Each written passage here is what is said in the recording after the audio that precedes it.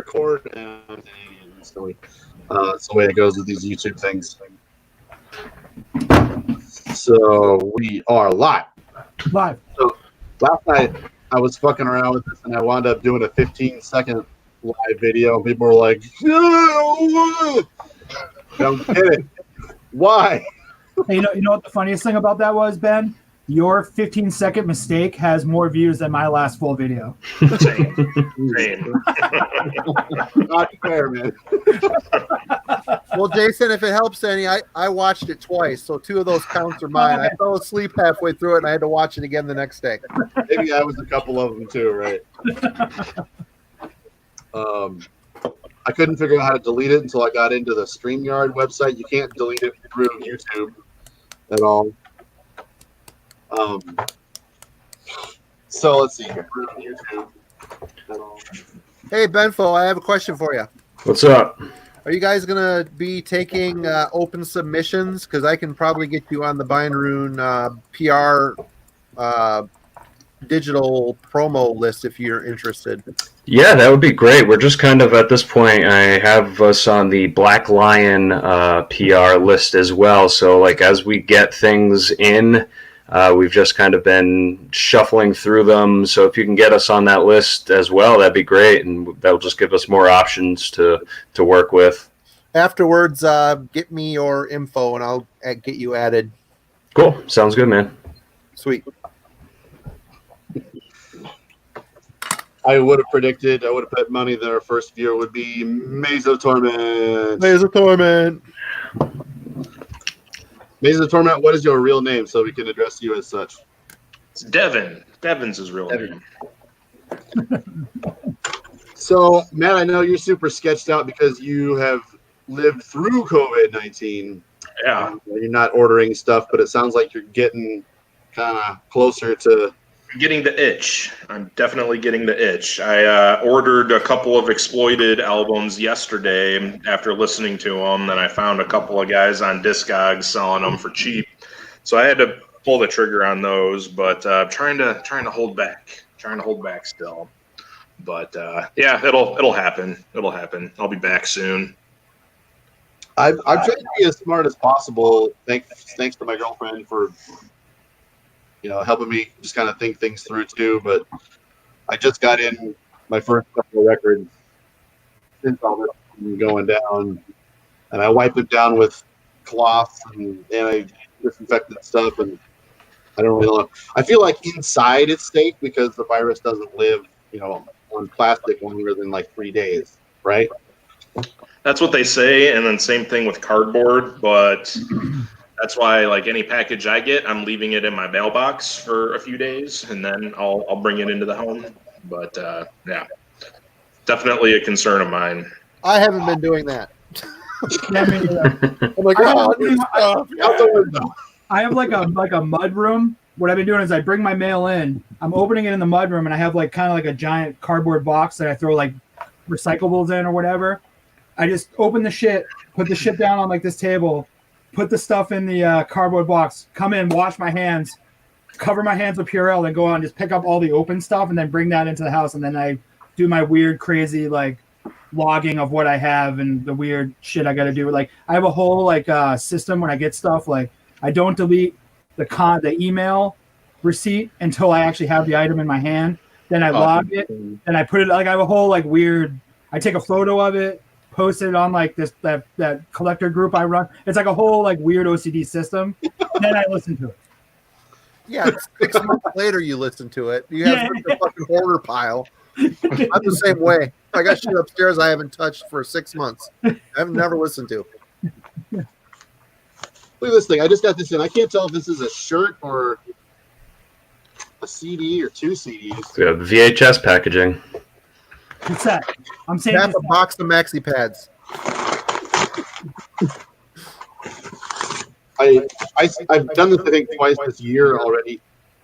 I've ordered 2 different things on Discogs 2 separate times, and it was the same seller coincidentally, and they're just like, "Hey, I'll just merge your shit together and refund you the shipping." I'm like, "Okay, whatever. Sorry."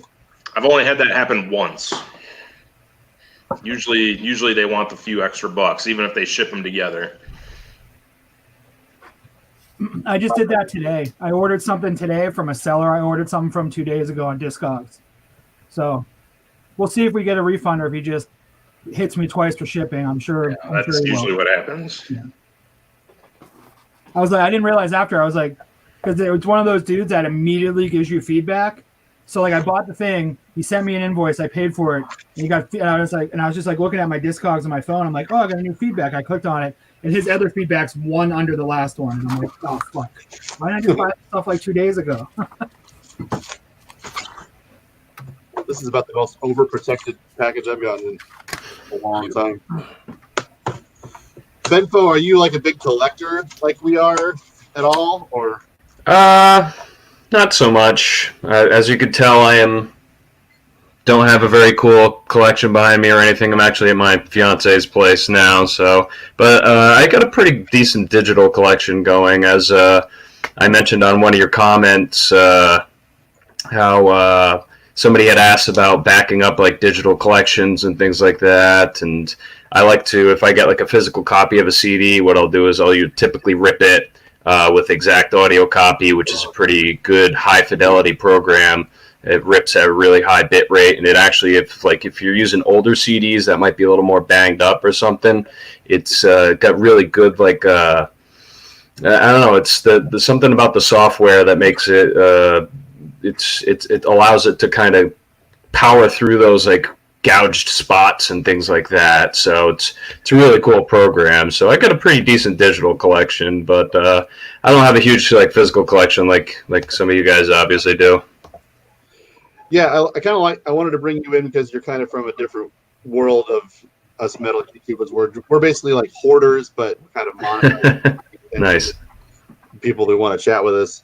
And I kind of feel like in a way your niche is more focused on like the opinion about the art that you're consuming rather than just like right, shoot into my veins. Yeah. What do you think though about, you buy something like a CD or a record and you have a physical, not a physical bond, but you know what I mean? Whereas a digital file, it's just ones and zeros. If, granted a cataclysmic failure and you lose your collection, I mean, what are you really out? I mean, right. how do you prioritize that? Well, one of the things that I really like about Bandcamp in particular is that depending on how the artist goes about it, they can actually upload an assortment of files, including album artwork, any liner notes, any extras and things like that. That's one of the things I really like about Bandcamp. I've actually kind of been getting more into getting CDs again. One of the things that I like about having, as you just said, Marty, about having CDs is you can actually tangibly touch something. You can kind of see like what is the big picture of the art. Ooh, look at that. It looks like an old, what was that? Morphous. There you go. Nice. So, yeah, I mean, I think that I've kind of have come away from, the Napster and the LimeWire and just downloading MP3s and things like that, and moved a bit more back into the CD realm. But that's one of the cool things about Bandcamp in particular is it allows you to collect and see kind of the full spectrum of the art, from your tablet or your computer or whatever. So. Right. There was a time back in the day when SoulSeek was just getting started that I was like a junkie looking for heroin. I would wake up in the morning with 10 or 15 albums downloaded on my computer, and there's probably still 50 records on my hard drive that I've never listened to.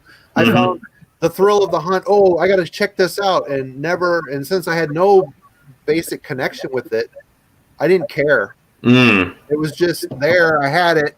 I never listened to it, and that's why. I mean, obviously, I'm coming from a different generation, but yeah, I mean, I've got records in my collection I haven't listened to for fucking decade, but I know it's there, and if I want it, I can just reach over and grab it, Sure. And then it's there. The whole experience comes back. But I just never had. I mean, I do respect the Bandcamp thing, and I'm starting to get it a little bit more because they really do a great job. But still, at the end of the day, I'm having a hard time having that connection to it. Well, I think it's part of it too is can be it's like, as you said, it can be almost a ritualistic sort of thing where you go to your house, you go to your spot, you sit down in your chair, you put on your system, and you put in the CD that you want to hear or whatever. And I think that depending on the generation that you're in and into, it might be more feasible to fire up your laptop or use your Spotify or whatever. So I'm kind of I'm in between here because I do really embrace the digital thing, but I am also a very avid fan of the physical medium as well. But I don't always. I know that people don't always have a dedicated listening room or have a dedicated room in their house to, put all these physical copies and things like that. So I think some of it too can come down to, do you really actually have the physical space to do this? If you're moving a lot and things like that and stuff like that, it might be easier just to bring a hard drive with 30,000 songs on it versus the actual, like, Ben, I can't imagine trying to move all those CDs that you have behind you into another apartment or something. Moving sucks. Seriously. Moving sucks. Yeah. It's the worst. The worst. That's why you end up buying a house and just stay there until you die. Right. Yeah, just do that. My family will have to deal with this shit. Marty, I bought this because of your video. Yes. And you love it? I just opened it right now, and I also got something you'll recognize. No? What is it? It's Anagnorisis, Overton Trees. Oh, right on. Is that the one Austin's on? Yeah, you might not even have this, do you? I know. I don't have any other stuff. Yeah, I never really liked it that much, but I try and collect everything Austin's ever been on. That's kind of like for about $25 or so, and I found a guy. I made an offer. I think of like $13, and he took it. So this is like pre-Opticon. Wow. 2007, right before he did his first solo record. Let's see what we got in the chat. Hey Ben, are you the only one that's able to comment on the live comments?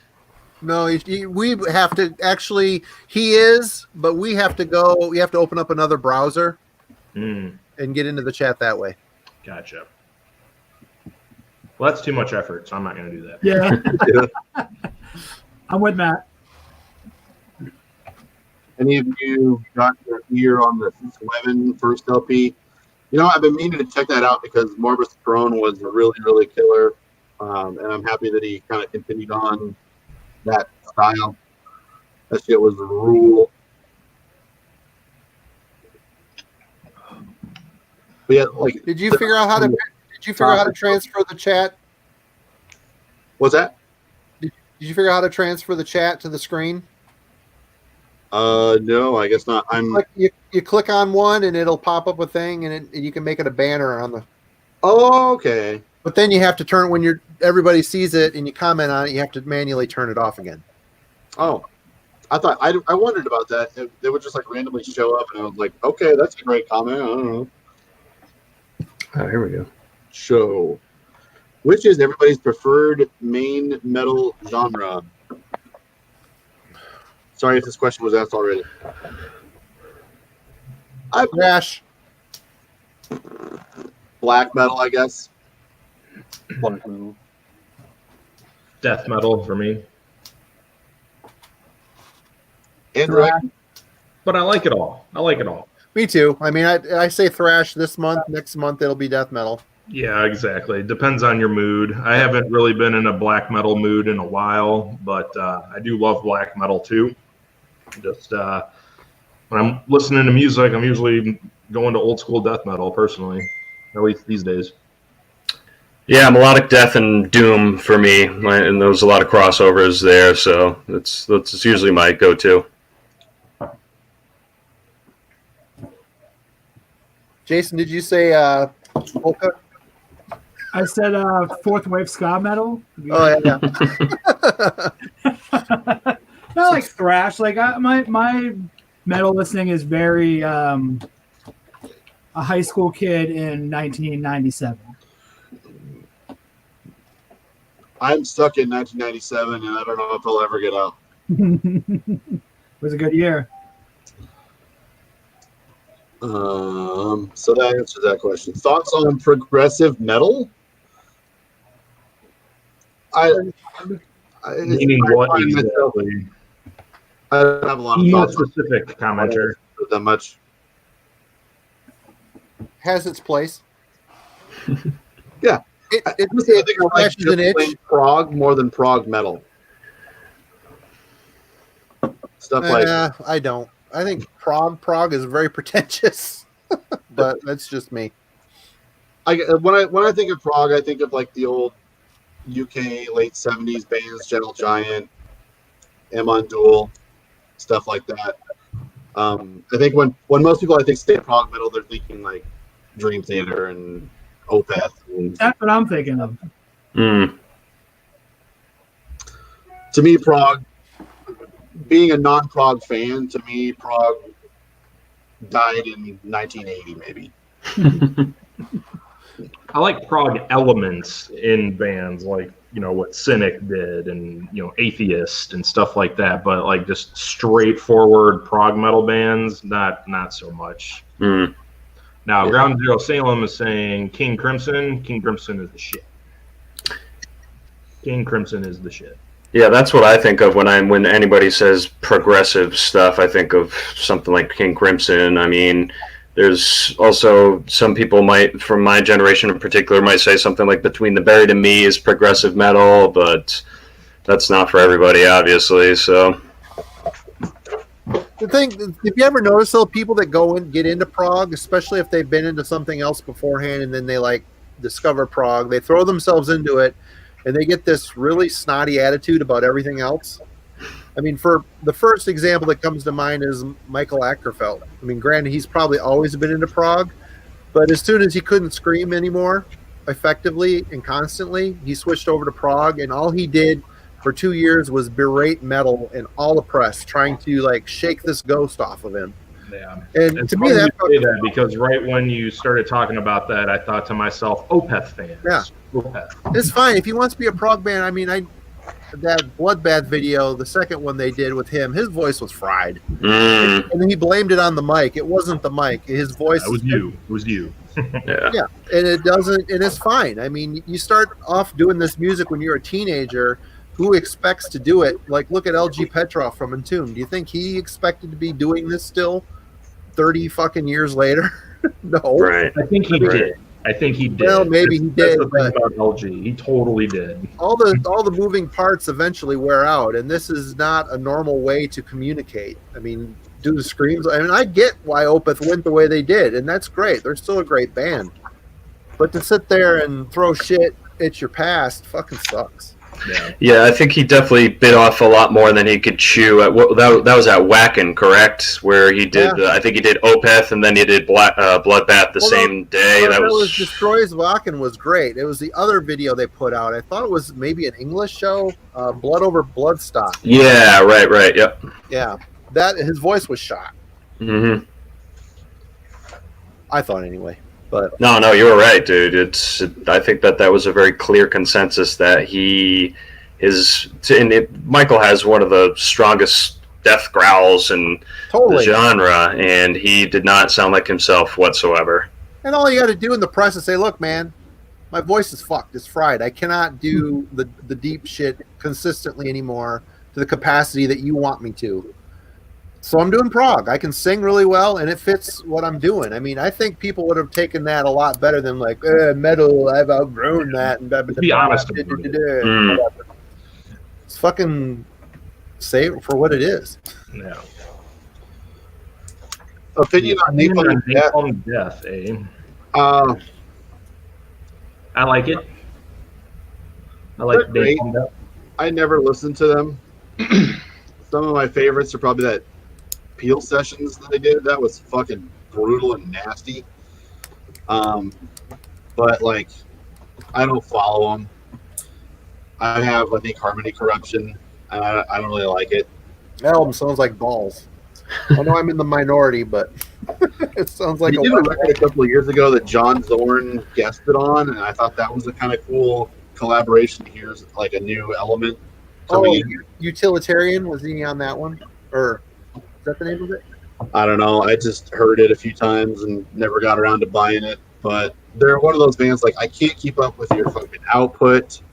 I love their message. I love that they're politically minded, and I agree with so much of that kind of stuff. And we need more of that in metal. And it reminds us of a time when metal was about that more often. So they're just a relic. They're fucking timeless. I think it's like they're kind of frozen in time in a way. I haven't really checked in with them lately. They're still good. They're consistent. You know, they're good. They're a workhorse band. And if you don't like their formula, then really it's a formula that anybody that's into this style should like. I mean, it's a tested and true formula. But I don't know. I don't listen to them much, but when I do, I enjoy it. Yeah, they're just kind of always there. Yeah. How many times have you guys seen them? 4 times. Yeah. I've seen them 4 times. I've seen them twice. The first time I saw them was when Smear Campaign came out. They did like a full, I don't know if it was a full U.S. tour, but it was like they did a tour that mixed with another tour at the venue I went to. So it was like, I mean, Pat's, my partner in crime's not here, but they actually played with the previously mentioned Hatebreed. It was Napalm Death, Hatebreed, and like a bunch of local metal bands in Worcester. And like, that was my first time ever seeing them. And like, I was a casual fan. Napalm Death's one of those bands that crosses the genre. Like a lot of punk and hardcore kids will definitely list like name check Napalm Death. Like they'll wear a Napalm Death shirt and it's cool. And I remember watching them and I was just kind of like, holy shit, like this is awesome. Like, and then I saw them again a couple years later and I was kind of like, oh, okay. And I haven't seen them. But the first time I saw them, it was late too. It's like 2006, 2007.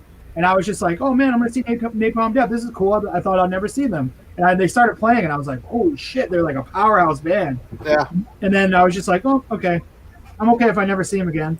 Yeah, I think they're a band that is much more enjoyable if you see them on a small stage rather than a very large one. And I've seen them on both. And seeing them on a small stage, you just feel the energy of what they're doing a lot more, and you feel more connected to it. Whereas when you see them in a big venue, it's just too far away and just noise on the stage, and it's not as fun. They play the same songs, pretty often, but it just doesn't feel the same. If that makes sense. They were going to be playing here in Iowa, and I don't think they've ever played in Iowa here next month or so that's not going to happen. Yeah. Nope. Yeah. Thoughts on Watchtower? That is a band I used to listen to when I mostly listened to MP3s, and I've always been super impressed with them, and I've always meant to get physical copies of their records, but it's been years since I checked them out. They're fucking amazing, and I need to get on it. Yeah. They're a fucking godly band. I haven't listened to a lot of Watchtower, but what I've listened to, I've liked. I've got Controlled and Resistance. I've had it since it came out, and I love it. Although, what's his name, Alan Technio or whatever, his vocals are a little glammy, but I like it. Can't beat the brother duo there, the drummer and the guitar player, absolutely insane. So good. Not even sure I've ever heard them. I'm going to look up their albums. That album rules. I just got this in. I got a bunch of High Roller reissues in. I need to get that. I don't even own that album. I've heard it a million times. I love it, but I don't own it. I found this distro called CW Distro, and their shipping prices are cheap as fuck. I got 3 LPs sent media mail for like $5 and some change, and these were, I think, about $16 a piece, and they're 12 inches with bonus 7 inches each. So 3 12 inches and 3 7 inches for like $66 shipped. So this Lordy and Guard. Have you ever heard that? Anybody crickets? I've heard him. That's the dude from Watchtower, isn't it? No, dude from Warlord.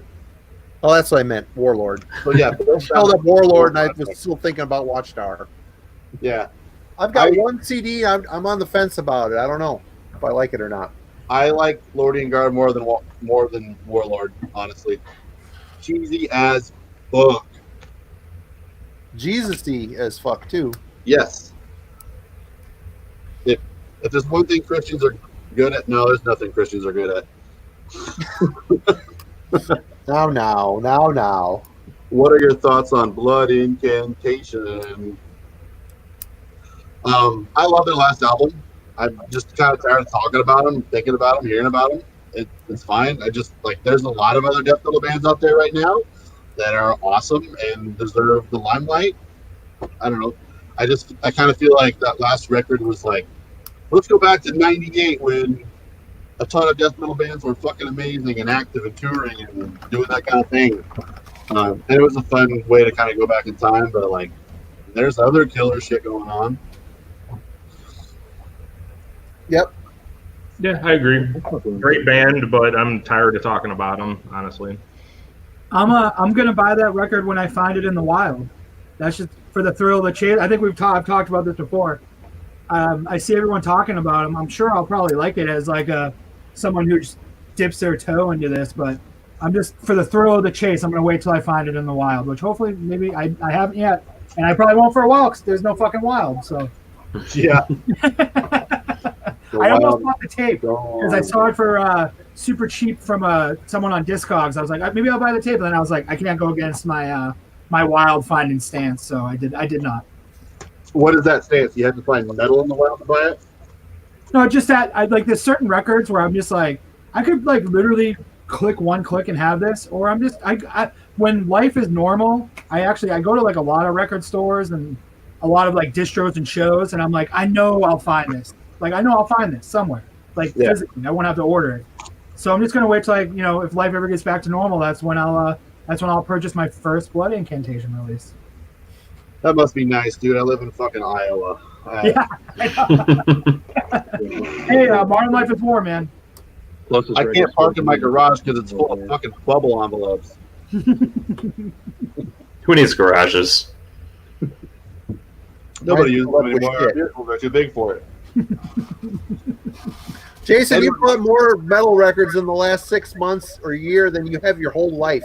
Yeah, I know. Well, We've corrupted you. Well, no, the thing about it is that, I'm still working right now. Like, I'm not furloughed.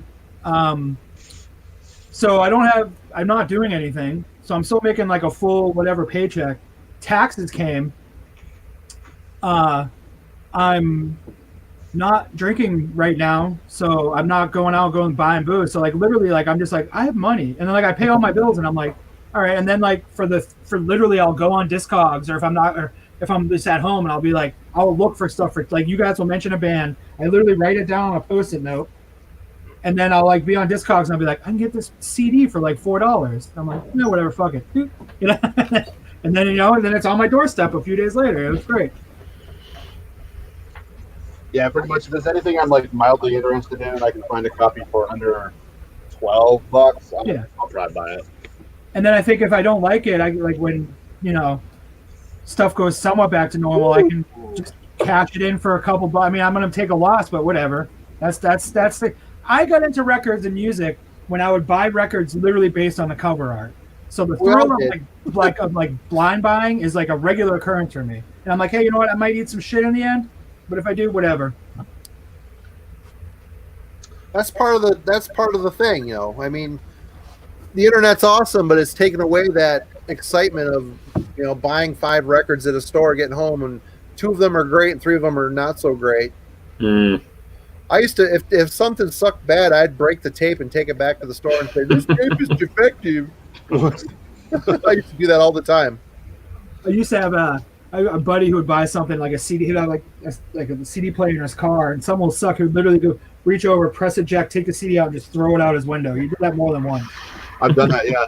Attacker, Battle at Helm's Deep. I threw that LP out on the fucking interstate.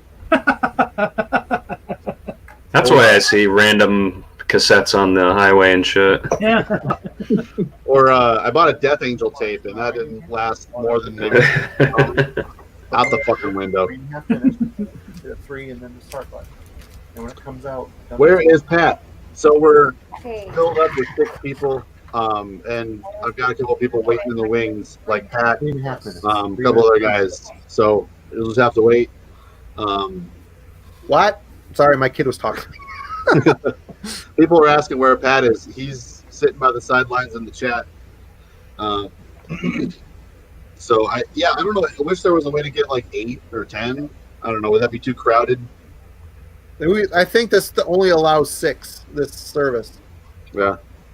and you got to keep an eye on your waiting room down there. See if anybody pops in. Yeah. I noticed that. Waiting room like the Fugazi song. Love that album. 13 songs, baby. Fugazi was great. They got a little boring to me at the end, but the early up to the midpoint, they were really good. Marty, did you get any of that other into any of that other kind of like Revolution Summer DC stuff, like Rites of Spring and One Last Wish and all that? No. Yeah. Fugazi was about it. Minor Threat. Yeah. Obviously, Minor Threat was different than Fugazi, but Yeah. If you dig Fugazi, those bands Fugazi grew out of like this genre that went on for like, some say one summer, but they call it Revolution Summer, but you probably dig those other bands. Like Rites of Spring is a favorite band. Like they're good. They were good. Also Ember. Yeah. Like that weird, No, I'm sorry, Embrace. yeah, Ian. Egghead or Egg Hunt. I gotta look and see if I still have that Embrace CD. I haven't listened to that in years. Everyone, all the hardcore kids hated Embrace because there was Ian and it wasn't Minor Threat. right. Pre-Fugazi, so everyone wanted Minor Threat, and then they got like not Minor Threat. So it's a weird. It's kind of like what I mentioned before when like Discharge put out that hair metal record. Like, can you imagine being like a super Minor Threat fan and being like, "Hey, Ian's in a new band," and it's Embrace, and just like hearing that for the first time and just being like, "No." Yeah, like I got into emo like in the late '90s and kind of started to crawl backwards into indie rock and some of that early hardcore kind of stuff. Rites of Spring to me doesn't sound like a hardcore band, but I get how that like kind of grew out of that. Yeah. Hey, Ben, post Hollow Man's comment. He was complaining on my channel the other day. That's a good rule. Nobody's allowed to mention any bands I haven't heard of. Yeah, he was pissed that yeah. Hey, man, it's what we're here for. Yeah. Honestly, like all the meaningful albums going around, that has me getting my credit card out quite a bit. Still can't find that fucking Sinister Across the Sticks for even close to affordable. Oh, so worth it, though. I'm in this kind of weird situation, too, where like I got into metal and collecting really at the same time because of a friend of mine who had an insane collection when we were like 17, 18, 19, and 20. And since then, he's gotten completely disinterested with the genre entirely. And I got back in touch with him about 2 years ago, and I was like, so whatever happened to your collection? Because like in my mind, I've been chasing his collection ever since then. And like I probably remember like 95% of the CDs that he had. And I've probably since gotten most of them. But his collection is still sitting in his mom's attic and has been for 20 years. And so he said, yeah, I'll just give you my collection. I don't care. I was like, are you sure? Like $100? I don't care. It's fine. But it's been super hard to stay in touch with him, and he'll be like, no, let's just go out for beers. I don't want to give you my record collection today. And I'll be like, I really want you fucking to. So I'll buy an album that I know he has, and then I'll be like, fuck, I know I'm just going to have 2 of these whenever I get around to getting his collection from him. His dad just died, so now I don't know if his mom's going to like move out of the house and get rid of it or what. Like I'm really on edge about this. Also, I don't want to be such a fucking scumbag like drooling over this record collection that hasn't been played in 20 years. Well, that's me. Hey, Ben, I know you got a couple guys on the sideline that want to step in, so I will take my leave and let them kind of take my spot. So it's been A lot of fun. Appreciate talking to you guys. Yeah, you too. Hey, man. Marty, I'll be in touch with you. I'll get some contact info over to you. So have a good rest of your night, guys. Yep, you too. Yeah. Cheers, buddy. Good having you. Edward, we cannot hear you at all. Either At all? you're talking or we can't hear you. Can you hear me now? Yeah, that's better. That's pretty good, yeah. I guess I have to get like super close. Huh. Sounds like we have like some compression going on or something there. Let me see. I actually don't have anybody waiting in the sidelines, but I could message Mike Seatown. Hey, Miss Drinker, I have not heard Rob from Via's folk band of Hearth and Home. I have not heard that yet. What do you guys think of Devourment? Marty, go ahead. I love them. I think they're good. And, I think they're the slam band that a lot of other slam bands aspire to be. I mean, every genre has them. I mean, other than, the obvious Cannibal Corpse and Suffocation, even though slam isn't really either of those bands, they were certainly a huge influence on it.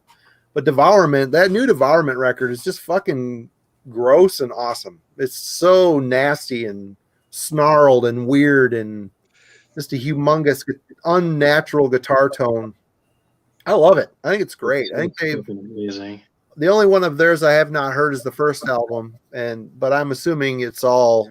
I mean, the older shit's a lot slammier, but this new one, it doesn't really even strike me as slam. It just strikes me as just fucking heinous, nasty death metal. So good. I know Ben's on the fence about it, but that album is a challenge, man. You have to really work at it to get there. Yeah, like I know the potential for me to like it is not gone, but I've been circling the wagon for a while and it just hasn't worked out yet. Sometimes like Beherit's Drawing Down the Moon took 15 years to figure out how to love.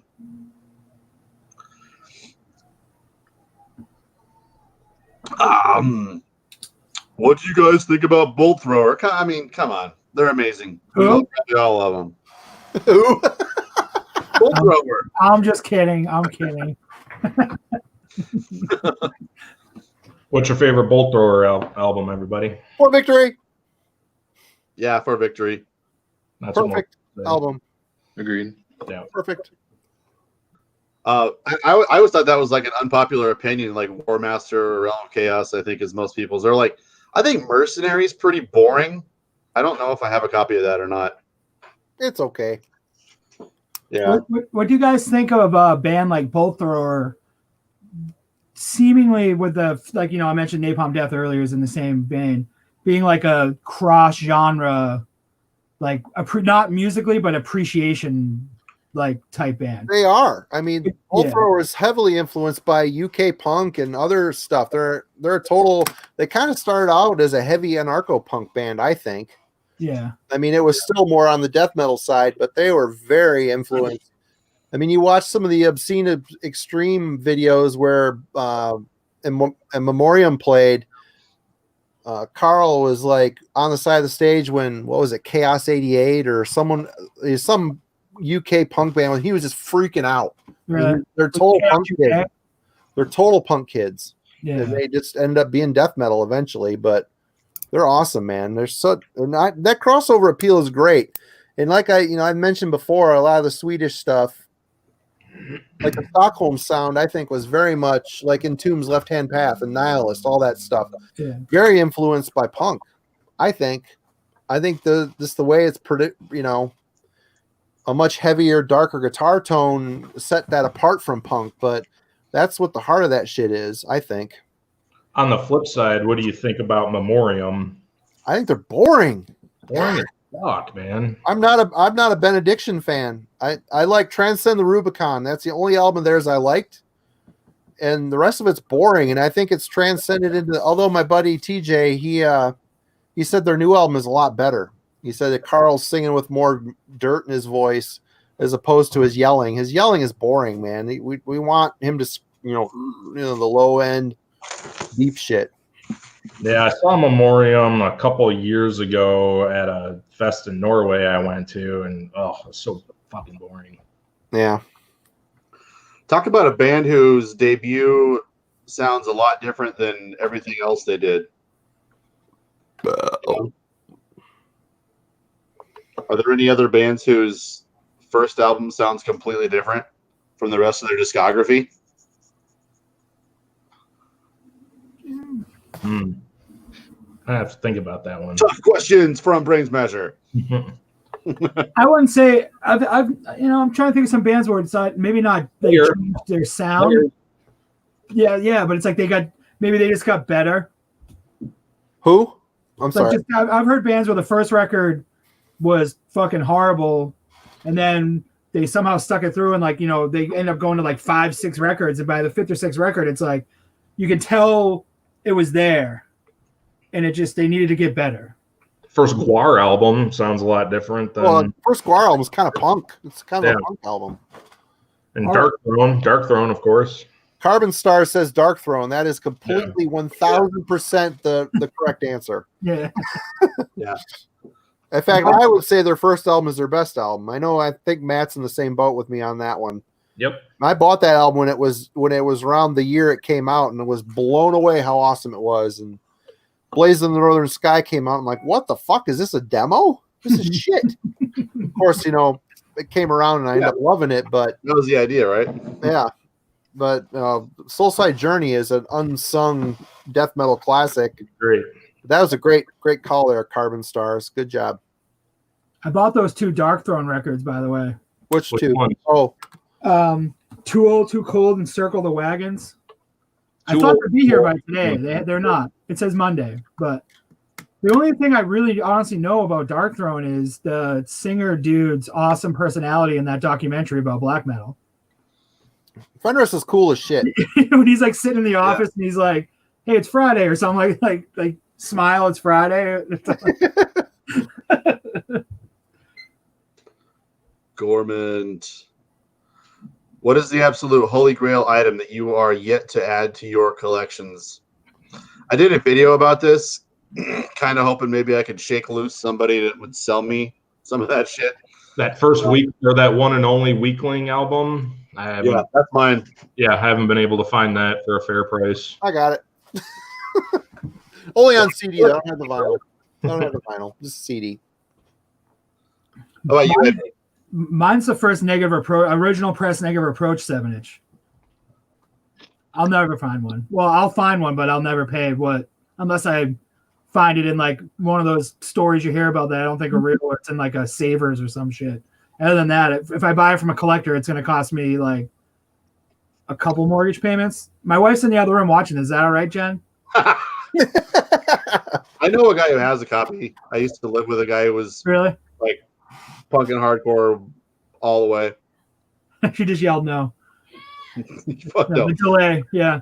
No, I've always wanted one. I've never. It's one of those records. Like I have friends who are crazy collectors. Like I'm a crazy collector myself. I've never even seen one. Like I don't know. Like it's just one of those things I've never been able to get my hands on. But one day, eventually, hopefully. I think it's funny. Like you take your car to the shop and get it worked on, and your bill's like $500, and you're like, okay. But when someone wants $500 for a record that you absolutely love, you're like, go fuck yourself. What's the most you guys have ever paid for a record? I'm not answering that question. $60. I gotta go get it though. $60. That's it. It was Merciful or King Diamond's Halloween picture disc, where he's holding the skull and looking at it. That was like a 13-year-long hunt, and I finally, once eBay first came around, I'm like, I found it for $60 on there. I'm like, fuck, and that was like a holy grail for me. Yeah. I can't spend $100 for it. That's crazy. $47. $47. What was it? Sanguine Relics, Vampiric Will. Got a reissue copy of it, but I was all about it. I was looking for that for a while, so I had to do it. On tape? Yeah. How much? It's like $47. God, I've tried buying tapes on eBay, and it's tough, man. Half of them I get are fucked up. Yeah. They say, oh, in great shape, and then you get about midway through, it starts going, fucking tapes. I paid $200 for this on eBay. Great fucking original press. Yeah. It's been reissued for 15. Back in Several times, in fact. this was back in probably 99 or so, back when it hadn't been reissued and nobody cared about vinyl. Right. But you can still get this for about $200. So I got in a bidding war and I won, but I kind of lost. I win, I think. Yeah. I think for me it was $80 for Left Hand Path OG press. Oh, I got mine for like 9 something at that Of vinyl course you submission did. place. I got it when it came out, though. I mean, it was just as vinyl started, no one gave a shit about vinyl, and CDs were coming in. If you guys ever want to see wild prices, like just look up like Maine, like probably stuff that a lot of people even watching this might not like, but look up like a mainstream like rock bands if they pressed it on vinyl in the mid 90s, and it's fucking crazy. Like a Silverchair LP is like $300, which is like what the fuck? Like, That was so mass produced. Why is it $300? because they didn't mass produce the vinyl, it was a novelty item. Oh, yeah. They were like basically like, oh look, a record, ha ha ha. But if you look, it's like a Toadies record is like stupid expensive. It's so weird to look at and think about. I had a buddy tell me he was trying to buy like a fucking Taking Back Sunday record, like their first record or some dumb shit. And he was saying that it wasn't even like the most limited version of it, but it was like $600 fucking for the vinyl. I'm like, Yeah, why, dude? yeah. Like, you guys know that band Gorillaz? Like they had like a bunch of their vinyl is like stupid expensive. Like my wife's a fan. I've tried to buy. I was gonna be like, I'm gonna surprise her with it, and I looked it up and was like, no, I'm not. Hey, Jason, your wife is on here asking a very important question. Jason, how much have you paid? I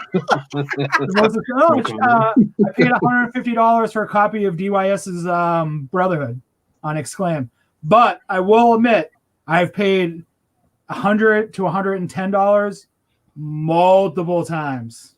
It's not just a 1 or 2 shot. I've paid $100 a lot. Now's the time you need to stop talking. No, she knows. Dude, you see my room. She walks through. Someone needs to turn on their video. It's me. Hello. Hey, John, what's going on, man? Hello. It's good to see everyone. Last time I saw you, your hair was all short and respectable. Now look at you. Yeah, no, this is how my hair was when I was in college. Hang on a sec. Yeah. You were a mountain of hair when I met you first. Yeah, I was going to say, just my dog is freaking out. Mine will too here in a second. She hears your dog. It's dinner time for my dog, so they're not paying attention at all. But actually, you know what else is crazy expensive? Is soundtracks.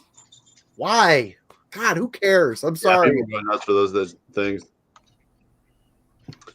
I have a question pinned up right now that is relevant to John here.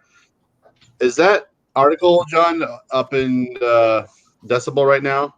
Or is it up for pre-order yet? It is. The issue is at, I think it's being shipped out right now. I normally get mine within. Okay. So, Killer.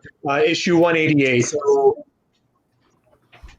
I need to get on that then. I try and quit Facebook. I'm on there sometimes. I try and consume as little of it as possible, so I miss a lot of shit. But if I really quit Facebook, I'm gonna miss out on mostly shit you post that I need to stay on top of. So, like, I don't know what I'm gonna do about it, but yeah, to answer this question, I think Bedborn's End is probably right here, one of the most important fucking bands I've ever been moved by. That to me is the absolute apex of artistry and just emotive music. You know, it doesn't matter if it's metal, it doesn't matter what other bands they play in, but that right there is just like one of the most important albums there ever were to me. The height of Norwegian pretension, but it's awesome. It's awesome because of it. It's so good. I love it. More so than Fluidity. The Height vocals, of that Pretension. early Flirty stuff, the vocals are so hard to get around. Well, it's only really the really early stuff. Too. I think all the Virus albums are fucking solid, but that Ved album is far superior. Far superior. I mean, it set off that whole transition into the defined eventually the new millennium. Yeah. Back. Important record. Like I was getting into. Well, back when I was 18 and I first heard and everything was good. You couldn't fucking throw a rock at an album in a record store and have it be shitty. But that was like, I didn't expect music to get this fucking good and to make me feel like I understood more about myself because of this music. I tell you, the Norwegians had a run, man. The '90s, they were, as far as I'm concerned, on top of the world. Just their perception and sense of atmosphere and the way they played their chords, you know, everything about it was so good.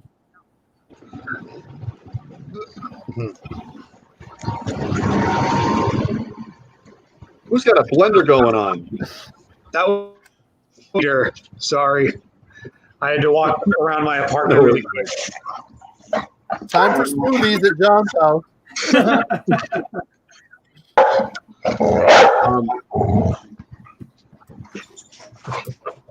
Look at that. Who is that? That's my him to go to his crate. I'll go to my office. Give me a sec. My dog is looking at the computer like, what the hell? My dogs don't give a shit. I do not own a dog. You don't need a dog now. You got a kid. Same difference. No.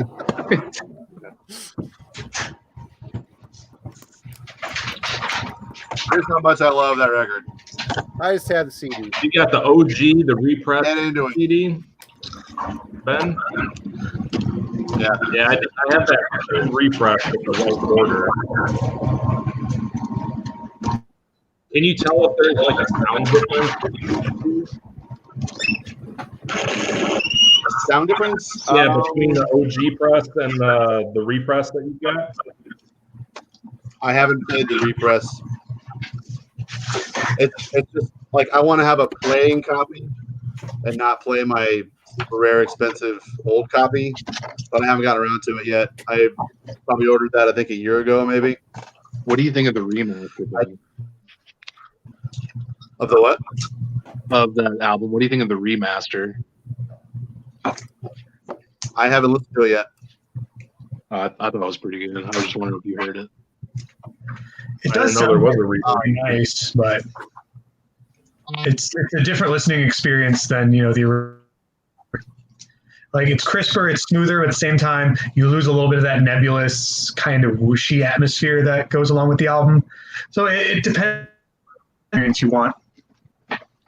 Right. I think about Vedboen's End at my resting moments on a daily basis, probably, but I'm not sure what I think about having it remastered. Doesn't need it, but usually like the love affair that I have with an album has a lot to do with the quality, the sonic qualities, and the atmosphere to it. So unless it like really needs it, I'm not too comfortable with a remaster usually. With these reissues that Soul Cellar's been doing, it's often been pretty damn good. So I do think they did the album a service. But if you want to be a Vedboen's End purist, then absolutely understood. Yeah.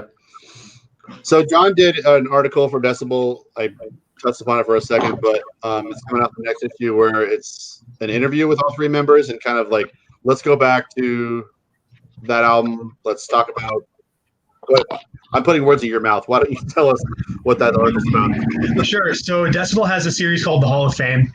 I'm sure most of you know about it. They're like, this album's great. Let's interview the whole band about it and then talk about how great the album is and all that stuff. So they've inducted albums like there was a Sabotage album, so on and so forth. A lot of really great, interesting albums, and they always get really interesting insight from the artist. Able to track down and talk to over the course of a year Skull, Vikotnik, and Xeral. And it's pretty funny. Person. It should be interesting. I hope you guys like it. And Ben, I have a PDF of it I'll have to send you with everything. Yeah, we'll do. Did you get any valuable input from other people like we were talking about last? I wasn't able to get Fenriz. He is very bad at answering emails. I've gotten him to respond once, and it was like 7 years ago. Aside from, of course, Jeff Wagner. Jeff's great. I got Greg Chandler from Esoteric. Vortex left a very funny response, which I like. And of course, this album means a lot to him in various ways, but he was kind of a dick about it. Who else? Ivar Bjornsson. Yeah, he's a huge Dead Bones Ende fan. Turn me in his direction. A topic I thought about bringing up is we were talking about how Michael Ackerveld like blew out his voice. I don't really have a dog in that fight, really, but I wondered if we could try and name singers who have maintained as consistent from the beginning to nowadays. And the first thought that came to mind was Dan Svanja. Dude's amazing, and his newer, I can't think of the name of his band right now, but into it. Another one that has maintained his voice is John Arch, but granted, he had a very long gap where he wasn't doing anything. Steve Tucker. Yeah, He still sounds good. yeah. Chuck Billy is a good one. He Chuck sounds Billy struggles though. He struggles a little bit. You see him live. He's in a higher register. He's in the higher end of his vocals, and you can tell it kind of hurts him a little bit. Actually, speaking of Chuck Billy, has anyone heard how he's doing? No, No, nothing. Because I heard he got the virus, and then just nothing. Yeah, I thought he put out a thing saying that his condition wasn't half as bad as the guy from Death Angel. I have to look it up. Or now. was that maybe Gary Holt? Maybe Gary Holt No, said Gary that. I don't Holt. fucking remember. Said it was fine, and he was like a little sick, but yeah. Now I'm concerned about Chuck Billy. Already been through enough shit. Yeah, definitely. Matt survived COVID-19 already. His girlfriend's still kind of on the fence. Yep. It's a bitch of a virus, man. On the fence, deciding if she wants to live or not. Yeah, pretty much. Or it's the virus's choice at this point. So Jesus. All right, what's going on? Are you seriously worried?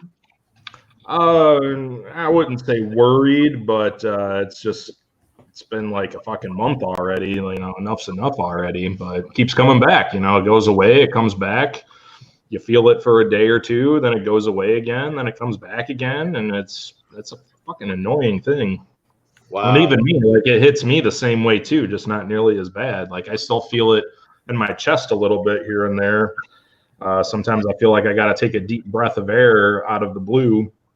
But my girlfriend, she's battling it a lot harder than I am, and it keeps disappearing. You think you're fine, think you're over it, and then boom, it's back. So Shit. fuck COVID. Yeah. What an effective way to just fucking cripple the humanity. I don't think things are going to go back to the way I watched something online where some guy was speculating that things are going to be different from here on out. There won't be shaking hands anymore, or any of that crap. It's going to there's always going to be a strain of this virus around. It's going to mutate. I mean, typically the main thing about a virus is it doesn't want to kill its host. It wants to, be in the host. It wants the host to survive. But it needs to evolve before it can, become like the common cold. We're going to be. I mean, this isn't the first strain of COVID. I mean, there's been other strains throughout the years. It's just this one's a fucking doozy, man. It's bad. Yeah, my younger sister calls it the boomer remover. I just want to punch her in the face. Yeah. Well, the thing for me, I always think about it is like, so it's always going to be around. Like I end up, are people going to be willing to, like, our band's going to tour? Our venue's going to survive? Are people going to be scared to go see a band play? Are people going to be scared to, like? Honestly, I think when they open shit back up again, everyone's going to be so tired of being indoors. They're going to go nuts. All going to rush out and go out, and then everyone's going to get sick all at once again. Oh, yeah, that's what's happening. In Europe, there's places that are getting like a second round going through. Yeah. The orange dipshit's going to open things up too soon. But the thing of it is, all these venues and bars and restaurants, it's like AMC movie theaters are saying that they might fucking have to go bankrupt. Yeah, I saw that. That's fucking crazy. That's crazy. Yeah. Well, they were probably gonna go under anyways, because I mean, now with like Netflix and shit, like even movies that are in the theater, they're like, you can watch them at home. You can either steal them from the internet, or when they officially release them. Remember back when like a movie would be in a theater and you couldn't get it on like video for like 5 million fucking years? It'd be like forever. Now, if you look, movies are like being sold like or streamed on like months after their like box office debut. It's weird. So I think they're figuring that whole thing out. Anyways. Well, I mean, a lot of movie houses are releasing stuff to the consumer directly day of now. It'll still be like $20 to watch it. Yeah, releases now. Yeah. That's going to be the change. I mean, I love going to the movies, but me and my kid and my wife will go, and it's $80. You get popcorn and drinks, and it's like, fuck, man. I have the movie watch it for $10, and you're good. Yeah. I have more fun going to, like, I mean, this will probably survive, like the crazy midnight movie. Like if someone's showing RoboCop at midnight, like I'm more likely to go to that than go see an opening night like blockbuster film, you know. Yeah. It's just, the writing was on the wall anyway. You go to, like, I saw Star Wars, the newest Star Wars, 4 days after it opened, and there was maybe 10 people in the theater. Yeah. I saw the Joker that way. Like, I think it was a couple weeks.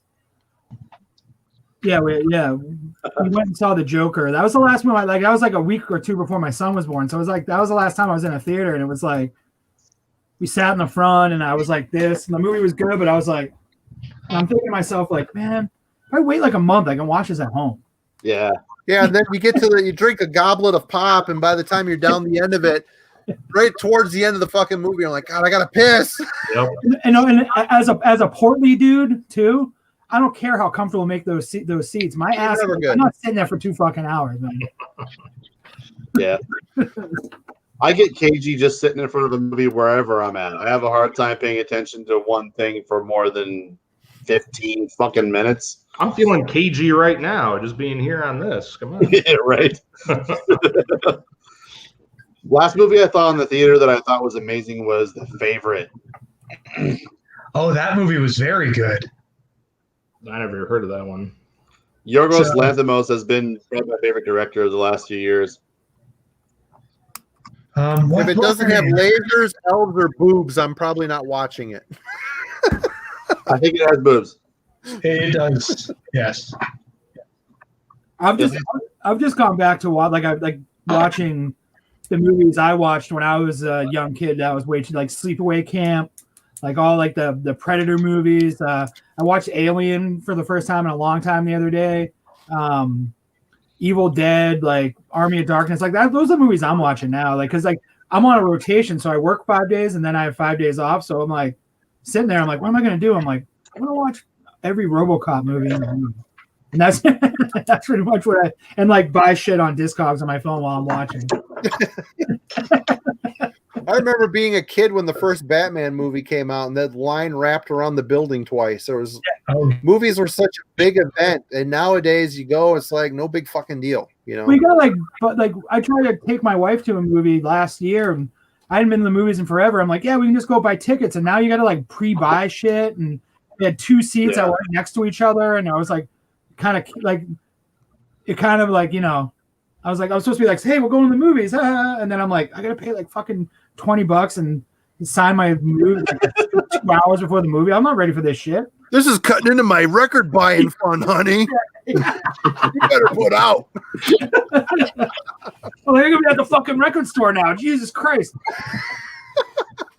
Or we go to the mall that has one of the chain stores in it. I'm like, let's just pop in here real quick. And she's like, I want popcorn. I'm like, well, that ain't happening.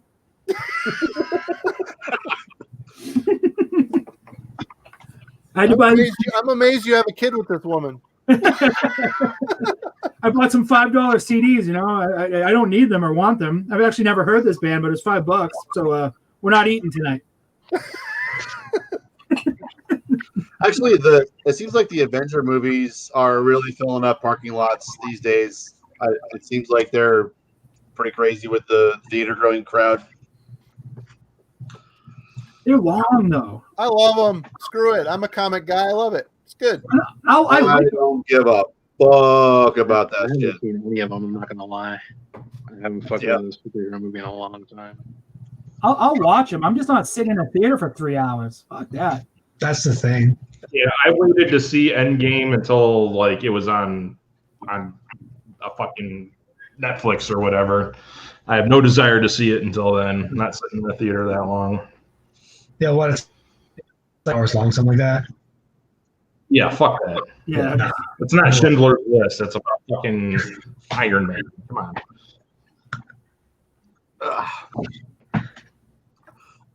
We got 40 viewers. I don't know. I've spent all my ideas for topics. I think talking about movies though, that really got something going. I had an idea.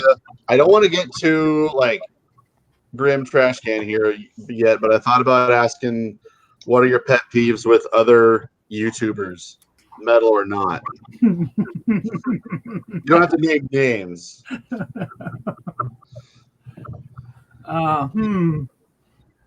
Also, this is the last Founders beer I will ever drink. Whatever. Shut Shut up. You're drinking that shit. What the hell? Shut your lying mouth. Scabs?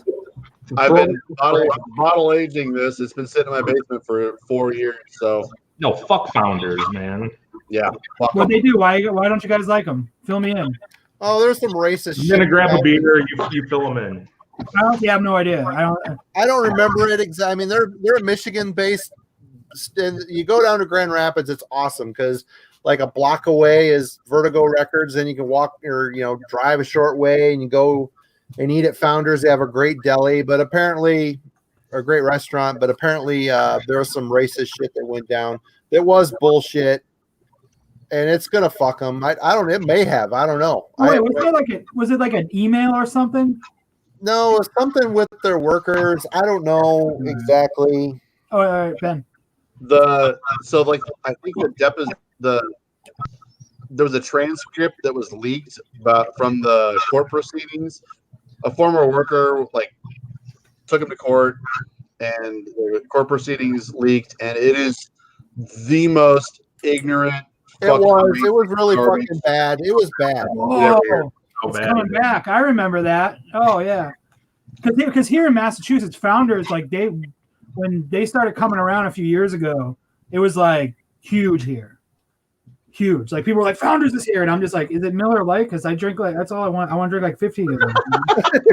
Dirty 30. Fresh, like Wilderberry, tea leaf, like fucking oak barrel. Like I just want to drink like 30 beers. Get drunk.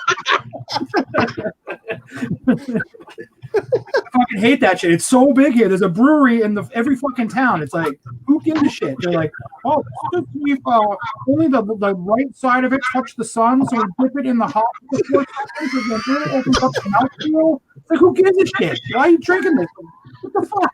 I drink beer to get fucking hammered. Who cares? I love you, Jason Hooks. I love you. See, I'm with Ben. Beer tastes good. Enjoy it. Nah, I mean, I'm sober. Who cares? But if you're going for stamina, you want to drink 30 beers. You want to drink a dirty 30 of Natty Light. You're not going to drink that fucking anything that came out of a fucking I'll brewery. I'll turn up the accent to it. Miller Lite, you drink those, they go down like butter, kid. Butter. Fucking hammered after 30 of those, kid. That is the last shot of Hammerheart whiskey and I'm ever going to drink. yeah, you got a Hammerheart and the fucking beer tastes like you're drinking a donut. Ham sandwich. Yeah, a donut, a fire log, and a ham sandwich. Yeah, I went to a brewery here, and they're like, "Oh, hey, check this out. This beer is like a Thanksgiving dinner," and I'm like, "What the fuck? Why would I want to drink this? Who the fuck buys this shit?" And like everyone in there is like holding up, like they're like, "Oh yeah, that's beer." I'm sitting there with like a fucking like agnostic front shirt, like already drunk because we were at the bar before, and they're like going in there like, "Hey, just like taste this." I'm like, ugh. Somebody mentioned in the comments unboxing videos as far as like pet peeves and stuff goes. I have to agree that metalhead box bullshit. God, fuck off with that shit. All of you guys who do that, fuck off with that shit. You know what I dislike? I dislike guys that have like channels and they like don't buy anything. Yeah. And then they say they don't watch other channels, the people who buy them shit all the time for the sole existence of their channel. And they also say the same thing about every band, where you could just insert band and then just all the same adjectives for every single one. This thing's fucking good. This is the people in here who know exactly who I'm talking about. I'm trying to be. So It's me. You're talking about me. no, I wouldn't be able to I comment. think it's me. That Dude, metalhead box thing is kind of dying down, though. Have you noticed a lot less people are doing it? yeah, I actually forgot about it entirely, thankfully. Well, it's the same guys who do it every month. Just the number of those guys have gone away, I think. But there's like 3 off the top of my head that still do it every month. I could never just even not even about the videos of those. I could never do a thing like that because it's like, how much does it cost? And it's like, what if I got this like the autograph thing always gets me because it's like, oh cool, it's an autograph. Who gives a shit? The guy's in a band. Like you just paid for that. I'd rather take a CD or like even something I like. Like why would I want an 8x10 autograph card of a guy that I can just walk up to at a show and be like, hey, what's up, dude? Like these guys, they're not Jesus. They aren't fucking superheroes. They're dudes that play music. No, and I'd have a problem with people writing on my shit. Yeah. Here, you want to write on this record? No, fuck you. I don't want writing on it. Yeah, the only person I've ever I've got a couple signed albums, but number one, Gene Hoglan. He's an absolute god of metal, and Exhibitor from Demon Sea. I think that guy's very interesting, and we worked with him for a DVD of Demon Sea, and he was cool as fuck. I think Joined Darkness is amazing. I also have like a weird thing with like when you get a shirt and like if you get a shirt of a band you don't know, like what are you gonna do with that shirt? Are you gonna wear it? Like that's just weird. No way. You know what I mean? Like I'm not saying like it's cool maybe if you get the shirt and you check the band out, but like you're just gonna be like, oh fuck yeah, and walk around and wear the shirt. Like you just don't know who the band is. I don't know. I just think it's kind of like as someone who wastes money, Shirt, bro. It's a sick fucking shirt. Yeah. Shit. Like as someone who wastes money like crazy on things, I think that's like an even bigger waste of money. And that's coming from me. That's like wild because I buy tons of dumb shit. Justin Stubbs was talking about something like that on his channel where he was saying that he won't buy a band shirt unless he has like a physical copy of one of at least one of their albums. At least like hear them. Like not What's even the point of buying the shirt if you don't have a physical copy?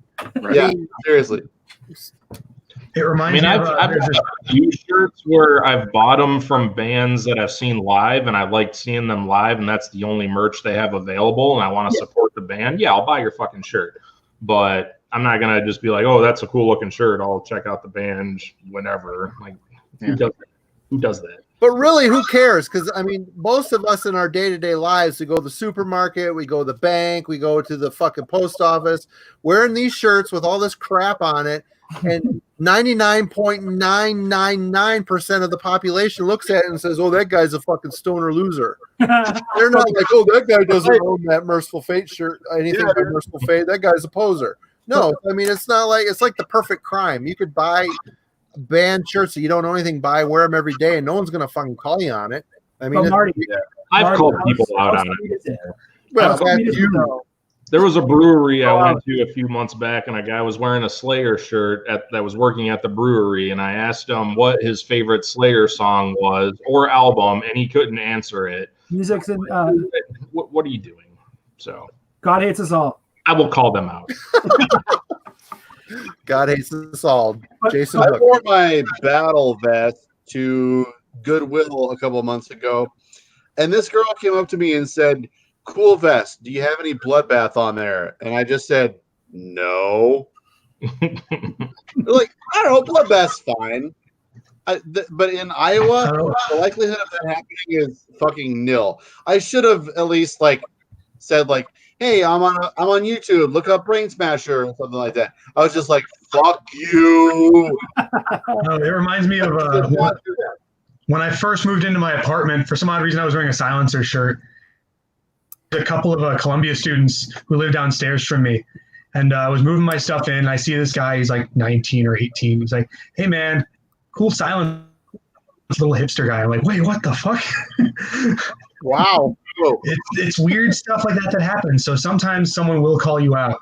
So be ready. So John, what do you prefer, a Silencer or Bethlehem? The Depends on godfather the of the day. sound or the emulator? What? It depends on the day, really. Could be 3, Bethlehem albums that I'll listen to, but there's only one Silencer album I'll listen to. So it really depends.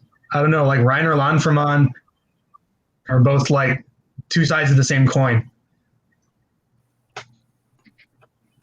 Bethlehem Suicide is the be-all, end-all of that whole genre. I love that record. It's so good, and all the other suicidal BM bands want to be that. And they just Well, you know what? You know what album doesn't get enough credit? The kind of music is the first Dionysius album, Requiem of December or something like that. Oh man, that's a great fucking. All his shit's really good, man. Up into Warfare. No one talks about it. No, it's great. It's so cheesy. The picture of him on the inside holding the tiki torch. It's such a great. That guitar sounds like buzzsaw sound. Have you heard the newest one? It's actually really good. Marcus Stock is on that from Imperium. Oh, really? Huh. I've always meant to get a copy of that first Deinonychus. Ark of Thought has always been the only one in my collection. It kind of reminds me of My Dying Bride in a way, like a more blacky kind of My Dying Bride in a way. Yeah. I kind of like this question though. Go-to artist when you're drunk. Manila Road or Bolt Thrower for Victory. Man of War. Man of War, yeah. Kiss, early Kiss. Dark Throne. Oddly enough, I will go with the first 2 Municipal Waste albums. Dude, they were so good. That band, when they first started, I used to play Massachusetts all the time in VFW halls, and they were so fucking sick. And then they kind of just, I don't know, it's kind of like wrestling. It seemed to be like they bought the character too hard and then just flew off the rails. Judas Priest is one for me too, but that's for every mood, everything. I can always just listen to Judas Priest and I'm good. Somehow on these live streams, we always wind up talking about Judas Priest. But this for me, number one, when I'm drunk, I want to listen to thrash. This is probably my favorite thrash record. And for some reason, the Luminous Occultist. You know what band? That's why I never want to listen to Master's Hammer when I'm drunk. That's not where I go when I'm drunk. But Actually, great band. I was wrong about Municipal Waste. My go-to, and this is something I learned from Ben Doherty, and was 2, The Obliteration of Humanity, their album Rada Trest, Order and Punishment. Shit to that album if I'm drunk. Like, it's amazing. I've almost broken ceiling lamps, stuff like that. Does anyone remember that band too? God, they were so good. And I'm a little drunk right now, so I kind of want to listen to it. Mine was always just like super, super Youth Crew straight edge hardcore. And I would like mosh around my room, like dive off of the futon and like with my friends over here. And Like Youth of Today, Hammered is as good as Youth of Today sober. Jason, sometimes I feel like project in this specific moment, I bought a copy of Gorilla Biscuits Start Today on cassette out of a 10-cent grocery cart at my record store. Yeah. I listened to about a minute of it, Yeah. and then I dubbed Tartaros the Grand Psychotic Castle over the top of it. Ah. Yeah.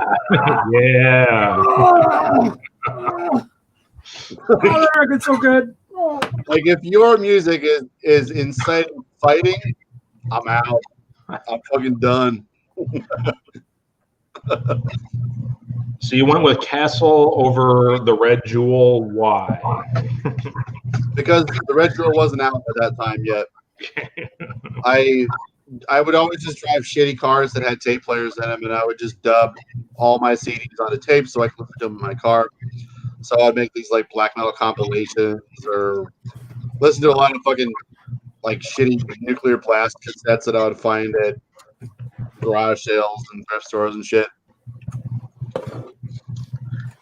All right, guys, I got to peace out. But it was fun hijacking your show for a little bit. Hey, John, it was good seeing you, man. Take care, dude. Is there anybody waiting in the wings?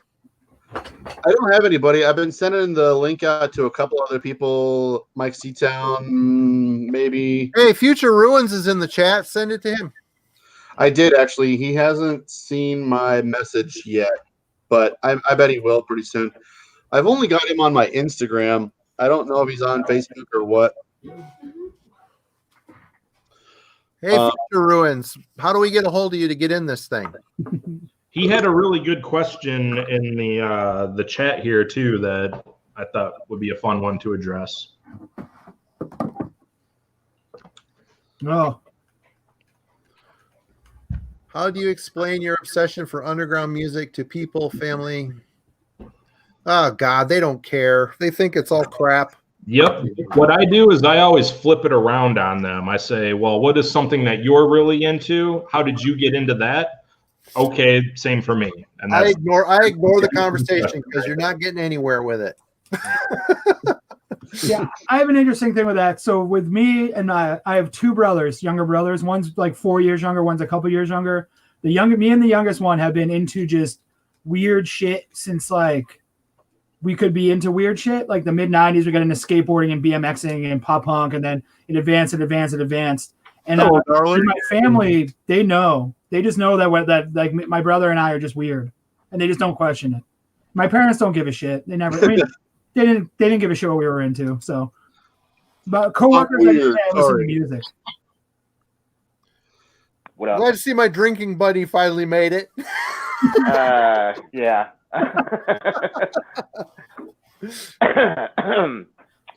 You know what's funny? Maybe this time will be different. Whatever. I'm having a drink. Have a drink with me. Marty's channel, didn't we have 40 people watching at the same time as well? Pretty much. Yeah. Yeah. So it doesn't matter whose channel this is hosted on. We thought we would try it on my channel because I have the most subscribers out of most of the dudes who are in doing this, and it's working out the same way. So I don't care. I'm just happy to see friends. It's all good. Yeah. I posted it on that Facebook group I did too with the link. Who knows? Really cool. We're getting a lot of comments too, so I'm liking that. Yeah. As far as Jimmy's question, I don't feel like I share this with really anybody. Definitely not my family. Like my mom, before she died, I told her I was doing YouTube, but she doesn't give a fuck. Yeah. She always thought that like once I turned to metal, I was gone. I was done for. The devil had gotten me by the tail. And so like even I was, the decisive moment was like I said, "Hey mom, me and my band recorded a new song on this tape. Do you want to hear it?" And she was like, "Fuck no." Honey, what's the name of your band? Oh, you know, Mom, it's just Satan's almighty penis. Don't ever play that ever again. So I never did again, and I talked very, very, very little about any of it with my mom. And I as far as my dad knows, he doesn't know if he kind of knows I'm an atheist a little bit, but I don't really talk much about it at all to my family. I'm an only child, so Me too. yeah. We're special. See, like my dad in the mid '90s actually gave my brothers and I a ride to this is gonna be super embarrassing, to the Warped Tour, and went into the Warped Tour with us, and he bought like a Rancid tape. Yes. And he still listens to my dad, and to this day.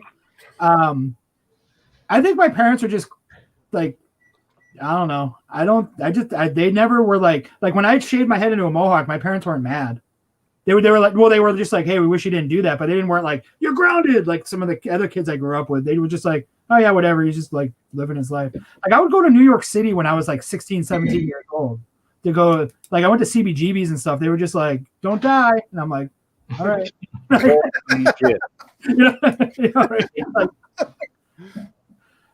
My parents watch my channel, which is weird to me because they have no interest in the music that I like.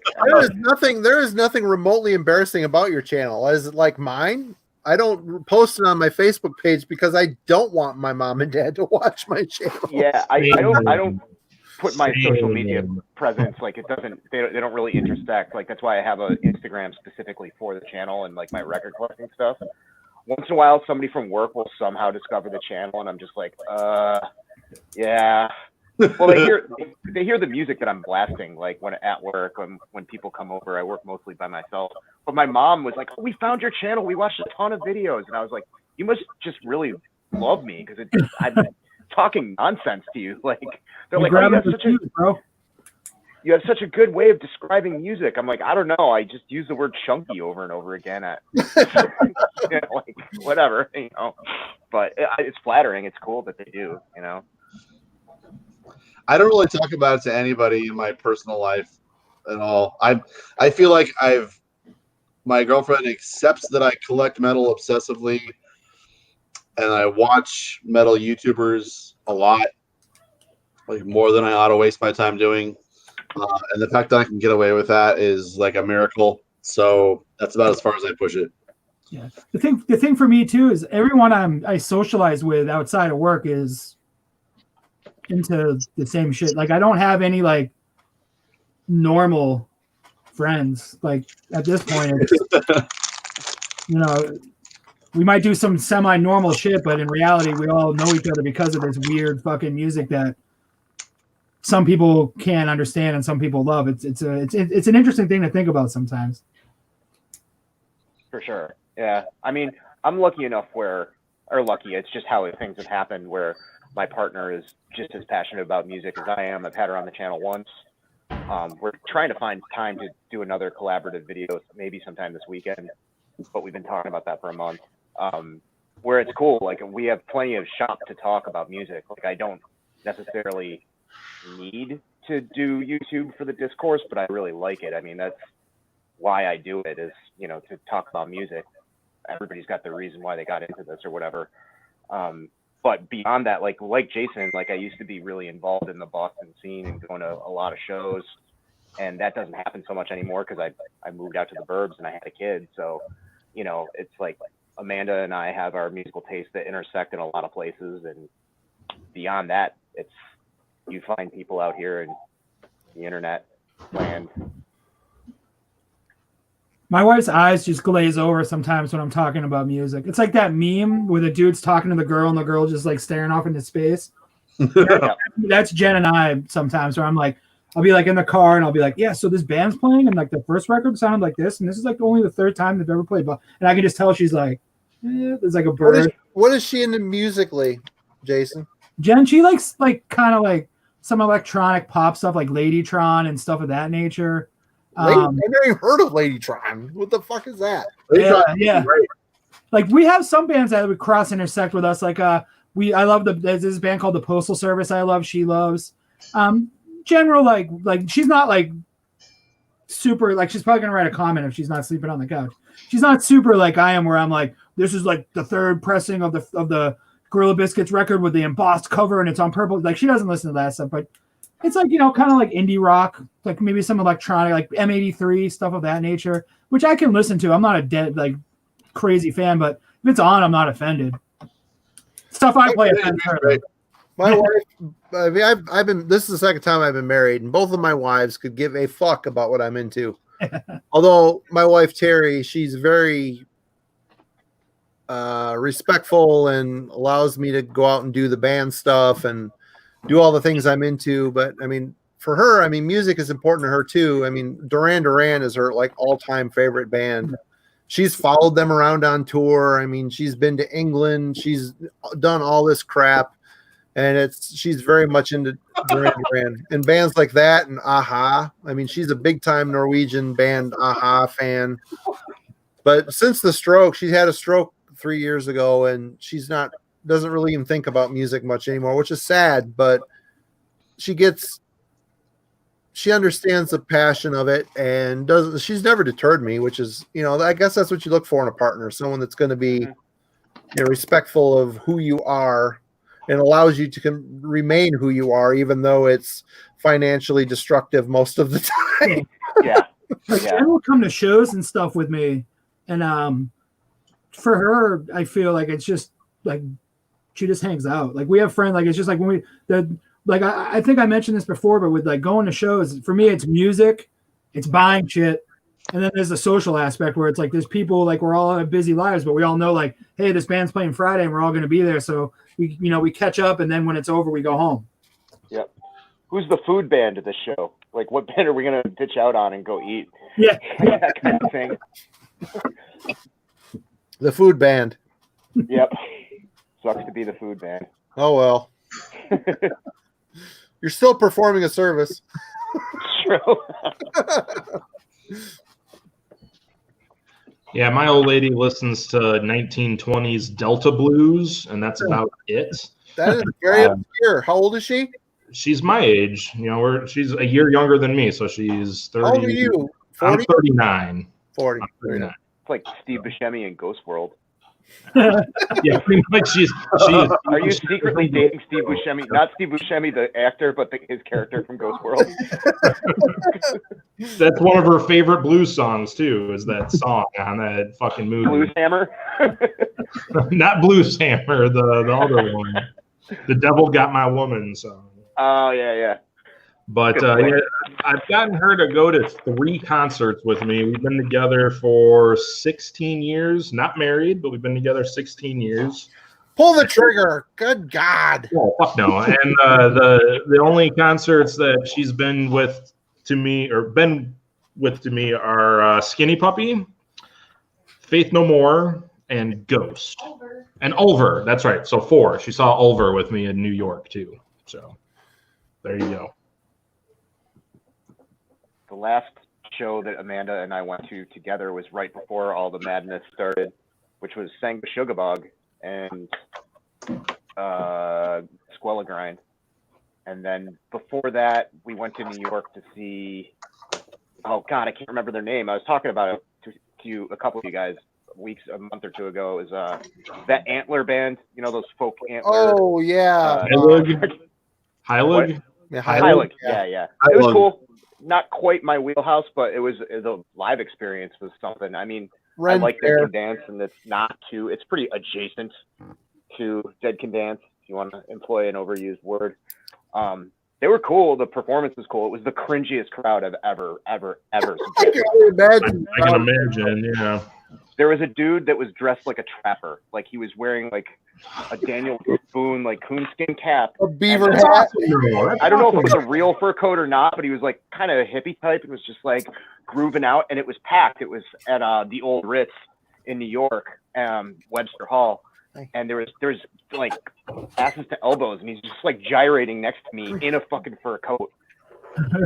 It's like back like 10 years ago, like straight edge Pat would have been like, all right, I'm going to start moshing and elbow this dude in the head and then like run out of here because I can't even stand to be here. But I can imagine a Wardruna concert being very similar, same kind of weird. Yeah, it's the same shtick, Yeah. More pretentious Norwegians. Yeah. I enjoyed it. I just, the Americans that you know, as Americans tend to do, just awkwardly try to, you know, just to assimilate somebody's culture or whatever. Like, yeah, there's a lot of people with like they're trying to do like the Nordic like face paint. It just looks like they got in Sharpie fights. There's black lines. And, like, I don't know. Was there like a dick drawn on someone's face? I mean, I hope so. Probably. I don't know. There was some pretty interesting folks there, but I can't remember all the. There was so Yes, much. Marcus, you are correct. I'm drinking a Fathom IPA. I'm drinking a can of Hipster Tears and chasing it with Marty, always with the hipster tears, man. I'm on that keto diet. I can't drink anything. This thing sucks, man. I fucking hate it. You look great though. Yeah. Hipster tears are great for day drinking, but outside of that, I want beer. I'm good until I get to the Ruby Grapefruit, which tastes like shit. And that's what I'm on right now. Ruby Grapefruit. SodaStream Cola. I made it myself. Pat. Oh, I'm calling out to my drinking brother. Get a Miller. I'm not touching. I could have a beer. There you go. There you go. This jug of whiskey that I've been consuming on live streams has done me no favors. It's Friday. Like the day after the last one, I was hungover for 2 days. Like, so that's 2 days after. Dude, yeah, me too. It was lightweight, gnarly. All right, BRD. See, pressure. Yeah, and his White Claws. I know it's terrible. Man, I'm sorry. I feel ashamed. I'd rather be drinking a real beer, but here I am. But I'm skinnier. I've had my fair share of White Claws too, but it's fucking terrible. the claw's the law. I've had 0. Too. I like I've this never question. been. What's the concert you went to and had to walk out and hang outside? so many. Never. If I'm there, I'm there. I'm gonna watch it. Fuck it. I paid. Well, I used to be a smoker, so it was very easy to be like, "Fuck this, man! I'm gonna go have a cigarette." Oh yeah, that cigarette turned into 5, especially when you're talking to people outside, and then you just miss that whole fucking set. I'll still smoke at a concert. Don't get me wrong. But I'm technically a non-smoker. But this coronavirus has kind of scared the shit out of me, so I'm not smoking anymore. Yeah, I went back and forth from vaping and smoking, back and forth, trying to finally kick the habit. And then my sister is the smoking around Christmas, and she pumped my head full of a bunch of medical, scary stuff. So I was like, all right, fuck it, I'm gonna quit. And then I quit. So vaping is the smoking alternative of a White Claw, basically. Pretty much. But they tasted great. They tasted great. Sure. I wanted strawberry shortcake with my nicotine, so sometimes vaping was fine. But yeah, someone at work called like the vape thing a douche flute. And I just for some reason I thought it was the fucking funniest thing I've ever heard in my life, and just think about it. The douche flute kid.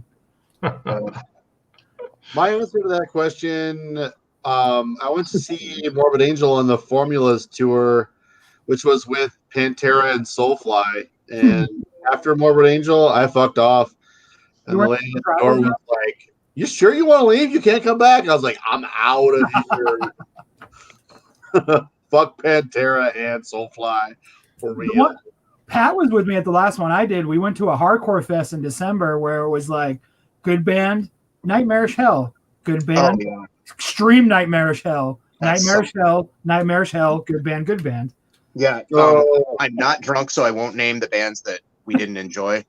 But it was like a couple of like good, like straightforward hardcore bands, and then like 2 or 3 bands who just like, "Yo, what's up, motherfucker?" Like really just like down stuff. White dude using the soft R N-bomb, like wearing overalls, like not a good time. I think I was watching, like at one point I was standing in the back and I was watching a band and I was literally just like, it was so boring. Like, and then the show ran over and I was like, and then they're like, "Hey man, this band's gonna play a surprise set," and I was like, "Oh, awesome! I'll be right back," and just got in my car and went home. Yeah. I once slept through an entire Immolation set because it was preceded with Acheron, and I think Gorgoroth played afterwards. Marty, you were there. What? oh, Milwaukee Melfest? Yeah. Oh, that Gorgoroth show is the funniest thing. And Furnace's pedal fucked up, and he's like, ooh, ooh. Guys are all like decked out. I mean, that seeing black metal live completely crushes the mysticism of it. Seeing like 5 dudes up there that are just dudes wearing fucking mime makeup, and then something goes wrong, and they're like, ooh, obviously panicking. Their first ever U.S. performance. It just totally like crushed the fucking. I'd rather listen to Gorgoroth, not watch them play. I don't know. Anyway, that's off topic. Sorry, go ahead. That's a fair point, though. That's a fair fucking point. Yeah. There's been many that I've had to walk out of, or bands that I was like, ugh. But you know, as you grow older over the years and your tastes change, and you are like, oh, I'm kicking myself for missing that band. One was, I've talked about it on my channel. I'm actually going to be doing videos kind of centering around that topic a little bit more, but I went through this period from like about 1995 to 1998 where I was super into crust and the street punk thing and disavowed anything metallic hardcore, most death metal, pretty much everything except for like Creator and The Accused, and a little bit of Judas Priest was like all I listened to. And I was really excited about the Misfits reunion. It was with Graves before they even put out those records, and they played with Anthrax, Life of Agony, and Cannibal Corpse in Buffalo.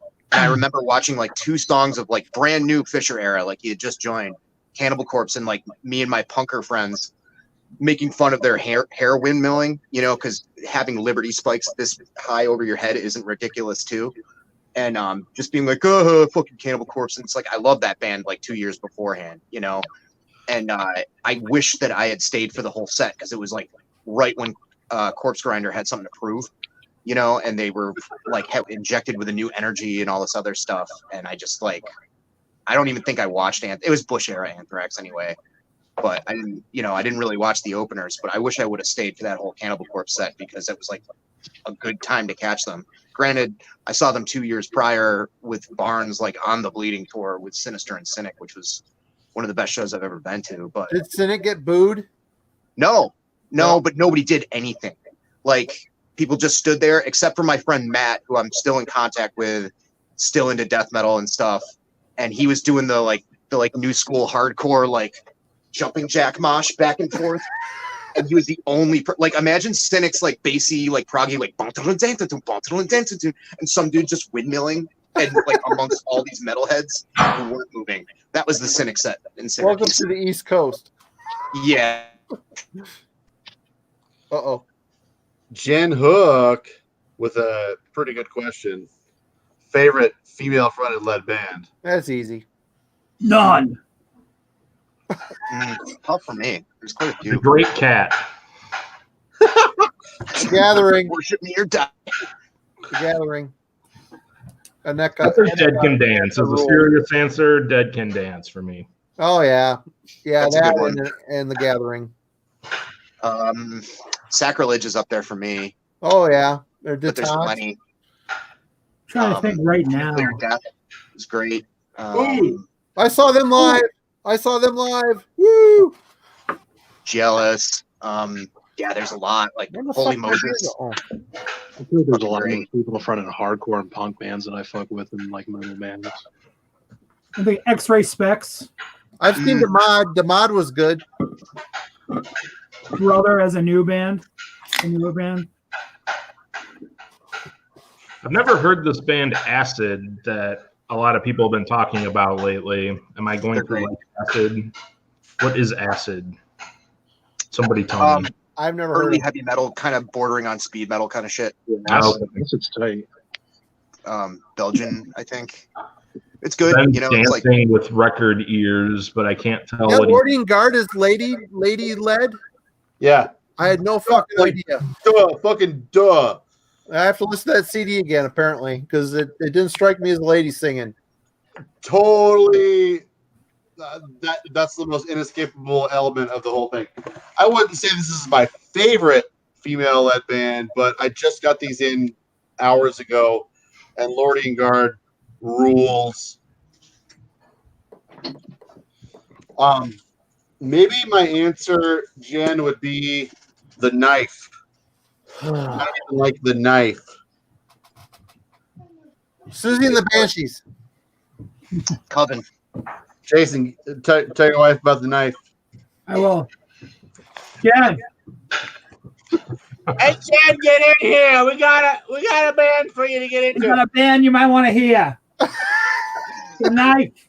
The Knife. Right here. I wonder what Amanda's is actually. Amanda's is probably Walls of Jericho. I'm thinking. Yeah, I was gonna say. No love for Demod? Come on. Demod is great. Amanda, what's your favorite female? He's gonna go ask. There's a bunch of like 77 UK punk bands that had female vocals that are great, like the Violators and The Slits. yeah. The Bags. This is a fucking triple LP with a bonus CD copy of the whole album, and it goes for $20. Great deal. Hey Ben, Right now. I'm writing it down. I gotta go piss. Yay! Da da da da da da da da da da da da da da da da. Sorry. Yeah, So now Walls we of can Jericho. talk shit about Ben. Ben left. So Well, if you want to talk about female-led bands, I mean, I can really get into a deep discussion about female-led third wave ska bands, like I can't think. Stefani and her band, those guys are great. No doubt. Is that what they're called? Yeah, man. The Spiderweb. Yeah. Is Astarte black metal? Yeah, they were black metal. The start date was black metal. All female. Opera 9 wasn't terrible, but Yeah, they kind of were. Amanda too. was saying Astarte, Yep. black metal They're ish Greek. band. They're a Greek band. Okay, yeah, it's Hey, one of her Ferris. favorites. And Sisters of Suffocation too, or like kind of a brutal DM band that was all female, I think. What's that one you're holding up? I can't see it. I can't read it. Xanthitol or whatever from Poland, that black metal band, released their shit back in like the early 90s. Pretty sure they were female fronted. That shit's pretty fucking good. I took some Xanthitol earlier to try to stave off my hangover later.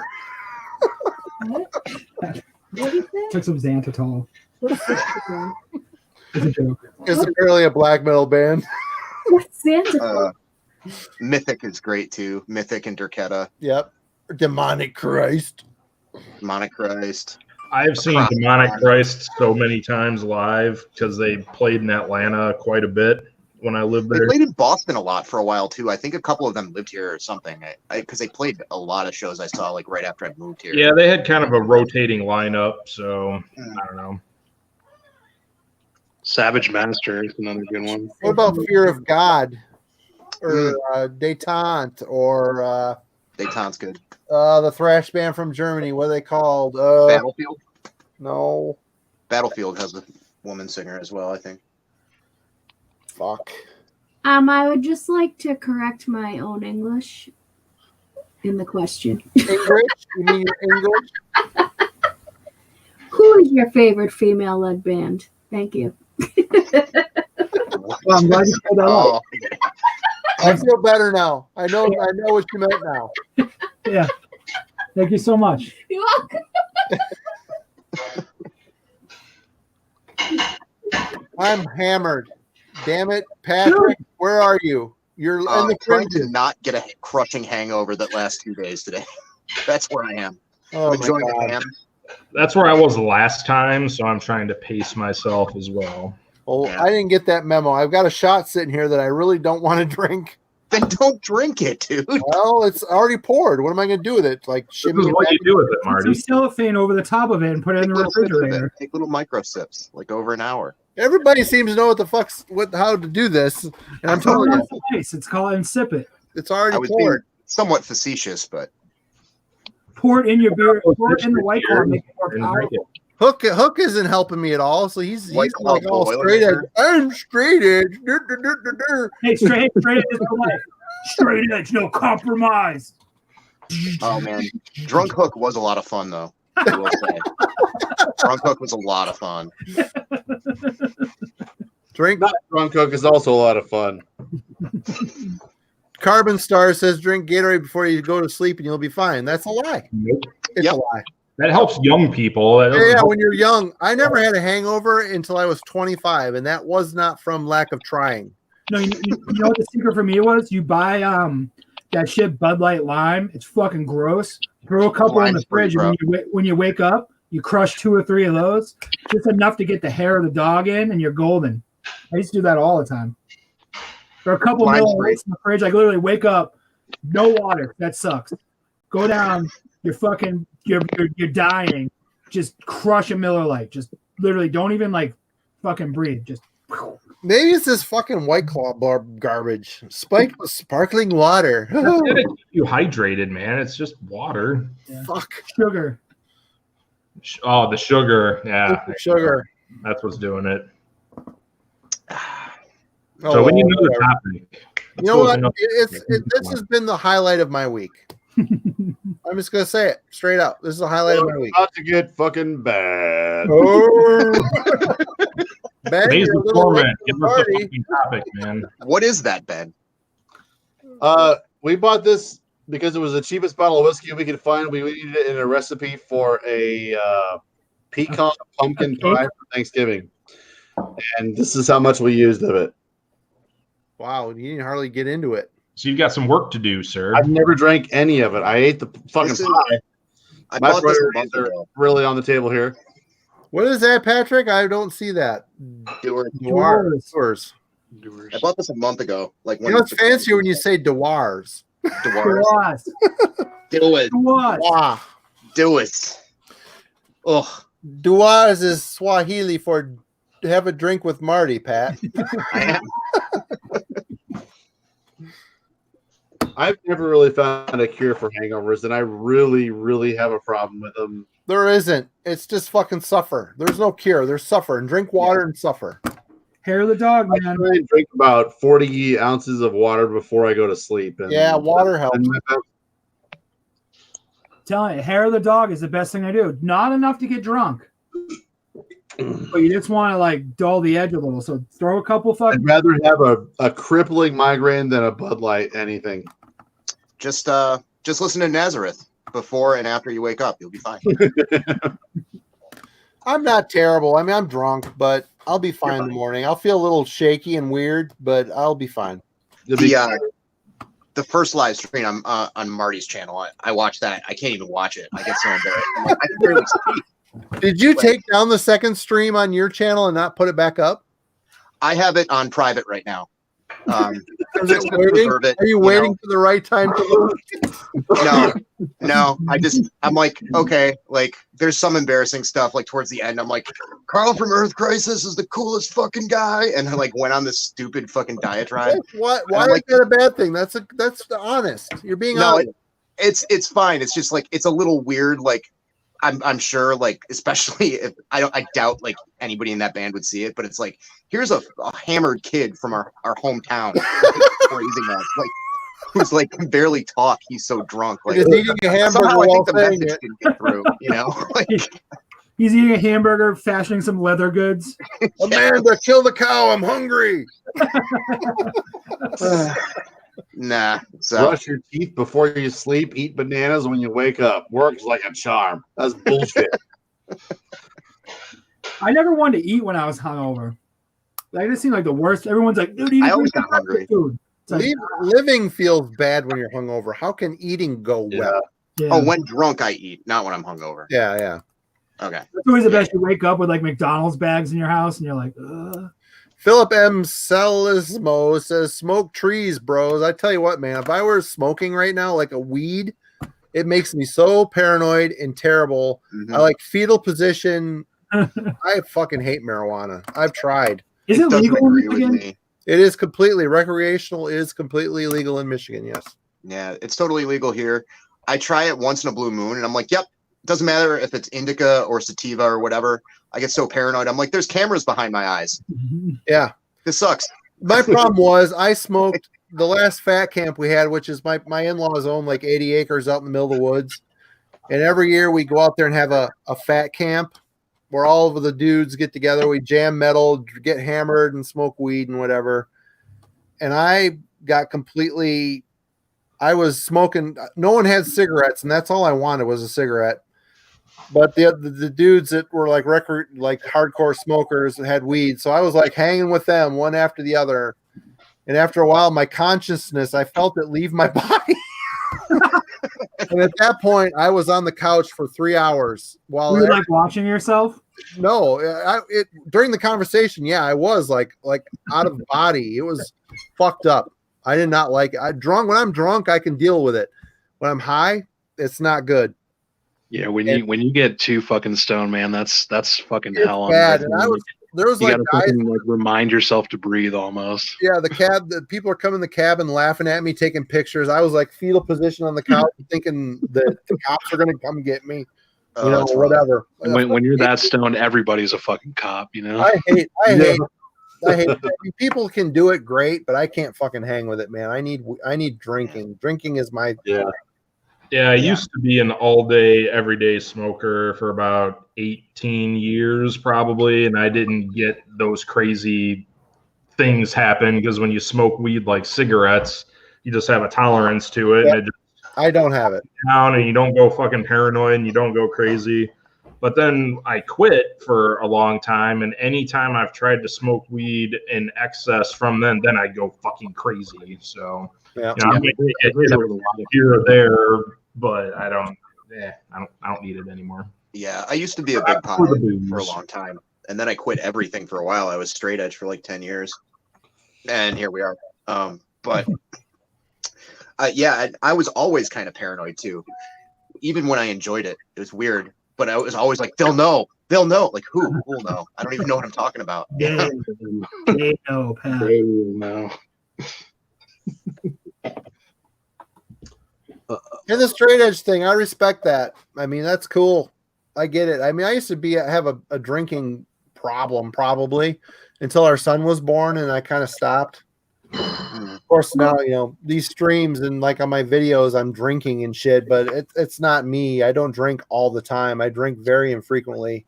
Do you take a shot of Jack Daniels when you wake up in the morning to start? No, this whole quarantine has kind of put me on a weird path. But if you don't do that, then you don't have a problem. and if people have a problem, the straight edge thing is great, but what are you gonna do? Live 20 minutes longer? Yeah, most people I know that, especially the older guys from back home, it's like they've always been like that. They've never felt the need to, or they had issue, something with their childhood growing up with like alcoholic parents or whatever, and they're fine. That's just how they are. They don't judge, they don't talk shit. Like they hang out with people who drink. It's just who they are. So, and I think like it wasn't like that at first, like especially in the mid 90s in certain areas like my own where it was pretty militant, but even then, like nobody got beat up for smoking. That except for like maybe Reno, Nevada, nobody got like Salt Lake their ass City kicked for drinking or smoking. Salt Not even Lake in City Syracuse. Like that's all fabricated. Well, Have any of you ever tried about to head out. salvia?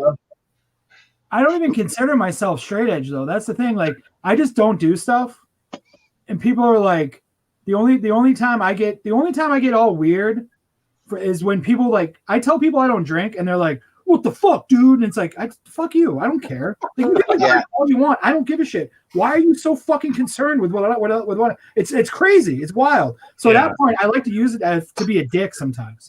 Like, because it's funny. Like when I quit smoking weed, friends of mine would be like, "Dude, you quit? What are you doing?" I'm like, I just quit. Like, what's it matter? Like, carry on. Yeah. Like I have friends who are literally like dumbfounded. They're like, "Man, it used to be more fun." I'm like, "Oh, dude, sorry." Yeah, and I wasn't any more fun. I was kind of a dick. So. Yeah. I know which friends you're talking about, Jason. That's so whack. Like, yeah, who cares? Like, I had the same thing happen to me. Like, I quit drinking when I was like in my mid 20s and quit for like almost 10 years. And I came back to Syracuse after living in Maine, which is where I kind of dried up. And a bunch of people were like, "Don't know if we can hang out anymore, man." Like, I'm like, you can get as drunk as you want. I'm not going to judge you or care. Like, at a certain point, I'll probably go home because I'm tired. You know, like I'm used to being around drunk people. I don't give a shit. Like it's fine. I also like You know, it's- spending the money I would spend on booze to buy more dumb records and tapes that I don't need. Exactly. Yep. All my weed money went to my vinyl collection at the Because time. nothing is more rewarding than passing a humongous record collection no one in our family wants on down to them so they can deal with it when we're dead. I can't wait. I cannot wait. Well, I have a bullet that says all of my belongings. You just you burn it all down to the carbon and bury that carbon with me, and you're good. No, what you got to do, you got to sell it. Say, look, some of these records are worth money, and they're like, oh shit, I can't just that's take what them I'm to thinking. Goodwill. I can't take them to Goodwill. I have to do something with them. So I mean, that's how they remember you. There's people who Some of these records are worth listening to. there's people who know what I have, and I know there's people who know what I have that will be calling Jen like 3.4 seconds after I died. Hey, sorry about Jason. What are you gonna do with those records, man? Yeah, those records. Me out of cheap because you're in mourning. Yeah, I mean, I'll come by and help you get them out of the house, you know, so you can like have the room and like, you know, I'll give you $1 a record. Hey, Midwestern Abyss, it was good having you, brother. Good seeing you, man. Yeah, Thanks for hanging. There was a couple of times when Amanda brought like a bunch of beer home, and I'm like, "What are you trying to do? You know I'm gonna drink too much of this, so you're gonna kill me." And she's like, "Maybe I'm encouraging a little bit, so I'll get your records." How is the records not combined yet? How have they not joined forces? Well, because mine are downstairs. Oh, sorry, Amanda. Mine are downstairs, and then Amanda's collection is up in her office, which I'd show off, except that the office is a little on the messy side now. Why isn't Amanda on this stream? Why don't you go take care of Griff and get Amanda on here? We'll get the straight shit on what's going on. What's going on in there? What's going on in here? I know, I'm not kidding. I was gonna. You're not drinking with me. Maybe she will. I'm not a cave woman, but yeah. Looking at a cave woman. Hi. Amanda, you'll drink with me, won't you? Yes. Only on number 4. It's been a long day. I can't read that. It's a Bud Light, though. You're right back. I can't hear. Yeah, it's pretty quiet. I don't know. Do you want to take over for me while I go outside, or you feeling shy? Marty's wish is coming true. We're just shooting the shit about anything, really. Marty's like, Amanda should be on here while you take Griff to bed for once. Jesus Christ. Yeah, I have the online presence of a tomato. You know, like That will change. That will sometimes change. I'm beefy, sometimes I'm a cherry tomato. I don't know. Just tiny and timid. I'm already sold. Ben's already sold. I don't know. Up to you. I was gonna go outside and smoke. I was gonna run downstairs because you came up. So. Oh, all right. Yeah. If you need to run downstairs, Indeed, I'm not. Marty, what are you doing? What am I doing? A little pencil blast.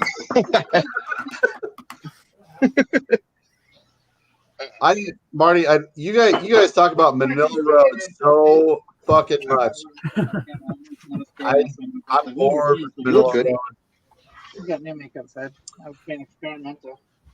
I feel like when I'm drunk, I want to hear fucking violence and destruction. True metal. Want to hear? True metal. War metal. True metal. It's so good. It's maybe it's my generation, but like It's your generation. It's okay, man. It's your generation, and I even got into them late. But man, once the light switch went on, it was like, holy fuck, this is the best band ever. What band? Manila I don't Road. own a Manila Record album. What? I don't own a single Manila Road album. In fact, a lot of for many years, I got them confused with Running Wild.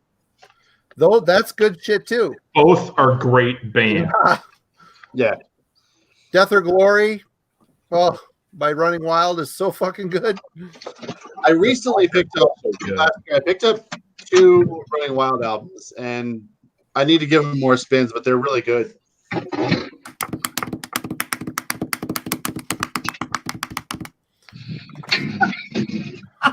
I would kill for a cigarette right now. I would. Yeah, dude, kill get rid of for that. God damn it. fucking smoke that fucking cigarette right straight down to the butt. Thankfully, but once the beer starts flowing, you Oh, I'd be super stupid if I had that right now. That'd be bad. Yeah, I would probably die if I had one. Oh, Port Royal. Black Hand Inn. Royal's Black great. Hand Or Inn. Black That's a Hand good album, Inn. too. Yeah, that's a good one. That's a good album too. That's the one I got, and then of course Death or Glory. Death of great. Glory is awesome. I like Under Jolly Roger a lot too. A lot of people don't That, like was that for me was a transition album. There's some like rock and roll shit on there that wasn't so. But I good. love the cannon sounds on the title track, man. It's Yeah. rock and roll. And even the first two are great. Hollow Man says Death or Glory. Oh, we are riding the storm. Yes, we are. Man, it makes you want to listen to that shit now. Turn you guys off and go listen to Running Wild. But first, weird, or maybe not weird. I haven't got to pee. I have Crystal Logic, and that's always my go-to. Oh, but it's I have like 9 Manila Road CDs besides that I rarely reach for. oh, Crystal Logic is my go-to as well. you got Mystification is amazing. Mystification's number Got that 2. one. The Deluge. Beyond the my Gates, God. I got that. When they got back together, Atlantis Rising, that is a great fucking record. Holy shit. What's the one with the Viking skull? Valhalla? I can't remember. Oh, God, I gotta pee. I'll be right back. Okay. That's a weird name for Manila Road. Manila Road is like, you would think that would be a house band of some label, but as far as I know, they hopped around from label to label. Am I wrong here? No, they did. Like, no one gives a shit about Manila Road. And Right? I've never understood why. I mean, they're so great. And every time I've seen them live, it's been to an empty fucking room. And I'm I like, saw them at MDF 2013 or 14. Or no, I saw them at Chaos and Chaos, which was great. I mean, there was a ton of people watching them. I saw them on the 70,000 tons cruise, and they played to like 30, 40 people, and there's like thousands of people on that fucking boat with nothing else better to do than drink, fuck, and listen to metal, and no one was there watching Manila Road. I was so disappointed. Those cruises are a weird scene, man. They are. I went one time, and that was enough for me. I don't need to do that cruise ever again. Amanda and I went to the motorboat tour, which I'm glad we did because it was right before Lemmy passed. And it was like Exodus, Anthrax, Slayer, Motorhead. I'm trying to think who else of note was on it, but it was weird because after like a day or two, we realized there was like a scene revolving around metal cruises, like people who met and had like Barge from Hell was one of them. Yeah, for a while, and it's a whole scene for people that can afford to do it every year, and kudos to you if you want to do that every year. But I mean, it's a grueling fest. I mean, it's all day long for every fest is grueling. I got sunburnt so bad, and the drinks are so expensive. Like every fest is great. Every fest that I've gone to is like always seems like a really, really great idea. But they're endurance trials, man. They're endurance trials. Because like, and then the thing for me, it's always like I want to see this band, and then there's fucking hours of just nothing. Yeah, that's why Chaos and Chaos was great when it was going on because it had a really varied roster. And when you didn't want to watch a band, you could walk around Austin. Yeah. And at the time, Austin wasn't completely overrun by tech bros, at least when Chaos and Chaos started. And it was. I mean, the best year. I can't remember what year it was. First night, Cro-Mags headline. Second night, Coxbar headline. Third night, Amoebix headlined. Fourth night, I Hate God headlined. So it was like, and Midnight played, and it was like, and as it went on, more and more like metal bands played it. Like Bonal and Volon played, and well, there was a big controversy with like Inquisition and Disma, and like they got kicked off. Like I think the last year of it or something like that, but. It was a great time, and that was like it kind of sealed the deal for me with fests. Like I've thought about going to MDF like the past couple of years and been like, because it was funny. I went to MDF and then the last Chaos and Chaos. This like I did a big road trip thing and rented a car, and it was funny to see how MDF was run, and then to see how Chaos and Chaos was run. Because MDF was run like a shit show. I was like, isn't metal supposed to be more professional? Like, it just the last day, the Sunday, I missed Speedwolf because there was a line that was literally a mile long because under that overpass where they had the fest, there was a They farmer's don't have it there anymore. They don't play at that parking lot anymore because the organizers got into a fucking pissing match with the city about it, and they decided to have it at Soundstage and Ramstead now.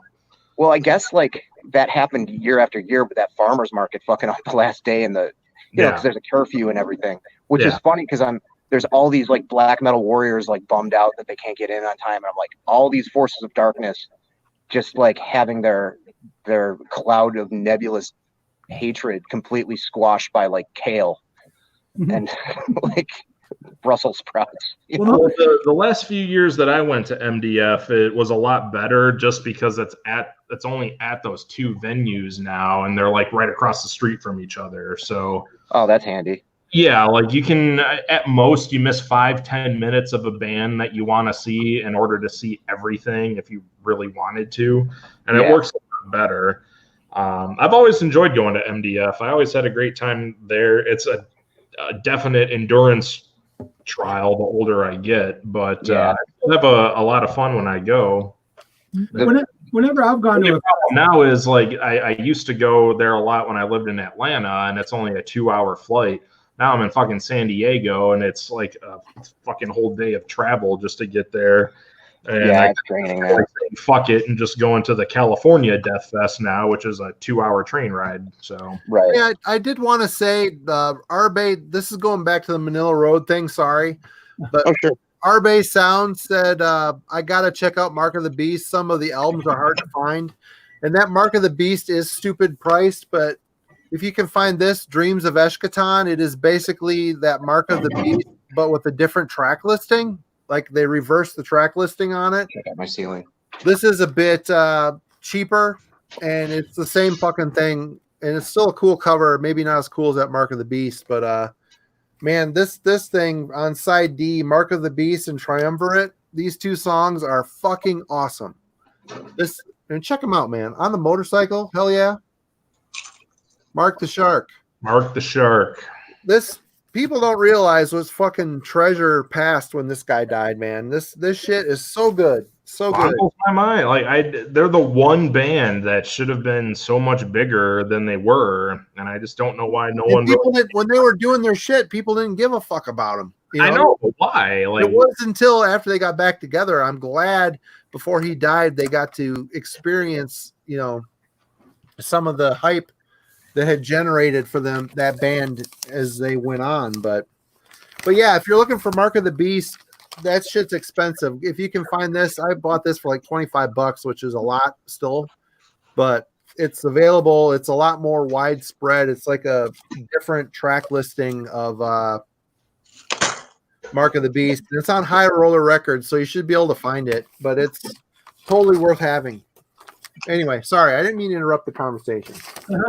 The thing with me and fests though is like the last couple I've gone to, like I went to Philadelphia for This Is Hardcore. I had equal amount of fun just walking around Philadelphia because I'm like, I don't live Philadelphia. I was there for the first ever metal hardcore fest. It's a cool town, man. I liked it. Yeah, that's one of the main reasons why I go to MDF every year, because I fucking love Baltimore. It's a great city, great seafood. I love the restaurants there. So I go there with friends of mine from Atlanta, and we just fucking eat a ton of food and see some metal bands in between. It's fucking great. Is the Festin like a real fun part of Baltimore, or is it? Yeah, it's like it's not where the television show The Wire was filmed. It's not that part of Baltimore. If that's what you're asking, it's where like there's some restaurants and cool shit to do. So. My dad's from Maryland, right outside Baltimore. So when I was a kid, during the summertime, instead of going to Maine and New Hampshire like everyone else I grew up with, like I'd go down to fucking Baltimore. Everyone's like, "What'd you do this summer?" And I'm like, "Well, I was in Baltimore. We went down the street." It's a fun town. I like Baltimore. The areas that I can go to. Drink some Natty Bow. In fact, Natty Bow is big there. Finally listened to some Miller Road because you guys won't shut up about them. I listened to the first track off of Open the Gates, and that's some good shit. It is, man. Correct. It is. Yeah. You just if you're like on the fence about traditional metal, keep listening. Keep listening, man. Marty, what record are you recommending? You know, everybody says Crystal Logic, which is probably a good place to start. Because it's got some classics like Necropolis. It's got a lot of the classic shit on there. It's weird. He sings like an old deranged wizard, and it fucking rules. Because hanging out by the river Styx. Very long. I'm gonna look into it, Marty. I'm gonna look into it. It's not hardcore. It's not hardcore, but you'll be all right. Forget about it. I'm gonna fucking jam it here. You know.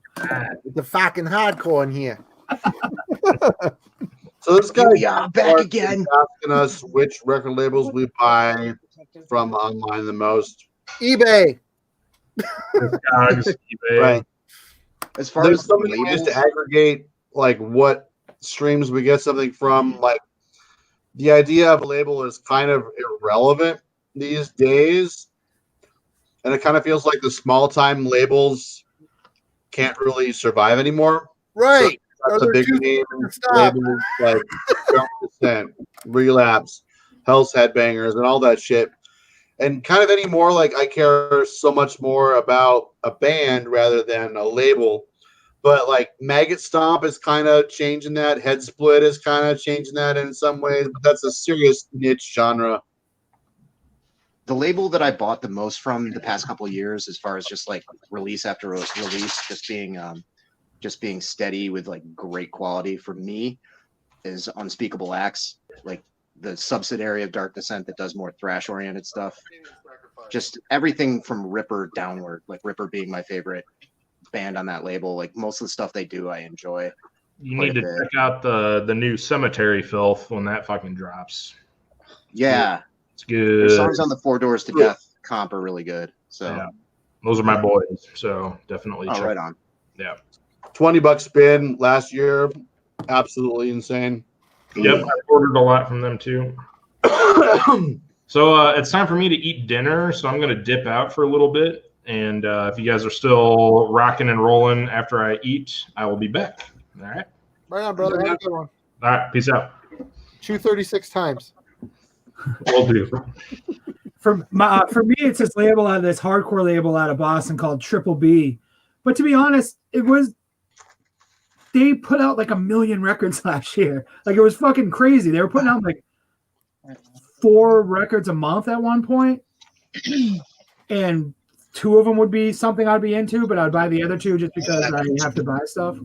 So it was quantity, not quality. Yeah. And then Grave Mistake is a label out of Virginia, but that runs a really awesome distro. I recommend anyone, even if you're not necessarily into just punk and hardcore as a straight lane, just to check out that distro because he gets a lot of stuff in there. You had a lot of Triple B releases you went to last year, right? Pretty much all of them, except for that weird new thing. Yeah, same thing with it. The weird pop punk, like. I like tortilla chips. I wish I had real beer and cigarettes. Cigarettes. Some weird, like. No, Oh yeah. Had that weird. I don't know what. And that weird rap record he put out too. A rap record? Yeah, it's that weird internet. What's the name of the fuck? Pat? What was it? What's that like weird like SoundCloud rapper that hardcore kids pretend to like? Oh, Ghostmane. Yeah. Yeah, he dresses up like a black metal dude, but he's like a SoundCloud rapper. For some reason. It sounds like right up my alley. Wait, how did I miss this? This sounds like the garbage that I love. Tell me more. I like a lot of bullshit. I made it 14 seconds into one song and I couldn't do it. Amanda, when's your YouTube channel starting? Another week into quarantine, maybe. I've been trying to at least just work off one of my chins before I really commit to it. But all you gotta do is grow a goatee, it hides them. Yeah, I'm getting there. I mean, I am Nordic, and I'm going to be 40 this year, so There it you should be go. setting in pretty It's soon. coming. Don't pluck them. Let them come in. Let them come in. Yeah. Well, I'm not at plucking status anymore. I got to go full trim. Come on. Me too. Shit. That shaver's there for a good 30 minutes when I started up.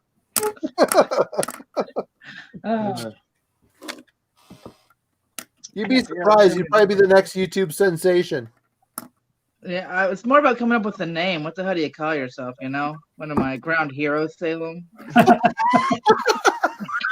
Ground Chuck Salem. Huh. That's a tough one. We have to figure that out. We'll have to put that up. Everything cool is taken. Yeah, that's what it is. Everything. Yeah, there's some really cool YouTuber names out there. It's so bland, and I mean, like I don't have like I don't know. My voice, it's very monotone. I don't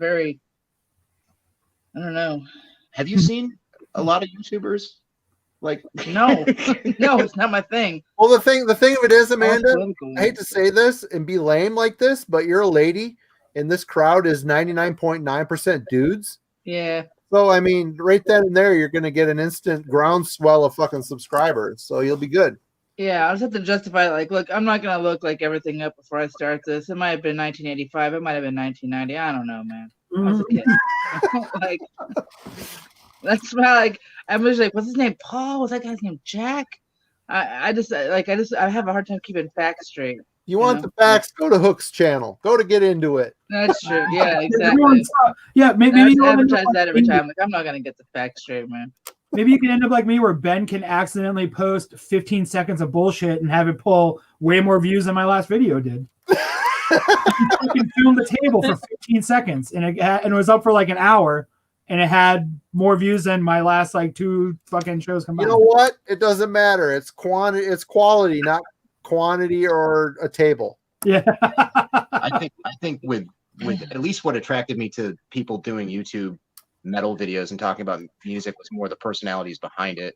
Obviously common ground with stuff I liked, but I watched a bunch of like bigger metal YouTubers when we first had Griffin because there was nothing else to do when he was like, Jason's there right now sleeping and eating and stuff. And like I watched a bunch of the bigger guys and I'd watch them for like 5-10 minutes and be like, okay, whatever. That's interesting, I guess. And then I discovered Marty's channel, Ben's channel, Eric's channel, everybody that, I'm boys with now. And I was like, oh, this is cool. This is engaging. Like these men have histories and men. These men. You mean sexy men? Sexy and yes. Do tell. Easy on the eyes too, which helps. Fuck these yeah. guys. Fuck yeah. I hate watch tons. I mean, I've admitted this. I hate watch a lot of YouTube. Oh, I do that. You know, I all can't do it, man. the big channels, it all boils down to editing. Good, nice, expensive fucking cameras and editing. That's all it is. Yeah. It is. Well, it's funny because my history with YouTube, like I think with a lot of people probably around my age with YouTube, all I used it for from its inception was to watch like live sets, old Headbangers Ball videos, occasionally some weird like public access, like oddball stuff. I didn't know about like YouTuber culture or like vlogs or any of the weird gamer stuff that is like so prevalent on YouTube. Like the video game stuff on YouTube is insane. Like people that have like millions of subs, So, but I've been going down the rabbit hole of like watching. There's this guy, horrible name, but pretty interesting content. This guy Wavy Web Surf, who talks about, oh, this was a YouTuber who cracked and was like this total weirdo. I'll watch those. Like I was like, I had no idea that this was a history. Like all these odd personalities, especially around like the whole video game thing, like Chris Chan and oddball kind of dudes like what's his name, Gothic King Cobra. All these kind of strange rangers. Like I didn't know about that whole phenomena until a couple of years ago.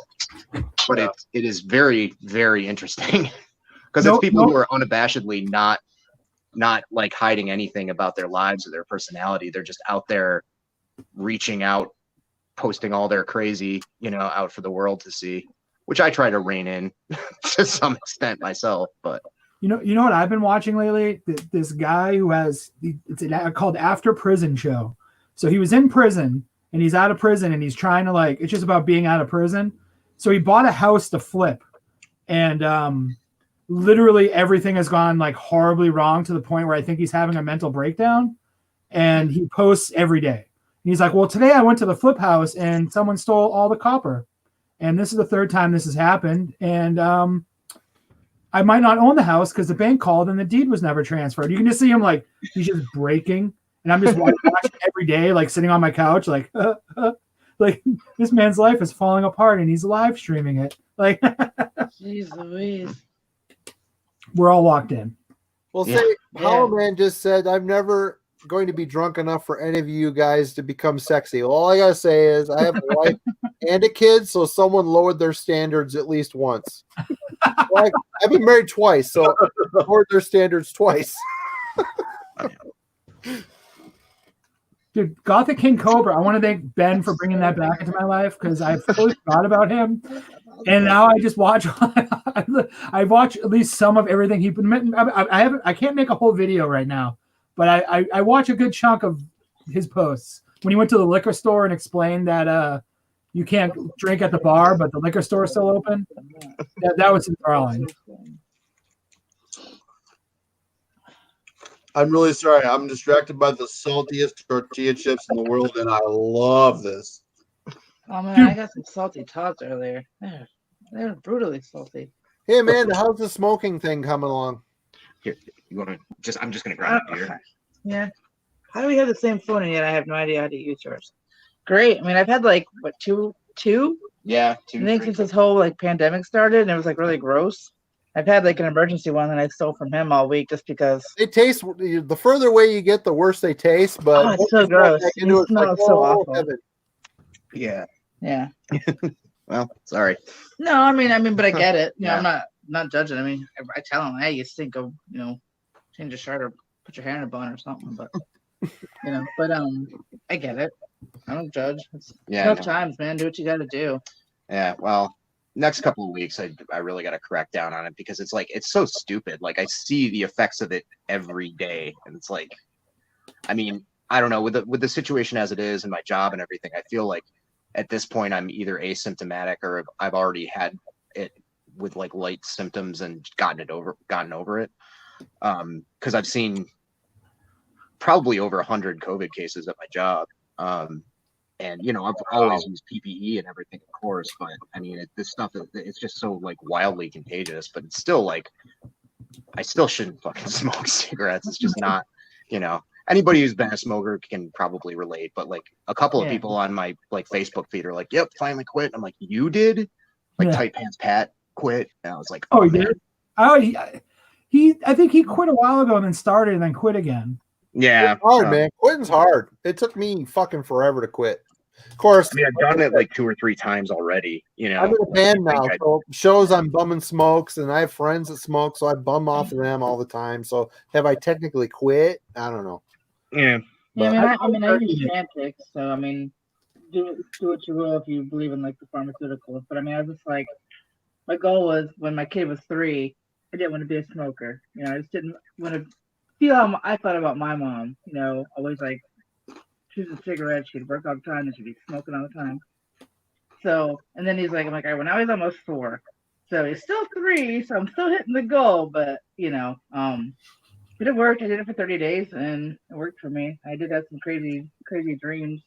Yeah, I was afraid to take that stuff. Just because I heard it fucked with you hard. I mean, I'm messed up already, so I just, what are you going to do?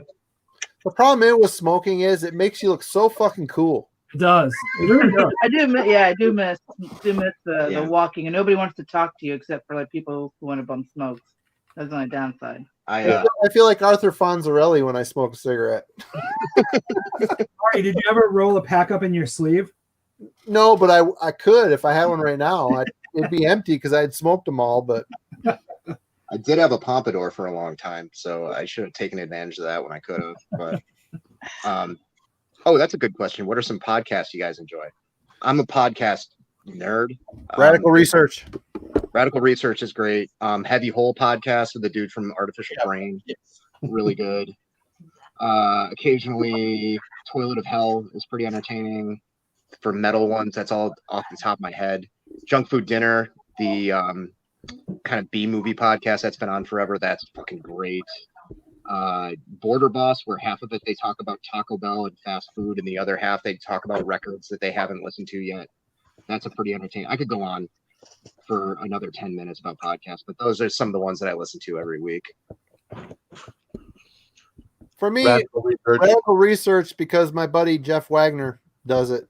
Yeah. And that's it. I mean, other than that, podcasts, it never really occurs to me that they exist. I'd rather listen to music, but same here.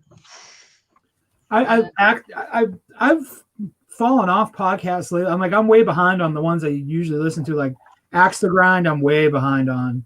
Axe to Grind is still decent. You know, I enjoy those guys. I like Demo Listen.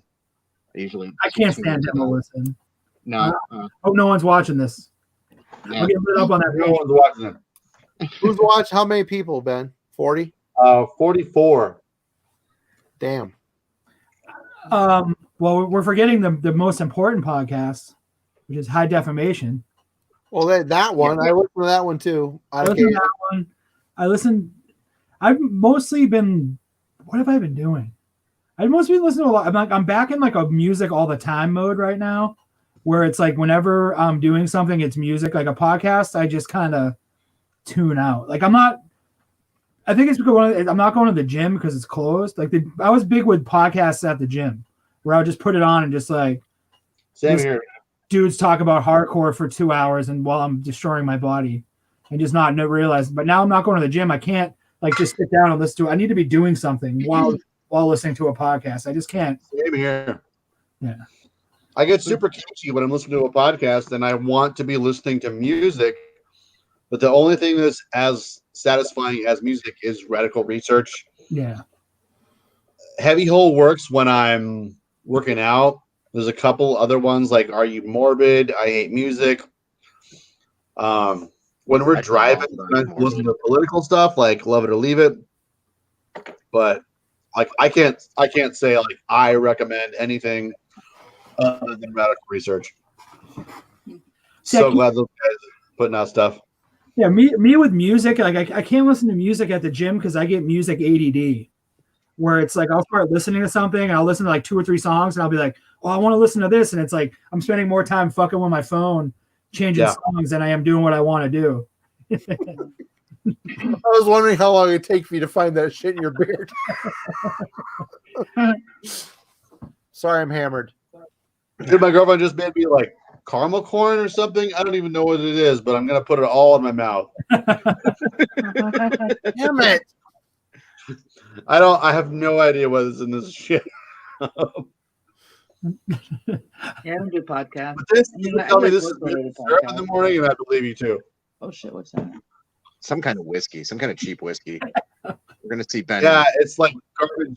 We baked a pie last year, and we made some Mr. Boston. Right. Mr. Boston. Oh, I didn't know. Looking at that makes me. Fuck, it's fucking maple syrup. I can smell that. It's a Fago flavor. It is. Yeah, it's fucking soda syrup. Somebody asked, what t-shirt is that, Brain Smasher?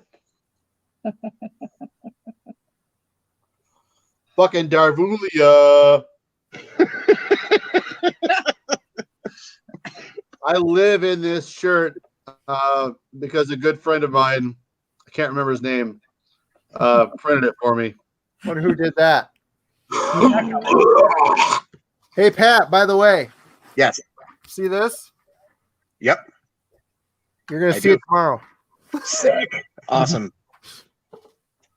Oh, nice. That's showing up tomorrow. Yeah, I'm excited. I'm got some cult Syracuse death metal shirts coming the way. I got distracted. Marty, why did you sell this to me so many years ago? I did not sell that to you. Yeah, you did. No, I didn't. Okay, cool content.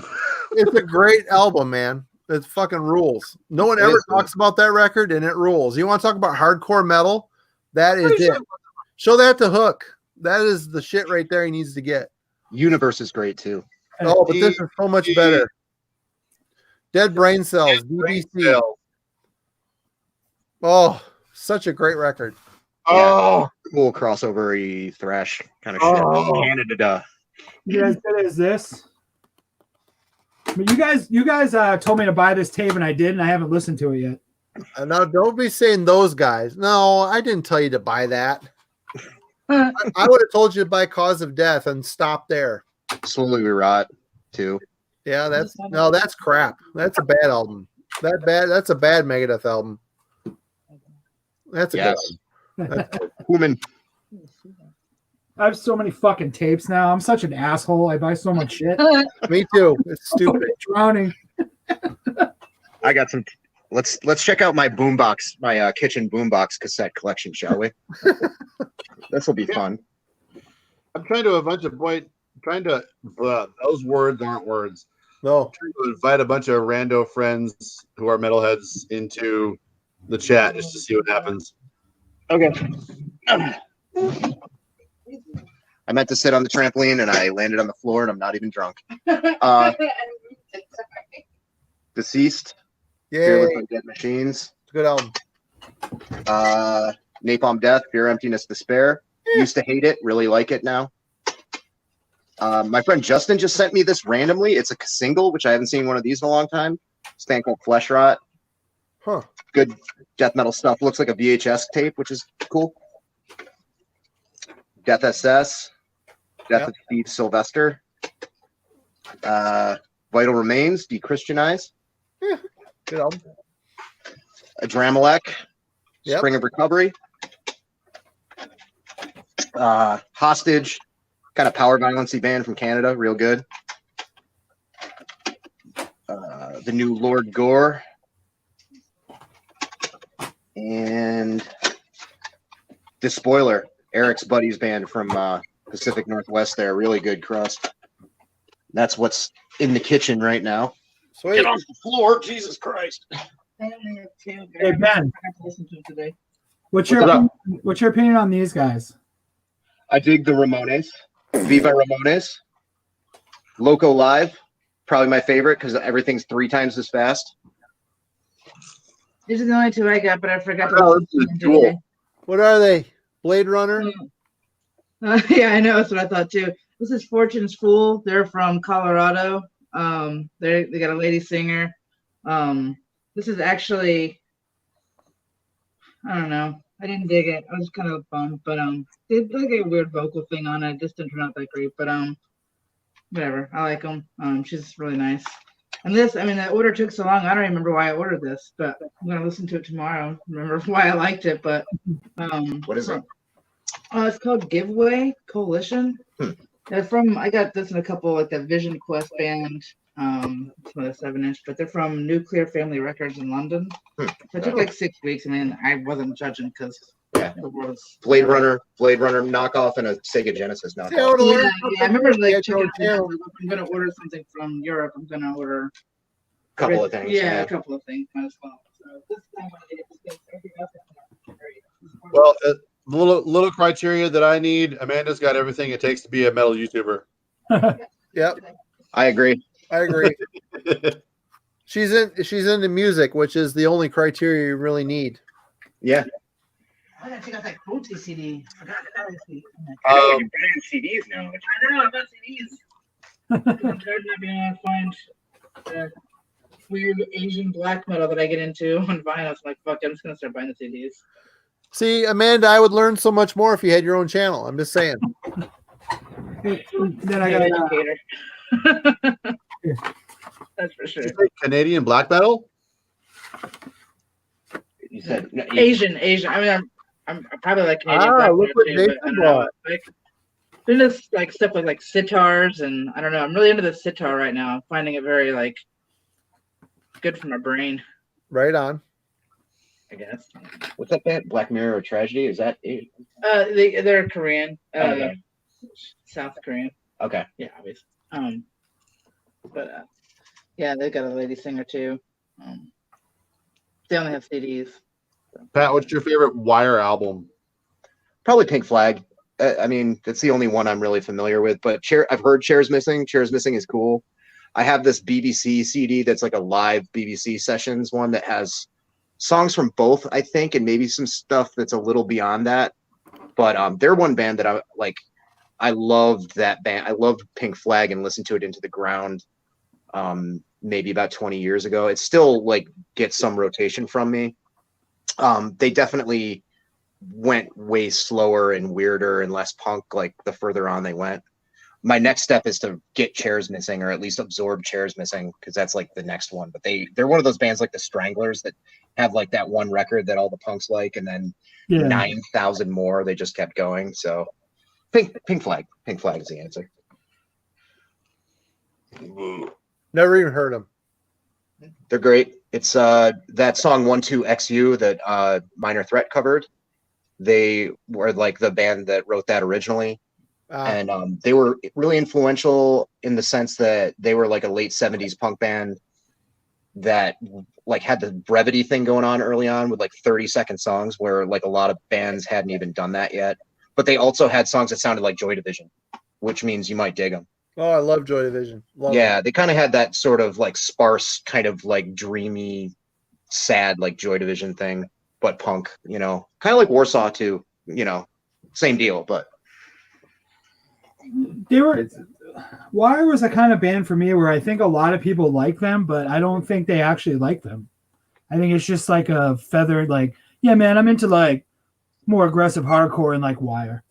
You know, yeah, they seem like one of those token kind of bands for that sort of thing. But I got into them because there was these comps on Rhino Records called Faster and Louder Hardcore Punk that came out sometime in the mid 90s, and they were very instrumental in me like discovering stuff beyond like Minor Threat and Black Flag. It had like Circle Jerks and Bad Brains on it, but it also had Negative Approach, SSD, all the stuff that I couldn't get my hands on at the time, especially where I lived, but also like Black Market Baby and like early G.G. Allen and like the Urinals and all this shit that was a lot more obscure, and like those comps were the only way you could hear that, at least where I lived. So Wire was the only UK band on that comp for whatever reason. So, and I knew that Minor Threat covered them. So Jason, what do you think of bands like the post-punk bands like Joy Division, like their pre-Joy Division band Warsaw and stuff like that? Is that a type of punk you can throw down to, or? Yeah. I mean, I'll listen to it and stuff. I'm not knowledgeable about it at all. Like I do listen to a lot of different stuff. Like I do branch out outside of punk and hardcore. I just don't. I know you do, but I'm just curious. I just don't dive as heavy into that stuff. Like I can listen to Joy Division all day long. Can I get in like a long discussion about different Joy Division records and recordings? Nah. But if you put Joy Division on, I'm into it. Jen, yes, Marty, we like that stuff. I listen to a lot of like weird shit. Like I've started to dabble. Like earlier we were talking about like bands like M83 and like Ladytron. I used to have like tell Jen I hated Ladytron. I never hated Ladytron. 604. Yeah. Black Plastic, touching Black Plastic. I listen to some weird. I don't want to say like I went through like a phase where I just started listening to rap for some apparent reason. I just decided I was going to start listening to that. But yeah, like I like Devo. I've always liked Devo. I dig Devo. Devo rules. Yeah, I saw him live once, and it was awesome. Like I don't listen to Devo much, but like you just can't deny how influential and like ahead of their time they were. If you go, they've just recently released a bunch of records that has like their early demos and like more obscure stuff. They were like some of that early shit's wild. It's just complete. Like, you got to remember, like listening to it now, it's like, oh, this is like, you know, avant-garde. But you got to remember when that came out, it must have been like mind-blowing for people to hear, you know. Devo is one of those bands that I always pass by in the fucking record shows when it comes to town. I want it, but I don't ever really know how much I'd listen to it, even though I love it. I mean, like Freedom of Choice, all the shit before that, it's all so good. And if I had it, I'd be happy because I love it, but I just don't know how much I listen to it. But I think when I was younger, some kid let me borrow a live album. It's got like them live on the cover with. Oh, yeah. I know what you're talking about. No, what was the name of that record? Fuck, where is it? I think Gates of Steel, or maybe Live. Yeah, I know exactly what you're talking about. Does it look like it's kind of like strips of photos? Yeah, there's strips of photos and they're backlit. They're like a page or something. And I love that record, man. It was so good. Where did Pat go? He disappeared. Huh. I don't know. I'll check it out. New Traditionalists, man. That was one of my first records I ever bought. When I was doing the most memorable albums, I was talking about metal, and I kind of feel like doing a follow-up to that video, but also like there's so many more albums before metal. Yeah. Oh yeah. You want to like, they really made me gravitate toward the art form. I mean, there's a lot of other things you could be into, fucking sports, wood crafting, or whatever, but music was something that just immediately I always wanted to be into and a part of and creating. Here's back again. Because I dig some I even dig some mid 90s like radio rock type stuff too, because that was just what I heard every fucking day. Like I can get down like Dinosaur Jr. I'm into, like I can get down to early Foo Fighters stuff because I just heard it like Nirvana, of course. Like I can listen to that, and I go on like with Nirvana, like I go on weird runs where I will just listen to like In Utero like every day for a week. Like it's a great record, man. It's a great record. Yeah, and then like I just won't listen to it for months. Yeah, but like trying to think, like I know I probably have some like weird. Oh, I know I know a secret jam I have that you all, I don't know any of you would listen to. I'm really into like, have you ever heard that like singer like Sia? She had that one hit song Chandelier. Rubber. So awesome. Lady Gaga, Jen and I listen to all the time. I was really into Adele.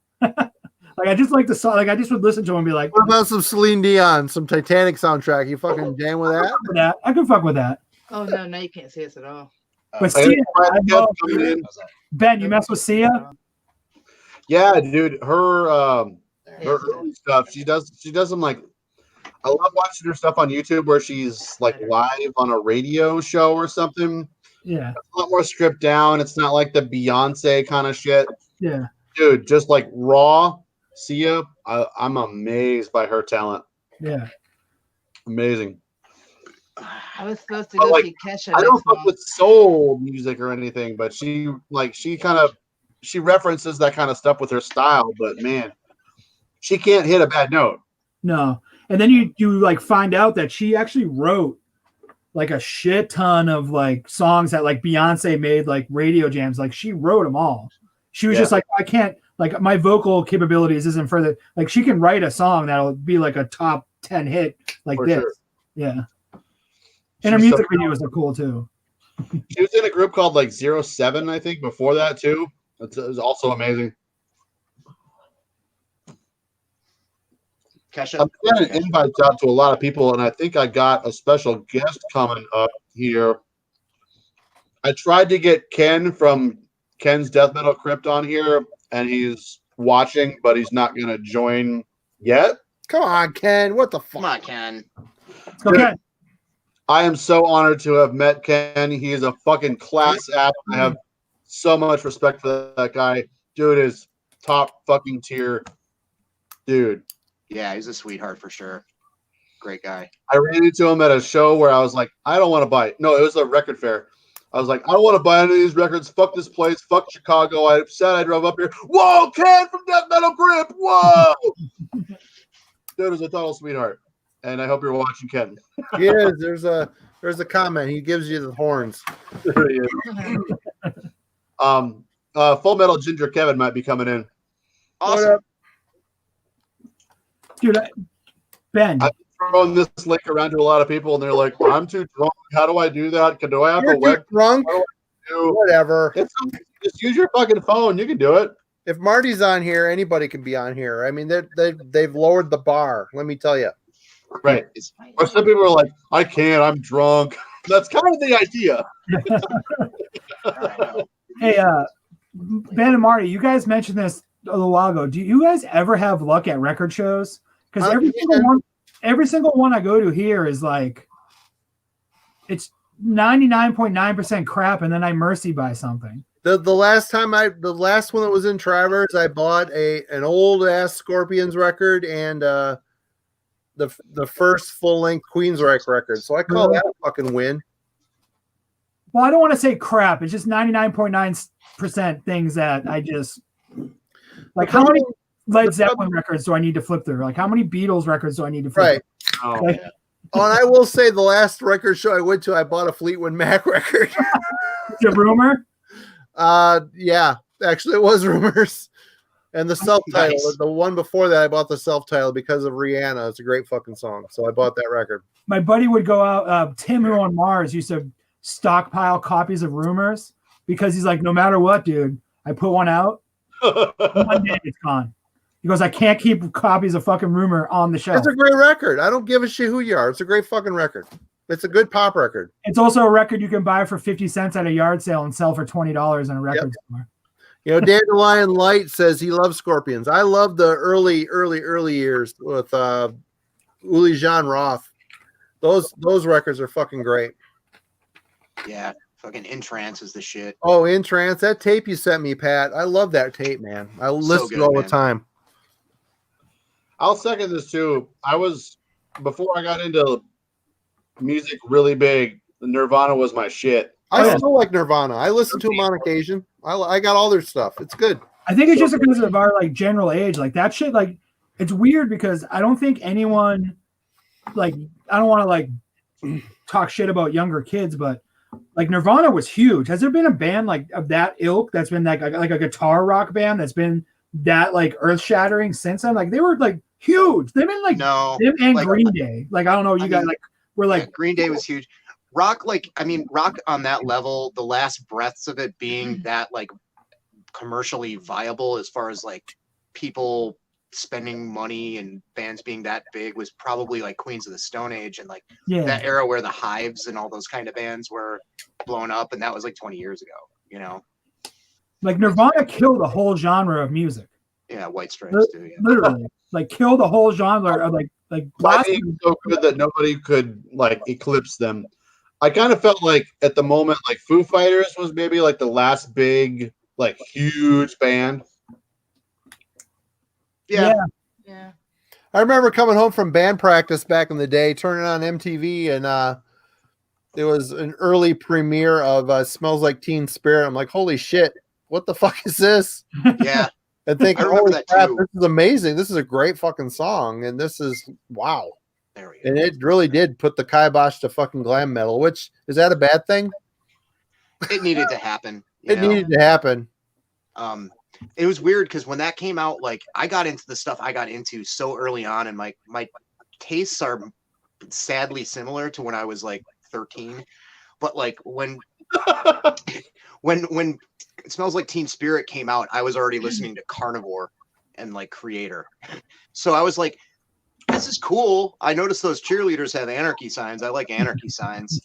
I was like, this kind of reminds me of some of the punk I heard. Like, I can get behind this, but I was never a super fan because I was already like had my claws in even early death metal. Like I got into that stuff in like 1991 when I was like 13.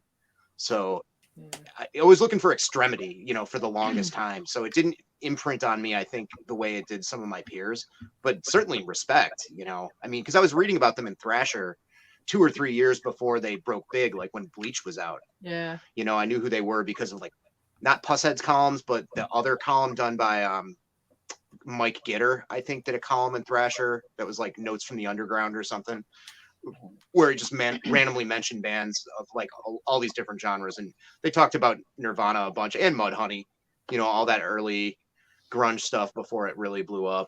Alice in Chains was the main band from that scene that had got me going. Like, and that album Dirt, I Can't Stop, that's a great record. Perfect record. Facelift, I listened to Into the Ground when it came out, like so much. And that was that. Sorry, go ahead. I was just going to say Alice in Chains was the reason I got into Black Sabbath, because I read some interviews with them and they were like, yeah, Black Sabbath is our main influence or whatever. And I was like, okay, that's Ozzy Osbourne's first band? Weird. All right. And then like I went down that rabbit hole, obviously, but The thing with me is everybody says that grunge killed metal, and a lot of like you know I'm subscribed to Paul, not Paul. Oh, the guy from Exodus, the singer. I'm drunk. I can't remember his name right now. Paul Bailoff? No. Oh, Zetro Souza. Zetro. I'm subscribed to his channel. He's like, oh yeah, grunge killed us. You know, we were dead in the water, and killed the Bay Area thrash. And for me, people that have been into it for a long time, it didn't kill any of that shit for me. Yeah, I ended up liking Nirvana. I like Soundgarden. I like Mudhoney. I liked those bands, but it didn't take anything away from thrash and death metal and thrash metal. No. And also, I mean, that whole like grunge killed. I think that's a retroactive, false narrative. It was really time for hair metal to be gone because it was fucking ridiculous. Also, like hair metal is this like weird amorphous like mislabel thing. I mean, when you think about it, because I've been like reading about it and speaking of podcasts, I've been listening to Ricky Rackman's podcast lately. Oh my where he talks God. about the history of all this stuff. I mean, whatever. Ricky's Ricky, but like a lot of history, and he talks about opening the Cat House and everything. And it made me kind of realize that like there was early 80s LA metal, which involved everything from Armored Saint to Rat to, it was before even like the Pretty Boy, like there was like a glam thing, but Rat was a metal band. Like I liked Rat. I just bought recently Out of the Cellar and Invasion of Your Privacy, and it's like a total nostalgia twist for me. I like that. Yeah. shit.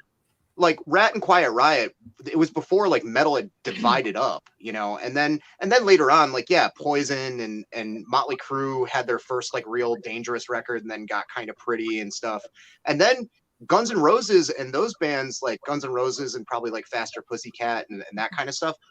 Everybody thinks it's the same thing, and sonically it more or less is, but it was like this fashion wise, it was different. It was borrowing more from like sleazy 70s glam rock, like real glam rock, like Slade and stuff like that, not the hair metal stuff, like the 70s glam, Slade and Sweet and some punk. Like it was at the time, everybody I think thought of it as a completely different thing, or if it was new. Like that's why Guns N' Roses were so big. They were like a dangerous rock and roll band pulling from all these influences from the 70s that were pretty scary. And then like Nirvana basically kicked them off because they were like kind of like nice people that were like in touch with their emotions and weren't like insecure about their masculinity, so I mean I just remember like all that stuff coexisting like that from like 1990 to 1993. I remember switching on Headbangers Ball and skipping a ton of videos and flipping over to like USA Up All Night like I talked about, but I was like, oh, Firehouse, I don't want to watch Firehouse. Oh, Soundgarden, I'm not into Soundgarden. Oh, here's the Biohazard video, here we go. But I remember all that stuff coexisting and it all being pretty big, whether it was like, all that like kind of post glam Warrant and all that stuff, like being just as popular as like Nirvana and the Seattle stuff that was blowing up at the same time. And then the Seattle stuff was big up until like the mid 90s, but that fizzled out by like 96 or so from what I remember. It did. And I think it's kind of today that like Nirvana and grunge was maybe just like the culling of the herd, so that the hair metal stuff kind of went by the wayside, and the maybe more evil stuff, the dark stuff, just got darker and more evil. Yeah. And there was no mid-range kind of fucking hair metal garbage that was on the radio everywhere, Poison and Rat and shit like that. Yeah, and also, I mean, Jason, I'm sure remembers this well, is like Nirvana and Soundgarden and all that stuff was like somewhat rooted in punk, and it kind of opened the doors for like Green Day and Rancid to come in, and like those bands, like, they were produced really well. They were really good players and everything, but they were straight up punk rock, like musically, like they were honoring, Green Day was honoring stuff like Stiff Little Fingers and all the stuff that came out in the Bay Area before. Rancid sounded like a mix of when they started, like the Clash and GBH, like, not much else, like with a bass player who could fucking rip. Speaking of that, I love Green Day. Speaking of Matt Freeman from Rancid, though, just to get off topic, have you seen what he's been doing during this like pandemic, where he's just posting Instagram videos of him sitting on his couch playing the bass lines to all like the Rancid songs, or like the opera? He's like, this is the bass I recorded all the Operation Ivy songs on. And he goes, now I'm gonna play this, and he just plays it, and he's like, thanks for watching, and then that's it. And he's like done like one a day for the last 2 weeks. Wow. Full Metal Ginger, that fucking Eternal Devastation poster rules. Yeah, I need to get the rest of them on vinyl just to fill it all out. Right on. How you doing, man? Doing good. Hope you guys are. Oh, we're doing just fine. So good. Kevin, this is my wife, Amanda. How's it Hello, going? Kevin. Hi, Amanda. I was gonna say, you guys are like make me like think a lot here. Like we're at work, we're doing this like a 20-song playlist challenge, and it's kind of like, what were the most 20 influential songs that got you into the music you're into today? And it really is like harder than I thought. Like, where do you like stop? Because like, what, 13, 14, Deicide. So like, am I supposed to just build stuff up until I first heard Deicide and then go from there? Or like, do I keep going until when I found my true, because I was still mixing. I was like, oh, I'm still listening to Atari Teenage Riot and My Life at the Thrill Kill Cult and stuff like that. What the fuck? Thrill Kill Cult, one of my favorite bands ever. Yeah. So I'm like, I'm building this playlist. I haven't shared it yet. It's like, I'm a manager too. So I'm like, how much risque shit should I put on here as a manager? Yeah. You run Little Boy's Room. All right. Yeah. Acid. I think people. If I had to do vanilla, if I had to do something like that, it would be like the most nonsensical playlist of all time. It'd be like Green Day, and then like fucking I don't know.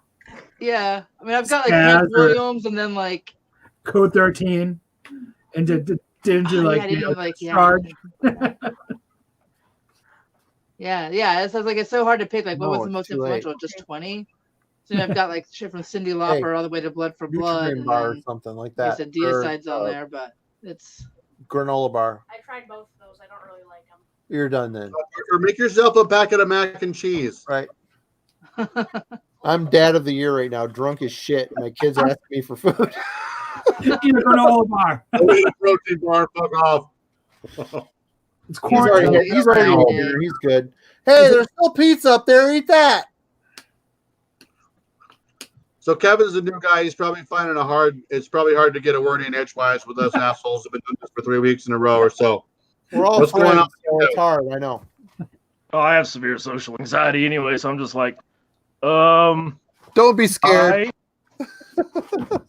I'll do this. This me going in. All you gotta do is finish a bottle of whiskey. Try to go find a. That's Did you my bring me a big, beer? Yeah. Too. Wow, what a great husband I have. I know. I remembered for once. I'm gonna drink this shitty beer. Don't be scared. We're not scary. Oh, that's just me, dude. I could go into Walmart or something and I just freak out. Well, it's Walmart. Oh, It is man. a freaky place. Waffle House and Walmart definitely gonna give me anxiety every time, man. Not Yeah. that I wouldn't give. It's horrible. While we're under this pandemic, quarantine, fucking madness, whatever, I think my best idea is just to pass this around from metal YouTuber to whatever in our circle of friends. If you feel like hosting this at some point and having us all jumping in on your channel and doing that, great. If you just want to chime in on ours or whatever, great. I just think that's my idea right now. Yeah, it's fun as hell, man. Yeah. It's a good excuse to get fucking shit-faced. I don't usually need an excuse. Yeah. Oh, I do not like this beer. No. I need a glass to drink it faster. Amanda, do you like IPAs or no? No. I've really tried not. I've avoided being like the stigma of girly my whole life, but I do like fruity beers and ciders and seltzers. I can't help myself, but Yeah, same here, but fuck IPAs. They're fucking mow the lawn and then drinking it. They're delicious. yeah. I mean, we ordered these from like one of our local restaurants, and it was like stupid expensive, but I was like, I want to try to support the people we like, so we're only ordering like once a week. Was it from Notch? This is just a light beer. It's a light lager, but Where's it from? Notch? Yeah. Wait. Night Shift. Night Shift. Yeah. Yeah, the classic owl. Okay. I'm enjoying a delicious sparkling ice seltzer. Ooh, I got some of those upstairs. They're $1, man. Polar ice, yeah, I get the black cherry flavor, man. You should see when I buy these because I'm like so insane. I feel like someone's gonna assault me because I buy like 20 of them at a time. Dude, my mom's like their biggest advocate. Every time she's coming to visit, she's like, "You should get the Polar Ice or the Propel." The Pola. Some fucking Polar Ice. Yeah. It's LaCroix. LaCroix. LaCroix is my shit. Kid screaming. I like the lime, the mango, and what's the other one we drink? The tangerine. Yeah. Key lime and Key lime's really good. Key lime's fucking fire. lemon Welcome to cella. Seltzer Oh my Corner. god. So this person, Dandelion Light, is a total stranger looking for live streams to kill time. I think that was kind of fun. What's up? Yeah. For record shop owners or collectors. So we're all collectors. Own record shops. Although if Marty opened his front door, you could probably say it's a record shop, basically. Real honestly, if you open up the front door of any of our collections, I would say, yeah, you could probably answer that. Yeah, I'm a record store. I will take your money for records, but I wouldn't sell anything behind me right now. But collectors, we're all metalheads. I would say Jason Hook is maybe the kind of odd man out, being the punk hardcore guy. But heavy music collectors, we all have our own YouTube channels. You're on mine, but over here is Jason Hook, and then further over is Marty Worm. Right here is The Dark Path, and then right here is Full Metal Ginger, and then over here is Ground Zero Salem and his wife Amanda. Here's a story of a lovely lady. We're all very charismatic and approachable. It's true. And I think we're doing this kind of every Friday, it seems like. Yep, because coronavirus happened. Yeah. Pretty much. And we're not doing anything, and we're going fucking crazy. Dude, Pat, the Purell That's how it goes. On the face mask doing me a lot of good at work. Oh, good. You got him one? No, I gave Ben tips so his goggles don't fucking fog up, because it's a pain in the ass. You have to break them in. You got Purell them, and it develops this kind of like fog-proof film. Yeah. But you got to do it over and over again. It's all about getting the tight seal, of course. I forget So what I've it done was. it Somebody once was in 2 nights, and it's already worked pretty well. So if I do it over and over, I suppose it'll work better. But it was driving me fucking crazy. Yeah, because at work, sometimes at work I'll have the goggles, the surgical mask, and then, you know, if there's anybody that's suspicious for COVID, which is everybody now, it's the surgical mask over those two with the shield, and I'll just kind of, you know, I've learned to not get, because man, getting foggy with it when you're trying to deal with sick and injured patients. I love that Will Smith song, "Getting Foggy with It." Getting foggy with it. Da-da-da-da-da-da. Sorry. Anyway. So Kevin, what's up, man? How are you? I'm good. How are you? I'm doing all right. How are things out your way? Sucks. So I got no work, so I'm not buying records. Sissy. I think Matt is abstaining from still, it as I well. shouldn't be. I bought one today, but yeah, I haven't bought one pretty much the entire time. But I bought the new Rotting Out today just because. Well, the temptation's killing me because I've got a bunch of stuff I can trade in, and there's this really cool shop about 30 minutes away, and they have like everything, like tapes, CDs, records, 8 tracks. So I'm just like, God, I want to go down there. Yeah, it's pretty much kibosh to all brick and mortar stores for sure. Yeah, my favorite record store has been shut down for a while. He's just created an online store to try to start making ends meet again. The guy at my local shop, residency here in Salem, I ordered from him on Discogs, like 2 weeks ago, something like that. Not much. It's like a LP and a couple of CDs, I think. And he messaged me on Facebook and was like, "Hey man, you want me to just bring these over?" And I was like, "Oh yeah, I guess that would work." And he just like drove over the order, which was nice. Which was a nice thing. He's going crazy too. He just wants to get out and make some money. Yeah, I was probably gonna order some more stuff from him next paycheck, which is next Thursday, but order some he's got Forbidden Twisted into Form, and that's one that I need to own. So. Such a great record. I saw him on that tour. So good. Oh, that's awesome. They're a band that I kind of resisted for a while. Like with a lot of that Bay Area stuff, I like the heavy hitters, and then like Forbidden, and I'm trying to think who else. Not any of the super heavy bands like Sadis or any of that, but like this, for lack of a better term, I guess, like second tier, kind of East Bay What Area about bands. Violence? Forbidden, all that stuff. I was kind of like, eh.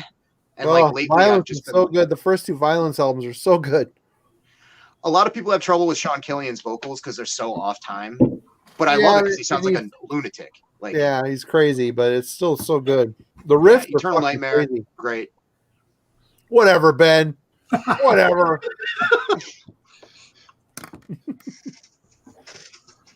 Kevin, What's where your do you shirt live? on? You had to go through all that just to show that? Come on. Kevin, where do you live? North Carolina. Okay. The bad part. What's the bad part? I mean, it's out on the western side, so there's just nothing here. So we have Asheville, which is, I mean, in terms of getting shows, it's rare. Charlotte even is rare. So, growing up, it was hard to go to shows at all, just because, especially before the internet was around, it was like, I don't know of anything going on. So Me either. I'm in northern Michigan, and all the shit would hit Detroit and downstate. I wouldn't hear any of that crap until after it already passed. I'm like, fuck. I totally miss out on everything. it was kind of like with me, and I'm just kind of curious how you guys feel about it, because I've talked to a few people about this. It's like, growing up where I did, it was really hard to get into music because A, there's no internet, and B, the nearest any kind of record store is, who knows how far away. And it's just kind of like, all you have to go on is what you find in magazines, and as a young kid, you might not have money, so it's like, I don't know what to even get, Yep. Kind of suck. Yep, that was my whole growing up, pretty much. Was right there. Yeah, I think that's the case with probably more people than not. Like, Jason grew up around Boston, and I think like that's really like a great thing for people that grow up in the suburbs of a bigger city, because you get exposed to stuff. I am in this weird case where like I grew up in a city with a very specific scene that was very appealing to young people, and I liked that stuff a lot, which was that chuggy mid-90s like victory hardcore stuff was big. But my first love was death metal, and there was a death metal scene, but it was so tiny in my town. There were like 2 bands. It was big in other towns in upstate New York, like Buffalo. Cannibal Corpse is from there. Rochester is where like Dan Lilker lives now, and they had a great underground metal scene. Syracuse had a handful of bands, but the majority of the population was into like that kind of hardcore stuff. So it was really hard. Like there were like 3 other people I knew that were into like that kind of death metal shit. And the people that were, what also didn't help was the people that were into death metal from there when there was more of a scene, like late 80s, early 90s, were like way older and kind of weirder and like unapproachable, and didn't really hang out. There was like nobody young, like in their teens that was like super excited and just wanted to like be into music. Like everybody that was a little bit older were like more like kind of party animal types, and like they did their bands, and their bands were really good. Bands like Demonophile, who never recorded anything, that were like this fantastic like satanic brutal death metal band. There's a lot of good shit like that, and it's just kind of lost to the sands of time. Tours came through for like like the night shows. Like I saw Entombed, I saw Cannibal Corpse, like I saw some of the bigger bands, but those shows would happen like twice a year. It wasn't like growing up when I moved to this area, like to have the Worcester Palladium nearby, and there for like in the late 90s, early 2000s, that place was really popping with like amazing shows like every weekend. And I went every weekend, and I liked death metal a lot then, but I wasn't as into it as when I was like a 15-year-old. But the drummer in my old band would drag me to like, oh, Dismember's playing this weekend, Incantation's playing this weekend, But I didn't have that when like my formative, really, really, really young years. So you were fortunate. I was more or less fortunate. Yeah. Okay. See, I know what got me about that. It was just like, it just sucks because it feels like it took me so long to be able to find some. Like when I was in junior high, I knew who like Cannibal Corpse and Dark Throne and some of these other bands. I knew who they were, but I had no idea how to find it, what it even sounded like. So it was years before I ever came across that kind of stuff. So it was kind of like, I wish I could have gotten into it earlier. I'm wondering how much of my age had to do with that, just being born a little later. How old are you? By the time I was coming into like music age, it's like the late 90s, and a lot of those bands are starting to kind of fade out. Yeah. How old are I you? mean, I grew up in Southwest Ohio in a really small farm community, and I feel fortunate in the fact I can't remember the name of the little music store that we had, but the guy that had it was like a big metalhead. So that's how I knew about Deicide, and they had like the Misfits Coffin box set, and I bought that just because oh, that looks cool, and like he would tell me, suggest things to me like SOD and like Butt Trumpet and random things that he thought I would like. And it was only for a very couple years that place was open. So I feel really fortunate that that happened for me, in this Washington Courthouse, Ohio. You haven't heard of it probably, but it's going to be on HGTV soon as Hometown Makeover. So you're going to see it probably during quarantine at some point of boredom. But see for me, yeah. I've always known that my proximity to the city of Boston has just fucking spoiled me. It was more for me trying to get to the places to find you in the late 90s. Even now, you can go into Boston and you can be an indie rock kid. There's an indie rock scene. You can be a punk and hardcore kid. You can be into electronic music. There's a metal. All these scenes exist at the same time, all the time, and always have. And one of the things about it is because of all the colleges, like Pat and anyone who's been to Boston, there's a college every 3 feet. So yeah, big time. Literally every fall, there's thousands and thousands and thousands of kids moving to Boston. Most of them not from the state. It's their first time away. And those kids start bands, and those kids do zines, and those kids start going to shows, and it flips over every year. So I think that's one of the reasons why Boston's been able to be, in any type of music really has been able to have bands that exist, is because there's always a fresh crop of young kids meeting other young kids and wanting to do bands all the time, all the time. It's pretty wild to think about.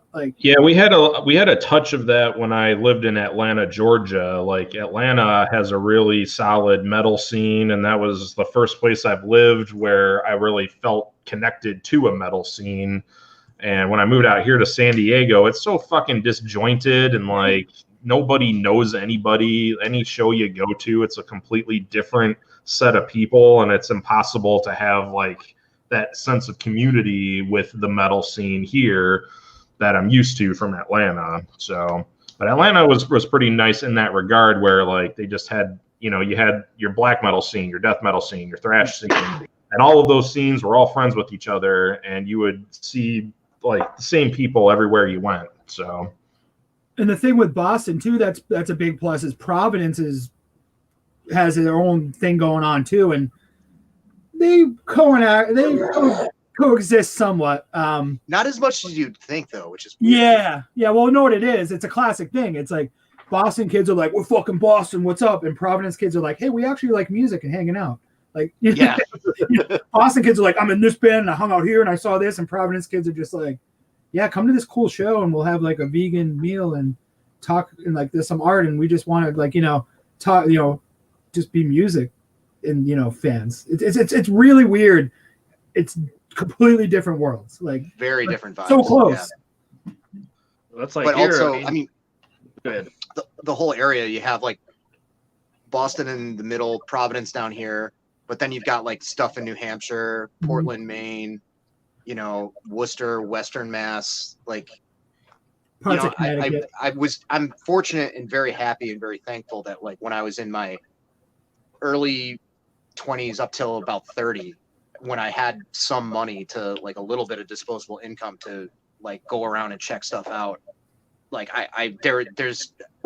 there was something to do every day if I wanted to, which is insane. I could always go. And when I lived in Syracuse, it's not that bad, but it's a 4.5, 5 hour drive. I was coming to Boston every weekend or every other weekend because there was always something going on, and I had a lot of friends here. So yeah, that's the one thing I miss the most about living in Atlanta is we had at least 3 shows a week every week that you could go to, whether it was a national touring band or a local metal band. Just 3 shows a week you could go to if you really wanted to. So that's what, yeah. Like, for I live example, in Iowa. I haven't seen a metal show in 16 fucking years. well, that was the thing with like when like I joked about it earlier, but when like Slayer put out "God Hates Us All" and went on tour, I saw that tour in Providence, Boston, and Worcester in like a week period. Like I literally, I saw I Slayer. had to drive 2.5 hours to see. Was the Meshuggah on that tour? No, Soulfly. It was actually Rhode Island was Hatebreed and like a bunch of hardcore bands and Slayer, and it was fucking insane. It was the most violent show I've ever been to in my life. Worcester had Soulfly and someone else. It was like different opener. It was very bizarre. Wasn't that tour they did the Warfield DVD on? I think so. Yeah. But it was like I had to drive 2.5 hours to see. I don't know. Meshuggah's first tour was Slayer, and the show was sold out. So I drove around the venue for about 2 hours, just yelling at people who were waiting in line or smoking cigarettes. You fucking asshole! I never got to see Slayer live. Like I remember, I lived in Maine for a little bit. I lived in Lewiston, Maine, which is like, what's going? Somebody farted. Somebody farted. Wasn't me, I swear. It was Marty. That's BD. He looks guilty. No, I'm trying to dump a shot back into a fifth of Jim Beam, and it's spilling all over the fucking counter. Speaking of like living in remote areas and driving, I lived in Maine for like a year, and I would remember going to these shows because I was so bored. I also did like a small distro at the time that I carried to shows, and I remember going and driving like almost 3 hours in the middle of winter in Maine in a van where the heat didn't work properly to see Bane. And I don't even like Bane, like not even remotely. Like I just knew that like live they were pretty decent, and a bunch of my friends were going, and it was just something to do. Bane in New England is a different thing than Bane in every other state. Yeah. Hey, Bane played here in Traverse City here, like within the last 5 or 6 years. Is that a possibility? Probably the last tour. Yeah. Because they've You'd been be on their surprised last if you've tour been to for about Traverse 10 City, years. because it's weird that they play here. I missed it, but they played here. You didn't go and do a couple stage dives? A couple fucking windmills, fucking shit. No, You're like, start again. Marty's just like fucking moshing hard. No. Clap moshing. I know my limitations. Apparently not this evening. Basic Torment has a question. How many times do you listen to a new arrival before putting it on the shelf? I think that's an answer that might vary from each person. Depends on how good it is. Right? Depends on how good it is. Yep. Yeah. I'm with Marty. If it's mediocre, once or twice. Yep. Then it's gone forever into the fucking stack. I'm sure you guys. It's a common thing. I have like a now playing crate for LPs. The tapes I just showed you guys are upstairs in the kitchen. Like I have stacks of stuff that's like just in that I cycle through. But yeah, it all depends on how good it is. Like that Worm record I've been going on about, Gloomlord. Like I've listened to that. Yes. Probably like 30 times. I got it like less than a month ago. So I mean, if it's a record that really puts me on my ass, like, you know, if it's in one of the records I talk about at the end of the year or whatever, like I probably listen to it at least a dozen times, if not more. Yeah. You know. I tend to file my stuff away once I talk about it on my channel. If it's new, I talk about it, then I file it. I don't really have a problem of not remembering what I have. So if it's something I want to listen to, I'll pull it out and listen to it. You know, I'm a organizational freak with my collection. So Hey, Ben. Yeah. Ken says this is cool. I should join in. You want to try to squeeze him in if it'll work or not? I don't know. I don't have a spot. We just brought Kevin in. Is it 6 including you, or 6 include just 6 guests? Is the question. I can't bring any more in. Oh, okay. I'll dip out if you guys want to bring him in. Okay. I should rip out. I'm fucking hammered. Y'all have a good night. I'll catch you guys later. No, man. Adios. Matt. We'll see you next time, dude. I like that. Like, it doesn't have to be a goodbye forever. You know, it's just like we'll see you next week. Okay, Ken, step up to the plate. Let's go. I sent him an invite a little while ago. About an hour ago. Holy shit balls. Who made me drink all this crap? You made me drunk. It's your fault. Stupid brain. Last time, I'm making some moves on this. I probably started about here. Oh, that's a bad scene right there, my friend. Oh. Yeah, I'm getting to the point where like I can't control the ship anymore. Yeah. I'll see you on Monday, Ben. Ken's going to grab a beer. He'll be right back. It looks like. Yeah, Ben, that was me past 2 weeks, I think. Actually, the first one was disastrous. That was on Marty's channel. That was really bad. The last one on my channel was pretty good up until about the last hour because I was drinking Jack and Cokes because I didn't have any beer, which is a I bad didn't move. know nothing about you, but like here's entertaining, and here's me. Once I break through that wall of being entertaining, I'm fucking worthless. Yeah. I'm gonna fall over and pass out. Well, I'm worthless sober, so I mean, this is a step up. Hey, Marty. Hmm. I enjoyed listening to Pan-Opticon today for the first time. Hey, all right. You know what? Was it your first time hearing them, or you just only enjoyed it today for the first time? My first time listening to it. Jason Hook, let me tell you something straight up. I need to send you a package. I'm sending you a package with some Panopticon. Okay. And I'm sending you that wonderful Circle Jerks record because it's not right that I own it and you don't. No, it's okay. It was funny when you pulled that out. I'm like, I got a bladder the size of a walnut. I'm like, yeah, that's like literally the only Circle Jerks record I don't own. And I've picked it up 1,000 times. I just never bought it. Well, it's coming your way, brother. I never fucking listened to it, and honestly, I like Keith Morris, but that album is a little too happy crappy for me. Yeah. It just is. I like it, but I don't love it. I have some stuff on the way for you.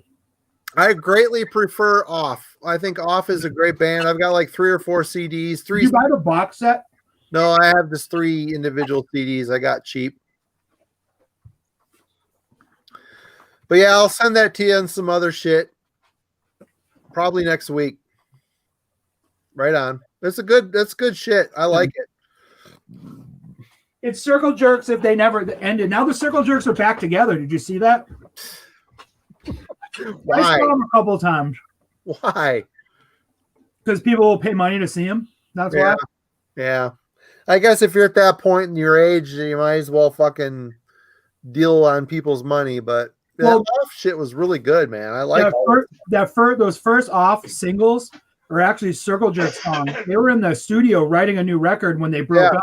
Yeah. Keith Morris pretty much just took the songs and was like, "Hey, new band," and it was like there was like some beef about that because the dudes that were in Circle Jerks were like, "You kind of just stole all that material." You know about that, right, Pat? What?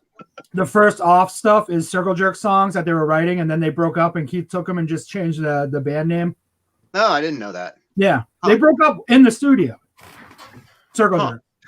Goddamn. Was it that Oddities blah blah blah record No, that it's came out? after that. They were trying to write a comeback record.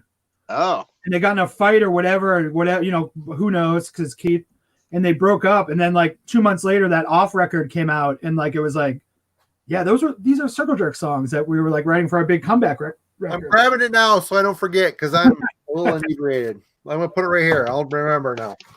Wonderful. Does Off material sound wonderful? Like Circle Jerks? What's that? Does the Off material sound a lot like Circle Jerks? It's a little more raw. I think it's a little more to the point and a lot less happy crappy. It's definitely in the same vein. It's definitely in the same vein. It's in the same wheelhouse, but it's a little more raw and I don't know, maybe. less polished. I don't know if I've ever heard Circle Jerks. Is it like Turbo Negro kind of? No. It's happy punk. Okay. The first Not record isn't my happy. The first wheelhouse. record's pretty pissed. My wheels are in the other house. This is a pretty happy record.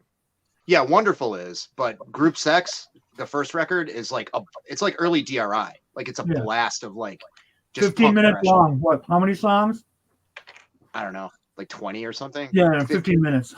Yeah, it's not 20. It's like 12 songs in 15 minutes or something. It's really, really good. Did Ken get his beer? Is he in the waiting room waiting to get in? Sitting in Yeah, he's in here. Kevin, what you been listening to this week? Good question. Been busy How do you actually. do it? That Worm album, listened to it quite a bit. Trying to go back and listen to a bunch of stuff that I've had packed in here forever now. Candlemass. That's been in here forever, and I haven't listened to it until last week or two. And trying to finish up my Razor full lengths. Almost got those done. So, what's your favorite? Favorite of the Razor stuff? Violent Restitution. Yeah, that's great. Yeah, I also like Evil Invaders a lot. That's a good album. Yeah, Evil Invaders is great. I think the only one I don't have is Custom Killing. So, did anyone like Decibels or Decibel? I have never heard that record. I thought it was terrible, personally. It's like all their intensity and all that raw, savage speed they have is just gone.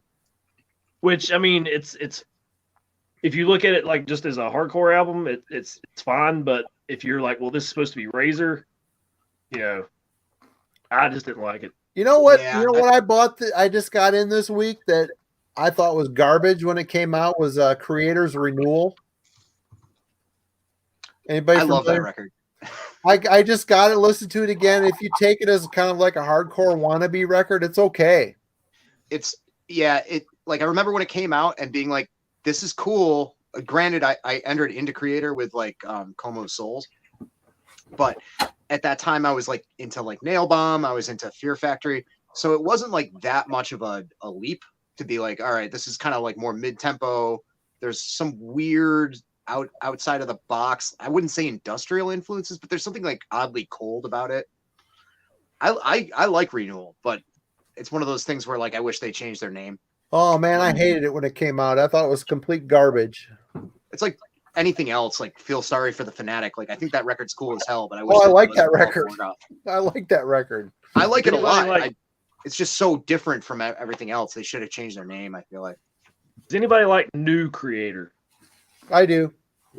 Yeah, I like it too. It's just like the older albums, I can listen to them all the way through, no problem. Oh. And the newer stuff, it's like, well, I like this song and this song and this song. This one's okay. I hate this one. Yeah. I don't know why that is. They seem to really go down that like almost like sort of Gothenburg, like they totally did.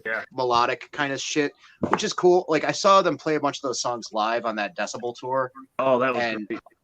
A lot of those songs are really, really good live, but I haven't really felt compelled that much to check out the news. I've like pulled it up on Spotify here and there, but I'm like, I don't know. Enemy of God, Phantom Antichrist, all that stuff. Like I just got Phantom Antichrist. I like it. I think it's it's not bad. Actually, the first one I had for some reason. that early shit's in my DNA though. That fucking first 4 records or Coma Souls, they started losing me, but after that, it's all good. Before that, it's all good. The Out of the Dark into the Light. I don't know if I've seen or fucking heard what's that album you're that talking there, about. you silver tongue fucking devil? I'm trying to re-sleeve my records. Every time I do a live stream, I come down here, I'm like, who the fuck was in here? What happened? Yes. After the first one, right now, my setup is this wooden chair that has one of those like snaky arms that I put my phone on, and then a chair in front of it. When I came down, the aftermath, the morning after the first live stream, there were beer cans, like 7 or 8 of them, strewn around the chairs, and just like a streak of mud from when I kept like going outside to rip butts and walking back in. I'm like, Jesus fucking, I'm an animal. I'm a terrible person. I was just gonna say you're an animal. Yeah. Were you ripping mad butts? Got in your fucking lair. Yeah. If he's having fun, man, kudos, man. Have fun if you got it. That's right. That's So a I great give record, girls Jason. crap for coming in here and wrecking it, and pulling all my stuff out and rearranging it, and then I come in here the other day. I was like, "Good God, who made this?" Oh yeah, me. Yeah. I'm like, I got the wobble. Like through this door is laundry, and my girlfriend like tiptoes through my room to get there. There's My- no Yeah, we got reason to laundry come back into my there, too. room. Yeah. But I've always said, like, anytime you want to go ahead and put on one of my CDs, just go for it. You're welcome to my whole collection. It must be a dream come true to just live with a guy who has a million CDs that you're gonna love. No fucking way. I feel that way, but it's overwhelming to come down here for me. I wouldn't even know where to start.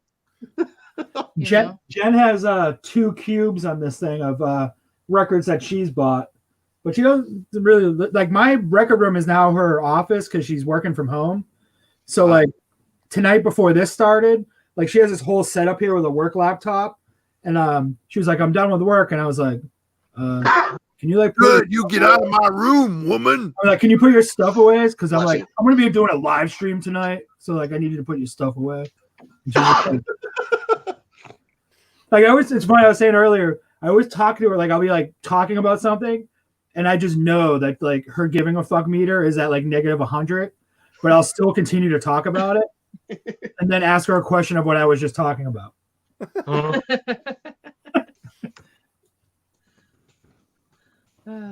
Well, we've had a thing where we've gone record shopping together, and Amanda's gotten really excited, being like, "Look, they've got this." I'm like, "I own it. It's downstairs." You know, Yeah. fucking Jesus At Christ. what point does a married couple that aren't gonna get separated? Why don't you just merge your fucking record collections? Merge them. Yeah. Bring them together. I don't know. That's a good question, but Mine. any idea why? I don't know. I don't know. Like, I like to. I don't know. I like mine. I'm selfish, I guess, or like I like my organization process, which is not nearly as organized as his. But I was telling him like one of the things I want to do, and I don't know what you're supposed to call it, but I've been saying like gender inclusive bands and like kind of putting like pink labels around all the sides, so I kind of know like how many of my records actually are, all dudes versus bands with trans or women in them, and I don't know. Like I try to collect as much stuff that I actually like that is inclusive because it's just so hard to find, and I don't know how you're supposed to approach it. But like for me, it's more like the way we had that conversation the other day of like it's really hard work to find a band that you want to be in if you're a woman. So I just feel like when I find a band that has a woman in it, like oh she must work really hard to do that, or she must be really fucking cool because these dudes wanted her to be in the fucking band, So. Yeah. We both have like very personal kind of things with our records. I guess. get it. It's a very personal thing. It's just funny because the last collection update that I did, I got a record from my buddies Jack and Joel. When they got married, they had the same crusty hardcore record. So I ended up with one of them as they merged their record collections a little bit. Yeah.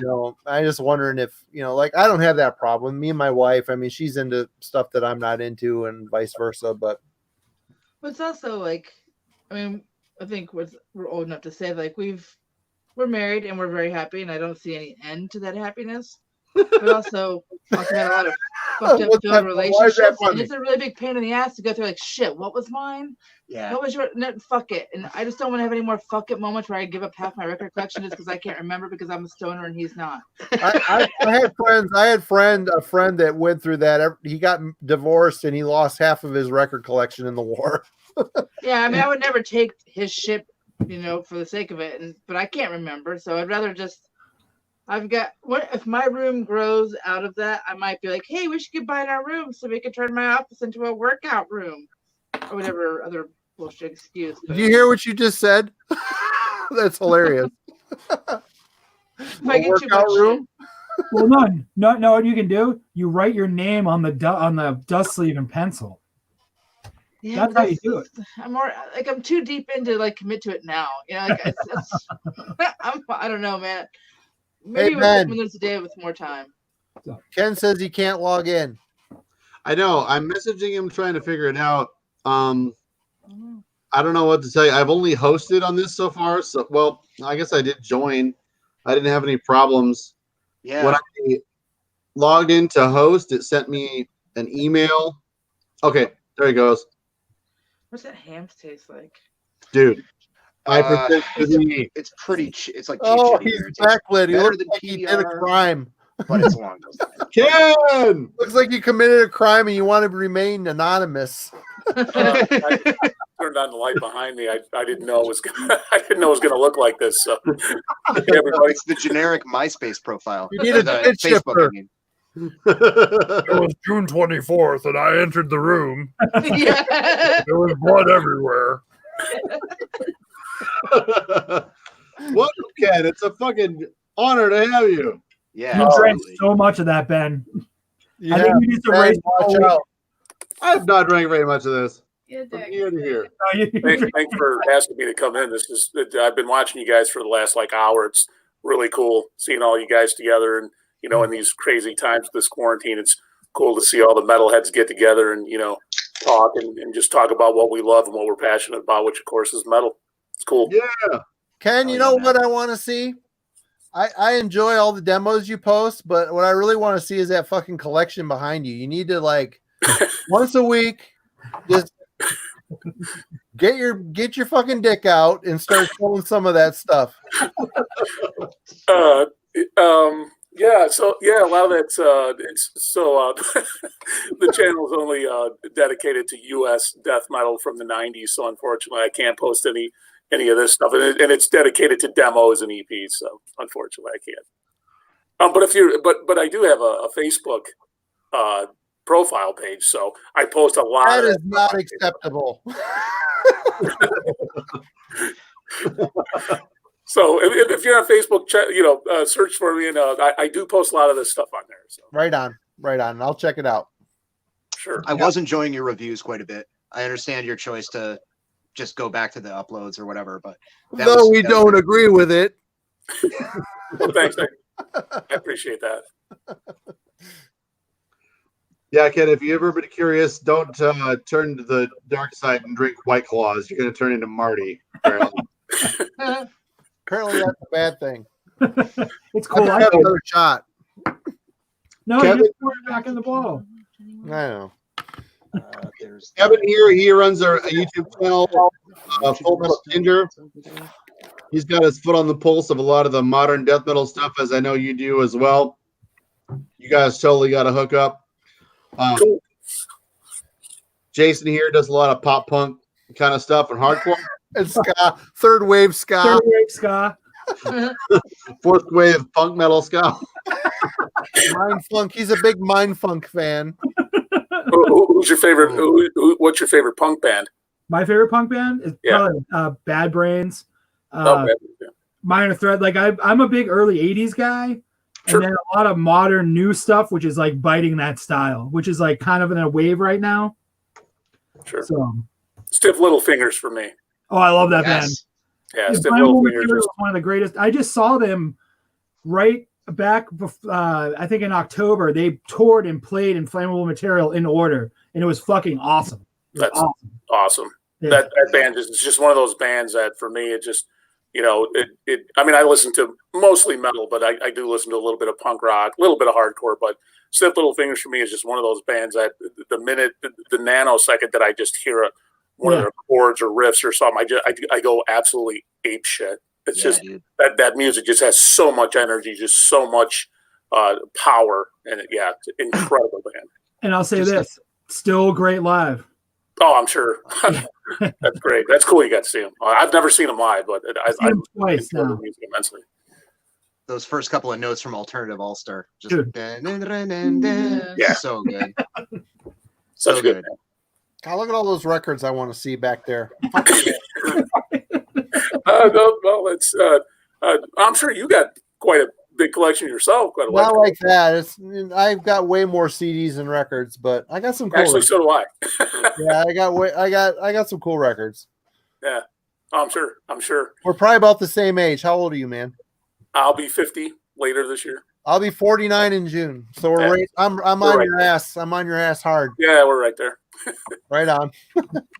You guys ever find a genre that, for whatever reason, you just never really paid that much attention to it, and then now it's at a point where you're just I don't even know where to begin.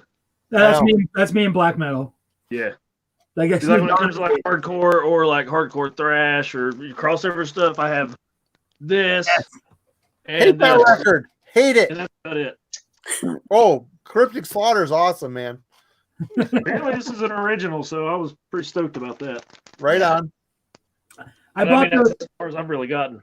I bought those Cryptic Slaughter they repressed those on CD, like, what was it, like 10 years ago? Maybe a little bit under that. Yeah, Relapse did that. Relapse. It was a thing. It was the kind of thing I bought those because I've seen it painted on so many jackets and like the shirts, and I was like, I've never listened to this band, so I bought both of them. And I remember I like literally listened to them until it like blew up out of my like. That was back when I was doing a Discman with a tape adapter. Until like that thing like literally like blew up, and I've like never. I don't own any of them. Their shit on vinyl though. That's Well, not you know what? Their third album, Stream of Consciousness, is just as good as the early shit. I love that record. It's really garagey and awesome. Yeah, it's good. It's Well, the one that's after it. The Speak Your Peace album is where they took a shit, but yeah, that. And the one super punk dude in the band, of course, with like the charge. Yeah. Yep. Singer Bill Crooks. That's the weird thing for me is like, usually I buy everything on CD, and I keep seeing crossover pop up all the time, and I don't know why. I just don't get it. You know, it's like, well, you got it on vinyl. It's like, well, get it on CD too, but I just never do. I don't know why that is. Have you ever listened to some of the more like crustier punk stuff that like dips its toe into like black metal or like metal in general? Like Iskra? Or Like, that one I could say would probably be Saccage from Montreal, which I love that band. Yeah, you propped them up to me a bunch of times, man, and I just don't ordered know one of their CDs. But here's the thing, like the last one that just came out, I was like, eh. But the one before that was phenomenal, I thought. So I have no idea which one I ordered. I know they have a bunch of stuff. Same I thing just like- like, oh yeah, Kevin's always talking about these dudes, and I think Eric likes them too, so I grabbed it. They like stuff from like the from Acid City Drive. or whatever is the best one, I think. But after that, the last one that came out, Chaos Mortem, it was eh.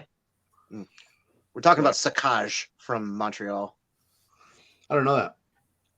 It's like blackened crust kind of stuff. Blackened but crust. not like tilapia, like music. They're on PRC Music, which they're supposed to have a bunch of crust stuff, but honestly, I haven't looked at them in a while. I need to get back on their discography, see what all they've got. Ken, do you have the demo from Embryonic Death? I do. Dude, you've got everything. I I was actually have two demos by now. going to ask you, Ken. Are you still like continuing to try to keep up with the modern bands too, or is it more the old shit your forte? No, absolutely. I try to keep up with today's scene 100%. It's a challenge because there's so much stuff that comes out. It's fucking crazy.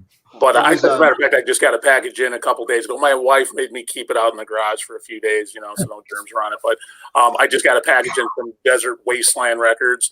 Had 5 cassettes in it, all brand new demos of new bands, all death metal. But just I try to as best I can, but it's so hard to keep up with everything. But it's impossible. You can't, man. It's absolutely impossible. 100% agree. But my roots are in the old school. I mean, I grew up with 90s death metal will always have a place in my heart. And Me too. I have demos that I bought in 1990 or 91 when I was 20 and 21 years old, and they're still in rotation today at the age of almost 50. Those demos are still in the rotation today and find themselves in my cassette player often. So yeah, it's a bit of both, to be honest with you. Yeah, it was your foray into branching out into doing reviews that like exposed me to Undeath. And really cool. I'd heard the name, because I keep up with Caligari. It's one of my favorite labels. But sure, that dude Ignacio, he puts out so much stuff. So after it kind of put it out there for me a little bit further. And Rochester, which I was talking about upstate earlier, like Rochester had such a great scene for fucking death metal like in the 90s. And I was like, oh, awesome, a new Rochester band, that's great. And those 2 demos are so good, and I can't wait to hear what the new recordings are going to be like. I know they're recording a full length this year. What the younger generation is doing now in these death metal bands, how their musicianship and the way they're playing is it's incredible. It's mind-boggling what they can do with instruments and especially with the drums, what they're doing with this percussion theory and things like that, and the way they're playing the guitars and 6-string and 8-string basses. I mean, it's incredible what they can create with with these instruments now. So I absolutely I do get that question like Marty was asking, like, do you embrace that, or do you think I'm with the old school? I absolutely embrace it 100%. I mean, it's amazing to hear what these younger bands are doing today, because I feel that they do still pay homage to the old school, to the old guard, and that's important for me too. So that's why I do the channel, is to give the younger generation a chance to hear the stuff that was released back when in the 90s, late 80s, early 90s, and they didn't get a chance to hear it. So that's one of the reasons I created the channel was for that. That's probably the sole purpose. And how long has the channel been up now, Ken? So I started the channel like 5 years ago. So Okay. it's going on like 5 or 6 years now. I started it. So yeah. Hey, Ken. I've talked to younger folks who are like, I discovered so much like unearthed like gems from that channel. Some of those kids were in bands too that are like some of them are pretty well known and everything. So like, That's for great. me, it's been a big resource for like finding stuff that I had, a few things that I had back in the day that I don't anymore, for one, from when I was like a teenager, and another, just like coming across all this stuff that never made it past the demo stage that was like brilliant, That's great. That's exactly why I do it. Hey, Ken, Electric Banana asked, question for Ken, which of the newer bands are standout for you right now? There's so many. There are so many. My gosh. Last year or this year, that's going to be really, really tough for me to. That's going to be really tough for me to answer. Undeath was a band that was just mentioned. It's honestly, it's so hard for me to answer that question. Yeah, there you go. That's Brain Smasher's got it there. So there's so many good bands. I just, like I said, I would be biased a little bit because I just got 5 new demos today that I'm listening to, and of course one of them just floored me the second I put it on. So I can't see that, Brain Smasher. What was that? This is Total Isolation, Desert. Oh, yeah. I have it up. There you go. Talk about a fucking time warp back to 1994, man. That's all I'm doing. Yeah, so I'm sorry, that's a kind of a BS answer, but there are so many bands that I just thoroughly enjoyed that are newer bands today. It's so hard to pick one. I can't. There's so many great bands. Here's what you should do. I'm going to give you a little bit of advice. Sure. Keep Ken's Death Metal Crypt the way it is, posting those demos. Start a secondary fucking channel where you show off those records behind you and be like us dipshits and showing off records just because, and just chatting about them, because I think that would be fucking cool. Yeah, well, I appreciate that, but yeah, I don't know. I don't know if a lot of people are really interested in my record collection. I know. If you wouldn't mind, what if you reach behind you and grab any random record? You just want me to reach behind me and grab any random record? He's going to totally reach back there and pull out a Miley Cyrus record. Yeah, I don't have any Miley Cyrus. I pretty much just listen to metal, so I don't have anything else in here. Abba Gold comes sliding out of that fucking crack. That fucking vinyl archives guy or whatever, analog archives guy. Holy shit, his collection is balls. That guy's got some shit, man. Holy shit. He showed off every important death metal demo from 89 to 91. Oh, hey. Merciful Fate bootleg. Right on. Nice. Oh, see? You're natural. You're a natural. It's a live show called Melissa's Fall. It's a live show from probably during the Time era. I'm not sure when it's from actually. Oh, here it is. It's they played Fort Lauderdale, Florida, 10/21/93. Live show. Well, they will put that out. Probably Hell's Headbangers. This is labeled. Actually, no, it's actually a label called Reek of Death. I believe it's out of Spain. Oh, okay. And they have like tons of live shows on vinyl. There you go. That's you know what? I just ordered that. I just ordered that grave. That's so cool. I just ordered that from Hell's Headbangers. I got the Morbid Angel one too. Man, Morbid they've got Angel one all that. sounds They've got all those bootlegs. I wonder if they're the ones putting them out. I mean, all those. I wonder that myself. That Reek of Death label is a label out of Spain, and I know they do a lot. They have a lot of releases of a lot of live bootleg shows. But yeah, I think Hell's is responsible for a lot of. I would think so, man. A lot of that Merciful Fate shit. I'm like, oh yeah, these guys are putting that shit out. I got that Ripping Corpse demos This is collection. probably one of my favorite things in my collection. It's the original Ravon press, Oh yeah, and it's autographed by all 5 original members. nice.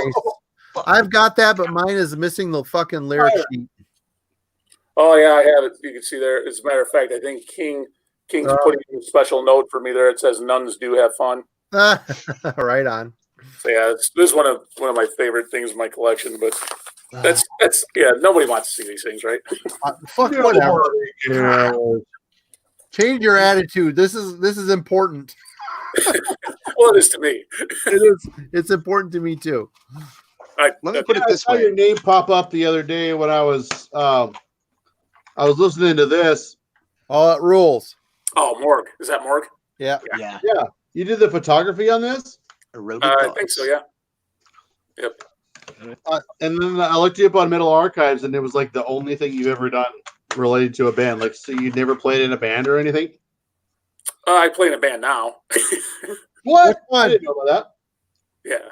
Yeah, I think I took that photo. Yeah. Yeah. Yeah. What can you tell me about Morg? These guys were fucking amazing. Yeah, they were good friends. I mean, they grew up in the. Yeah, there you go, the tape.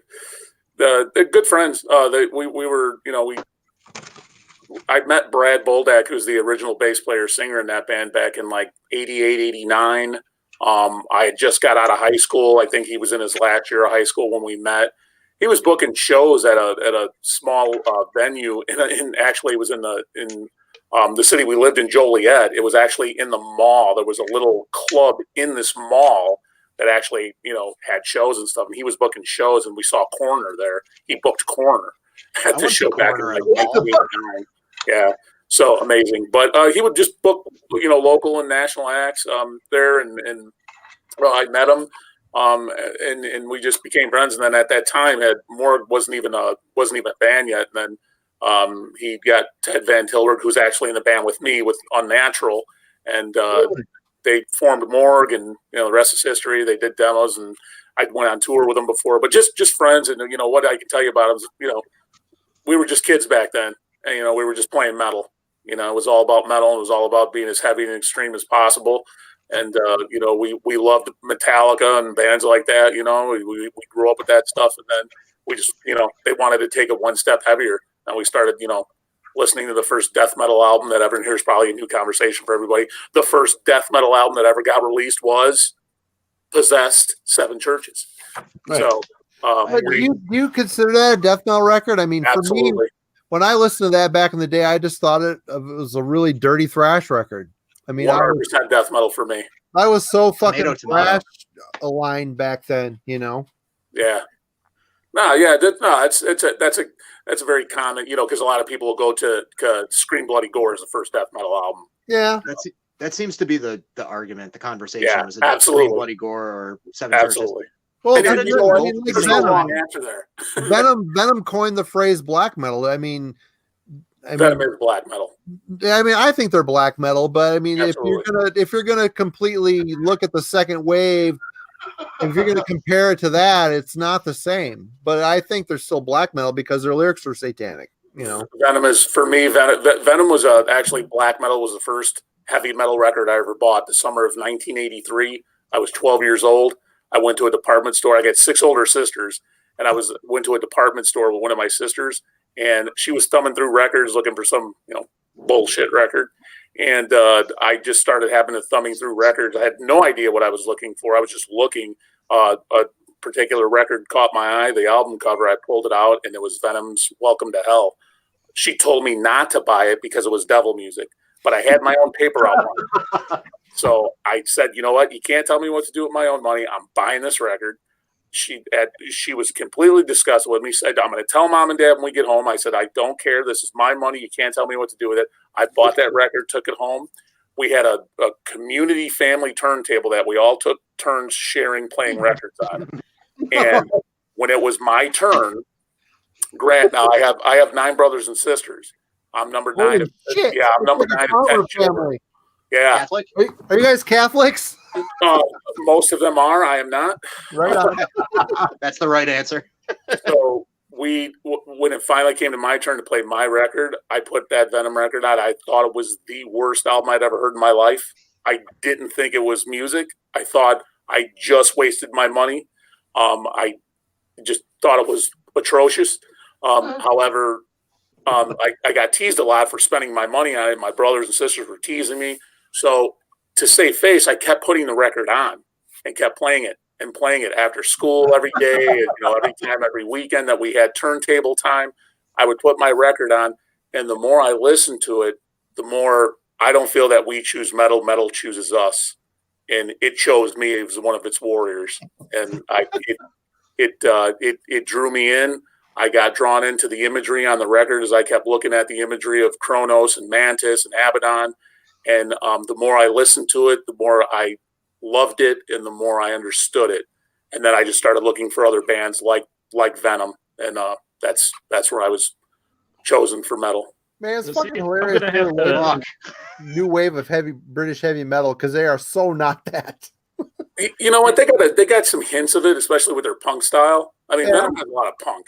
Oh yeah, Venom's very punky. But I love new wave of British heavy. Half of these records behind me is new wave of British heavy metal. See, I'm gonna have to go ahead and agree with Marty. Just start another channel because that was just a very heartwarming story. Yeah, and I was thoroughly enjoying every bit of it. Yeah, I'm about to have a very manly cry right now about how beautiful like a thug tear, like Mike Seatown would say. Yeah, these records back here are awesome, and you'll never see them because check out my Facebook channel. Whatever.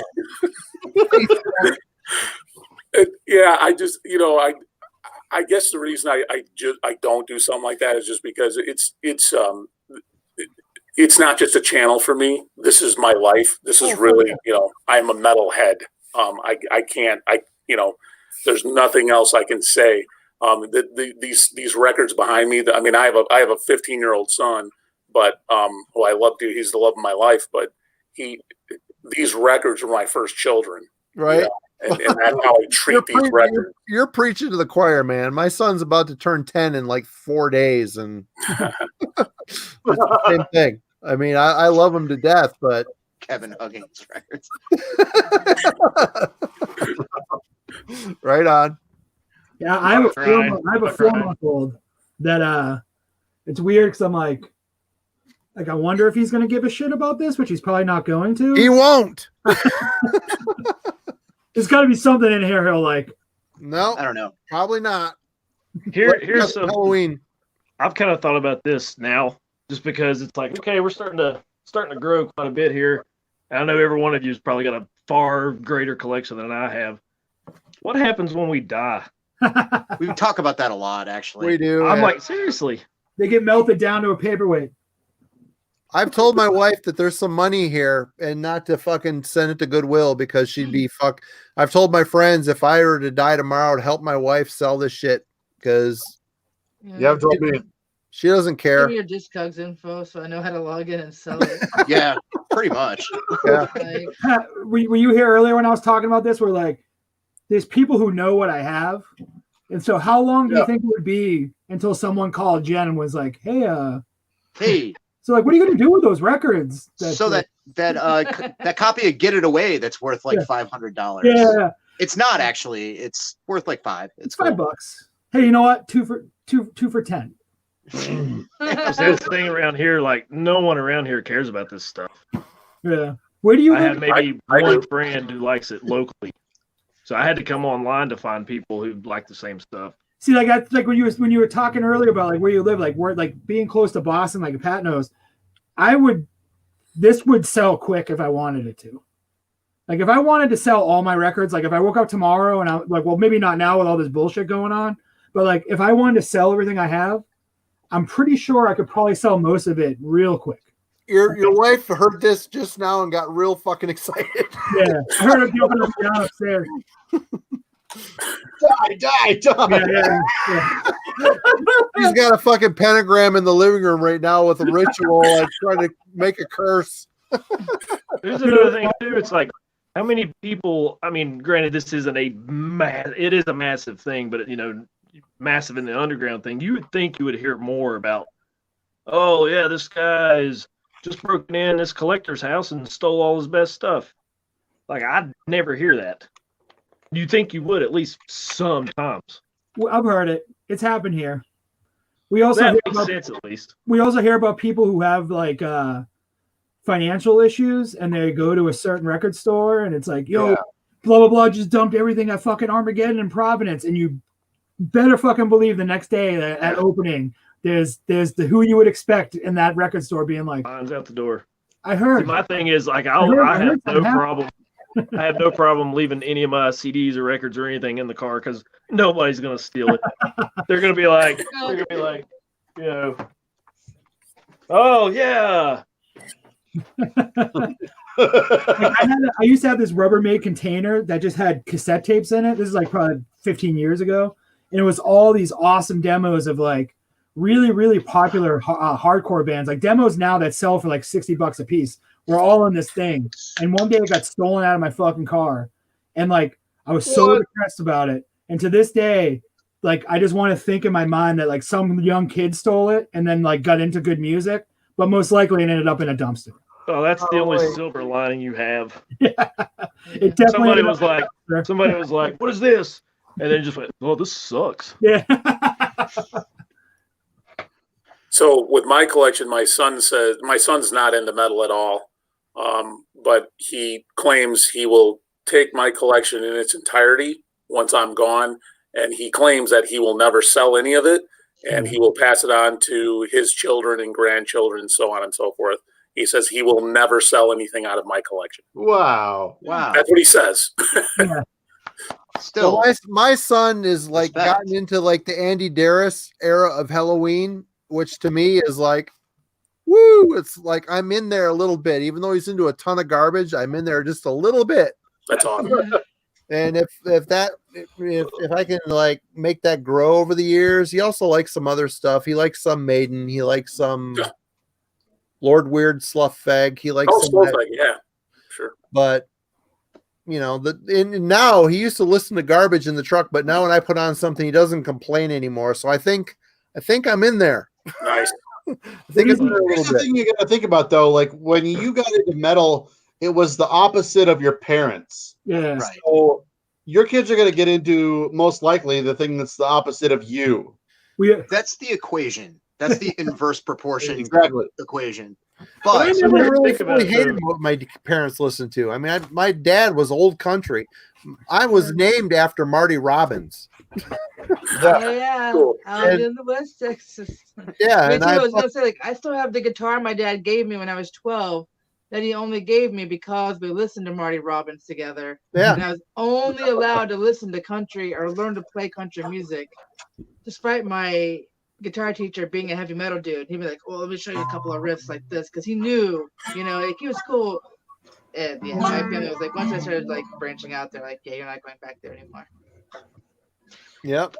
I think that's the type of thing where like you kind of rebel against your parents naturally when you're a kid. Like my parents were deadheads, and like not that I'm a huge Grateful Dead mark. Like I still most of their shit I don't like, but like I can appreciate their influence on culture and stuff. My parents were huge into Elvis Costello. I fucking love Elvis Costello. I hate Elvis Costello. Oh my god. Love Elvis Costello. Marty. Creedence, love Creedence, but our kid is like all about to turn 4, and all I know is he yells rock and roll at the top of his lungs and jumps off the top of his bed like onto his mattress, and Yeah. he knows that Iggy Pop is the guy that never wears a shirt. He mentions that a lot. He's like, why doesn't he wear a shirt? Isn't he cold? Like that's the extent of like his knowledge. He's like, yeah, Ramones are fine, whatever. What does he want to listen to? Like the whatever Disney soundtrack, because he's 4. Like what? Sure. But I think it's kind of funny because I play stuff in the car and like turn it down because he'd be like, "Oh, it's too scary. It hurts my ears." I'm like, "I'm sorry, buddy. Like, of course you're a little kid. I'm listening to fucking Zizma or whatever." But that was we made a breakthrough like a couple of months ago. He's like, the growly music's okay. I kind of like it.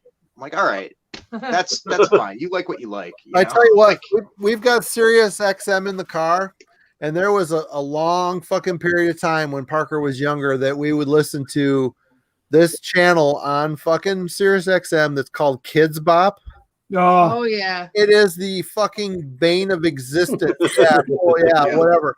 And it was like modern pop music sung by kids. It was like being in fucking hell. Yep. And now whatever I have in, I'm riding right now with fucking Creator's Extreme Aggression original press CD in the fucking car, and he doesn't bitch. He doesn't say anything about it. He's just kind of like it's like he's becoming accustomed to it, which is like, I'm in there. I'm fucking in the door, man. The Kids Bop shit, that crap had to go. It was fucking awful. It was like, if it makes you feel any better, my daughter had or has, or it's here somewhere probably. She had a CD of like all these old songs, like I've been working on the railroad, stuff like that. But it sounds like it's sung by like those I don't know, what do you call it, like Christian kids groups, like churches put together. Yeah. And it's like just like a drum machine with one snare and a hi-hat, and the kids singing over it, and it's just but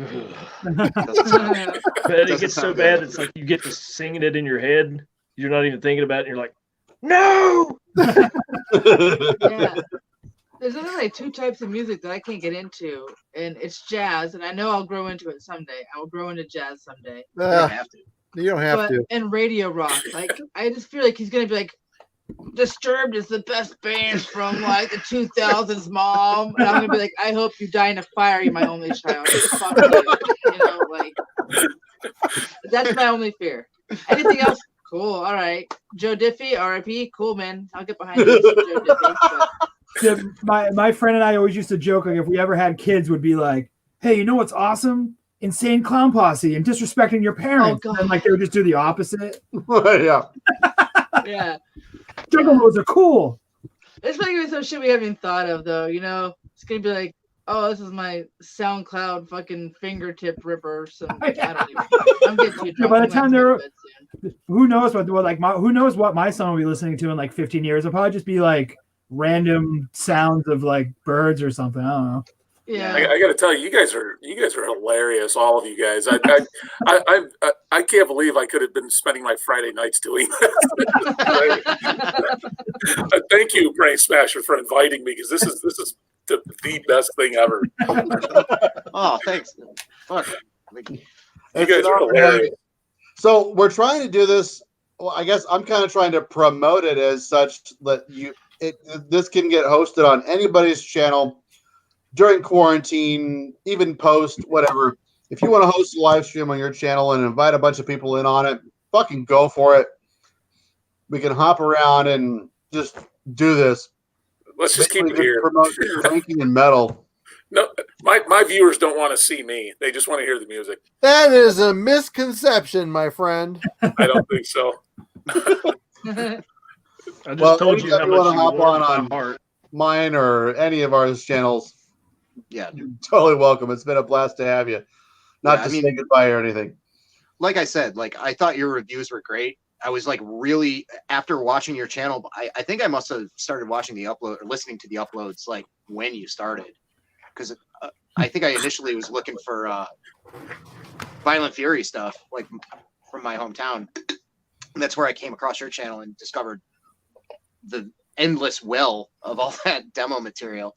So Ben hit me to the fact that you were actually appearing on camera and doing reviews, and I was stoked about it and I liked it. But again, I completely respect your decision to want to keep it to just uploads and what you want to do. But I thought it was cool. I appreciate that. Thank you. I appreciate that. The strange thing was I got a ton.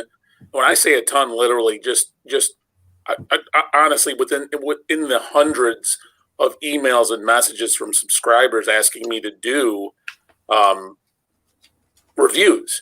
So I'm not surprised. That was I started doing the reviews as a response to all those emails and messages. I figured, well, I guess people want to see this. Yeah. So as I started doing the thing was I would do the reviews and I would literally just get like less than like 50 views. And not that I'm a big view person, but I would literally just get like I would get more emails and messages about doing reviews than I would actually get people watching the reviews. Right. And at that point, I'm just like, well, I was a little confused, to be honest with you. And I'm like, I don't know what this means. Does this means they do want to see reviews or they don't want to see reviews? So, I did a few reviews and literally I was not getting very much traction on them. And that just told me that people just wanted to hear the music to keep your fat head out of it, Ken, and just, post the music, post where you started. And that's why I decided I just wasn't getting a whole lot of traction. So I just decided to stop doing the reviews and just keep it strictly music. That's how it was brought. That's how I started it. That's how it should be. Well, if it ain't broke, Exactly. Exactly. The thing is, with YouTube, I wouldn't get too discouraged with stuff like that because YouTube is really weird. The way it pushes certain videos, the way the algorithms work, it's weird. Like I mostly do collection updates and a few like topics of like, hey, here's a certain genre I was really into in this period of my life or whatever. Here's some stuff I got. I don't do straight up reviews very often. Usually once in a blue moon, somebody is kind enough to send me a record and I'll be like, well, if they went out of their way to give me a record, I'm going to listen to it. Thankfully, it's turned out well where I've been sent stuff that I really like. I've only gotten that a handful of times, but I've noticed just sold reviews that are just one particular record. Like the views are like half of that of like collection updates where I'm going through like 40 CDs in like 35 minutes. It's weird. I don't know why that is. I'm not sure what the particular thing about the viewing public or the demographics or the algorithm or whatever, but I've noticed that like, unless you're like that guy like Anthony Fantano or somebody like that, reviews sometimes don't get hit up as much. I don't know why that is, but that's weird for me just because sometimes this particular video I'll do will get however many, views or whatever. And the very next video I do is basically the exact same thing. And it's just hardly anything compared to the last one. So it's just. Well, Ken, you were doing yours in a kind of a different way. I've never seen anyone else do it, where you were putting your reviews on the community tab, and then you would do a review, or like you would do a video that would tease people to go over to the community tab, which I've never seen anyone do. So it was like it's one more step away to watch your reviews, which isn't a big deal, but maybe that was what you were running into with less reviews than you expected. That could be. That's a good point. I actually never thought of that. And the reason I did that is because I didn't want the channel to become me, my fat head on there doing reviews. Right. The channel was started for, because of my passion for US 90s death metal. Yeah. And I didn't want it to become something different. So I wanted to keep it in that format, and so that's why I decided, I was going to put it, I could still somewhat get the reviews on there and put them on the community page, still on the channel. Like you said, you just got to do an extra step to get to it, and that's why then I would do that small video to introduce it and just say, hey, new review up, go to the community page. But I always wanted to keep it music, strictly music. Honestly, I just didn't think people wanted to hear me talk about my opinion about these records and CDs or demos that I was either posting or buying. I'm not an expert on the matter by any means, so I really didn't think there was much I could offer anybody in my opinion. So I just decided to keep it strictly music. Well, there's a shit set of YouTubers out there who aren't worth watching talk. Honestly, Marty got me into doing this at my reluctance, and I said to myself basically, like, I'm going to do this as long as there are people who aren't doing it as good as I can do it. And that sounds fucking pompous and self-aggrandizing as all could be. But there were a ton of fucking metal YouTubers who just were doing us a disservice as a genre, as far as I was concerned. So I feel like you are in a unique position where you're covering a certain kind of micro niche of a genre, but you're also the most fucking magnetizing personality that I've run across in a long time. Really? You could you could pull it off in such a fucking classy way that that's about as hard as the sell as I can throw across here. I was actually going to ask you real quick, since you were talking about all the early 90s death metal. So Eli is actually sending me a bootleg he made from Epitaph from Tampa, the only 2 demos they did. Just out of curiosity, wondering if you had those, because I'm stoked to get that in. Yeah, they were. Was that the Epitaph that? What was the name of the one CD that came out in like '93? I think they just had a 91 and 92 demo, if I'm not mistaken. Okay, gotcha. That's cool. The eulogy. Hey, Ken, I've got one for you. I've never heard anything more about this band other than this demo.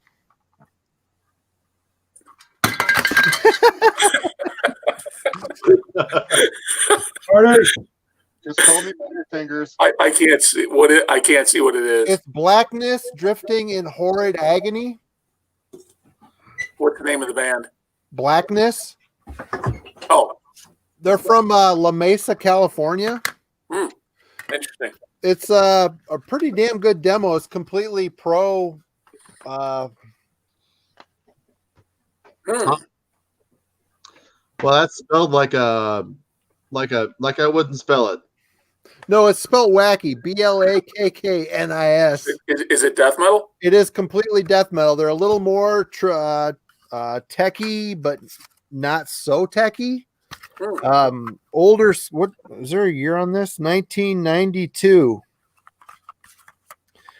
It's That's good right shit. up my alley. And there's another demo that I've got that a friend of mine in California sent me, and I'm fucking hammered at the moment, and I can't remember the name of it, and I can't find it because I can't even remember. But yeah, check out this Blackness Drifting in Horrid Agony. If I remember right, it's pretty damn decent. Yeah, for sure. I'll definitely check that out. That is a new one to me. Thank you, Marty. That's a new one for me. We got to stick together. Yeah, I'm glad we've all had this date tonight, because you guys are great. You guys are hilarious. Every single one of you guys. I like I said, I had no idea I could spend my Friday nights with you people. Yeah, we'll probably be doing it next week because we've got nothing else going on. Oh, you know what? Even after coronavirus, let's keep doing it, because this is great. Why not? I was supposed to be seeing Citizen's Arrest tonight. Oh, that show was supposed to be tonight. Fuck. It's postponed. Hey, you guys were talking about like seeing shows earlier. Like some of you guys were saying, I think it was Full Metal Ginger was saying like nothing comes there. So I'm spoiled in that regard because I live 40 minutes south of Chicago, the city of like downtown Chicago, and there's a show here every night. Yeah. It's the same thing here in Boston. You know, there's like local bands like down the road for me. Like if I wanted to go see some local metal bands, I'm sure there's somebody down the road playing. And if you want to see like a national or regional act, you just go into the city and there's a venue having a show somewhere. Sometimes there's 2 and 3 like national shows, you know, going on. So I was like kind of saddened to hear some of you guys saying like nothing comes around here, because it's like, you know, I'm spoiled in that regard, because it's like any given weekend I can go see like some really terrific bands play live. Yeah, right. We're in the same boat. Like, yep, same thing here in Massachusetts with Pat and me. It's so like a matter Boston of with money and some time and energy, but I can't. Yeah. You know, It's but I'm more jealous like- of the Chicago thing just because like there's local bands that are still kicking that are great, like Cyanide, that don't tour really, or they play fests, but to be able to see them Not anymore. Not anymore. They just played their last show with Autopsy a couple weeks ago. Yeah. Oh wow, I did not know that. Yeah, Shit. so they claim. They're very good friends of mine, actually. Cyanide's they're like my extended family, Mike and Scott, Andy. That's awesome. They're like my brothers. I've known those guys for 30 years or more, but they claim they just played with Autopsy a couple weeks ago, and they claim that is their last live performance. They're going to continue, obviously, to do studio albums. But at this point, they've decided that they will no longer play live shows. They said unless there is a certain circumstance that would happen, they are no longer going to play live shows. Fuck. I've been to some shows with Cyanide, and Mike is typically pretty hammered at most of them. No, you don't say. Yeah, Mike's gotten better with that. Right on. I'm happy to say I've seen him live a couple times. So I'm like 3 hours east of you, Ken, into oblivion of Iowa. I was my wife and I went for one of our wedding anniversaries. We went to Galena, and then we skipped over the river there to Dubuque, Iowa. Went to I think there was a river boat there that was our. Yeah. What about Traverse City, Michigan? You get up here much? I mean, a lot of people come up here because we're like the Hamptons of the Midwest. Nope. Nope. All right. No. I mean, I actually had a lot of family in is it Bay City, Michigan, or Holland, Michigan? Holland, Michigan. Yep. I had a lot of aunts and uncles, cousins that were there. I actually almost went to college in Western Michigan University. Yep. I went to college there. Wow. So Kalamazoo, Michigan. Yep. That's about 3.5 hours south of me. Oh, you're way up there. Well, I'm in Lower Peninsula, but yeah, I'm up there. I'm right on the bay. It's pretty nice up here. I haven't heard you say A yet, so you're not that far north. No, I'm not that far north. I took a class for work. I was at some training in Texas, and there was a fella there from Sault Ste. Marie. Yep, that's way up north. Yep. And I'm not exaggerating this. Every other word that came out of that guy's mouth, nice fella. But every other word was A. A. A. How do you like that? A. That's like Massachusetts with Wicked. I say it all the time. Like, I say it all the time. Good, I'm bad. not here originally. It's fucking wicked cold out, kid. It's fucking freezing. There's ice out on the harbor. This kid, know it's another super Massachusetts phrase when someone's like crazy. Yo, dude, this fucking kid tapped. Kid's fucking tapped. Hey, so actually, since this is my first time like joining and other than Brain Smasher, seeing the rest of you guys or meeting all the rest of you great people. So I'll just start with Full Metal Ginger. Like, what does your YouTube channel consist of? Like, what do you do? What's your channel? Just basically pull out whatever I want to talk about and just talk about it.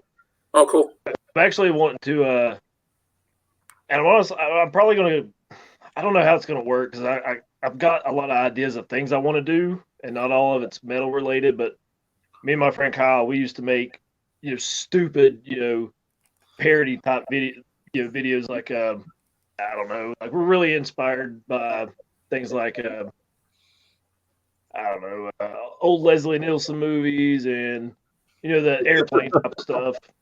That's cool. We really want to do that too. So, but on this channel, I really want it to kind of stay just music related, but I have a lot of ideas I want to do too. So it's kind of just. Oh, so you're thinking of like branching it out to other subjects and but at the matter. same time, I really want to keep this just music related, but I don't know how to do it at this point. That's cool.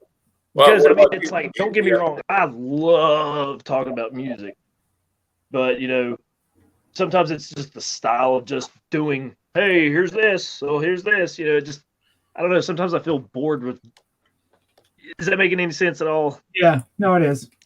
Like, I love talking music, it's just, I feel like kind of just, I don't know, weighted down with just the format of it, I guess. That's cool. What about you, GZS? What's your channel consist of? Yeah, it's Ground Zero Salem. It's just it's like a lot of these channels where I'm just like, it's more or less a journal or a vlog. Not that I'm a fan of that word necessarily, where I'm just kind of chronicling the stuff that I'm into.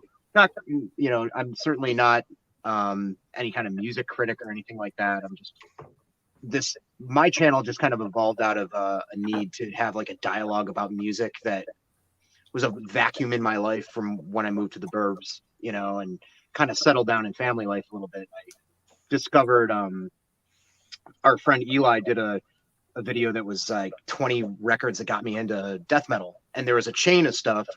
Ben was a part of it, Marty was a part of it, and I was like, oh, I really want to make this just because I want to talk about these records. And it's just kind of gone from there to a lot of it is just recent stuff that I've picked up, but I've also chronicled like, hey, this is what I listened to between 89 and 91. It's very navel gazing and very kind of narcissistic, but that's kind of the nature of these kind of channels. Like, it's fun. It's a conversation. It's kind of funny. Not to cut you off, but I thought that was a brilliant idea. And I was kind of like, damn it, I wish I had thought of that. Which one was that? Just doing like, you know, between 90 and 94 or whatever. Yeah, I just it's Those were weird great. because I thought back about like the records that I was listening to during different periods of my life. But it's kind of funny because our kid, we're all quarantined and everything, and our kid has had virtual play dates where he's had chats with his friends, and you know, we're talking about little boys, and their hangouts have just consisted of them being like, hey, I got this, and like running and grabbing a toy and being like, this is really cool. He shoots lasers and he's a good guy. And then the other kid grabs the other thing and he's like, he transforms into a dumpster and his name is Sparkbox. And like, that's what we do. Like, that's what we do, but like the 30-something, 40-something. And it's fun, you know, it's just talking about fucking records. That's basically it. Gotcha. What about you, Marty?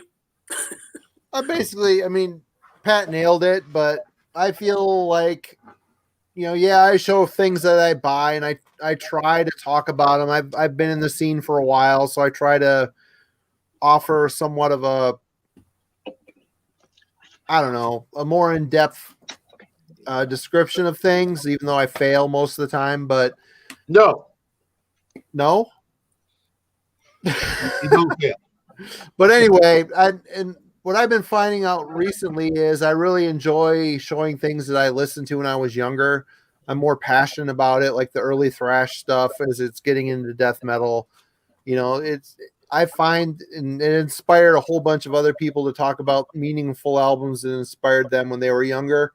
And I feel you get more of a real glimpse into what people are about.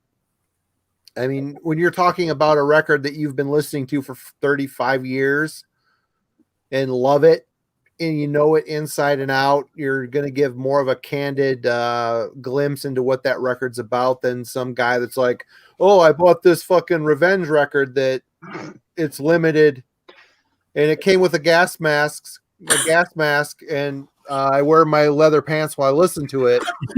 And then I file it away on my record collection, never listen to it again. Bullshit. You know, there's plenty of people out there in the YouTuberverse that do that. I try to, like, you know, yeah, I do that sometimes too. Oh, here's a new thing I bought, whatever. What? Drowning in the Light. Yeah, Drowning in the Light. I did that because I fell into this collector hole where I had to show all my Drowning in the Light shit. But that's why I really appreciate your channel, Ken, because you like show shit from back in the day that you and I are very similar age. We came up about the same time and are in the same, you know, genre and all that stuff. And that's why I secretly wish that you would show some of that shit behind you. But I don't know. I'm rambling. I'm kind of drunk. I'm not kind of drunk. I'm totally drunk. But yeah, that's what I do. I show records and I try to talk about them and convey how they affected me. Right on. That's about it. Right on. What about you? Get into it. So hardcore. So I started posting records that I would like. I've been buying records collectory like style probably 20 years. I'm 37, so probably like 20 years now. I was posting them on Instagram and I just was saying like get into it. And I actually started watching Pat. I've known Pat for a while because we both grew up in the same Boston punk and hardcore scene. So a lot of my records are just it's mostly punk and hardcore, new and old. I've been dabbling into the metal because of these guys. Like they've been telling me stuff to check out, which I've been like, because it's always like I knew who the bands were. I just never listened to them. Sure. I also I go to a lot of shows, or I did before all this bullshit happened. Even after my son was born in November, so even after my son was born, I took a little hiatus. But my wife freed me to hit up shows again like I used to, and I just buy a lot of stuff, like things. And I was thinking, if I'm buying all this shit, like, I don't know, I want to talk about it. So I was a guest on Pat's channel, and then I started my own. And then I try to post regularly, but I haven't really been doing it just because I've been so busy. But it's mostly punk and hardcore and just what I'm checking out and things I dig. Cool. And we all know Brain Smasher, of course, has some of the best reviews in YouTube land. I swear to God, I started this saying to Marty, I'm only doing this until somebody comes along and does it better than me, then I'm out. But like, I've been trying. I don't know. I don't feel like my YouTube presence is calculated very well at all. But what I get the most enjoyment out of, and what I try and bring to light, is the albums that I think are just on the brink of being completely forgotten. So I'll build an audience with records like Altars of Madness and Eureka Putrefaction, and there's all those albums that we all have in common that we all love near and dear. But then there's albums that are super personal to me and that are a lot more obscure and maybe a little bit more mid-era between guys like Ken and Marty and myself. I'm 40 right now. I got into metal when I was 16, around 96, 97 or so. So I'm kind of in this mid-era, kind of like pre-internet, but like post-old school kind of niche. And I guess I'm kind of feeling a little bit of a need there for representation. But my thing has always been like, I don't want some of the albums that are super personal to me to be forgotten.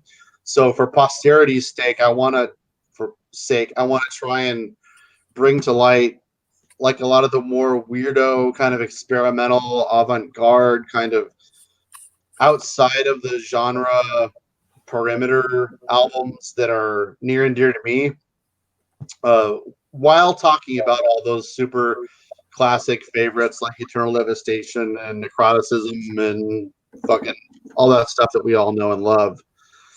And so that's what keeps me motivated, really, is to just like bring out those obscure gems that feel like putting my heart on my sleeve and telling you like why this album makes me feel like who I am. And that has bring me some joy to have some people kind of corroborate that opinion and have some other people out there to reach, to make that super obscure connection where you feel like you're just like alone in the dark, but then you find someone that feels the same way that you do and agrees on this like meeting point of an album. That's super special to me, and that's really what I've gotten the most out of doing this stuff. Eric Bauer. Oh shit! Look at that. It was asleep. That was unexpected. I don't know. Pat dropped out. I figured why not? Let's throw Eric in the mix. Shit. Well, hello. Hi. What's the hat? We got Ken from Ken's Death Metal Crypt in the mix. What's happening, Ken? Going around doing who you are, what do you do, why do you do YouTube? Why do I do YouTube? Music. Am I being put on the spot here? You're being put on the spot, although you are a very fucking fabulous dresser, by the way. Right. Mr. Marty. Why do I do YouTube? Well, when I started doing YouTube, I was at a point where most of the people that I was ever social with had kind of left the area of where I was living at the time. So I didn't have a lot of people to discuss it with that, and I was going through some fucking crazy shit back in like 2015 when I started it. I just wanted an outlet, and I want to say that it's kind of at a lull at this point as far as YouTube goes. It might just be because I'm not exposing myself to the brunt of it. But back then, I want to say around 5 years ago, I mean, there was a lot of YouTube content. And I just kind of felt like in my age, I had more to say than I think a lot of the people that I was watching about the stuff that I wanted to talk about, which sounds a little bit pretentious, maybe. So that's why I started. And I guess I kind of kept going just out of habit. And then, I stopped for like a year just because I kind of lost that connection with YouTube, I guess. But just like this year, I've kind of started doing videos again just because it's fun every once in a while, especially right now. I just want to put as much content out there without really having to think about what I'm putting into that content. It's like I have two outlets. I have YouTube, and then I have the podcast. And the podcast, I still am taking pretty seriously. I'm kind of a low point on that for right now, and I think that's probably in part due to the times and just being overwhelmed with everything. But with YouTube, it's just like I don't really give a shit about the content that I put out there. So I'm just putting out what I want to put out. I'm not talking about like, this is an album that I bought last week and got in the mail and I've listened to half a time. Let me talk about it and not say anything about it. I'd rather just show shit that like I have at least some sort of intimacy with that does have actual importance. It's one of the reasons why that thread Marty started was so cool. And I was happy to take part in that. But yeah, I mean, that's about it. I just like to talk about records, tapes, bootlegs. My favorite YouTubers will kind of like sidestep the obvious, the albums of the moment or the 25 albums that are the cornerstones of the death metal and thrash and black metal genres. And I love the more obscure people who reach out far into the nether sphere of the kind of uncharted territories of metal, talking about the weirdo albums and more obscure stuff, because I can hear about Altars of Madness all day. It's the greatest death metal record there ever was, but I don't need to really hear 30 opinions about it. I want to hear more stuff outside of that zone, Well, like something I've brought up before in the other streams is like there's five of you here and one of me with what you guys really focus on is I find that the metal community is so much more interested in hearing other people like talk about metal, and in punk and hardcore, no one gives a fuck. Like no one cares about, like I can show the most obscure shit you've ever seen in your life. Like there's only one of this in existence and I'll get 25 views. They just don't care. The metal community is so much more of like, oh, hey, this is cool. Like, I actually want to hear his opinion. Like, no one gives a fuck about my opinion. But the funny thing is, the metal community also wants to hear about the punk, because I like punk and hardcore. Yeah. I listen to that shit too. And I'll watch your channel. Granted, I know you, but I would have watched it anyway because, A, you're passionate about what you're talking about, which for me is a big thing with this shit. Absolutely. People just rifling off, oh, I bought this Revenge record, I bought this Bloody Incantation record, all the popular shit of the time. Everybody's got that shit. I don't give a fuck. Yeah. I want to hear people that are really like into it talking about it and know what the fuck they're talking. One thing that amazes me about you, Jason, and I don't know if I said this, I'm kind of hammered, sorry. But every single record Stop getting so drunk, Marty. Jesus Christ. No, whatever. Every single record you've listened to it and you fucking know everything about it. Some of the shit I show, I'm like, I've listened to this a couple times. I don't remember it. Well, that's the thing. Well, that's one of the things why my videos have been so few and far between lately. Is because since with the baby and working, like every record I show in my videos, I've listened to within the last couple days. Because I just want to refresh it in my brain. But now I see like I can't find the time to sit down for like an hour and listen to records to prep for a video just because I've been so busy. Kid starts crying, I ain't gonna be like, yo, bro, it's record time. I can't do that. So I literally have 4 videos here of records laid out that I need to listen to for like I have my next 4 videos planned. like plan to just, I know what's going to be in them. I just got to listen to the music. I just got to find the time to listen to the fucking records so that I can not be like, records sound good. You know what I mean? Like I kind of want to know what I'm talking about, like a little bit, because I've watched so many videos. No one in here is in this group where it's just like, I said it earlier, you know, it's the same exact video, and the only thing has changed is the name of the band that they're talking about. And that's it. Yeah. All the adjectives are the same. Everything is the exact same thing. I will say I'm guilty of it, and I feel bad when I pick up an album that I've listened to maybe twice since I bought a copy of it, and I'm showing it because it's a collection video. But I honestly try and come up with some kind of creative thing to offer to lend to an album, because that's what I latch on to when I hear anybody talk about an album in corroboration with how good it is. And I also only talk about records I like too. Like I don't really consider it like my channel a review channel, because there's records I've bought or I've gotten my hands on and I've hated, and I'm just not going to talk about them. Like that's just my. Yeah. I'm just not going to talk about it. Like, what am I going to say? If I hate a record, I'll say it. I don't give a fuck. If the record sucks, I'm going to say it. You gotta you gotta be honest. You know, you gotta be honest. Amen. Hey, what's an album that you've recently got that you just thought was bullshit? Me? Ken. Me? Oh, an album that I just recently got that I thought was bullshit.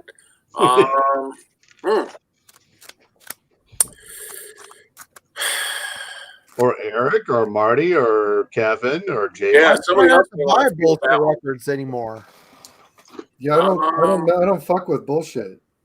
Yeah, I guess. Yeah, you know what? No, that's actually a valid point. I you know, to be honest with you, Brain Smasher, I guess I only buy the things I know I'm more or less gonna like.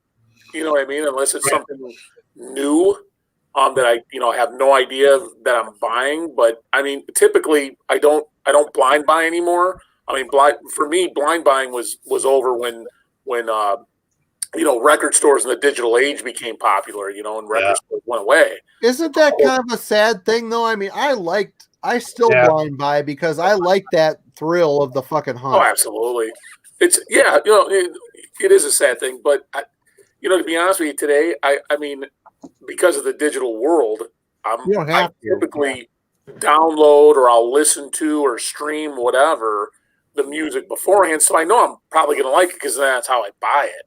Yeah. So that's so for me, I don't if I stream something or go on Bandcamp or something and listen to a band's demo or record or CD, whatever it is they're offering, and I'm it doesn't strike a chord with me.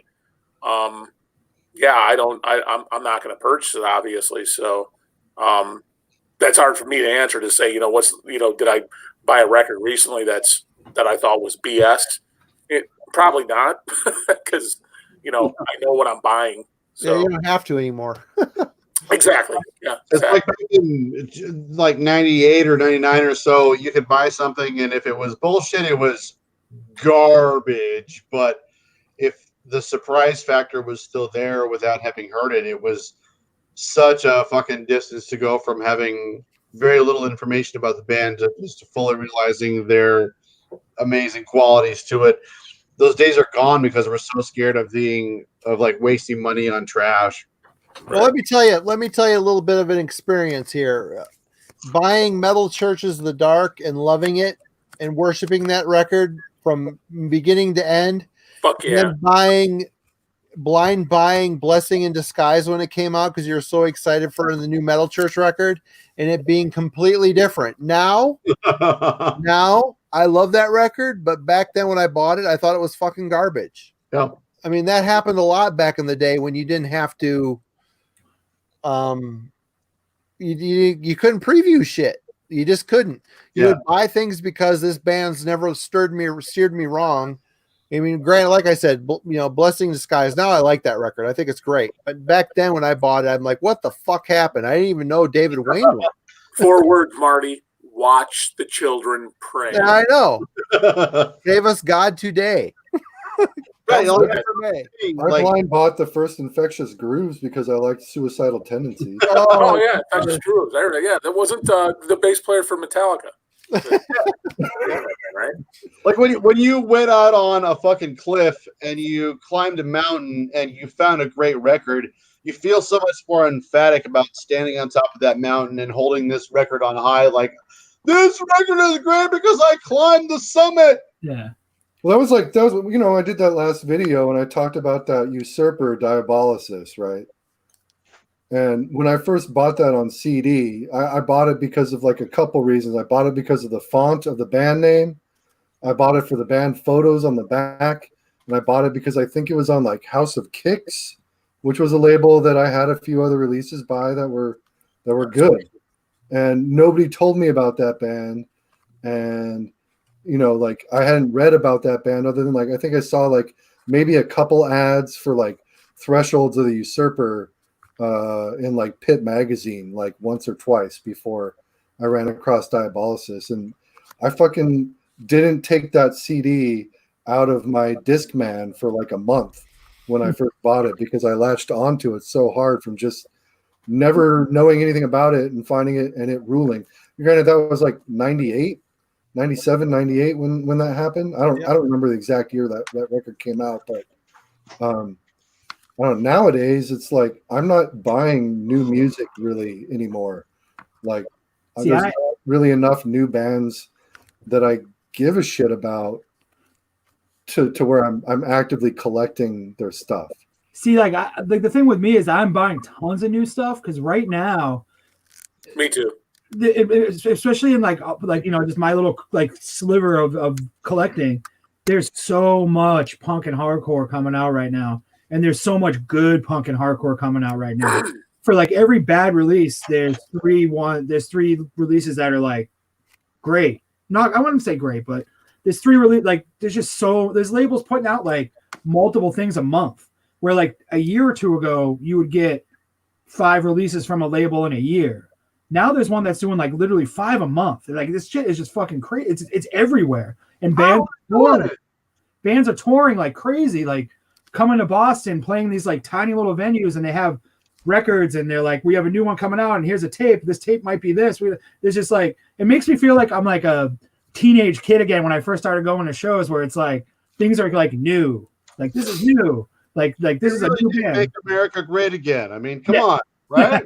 I don't know. It's like for me with like death metal specifically, like being in like the Pacific Northwest, it's so oversaturated that like I don't want to say every death metal band from the Pacific Northwest sounds exactly the same, but there's definitely carryover.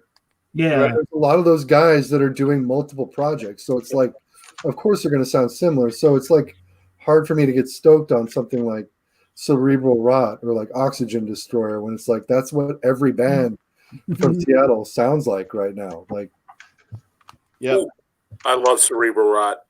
I like them a lot too. They're one of the few new bands doing new shit that I'm like stoked about. Like here's what I think is like a healthy diet of, I don't know, metal in this day and age. I set myself up when I got into metal. I kind of Full Metal Ginger. I didn't give a shit about death metal for a long while, but I'm really getting into the old stuff right now. So like, here's what I've got. I just ran out to my garage and went to my car and realized I shouldn't take a piss in the driveway. But I you're a man. The world is your toilet. Like right now, I've got phlebotomized. That shit rules, man. And I always just ignored this band because I didn't really know. I don't know. There's a lot of reasons. We'll get into it in the next video or so. But fucking the key. Oh my god. Empire of the Sands. Empire of the Sands. Fucking classic shit. We've got Caducity. Never even heard of them. Really obscure shit. What's that? What is that, Mr. E? I can't see that. Oh, Eric. Something. Oh, phlebotomized. Oh, phlebotomized. Cool. Nice. Scrolls of the Megaloth. Oh, you know what? That's a great band. That's an underrated band out of Australia. That's the best. So underrated. Scrolls of the Megaloth. Good record. Oh, Inverted. Right. Like there's nobody else out there talking about Inverted on YouTube, but if it's got to be me, then okay. Dude, You know? I have a vinyl of their demos on vinyl. It's a bootleg. It's both. I don't believe you unless you show it on your channel. I'll show it now. Well, whatever. And then Mortiferum. So Yeah. like 9 old school albums and 1 out of 10 being a new school band, man, I'm fucking having a good time. Yeah. Well, yeah, you're the king of reviews. So what is? Oh, Demigod. Oh, I just ordered that from Hell's Headbangers. I just ordered that, Mr. E. I just ordered that like 3 days ago. I got that from NWN, I want to say. But yeah, fucking rules. I mean, it's a boot, but it's awesome. So cool. Yeah. Badass. Well, Patrick, was it Pat? He had the Grave. I ordered that too with that Demigod from Hell's. Ordered a third one. What was the third one I ordered? I don't remember. It was another bootleg. I listened to The Grave for the first time the other day because of Marty. What'd you listen to? What was that? It was a song. What song was it? Soulless? Soulless. Yeah. Soulless. Oh, Yeah. Soulless. That's cool. Sacrifice. That actually, Grave was one of the first when I got into tape trading in like 1990. Grave was one of the first European bands I ever wrote to. Yeah. And I wrote to Joachim Sandstrom. Yep. And he ended up sending me, I sent him like $3, and he sent me their, I forget the beginning of it, but it's the Corpus Humani demo, 1989. He sent me an original copy of that. Nice. I played that when I got it in the song Reborn Miscarriage. Oh my God. That was the heaviest thing at that point, at that time in my life I had ever heard was the song Reborn Fucking Miscarriage. It was just Three albums are so insane. good. There you go, across the Sean Murray. I remember that was like one of the first European demos I ever had. That along with I also wrote to Johnny Hudlin from Unleashed, and he sent me the Utter Dark demo. So I got an original copy of the Utter Dark demo. The dark ones. Ooh. Oh my God! It was like at the time you have no idea. At that time, I'm a 20-year-old kid writing these bands, and then sending like $3 for like $335 an hour job. So I was like, I had to work like a full fucking hour to make a demo. Yeah. And then, so I'd send them like, that's hard-earned money for a 20-year-old. Like, I'd send them, especially when you got rent. So I'd send them, $3, and I'd get this tape, and it was just it was amazing. It was a glorious time. Just putting this tape into your tape player and just listening to this Reborn Miscarriage.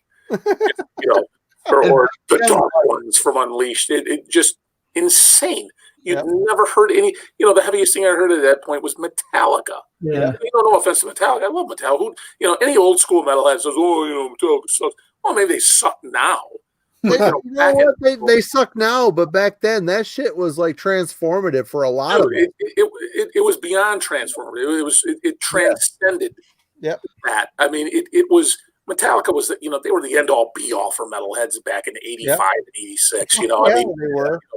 Kill them all, Ride the Lightning, and the Epic. I mean, Master of Puppets is an epic. It's an epic metal album. I don't care what anybody says. Master of Puppets is an epic metal album. It is. So I completely agree. That's the heaviest thing we had heard at that time, or at least that I had heard. But then then I get Reborn Miscarriage. Metallica who? That's what it became. Honestly, that's when things like back in the day, you could spend $3 on a fucking candy bar or a life-changing album. So like, talk about a motivation to get you like affiliated with a magazine or a fanzine or just even tape trading for that matter. Like, what a motivation to get into, like, spending money, going to the post office every fucking day to trade tapes. Fanzines were, like, invaluable to find new bands at that time. Yeah. I still have almost every fanzine I ever bought. I still, I have, like, probably 300 fanzines. from the 90s. Just underneath a table over here. But yeah, those were invaluable. I mean, Ken, let's just do metal YouTuber. I'll make sure you get a link if you need it. But his name's the Analog Archives. He's got demos from fucking Morbid Angel, Autopsy, Death, Unleashed, Grave, Nihilist. It's insane. It's absolute insanity. You gotta check him out. It's fucking unbelievable what he's got. Well, that sounds like it sucks. But But the difference between him and Ken's death metal crypt is he shows his shit. Just saying. Marty, how many White Claws deep are you? show you the Grave and Unleashed demos? I can show you those. What's that, Eric? How many White Claws deep are you? 6 and about 4 shots of whiskey. What's a White Claw? I think I'm done half a bottle now. What is a White Claw, by the way? I don't know what a White Claw is. What is it? Basically, I'm on keto diet, so this is like a sparkling water with alcohol in it. Huh. It's pretty fucking pathetic, but it's all I got. Oh, you're on the keto diet? I'm on the keto diet. All right. I did the Atkins diet like several years ago, and I lost like 60 pounds. Yep, I'm on 44 pounds. I mean, I gained it all back, but Yeah, well, yeah, that's my problem. I've been slipping lately because this fucking quarantine is fucking. I'm so fucking tired of eating everything I'm eating, and I don't know. I'm drinking way more than I should be, but whatever. Sepultura. Did I ever tell you guys about this tape collection that my friend gave to me years ago? Is this Jason's sad metal box? No, these are all. So my buddy got these. Some dude gave them to him, and he was like, "I don't want these anymore," so he gave them to me. They're all these like really nice, like live sets. His Merciful Fate in Denmark in 1981. Dude. Exodus in 85. What? Megadeth in 86. What? Morbid Angel in 1989. Here's what you do: you box all those up and you send them to me. No, they're just in a fucking dark, deep closet in Jason Hook's fucking basement. I've never listened to them. It's the hardcore. Hey, check this out. Exodus at the Ritz in 1986. New York Brown Death with an Exodus logo drawn on the spine. You can't see it because of the fucking light. You're getting sleepy. Watch the swinging watch. When I snap my fingers, you will do exactly as I say. Ready? 1, 2, 3. Sleep. We'll box those up and you will send them to me. Hey, what is that? I don't see that mystery. What is that? Is that Merciless? Merciless? Eternal Death Reign. Oh, Eternal Death. I get that on vinyl. That's a great record. Yeah. I wouldn't know. I haven't seen it. Hey, Marty. Yeah. Violence in Milwaukee in 1988. Scourge from Wow. Mexico. Nice. Yep. Death in Holland in 1998. Ooh. What the fuck, dude? Damn. I'll take all of those. Is that Pyogenesis? What is that? Pyogenesis. Hey, you go. Buy that on CD. Possessed in Montreal in 1986 and the Possessed demo. Why would you stop using this logo? I got that on vinyl, mystery. I have that on vinyl. Original. So good. Okay. Yeah. Send all of those tapes to me. You can't see the white. His Megadeth Killing for a Living Tour 85-86 at L'Amour's in Brooklyn. You're not paying attention. Christ. Hey, by the way, there's about 70 of these. Okay. Okay. This, Have you listened to any of them? You're I not. have listened to some of them. Pat got some of these. I gave him some of these. Okay. It didn't work the first time. We're going to try this again. Yeah. When I snap my fingers, you're going to do exactly as I say. Did you wind up listening to Possessed the other day at all for the first time? Yeah. How did that go? Marty, was that you? It was really challenging. I didn't think it was challenging. So you said Possessed, but you thought Possessed was more of just dirty thrash. Back in the day, I love Possessed. I didn't think death metal. I thought it was just another vein of thrash. So what's your death metal album then? Is it Scream Bloody Gore? Yeah, I mean, Scream Bloody Gore was probably the first. That and Severed Survival. Oh, yeah. Hey, Yeah, for me it was Seven Churches. I mean, the first ever Michigan had the first ever Death Fest back in '89 or '90. I saw. I went there to see Sacrifice, and Morbid Angel was a headliner during the Ultras of Madness tour, and that was like the first time I ever heard Morbid Angel. Dude, fucking I was there. Fatal fucking played. Fatal. I got the Soul Burns demo. Yep, Fatal and fucking Nuclear Death and Baphomet and Deceased. Dude, I was there. I was at the first Michigan Death Fest. I was too. High five. Holy shit. That was one of the greatest shows ever. The Christian groups with their big cross, and the cops are there keeping us apart from each other. Well, remember all the holy rollers? Yeah, they're there with their cross and their bullhorn, and the cops were there to keep us apart. It was fucking killer. It was hilarious. What a great show that was, and it was so poorly attended.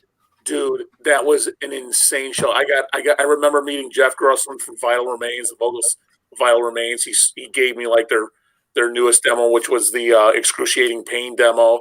I saw Fatal. For me, it was Fatal. It was all about Fatal. Watching Fatal. I got this demo at that fest. I have the yellow one. I have the yellow version of that. Yep.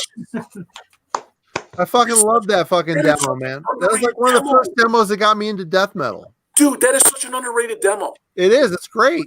Why did I get a yellow cover though? Yours is orange. Mine's orange.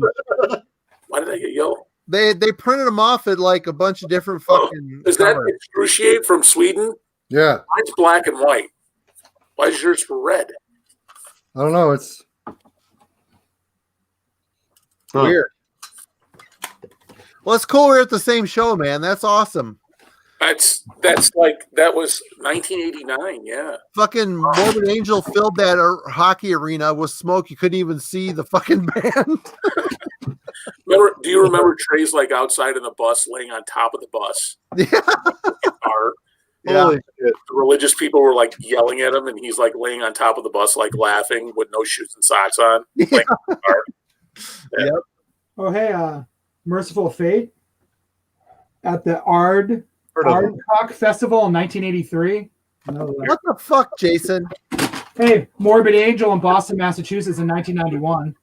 Jason, you're still not paying attention here. I can't say this again. Me and Ken from the Ken's Death Metal Crypt have had a moment here, and you're still digging through a box of shit you'll never listen to. Actually, I like the tapes. I would love those. What the fuck, Jason? I have a buddy who's also named Jason, who does not go on social media. Who is like, he would fit into this group. He's like an insane collector hoarder, and he had these like I threw a flea market a couple years ago, and he sold a bunch of like classic rock records at it, made like $500-600. He was like, because he buys collections, and he was like, "Hey man, do you just want this box of tapes?" And I was like, "Yeah." So like I took it and put it in my car and brought it in here, put it in my record room, and just didn't look at it for like a couple days. And I was like, Jay, what were those tapes? He's like, there's some live bootlegs some guy gave me, and I just don't want them anymore. And I started looking through it, and it's like 20 live Metallica tapes, Megadeth, and then there's all these like this DRI, Agnostic Front, like all these random live shows. But I don't know what the quality of them is though. They could be fucking garbage. I have no idea. They probably are. That's why he got rid of them. Garbage. Send them to Ken. Well, knowing him, he listened to every single one because he wouldn't just give them to me. So. Well, Ken, the things I pull away from that fucking show were like I was right up front to see Baphomet. I'd never seen him before. I've never even heard of that band. And the lead singer was like headbanging so furiously his fucking head looked like it was all red, like he was about to have a stroke. And the security guards were like pointing at him and laughing because like he was just going nuts headbanging. And then the chick from Nuclear Death was like dipping the maxi pad into the fake blood and women bleed and throwing it out into the crowd, and people are trying to like grab the fucking bloody maxi pad. Man, it was so cool. It was such a great fucking show. That was what I remember about that show. The guys in Cyanide actually went there. Right on. And they had a friend of theirs named Casey who used to run the label Metal Merchant Records. And Casey stole his mom's car And he drove Mike and Scott all the way to Michigan for this fest because they wanted to see Morbid Angel.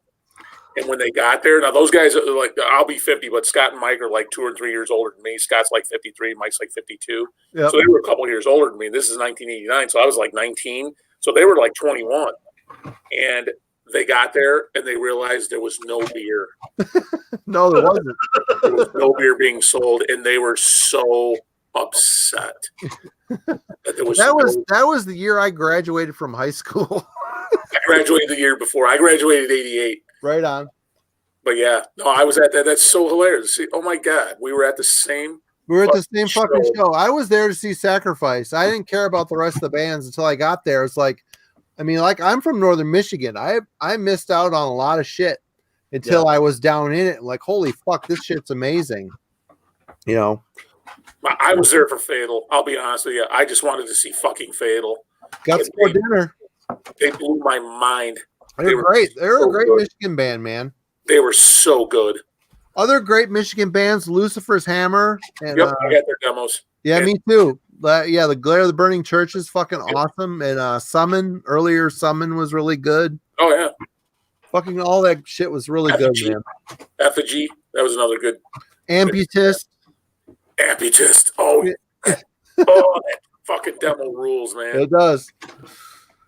Good shit. Post that on my channel. Amputist demo fucking rules. Yep.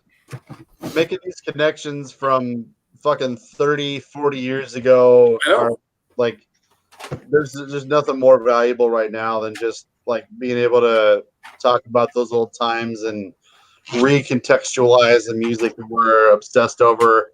I live in Iowa and I don't have anybody to talk about this kind of shit with. Yeah, but you know what? I have to pee. Dude. Hey, fair enough. That's like fucking weird that me and Ken were at the same fucking show in 1989. That is the funny thing about that, Marty, is that it's like the one connecting thing because you and I were also at the same show. We were in Worcester. In fucking Worcester. Manowar in Worcester. Yeah. Yeah, fucking first ever Metal and Hardcore Fest. What the fuck? Who else played that? Hatebreed played. Did Immortal play that? They did. Hatebreed played. Converge played. Guar played. I remember going with a bunch of my like hardcore friends at the time, and they were like clowning hard on Immortal when they were playing. Yeah, I just remember them being like, "What the fuck?" Because the funny thing about because he was doing the like death metal voice, but he was like, "Thanks for coming out tonight." Look at that! Look at Ken! Look at Ken's fucking screen right now. Look at that fucking wall of vinyl. I don't even want him to come back. I just want to look at that shit and jerk off for a while and think of what's in there. That we might have messed up the place. We might have jizzed all over your records.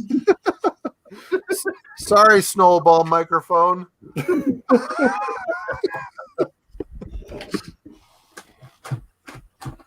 Yep, that's fucking weird, man. Time flies. I remember hearing about the New England Metal Fest, and I was like, Milwaukee is done.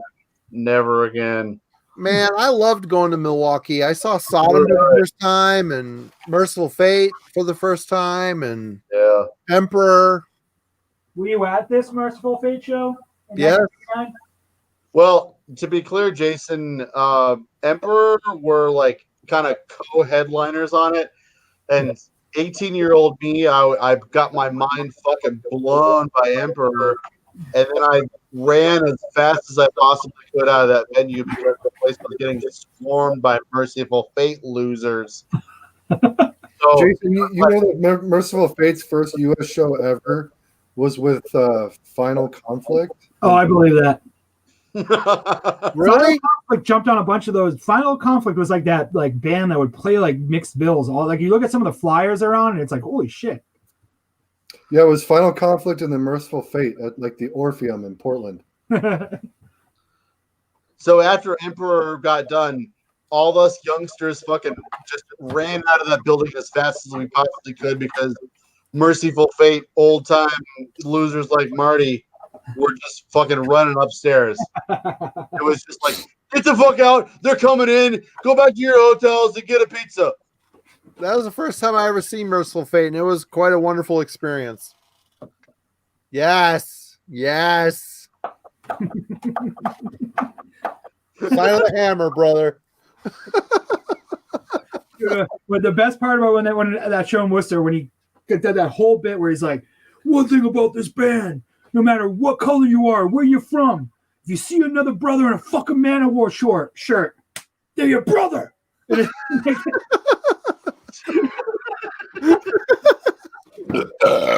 Yes. Yeah. Then they had like a bunch of women showing their boobies in that too. It was awesome. Yes. Yeah. Oh hell yeah, boobies! Boobies. I'm That's sorry, a good Ken. Would you please leave? We were busy looking at your stack of records. Would you That's a please? good tape, Jason. Yeah, that's a good tape. I'm psyched for the new stuff when it comes out eventually. You guys want to see some records?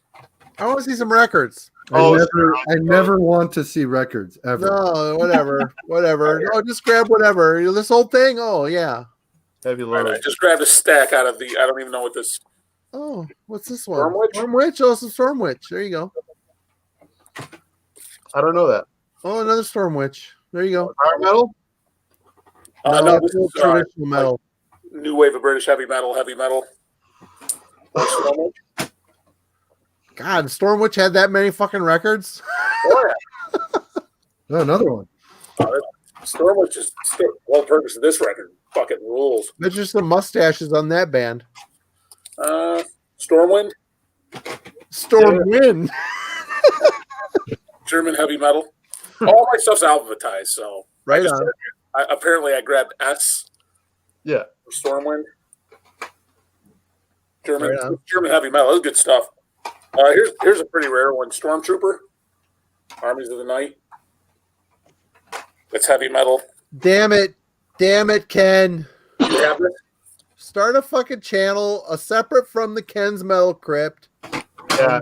Fucking amazing. show record. This is amazing. This is an amazing record. This is like, it's super rare. This is an amazing heavy metal record.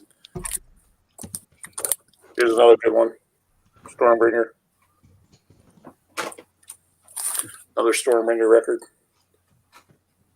A lot of new wave of British heavy metal there. Stone.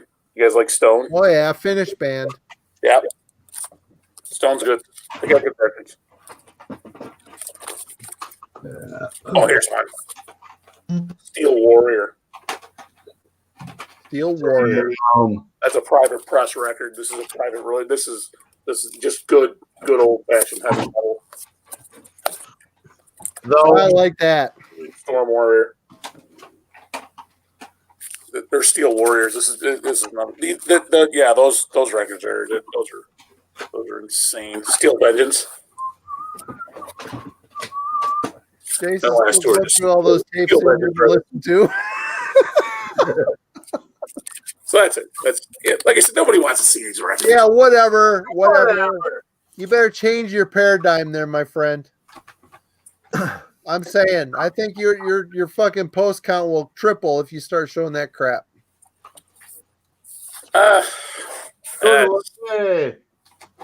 Warlord.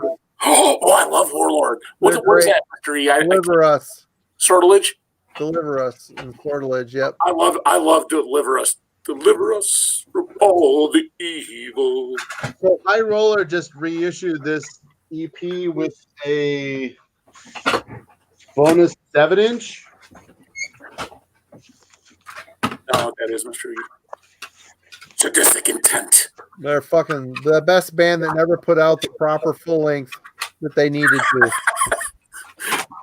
The third coming never came. Oh, Lordy and Guard. I had that on original. Oh, Blaspheme. I got that on vinyl. There you go. Yeah, dude, both these Lordy and Guard albums just got reissued by High Roller on LP. They're so good. I had the original of that Lordy and Guard, the one on your right, and I gave it to Scott for his birthday. Scott from Cyanide. I gave it to him for his birthday. So good. It is good. Have you guys ever heard this hard hitting metal band? What is it? That's a good record.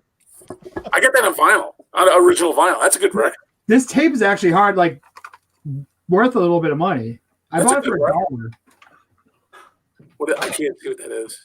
I'm sorry, guys. I'm 90. I can't fucking. I got see. that on. I got that speed comp on fucking vinyl. Old and I can't see fucking shit. I can't see what that is. Lordian Guard full length, and Is then it? the other one. How about this super collectible rare tape? The Ground Zero comp. If I could see anything, it would help. Yeah, that's a Pat fucking comp. I got that. Yeah, Warlord fucking rule. What is that? What is that? Witch's Hammer? Yeah. Yeah, Witch's Hammer. Fuck yeah. Man, this one. I got original vinyls of them. Witch's Hammer. Their original shit. What is that, mystery? Oh, Parabellum. I got those on original vinyl.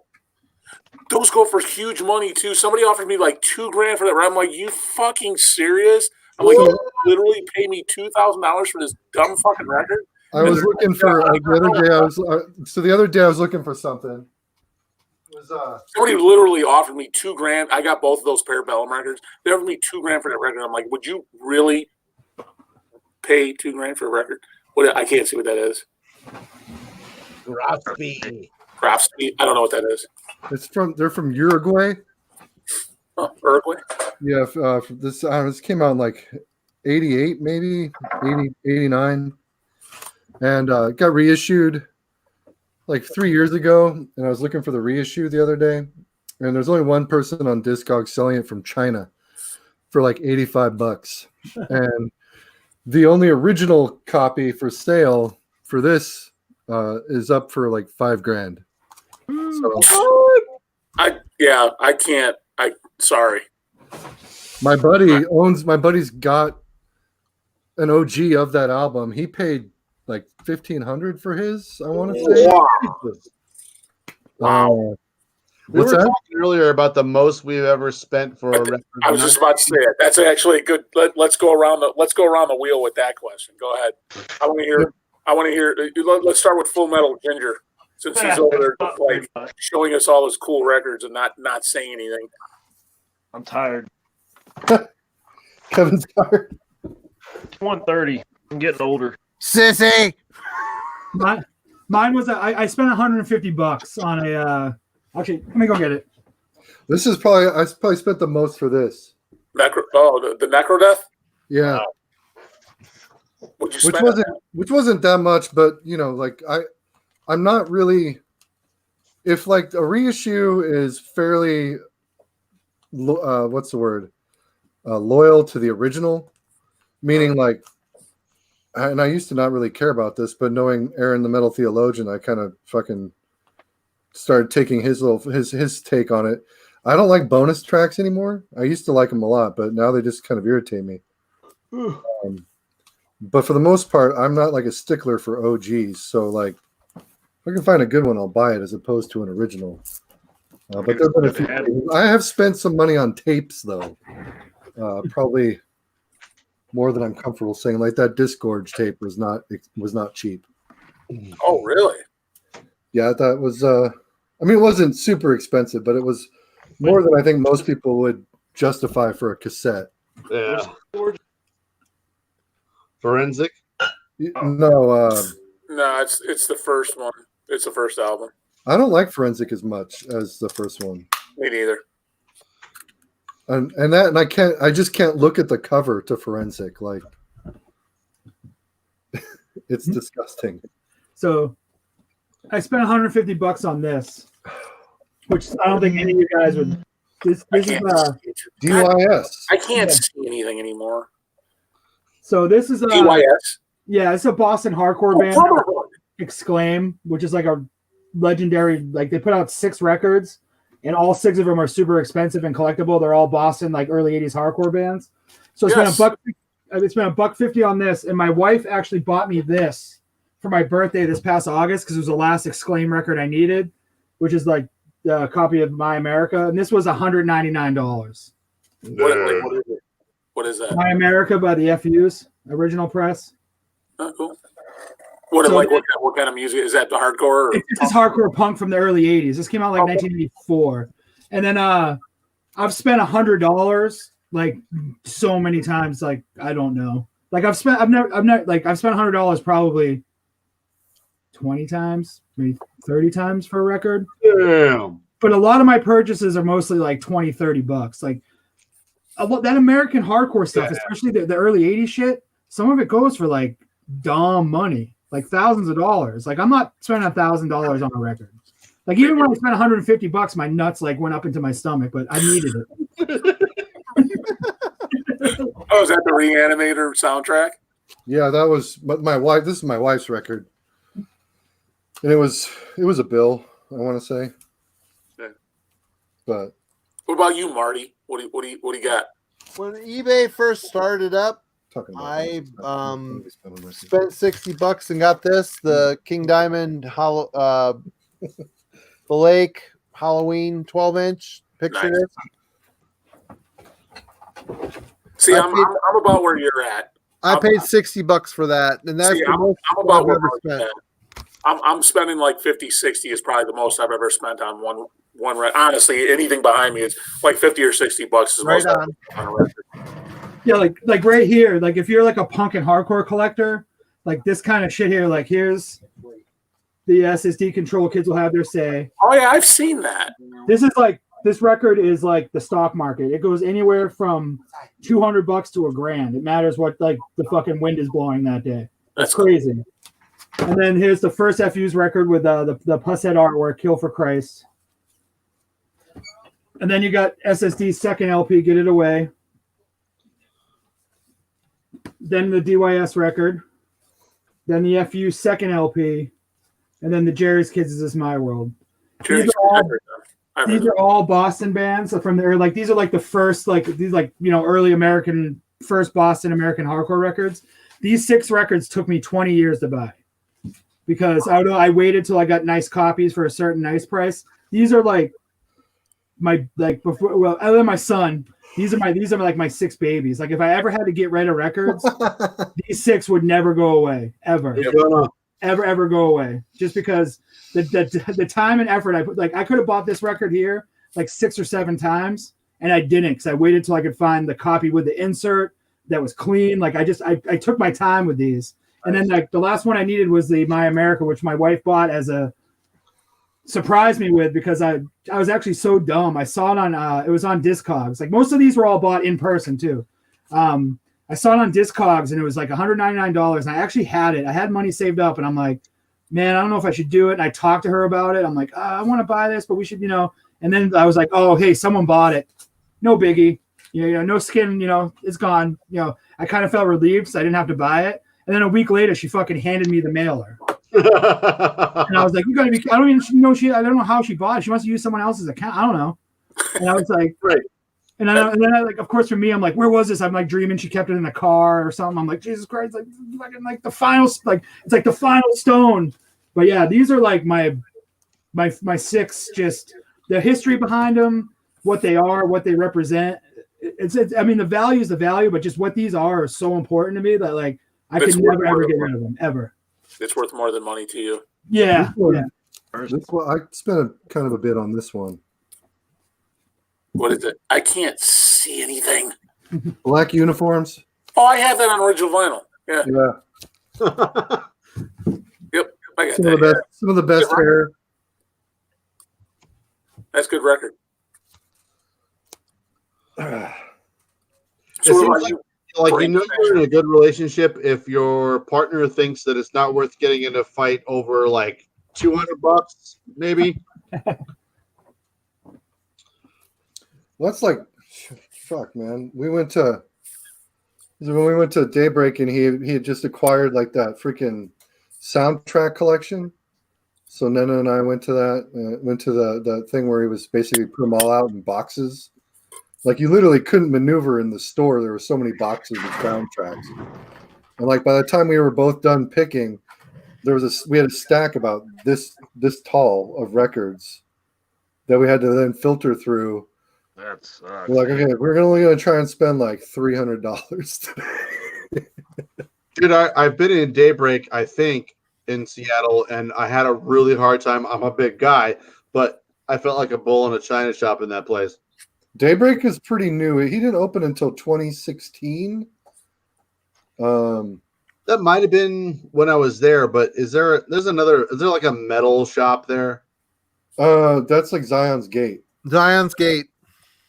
That's it. Yeah, that's where I was, and I had a hard time getting around in that place. Zion's Gate looks like it was put together by tweakers.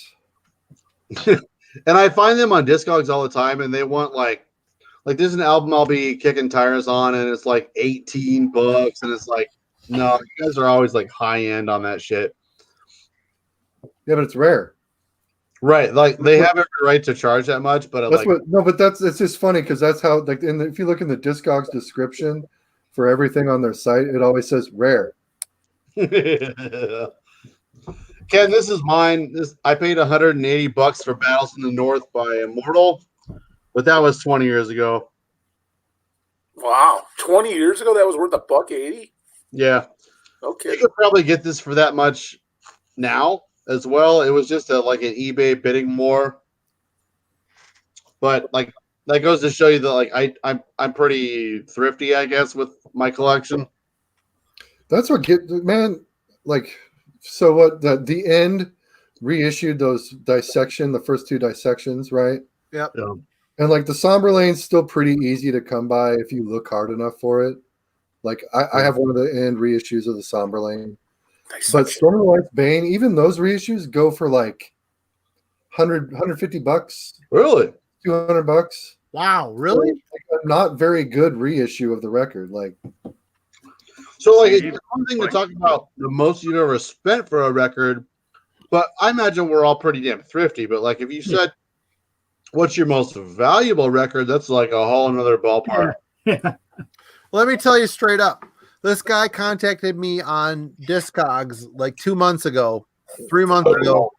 He wanted I had these records by a band called Votana, which is a completely sketch bullshit band, black metal band from Minnesota. He offered me $1,500 for my 2 10-inches, and I threw in a bunch of tapes and got like a bunch more money out of him that I had from that band. I bought a new amp head and some other shit out of it. Paid some bills for the house. And I'm like, what the fuck, dude? Yeah, I'll sell them. I had no personal connection to these records. And I have a buddy that he's got an OG of De Mysterious. And he's got it listed on Discogs in his collection, not for sale, but like you can look at collections and yep, you see he's got it. And he had some guy hitting him up like once a month. Hey, I'll give you this many euro for it. And he's like, he hit me up. He's like, hey, do you know what like 1,500 euro is in US dollars? That's a lot. $1,700. It's kind of a lot of money. And he's like, should I sell my Mayhem? And I'm like, do you listen to it? Does it matter to you if you have that original or a reissue? He's like, not really. And I was like, then fucking sell it. Like, yeah. Well, I sold these. I mean, if they were wanting my like original Creator records or whatever, I'd been no. But this Voltana shit that I never listened to, fuck yeah, it's gone. I bought a new, like I said, I bought a new amp head. So you mentioned Dissection, Mr. E. Dissection was one of those bands when I started writing bands from reading zines back in the early 90s. They were another one of those Swedish bands that I wrote to. And I still have the letter that John wrote to me. Back to me, and he sent me the original. Oh damn! Grief Prophecy demo. Wow! It's an original copy of the Grief Prophecy demo. So, nice. yeah, this is one of my treasures that I absolutely adore. That has a connection to me because John sent me this, from his own bosom, no pun intended there, but he sent me this tape himself, and I still have the letter that he sent me, and then the fact that the guy committed suicide and everything, just he was for me at this time, he was a hero. When I heard this, for me it's like I heard this demo and it shredded me, and then years later, I obviously lost contact with him, and then years later, find out the guy just sure. But this demo, this will let people say you can get hundreds and hundreds of dollars for this. It doesn't matter because this is priceless to me. It means more than money. So it'll never be sold. I interviewed him on the phone back when Storm of the Lights band came out for my fanzine Worm Gear back in the day. Great fucking record. Oh yeah, I interviewed him on the phone, and he was so stoned. I assumed that he was stoned, but he was like really slow to. I don't know if it was just because he had bad English or what, but man, he was fucking hammered when I talked to him. He was a nice guy, and I saw him on the Morbid Angel at the Gates tour back then at Harpo's in Detroit. Best show I've ever been to, man. Oh yeah, Is that an original? Is that an original? I've got the original. Hold on.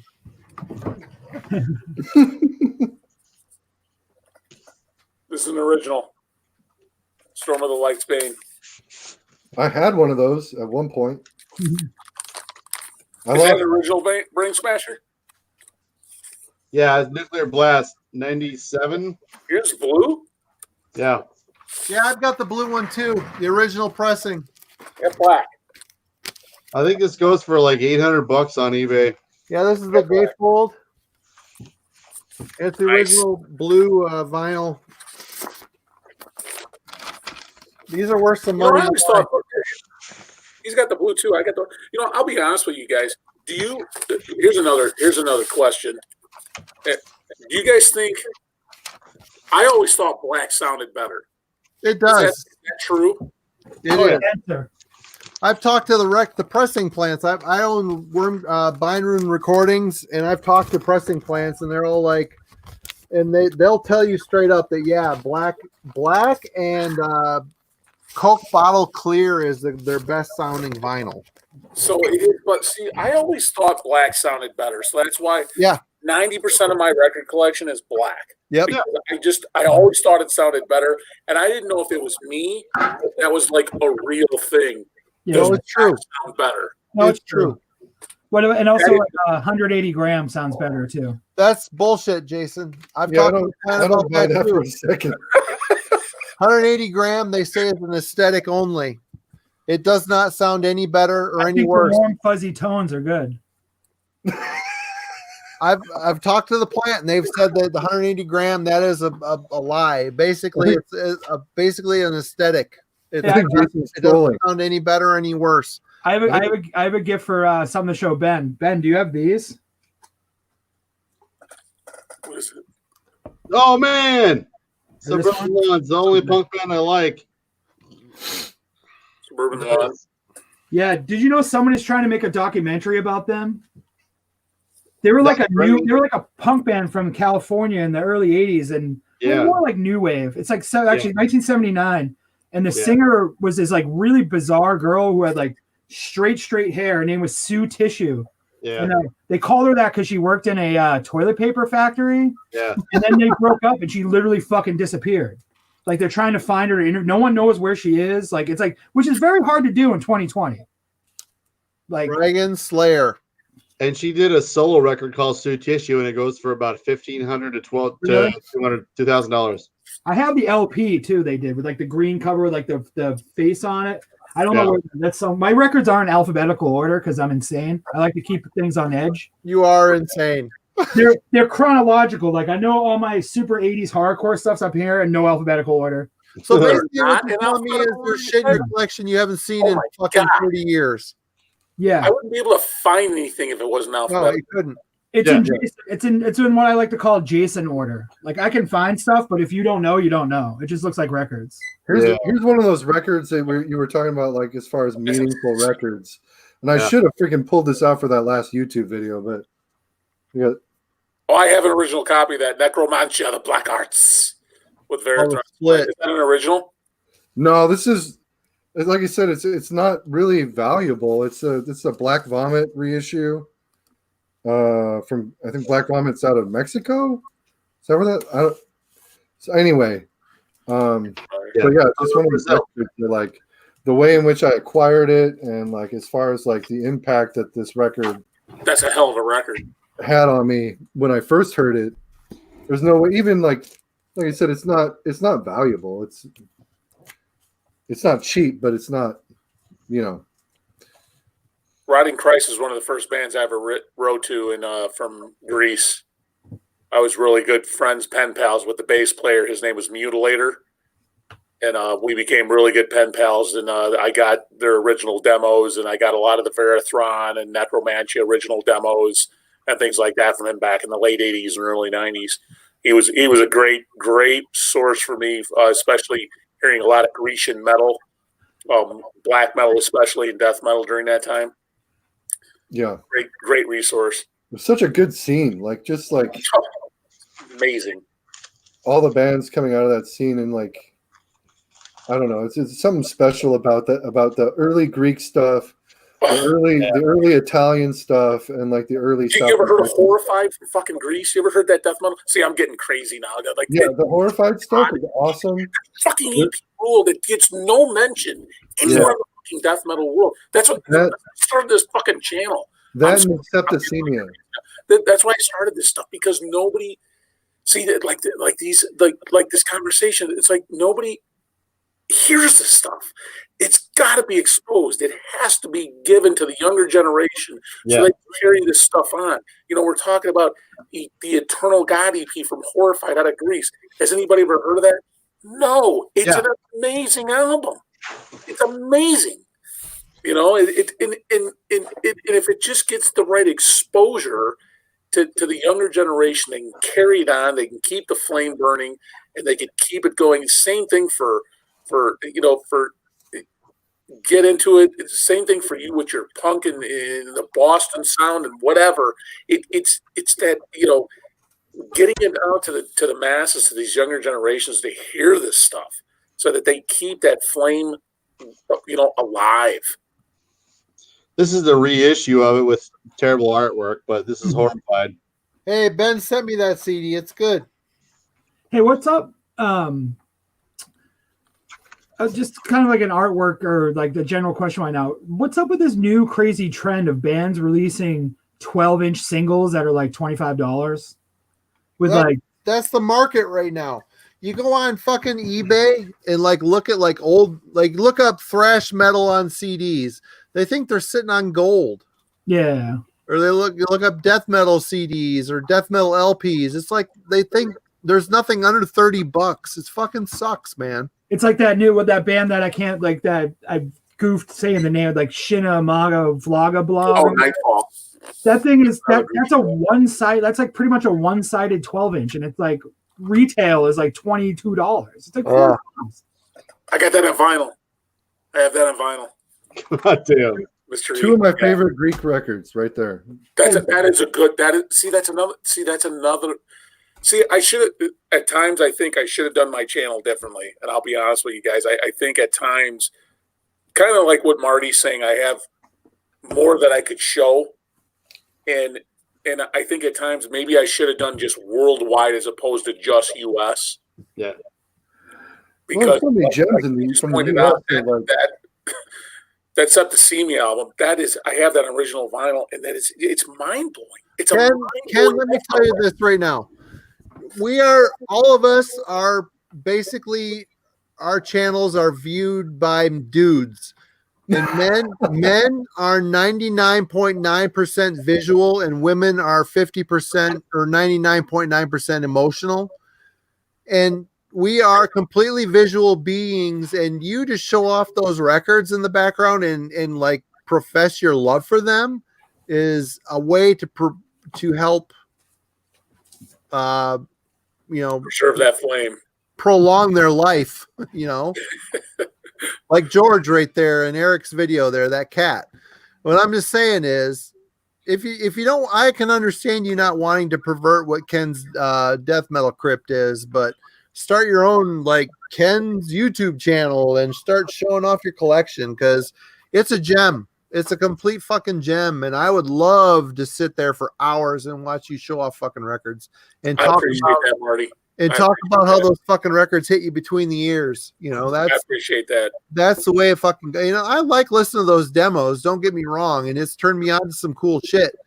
That Gutted fucking record fucking rules, by the way. I got that original CD. That fucking album ruled. I do too, and I saw that band once.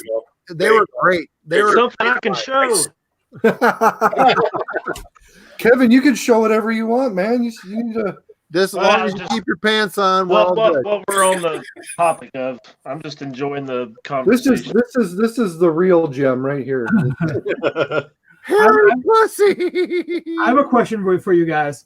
So I saw this band randomly, and I dug it. So I bought the record. Like, are you guys into these guys at all?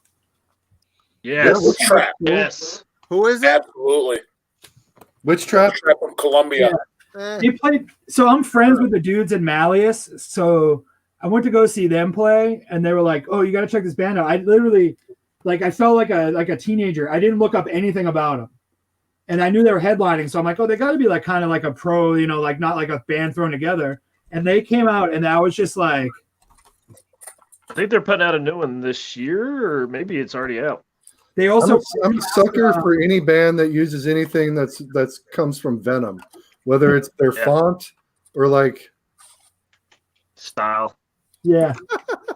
Well, the best thing about this band too is so Massachusetts has a very strict last call, very strict, you can't fuck with it. The city will take your license away. So they were playing, and it was 2:00, and they put the lights up saying get the fuck out of here, and they were like, one more song, and then they played 5 more songs to the point where I think they pretty much got kicked out of the club.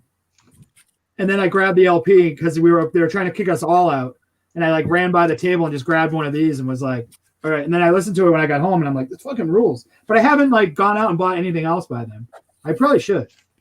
It's so basically you can expect what that sounds like to be what everything sounds like. Yeah. That's not a bad thing. Yeah. Yeah. Also, this is for Pat. Firestorm.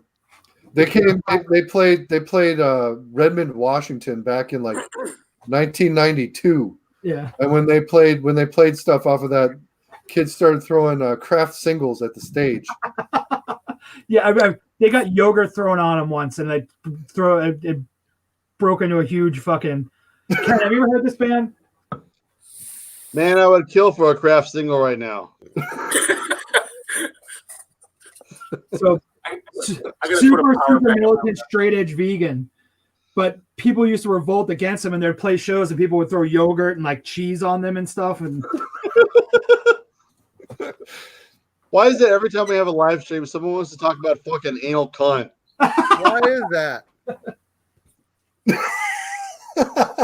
Jason, by the way, I think I have some double anal cunt albums. If you want them, they're yours. I'll take them. I can't remember if I messaged you or not about that. I'll take them. I've got a lot of. I used to have a lot of doubles, but I've given them away to a lot of friends. Who likes anal cunt? I have a ton of AC stuff, like the original 7 inches and everything. Who likes them? Not me. I think Jason probably has the softest spot for AC in this group. Oh, I love AC. That stuff was incredible at the time. The only thing I liked from them that I heard was Morbid Florist. There was a couple songs on there. Yes. What about Picnic of Love? They were. I have that. That was awful. Fucking awful. Do you know how much money that shit goes for? It was. I have it on CD. It's awful. Yeah. They can have it. Hey, Eric, I just want to say that fucking shelf behind you is installed like a motherfucker. I know, right? I did that myself. You getting some? Is that your pandemic quarantine stuff getting done? I had this show. It's been sitting next to our fireplace for the last 8 months. I like it when you die. So I was just finally why do you have multiple copies of that? I was finally I need to put it up on the wall. And so I did. While I was baking bread. Multitasking. Ken, last yes, images by fucking Mortuary. A big chunk of the collection of the guy Kevin from Graveworm. He sold his whole CD collection, and I bought a shit ton of it, even if it was double stuff. It was $3 a piece for a couple of these Anal Cunt albums. So I just kind of grabbed a lot of stuff and gave some away to friends. $3 a CD is pretty fucking good. Yeah. Here you go. I've seen that. I have both of those. Youth of Today. Yes. Oh, that brings back. I think I saw them live. I've seen them a couple of times. I went down to New York last year. I took the bus. This is how it's like. I took a bus at 6:00 Sunday morning from Boston, got to New York, walked around all day, saw Youth of Today in a tiny club. Then my bus home wasn't until like 6 in the morning, and this was at midnight. So I went down this one street and I stopped at every single diner for 1 hour. Like I'd be like, oh, can I just get like a fried egg? And I'd sit at the counter and just eat a fried egg, and then I'd pay for it. And I'd be like, okay. Then I'd go across the street to another 24-hour diner and got like a muffin and ate that because I needed to kill 6 hours. And then I took the bus home.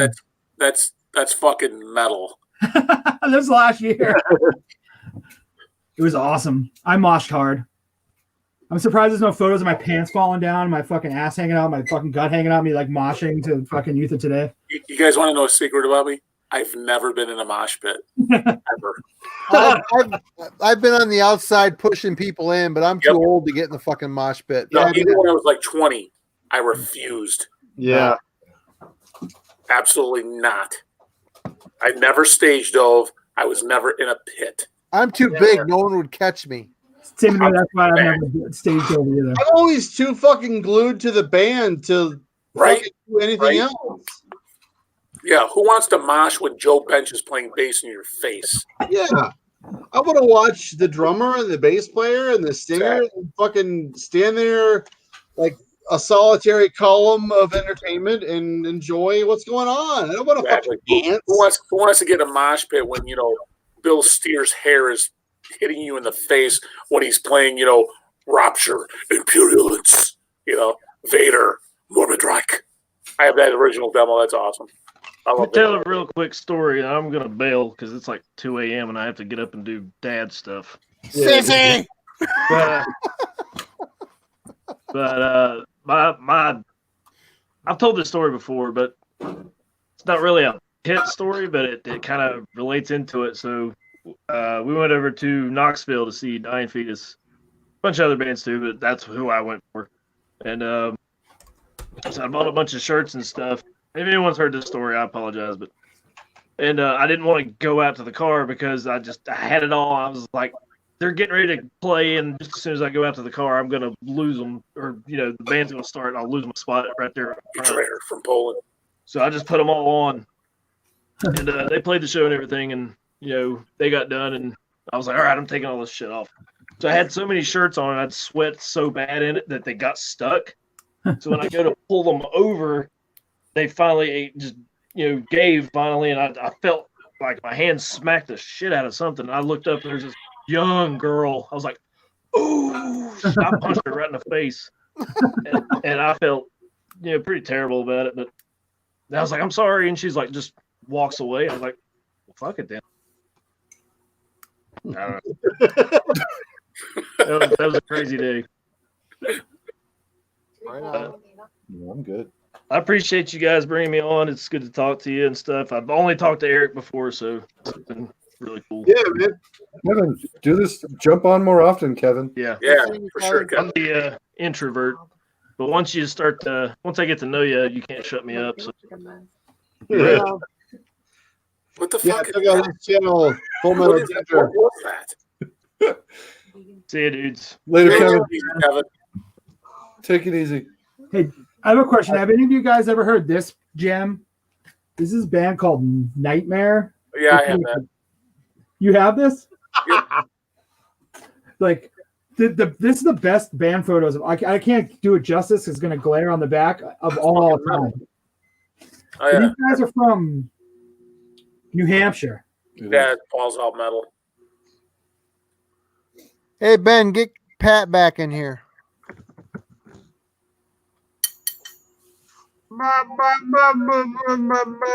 What is that? Hey, we should get some chicks in here right now. Plate of vomit. What do you got, Eric? I'll eat it. It's a apple cobbler. You guys know how many chicks I've picked up having this channel? 0. Exactly right. Not one. Not a one.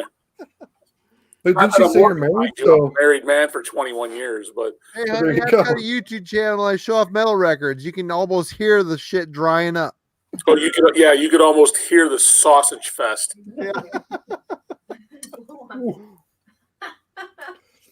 That's like 1,000 degrees. Oh my god, I'm fucking shit hammered. I'm sorry. Marty, drink more White Claw. I am Marty, drinking. if you ever get out of like doing metal stuff on your channel, you could definitely do like a comedy channel. Just like you are fucking hilarious, man. You are like awesome. Kevin, I love you, man, but you need to fucking show records. Please do it. I'm telling you. See, Marty doesn't watch TV. He just watches YouTube. So I he watch wants as many YouTube channels because available YouTube- as possible. Unless here. I don't it's fucking care about old TV. Star Trek. I love Star Trek and I love YouTube, and that's about all I watch. Oh, I'm a Trekkie. I'm a Trekkie. Trekkie. And a Star Wars, all those Star Wars. Did you watch Babylon 5? I love Babylon 5. Holy fuck. Has anybody watched the new Picard show? Is that, I is that did. worthwhile? Hey, Quarantine, I watched it. Here's one for you, Marty. If you were a Trekkie and you like Babylon 5, did you watch Crusade? No, I did not. Ooh, Crusade's good. You Never gotta heard watch of it. Crusade. It only lasted, I think, 3 seasons, but it was after Babylon 5, after the fall of Babylon 5. Oh, okay. Was it written by Straczynski? No, No. but it was Did any- still very good. Did any of you guys watch Lex? No. Yes. Nice. I'm all about the worst of the worst sci-fi. Did anybody watch Farscape? Did you guys use I like Farscape. I loved Farscape. I'm a big science fiction guy. Science fiction, fantasy. Yeah, I dig that shit. Me too. I'm a dork. All the way Matt Jones' Dark Path was talking about this earlier in the chat or something. Oh, I have an original. Oh, you know what? Do you like Hatebreed? Oh yeah. Do you ever watch the stuff after that Vin Diesel movie Triple X? EP. I'll send that to you if you want it. Like the original CD, EP, or something I have by them. Is there like an original that goes for a lot of money or something? Is it Under the Knife? I don't know. But you can have it if you want it. Well, I'll definitely take There's a show on Hulu called Future Man that like makes fun of a lot of that sci-fi kind of futuristic comedy shit. It's amazing. Alan, turn on your microphone.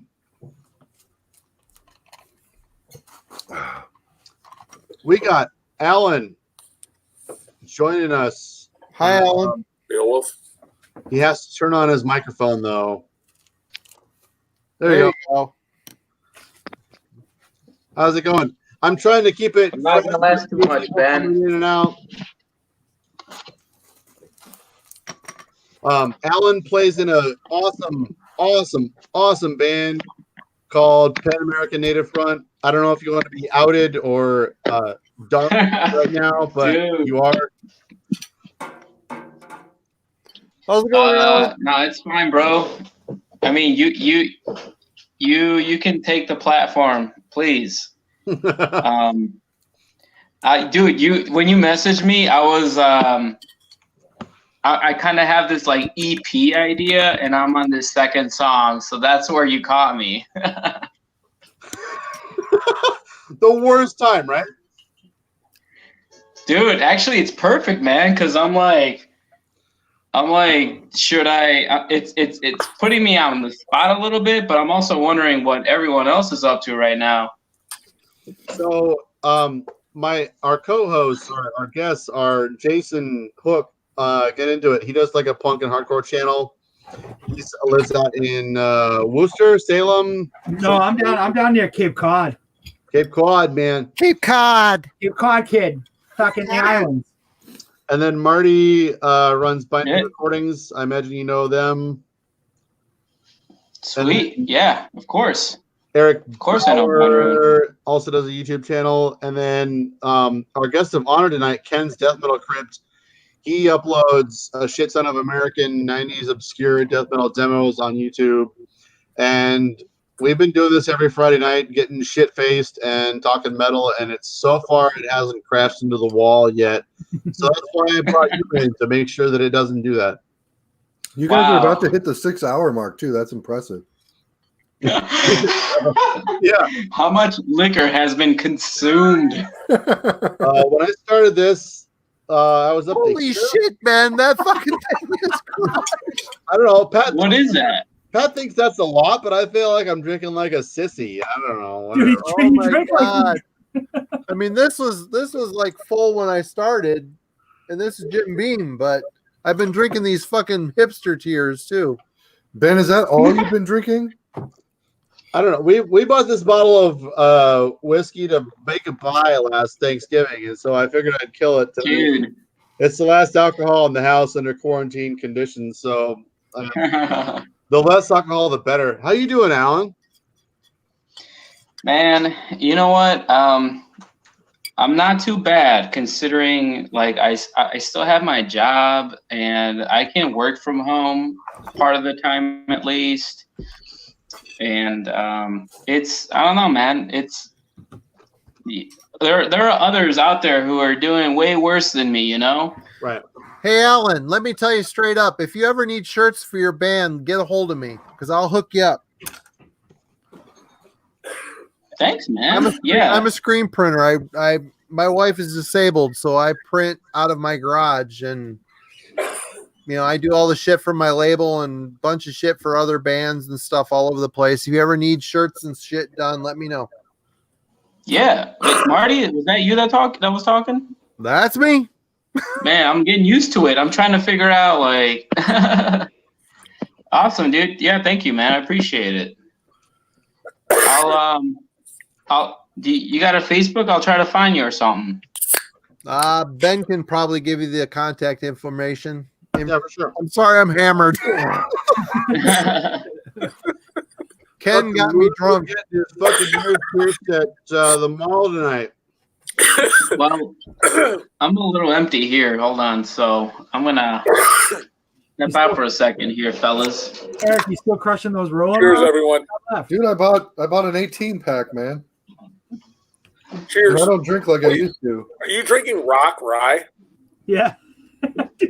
He's drank like literally most of that bottle. Whoa, it's almost gone. Is that bad? That was like at the top, at like the. That's bad. That's bad. You better stop, Ben. You're gonna be miserable tomorrow. You're bad. You're bad for telling me that's bad. That's bad. He had 2 beers too, so right. We'll find out. So 2 weeks ago when I live streamed, I drank so much that I barfed on a spider and it died immediately. Did he get superpowers? Like if my barf killed a spider, I figured I was probably pretty hungover. Oh, that's funny. Actually, I remember in this killer like black metal band called Pan-Amerikan Native Front, and he's working on a new EP. They just did a single, like they had a video behind it, which I thought was kind of cool, like a cool way to like drum up extra support for a single drop, because usually like who fucking cares about it, a Bandcamp single drop. But I thought that was cool to have like a video behind it.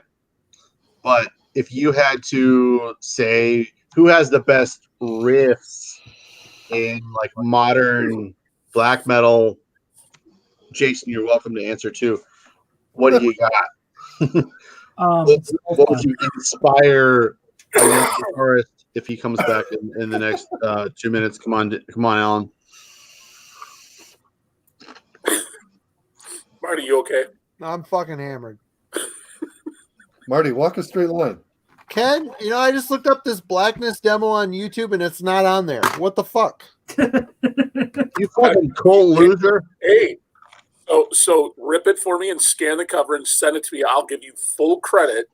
God, that sounds like a lot of work.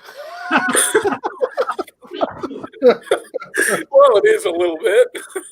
I'd rather just send it to you and have you do it. I'd let you do that. If you can, convert it. Send me the files and the scanned cover. Yeah, dude. Get it on the channel. I'll see if I can figure out how to do look at my cassettes to see if I have any fucking demos that you don't have. There's another demo that's really rare that my buddy sent me back in the day that I wish I could fucking remember, but I can't right now. Marty, if I lived near you, I would do a channel with you. Let's do it. God damn it. Let's do it. I just parted with that Pyrexia demo not too long ago because my buddy really wanted it. The Pyrexia demo? Yeah. Yeah. He hooked me up with some store credit though, so it was all good. Have you guys ever heard the riffs on this album? No. I've never heard one note from that album. Come on, you don't know the sickness of warheads on foreheads? Okay, so what's the last Megadeth album everybody bought? Obviously, other than Get Into It. I got the new one. I got Dystopia. I thought it was good. Rest in peace. To be honest with you, I thought like Cryptic Writings was a good fucking record. I didn't like it. You didn't like Cryptic Writings? No. I thought it was good. I thought Cryptic Writings was good. Did you, I don't know. What do you prefer, Marty? Peace Sells or Killing Is My Business? Killing Is My Business. There you go. Yes. Because the drum sound is way better. Yes. Garth's fucking on fire on that record. I tell you what, you listen to Peace Sells, the drum sound is all reverbed out and shitty on that record. It's more the first album. The Killing Is My Business is just more of an evil sounding thrash. Yeah, it's intense and the songs are so good. And listen to the fucking drums on that record; they're great. And then you listen to Peace Sells, it's like he fucking centered on this pocket, and it's all the producer made them all reverbed out and huge and shitty. What's your favorite drumming on a death metal album? Favorite drumming? Death metal album? Death metal album. Woo! Don't mind, but I want to get Mike all Smith. the opinions first. Euthanasia? Anybody, go ahead. Anybody. Wow. Fuck. Mike Because Smith. I'm a big fan Anything of the Mike song Smith I'm touches. Going to Hell by Mike Smith Scepter. for Suffocation. Mm-hmm. He's a good drummer. Shit, I'd have to think about that. I don't know. On a death metal album. My favorite drumming on any death metal album, just listen to it, is Vader's De Profundis. Oh yeah, Doc was fucking amazing. Dude, that guy was fucking amazing. He's dead now. I know, yeah. Unfortunately. You're fucking perfect. The drumming on that album is the standard elite for a death metal album's drumming. The production and the drumming is just it's the standard. It's the bar for death metal albums. So Ben is pulling out Mike Smith there on the fucking Suffocation tip. Yep. Oh, Dude. What is that? A compilation? No, it's a This is live a- album. This is the best Oh, Suffocation okay. release there ever was. It's really good. That's a good live album. I might like it more than any other Suffocation there is. That's like the live after death for brutal death metal. Yeah, dude. I can't remember what the question was even or why I pulled these tapes out, but I did. So About the drumming. I was gonna try and hit Ken to this coffin mulch Coffin mulch. demo. This is limited to 50 Ireland. I can't remember what the question was. He's not even here. He can't even see what you're showing. You gotta show it again. He's not even seeing it. Okay, Ken, have you heard of coffin mulch? I don't. Yeah, I've never seen that. This is some killer new school death metal. This fucking demo was limited to 50 copies. I can't remember even what the question was that I was answering with this pile of cassettes, but I've got a pile of cassettes in my hand, so I'm going to show it to you. This is one of the very few Iowa black metal bands. This is Sanguis. I could probably rip it and send it to you if you're interested, but this came out in 96. For sure. I would Anything even that came out in the 90s that's U.S. death metal and I don't have it. Yeah. I know you're kind of like searching for that kind of deal, but it's way more dissection influence than your usual brutal kind of warfare. But this is like really good friends of mine. This is my entry point into the genre. And then I grabbed Damn. and Mortem. Do I have that demo? Yeah, I have that. Okay, I figured you might. Found it in Pawn Shop, I think. Soul splattering hell metal. Yeah, it's good death metal.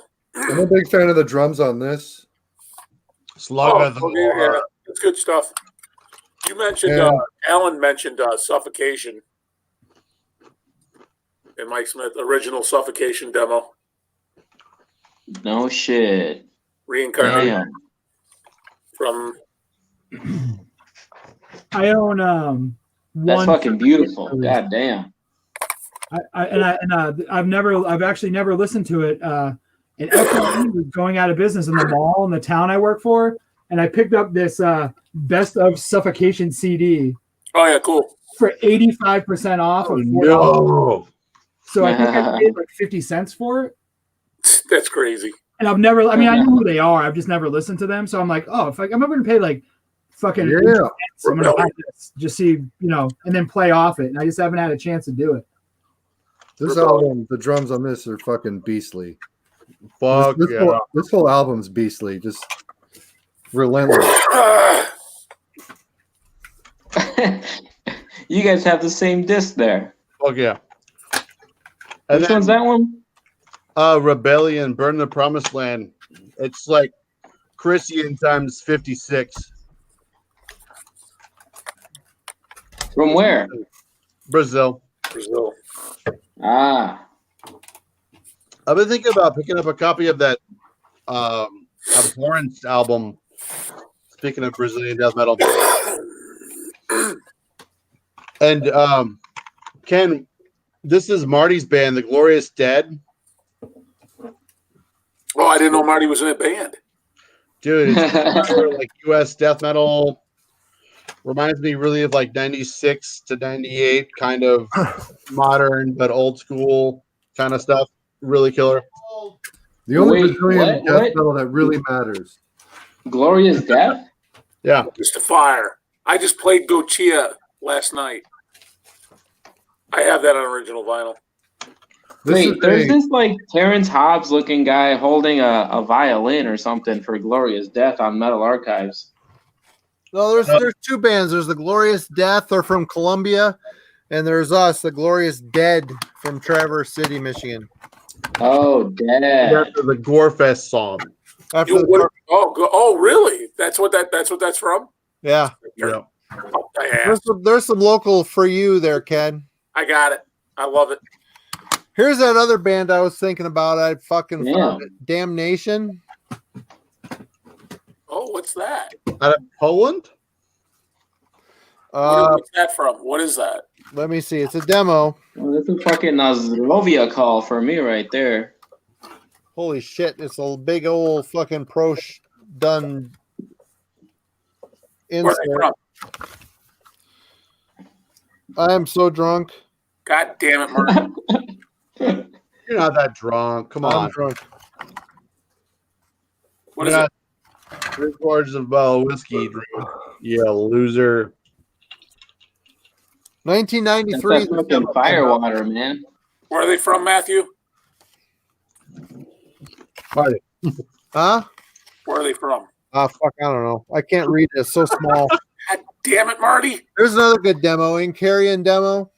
Yeah, I want to go. Okay, take a step back. What is the Damnation? The Damnation?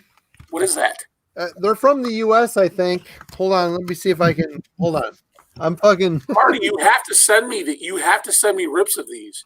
Hey, well, Marty's looking. I can show you some like super rare. There's only probably like 5 of these left in the world.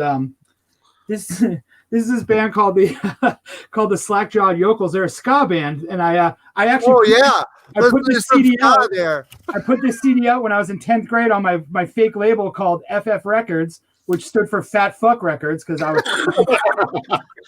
This is still sealed. It's still sealed.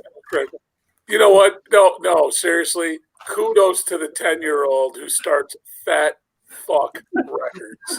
Come on. cheers to that. It's horrible. If I was a 10-year-old and I started, some metal label, whether it was bogus or not, I'm the coolest kid in fucking junior high. Yeah, I wasn't. This Damnation band does not have any fucking contact information. It was put out on Economia record recordings. Pretty cold, Marty. Cool job. Marty, you can't show me that and say they're from the U.S. And listen. Here's how it's going to go down. After we get done with this, we're going to get in contact with each other. Yeah. You're going to send me your address. Don't send me the actual. Those are your copies. I want you to send me the. Dude, I'm going to send you the demos. You fucking burn these two and put them up on your channel, and then come back to me whenever you get around to it. It's no big deal. Okay, we can do. I'll send them back to you. That's fine. Cool. We can do that too. I want my channel to be full of live streams of guys that are drunk and having nice offs. Well, I am drunk. And Ken, you're at the same fucking show. Right? This is beer, I think. 1989. Cheers, brother. I'm getting there. That's a long time ago. Holy It's shit. gonna take me about 10 of these to catch up to anybody. Yeah, you're behind. You're dragging ass. Get some whiskey. Tell Nana to go get you some fucking whiskey. Call the Grubhub or whatever. I took a handful of hot fucking chicharron. Fucking yeah. I fucking went down the wrong pipe and I can't stop fucking coughing now. I can't believe, Ken, you heard this demo. You're like the only other person in the world that has heard this Morticious demo. That demo fucking rules, man. Rules. Completely rules. It is so good. So I want to crowd. Is anybody still watching this, by the way? 49 people are watching it right now, and we got a 49 chat people room. are actually watching us talk. How many? Yeah, 49 people are watching this 6 hours in. And Ken, I can't fucking thank you enough. I'm drunk, I know, but man, I can't thank you enough for for joining us. I want to try and what's the word? Ask everybody to give Alan some riff inspirado because he's working on track number 2 on his new EP from Pan-Amerikan Native Front. I know what my pick is. Who has the best riffs? For best riffs for what? I don't know. Just all together. Iron Maiden. There you go, Alan. Iron All Maiden. right, that's a pretty broad discography there. Yeah, so go to all right, so riffing wise, there's not one bad song on the album Somewhere in Time. No. There is one bad Well, this song on there. here here's my guideline with this. Is this a riff that would inspire me to die in battle? The entire album would inspire me to die in battle. I'm not a big fan of Heaven Can Wait. I think that's that's the only song, but that's still a good song. No, it's not. The chorus It is a good song, Marty. Oh. Heaven Can Wait. I know that is the one song that everybody debates on that album. That's that one song, and it's debatable. It's debatable. I think that's the one record for me because Iron Maiden's my favorite band of all time. Oh yeah, and that Somewhere in Time is an amazing album. Other than Heaven Can Wait, you got The Loneliness, The Long Distance Runner, which is amazing. You got Strange, which is amazing. It's all good. Yeah, I just think that there's no filler on that record. Perfect. You're looking for riffs that you want to go into battle and die for? Oh, Saints of Hell by Judas Priest. Yeah. There you go. Manowar. Into Glory Ride. Yep.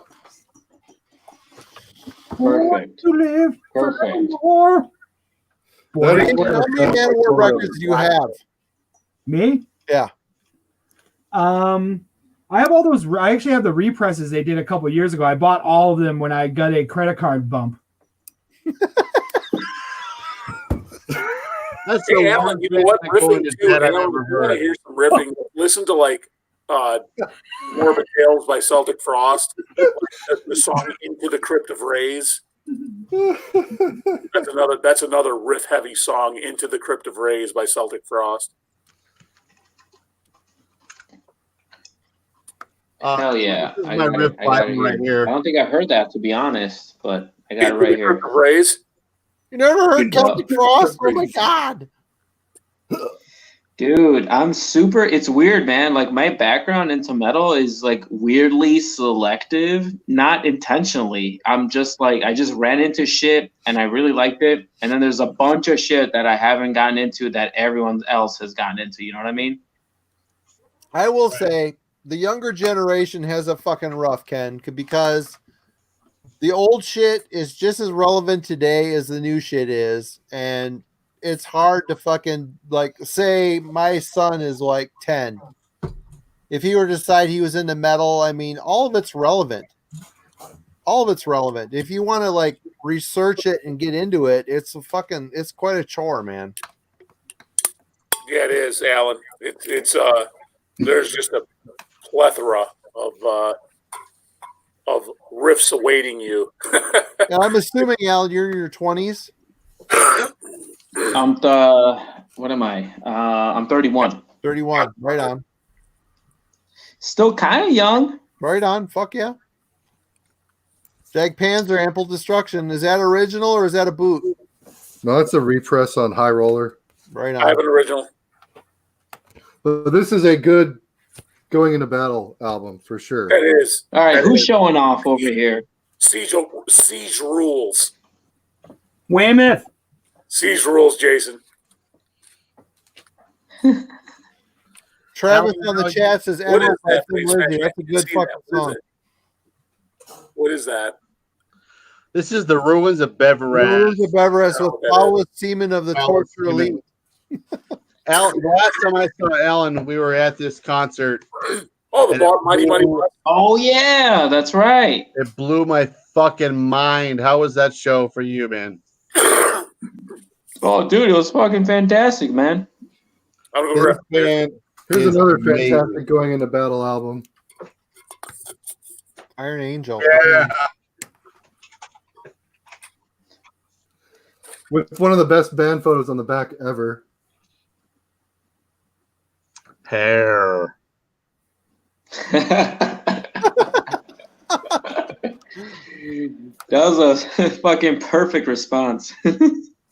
That's a good album. This album rules. Yep. I don't like the follow up, but this one even has a glossy promo pic. Ooh. Woo, dude. Dude, I've I never would- gotten a 12-inch with a glossy band photo. That would be so good if that were something I could expect out of a 12-inch. Dude, I can see myself waking up with that between my legs. As well as the letter as to why your record shop should carry this album. That's so good. And to quote Aaron Margosian, it's all about the mustache. Right. In some ways, I think a lot of people like devalue promo copies of albums, but I think that that's more of a rarity than your standard issue retail version of an album. And I've got a really, really key example that will like sell this idea through. I love this edition of this record. This is one of my favorite German records of all time anyway, but yeah. Give me the promo copy for sure. If it's got a glossy in it. I think the only other promo I've got with a glossy is World Circus by Toxic. Wow, nice. Like I guarantee you, Ken, you've got a copy of this, but you may not have a promo copy of this. Black Mark Productions, completely fuck off. No, I got a copy of it, but not a promo copy. I feel pretty good that I've stumped Ken on 2 demos. He did. He did. Woo, Damnation and Blackness. Woo! Yeah, you did. I do not know those. I wonder if they're in the fucking archives. Let me consult Oracle real quick. I've been looking, Marty. I'm not finding it. What? Ooh, I spilled whiskey. Damn it. Oh, I bet that's the first time that's ever happened. Yeah. Alan, we do this every weekend, Friday nights. It's hosted on various channels. I'm glad you joined us. Yeah, we all get shit faced and we talk about old school metal. We try not to talk about Judas Priest too much. I love Judas Priest. Fuck you, Ben. Yeah, fuck me. Yeah. Toxic World Circus. It's a good I album. need a copy of that, man. I've really Dude, thanks for the invite, man. Yeah, they are on fucking. They're on the fucking here. They're on the archives. Let me put Here we go. They're Here's on the, here's the toxic glossy. You want to fuck them? You gotta fuck them on the internet.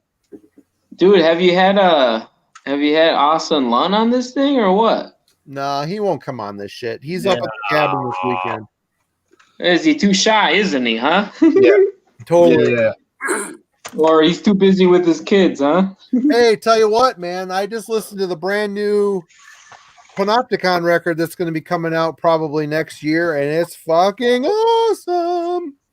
Yeah. Oh, I without a shadow of a doubt, for sure. That guy's one of the most talented motherfuckers. It's the most cinematic album I've heard him do. It's amazing.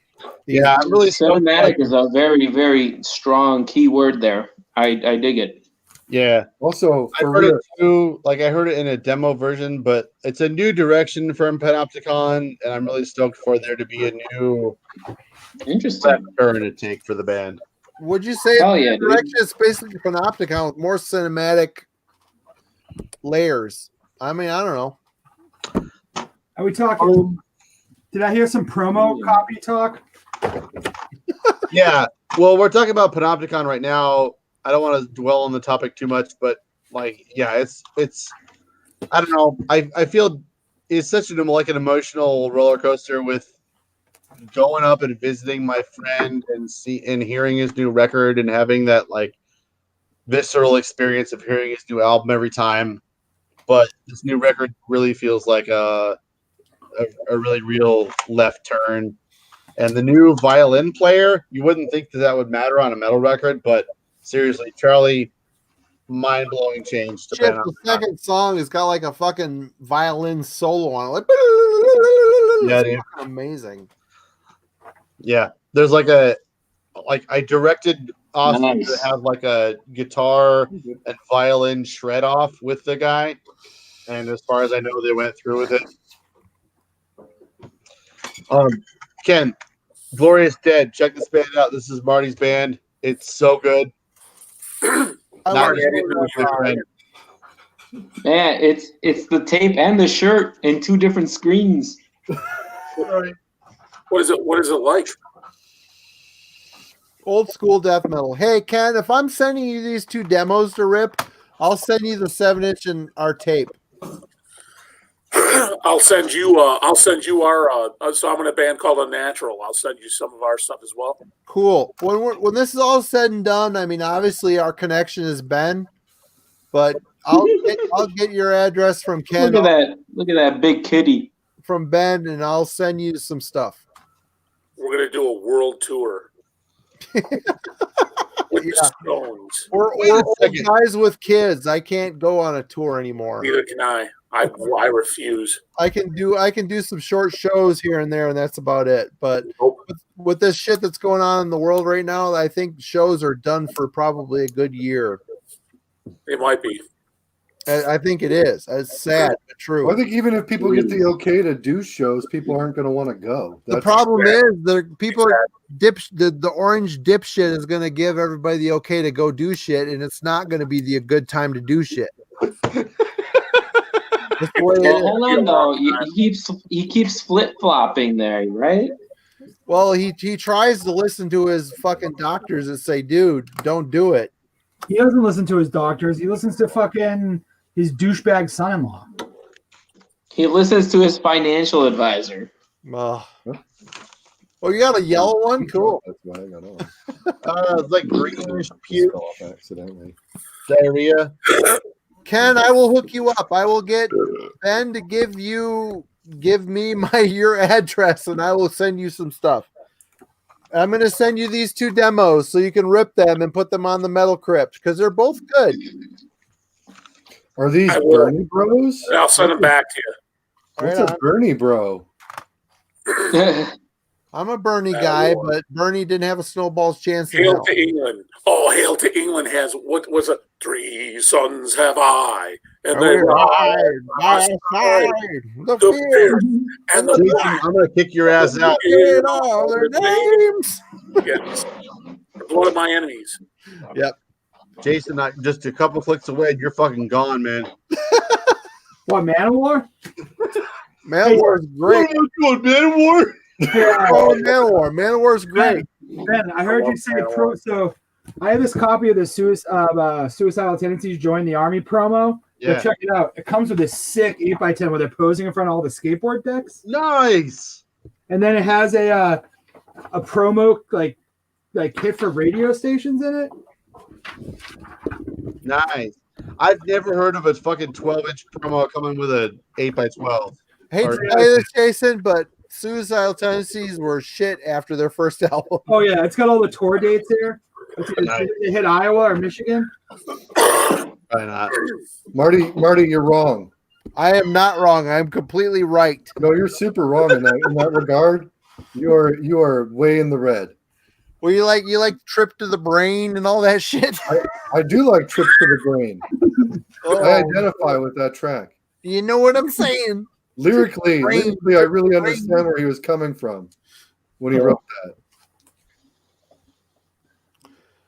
And then, well, I see that I'm wrong. Other people are telling me in the chat that I'm wrong. Well, that's fine. I mean, the first Suicidal is the best Suicidal. Well, I mean, I won't argue with that, but you know, a fan of Prime Cuts. There's nothing like sitting down to make you realize that you're fucking drunk and you shouldn't stand up and go walking around. Nothing tells you like you're drunk and you shouldn't be on a fucking public forum like a live stream.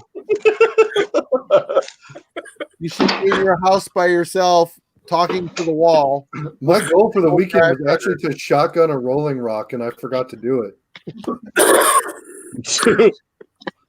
This Adam's is showing all I've gotten something. now. Oh, there it is. I've never shotgunned a beer before. Really? Me either. I can't do it. Hey, I'm 43 years old. I've never shotgunned a beer. It's just like being an idiot. Have you ever been an idiot? Yeah, I'm an idiot professionally. I've drank from a beer bong before. But like shotgunning a beer bonging, I would say maybe the same thing, pretty much. Yeah. Have you ever Chandler done a keg stand? wants to know. Chandler from the chat wants to know, what are your thoughts on the new Reverends of Everast song? Have not heard it. They're still together? Dude, I saw them last summer live for the first time. Life-changing experience. Was that with the Spirit? Because that's when I saw them with the Spirit. Like, yes, it was last year, but yeah, I mostly went for Spirit because those guys just fucking are awesome every time I see them. Yeah, so good, man. They just did a new split with Morning Beloveth, and the new track is great. I ordered the CD and the 10-inch on the way from Pan Records. Yeah. Huh. I hope the 10-inch comes with a plastic sleeve. I can't bring myself to buy something from a band called Morning Beloveth. Like, I just can't do it. That band has been around forever. They're from Ireland. It's like if you put Thy, unless it's Thy Infernal in your band name, I'm not down. Right? Die Infernal. Well, that's thankfully it's a split. It's Ruins of Everast and Morning Beloved. There's just like certain things that like I can't like wrap my head around in metal. So Ken, you're known for death metal. What are your favorite doom metal albums of the last 6 months or so? Ah, woo! The cat did not like that. My bad. Transitioning here. No worries, man. Are you into doom? Are you into doom death? No doom. What about Paramecium? Yeah, I am not into doom at all. As a matter of fact, I know Marty especially is going to hate this comment. Black Sabbath does not reside in my collection. I've never been a Black Sabbath fan. I've never been a doom metal fan ever. I own zero doom metal. I do, however, like death doom. All right. As long as it has a deathly approach. But Cyanide, baby. I get the Black Sabbath thing from everybody that I know. That how can you not like the fathers of metal? It's just a strange thing for me. I've never been into Black Sabbath. Will never be into Black Sabbath. I do not own any Black Sabbath. You know what? I'm one of those guys that understands that everybody hears music differently, and we all have to live in our own skin. And if you don't like Black Sabbath, that's fine. I really, it's a personal choice. But you know, they are the Godfathers. If you don't like them, that's fine. And Dude, Black Sabbath's fucking sick. and Black Sabbath and disembowelment, you know, like Ben showing the disembowelment. I have disembowelment. Well, yeah, that So shit's fire. great, but it's nothing to do with Black Sabbath. But love disembowelment. What about I'm Winter? distracting. Would you call Winter a doom band? Yes, No, Winter is like Celtic Frost. they're a doom band. No way. Celtic Frost is not doom. No way. Celtic Frost, no, Winter is not Celtic Frost. Celtic Frost. Winter is Celtic Frost. They They're more of a crusty. It's identical. It's identical. What about Winter Ken? is Celtic Ken, Frost. you said you like that old mortification shit. So what about Paramecium? Oh yeah, I'm not familiar with them. All right. Consumed of the Earth is a great record. What is he doing? Ben's having a conniption fit over there in his. Or the Black Sabbath. But Paramecium has other albums that aren't as good as Holy that one, Ben. Oh, there it is. Exhumed of the Earth by Paramecium is a great record. Holy shit, Ken. They're a bunch of fucking lame ass Christians, but holy shit, this record rules. What is it? Paramecium, Exhumed of the Earth. Yeah, I'm not familiar with that. I'll send you a link, bud. It's so good. So Ben, do you remember when you were talking about how you wish that would get reissued? It did. On vinyl? It's on vinyl for only $45. It's ridiculously priced. Fucking ridiculous. From Boone's Overstock, the Christian reseller of metal. Yep. You know, they really. I always see people like saying to buy stuff from Boone's Overstock. What is? What is it? Is it just like Christian, Amazon? it's a Christian distro, man. Oh, yeah. Decompose. I got both of those. This is this is a bootleg actually that adds all their demo material onto it. It was a Russian boot, but I got that original vinyl. That's so for me. That's Death Doom. Fuck yeah. So Yeah. it's Death Doom. So anything definitely I can get into if it's slow, but I was never a doom metal fan. When I talk about doom, that's Solitude Eternus. Yeah. There's no Candlemass. What's that? No Candlemass? No, I was never a Candlemass fan. I know a lot of people are like, you don't like Epicus, Doomicus, but that no. No. I don't. I was just never into doom. I just never got into that slow. How do you feel about the slower Manila Road shit? I don't know any Manila Road either.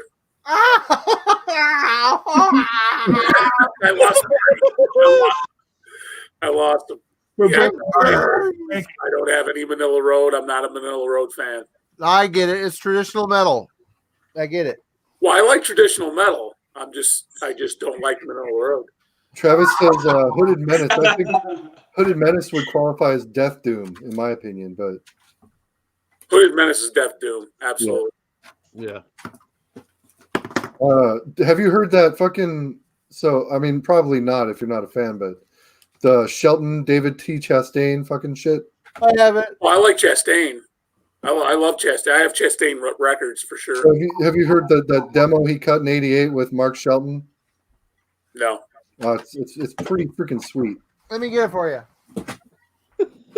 Marty's It's not really. It's not doomy. It's not.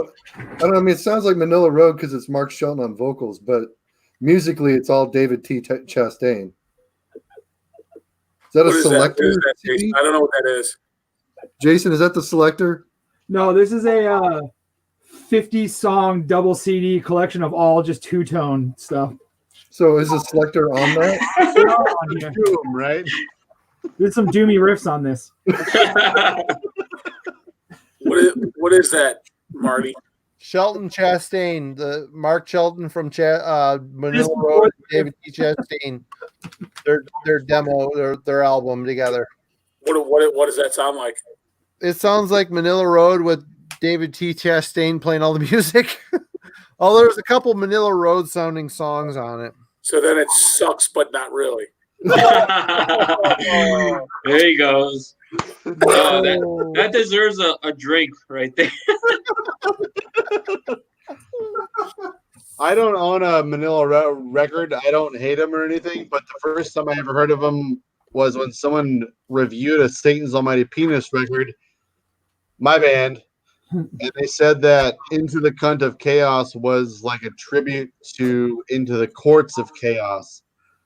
And we were like, what is this? Why is there a band called Manila Road with Into the Courts of Chaos? I'd never heard of it. So well, we that checked it out. comparison would be completely wrong. Right. Completely wrong. I don't know. I used to own that on cassette, Eric Bauer. Chastain. So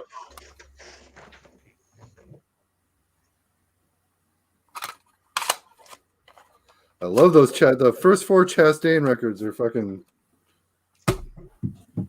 amazing. Yes, agreed. I can never find the first one on tape, which is what I'm holding out for because that's what I have the rest of them on. I'll be honest, Crystal Logic was not a half bad album. No, it's not. It's a great record. Yes, Ben, that album rules. I'll tell you what, I've never heard it. You should listen to it. Won't play. It's not half bad, and then half of it sucks. What? Crystal Logic? This fucking disc is fried to shit. It won't play. What is that? It's Chastain, Rulers of the Wasteland. Oh, yeah. I bought it for $3 from the Grave Worm guy, and it won't play. So you guys want to know, like, as far as my heavy metal goes, how doomy I get is Angel Witch. Nice, yeah. See, I would never consider Angel Witch doomy. I would think that's new wave. That's as doomy as I get. That's as doomy as I get. Right on. So, like, No by Dying Bride. Well, that's Death Doom. So I do have my. I love Paradise. It's fucking death metal. It's Death Doom. Yes, Death Doom. I love it. I love Death Doom. Spectral voice. Huh. Yeah, dude, I'm not fucking bending any genres here, but Paramecium, so fucking killer. It's good. Maybe 75 to 80% as good as Disembowelment or so. I'll send you a link for sure. Wait. Ben, how do you spell that? Paramecium, P-A-R-A-M-A-E-C-I-U-M.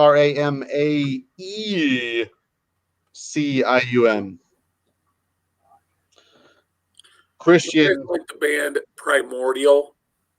Yeah. I met that singer. Hey, Alan, that Paramecium band, the main guy that writes all the music is the same dude as Jason Sherlock. He was in the band Mortification, and he was also in the band Horde, which is like a Christian unblack metal band that rips off Dark Throne. It's really the Helig Uskart, that CD that Ben's showing right now is a great fucking black metal record. Wait, hold on. Marty, you said a black metal Christian record? Yep. It's wholly unblack metal music. Unblack. Is it white? Hold on. Hold the phone, sports fans. You said Christian unholy black metal? Christian, yeah, I might have been drunk. It's Christian unblack metal. Christian black metal. Which Ben is holding up the CD right now, and it's actually a really great fucking release. Killer. It's kind of fucking retard. It is retarded. It's the stupidest thing you've ever heard in your life. There's Mortification. songs on there called "Invert the Inverted Cross." Wait, what's it called? Wait, hold on. What's it called? Horde Hulig as Usvart. What? You heard him. You heard him. Holy Unblack is what Did that you just say there was a song title, Invert the Inverted Cross? Yes. Invert the Inverted Cross is the name of the song on the album. But check out that album; it's really good. No, it's really fucking good. Guys, I'm going to bed. Did you say no? No. Jason, Hook, we love you. All right, Jason. Nice seeing you, bro. Nice meeting you. Jason. Sub my channel. Bye. Circle jerks coming your way. A church bell tolls amidst the frozen Nordic winds. No. This is all anybody really needs right here. I don't know what that Out of nowhere. But Ken, if you're into Mortification, that the drummer for Mortification on the good albums, Jason Sherlock, he did that Horde album, and he also did that Paramecium album. And it's I love Mortification. Mortification fucking rule. yeah, the Paramecium album's really good, and so is the Horde album. They're both really fucking I'll have good. to check out the Paramecium because you guys keep talking about it. I'm going to have to check that out. It's Death Doom. It's like they're trying to rip off My Dying Bride. You know, those Christian bands all tried to rip off somebody, you know. What are you shaking your head for, Ben? It sounds like My Dying Bride, but it's good. No, you sound like Green Day. That's like so. Like when I was a kid, my mom was trying to get me into Christian music for a while, so she bought me a bunch of Vengeance Rising cassettes, and Vengeance Rising's good. well, some people try to tell me that, but the vocalist is it Roger Martinez, Pastor Roger Martinez. Yep. Was it Once Dead? He sounds like the actress Anne Ramsey from Throw Mama from the Train and The Goonies. Was he on that album? Was Roger Martinez on Once Dead? Yeah. Okay. Yeah. I think that was the last Vengeance album he was on. Yeah. Because I know He's Scott Waters. an atheist now, right? But yeah, he's like wanting to make an album for every Christian album he made. He wanted to do an evil album to undo that. Oh God. Christians are the worst. But I know Scott Waters took up his place for a while, and he was in a band with those guys called Once Dead, or I don't know. yeah, I've seen the live footage. It's not that great. Really? Somebody said Striper has riffs and solos. No. I think they got solos. Well, they got solos. Oz Fox could rip it up, but I mean, they're not as bad as everybody would. I got Striper albums. Musically, they're not as bad as people would make them out to be. But You know what? They're not. They're not great. They're actually not. The Hell with the Devil is actually a half decent heavy metal record. Well, I've got the LP with the uncensored artwork. I mean, I bought it for the uncensored artwork, but You lie. what's that? You're lying. I'm lying about having the LP. Show it. Show it. Oh, okay. All right. It's uncensored. Come on. Let's see. Don't deprive us of uncensored shit. Come on now. Oh my god, I'm so fucking stupid hammered. You haven't had a White Claw in 3 hours. I just find it funny that a Striper album cover got censored. Yeah. Yeah, that's ridiculous. I guess I can show my Striper vinyl. I have no Striper vinyl. Are there tits on there, or is what's going on? It's a bunch of shirtless angels trying to pull a rocker out from the bowels of hell. Everyone's busting out their Striker. Jesus. Guess what? I have no Striper, you bitches. You have Striper? No, I had some paperbacks today, but I don't have them anymore. This album's great. You know it. Yeah, that's the one. To Hell with the Devil. Yep. Yep, that's it. I love the gatefold on this thing. It's all about Isaiah 53:5. You don't have any striper, Marty? Nope. I'm sorry, Ken. I have standards.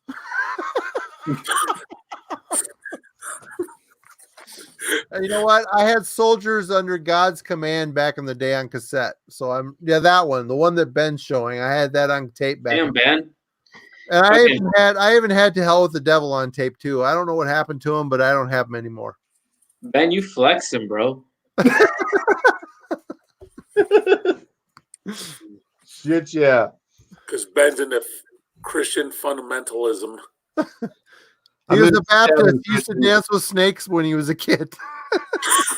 The inverted cross solo project, right, Ben? Yeah. I'm telling you. Guys, this was my last beer, and I'm out now. Oh my God. So I must leave. Ken, it was nice meeting you, sir. Have a It was good nice one. to meet you, man. Nice meeting you, Ken. Nice meeting all of you. Marty, get a hold of me with those fucking demos, Yeah, I'll send them to you. or I'm going to haunt you. Right on.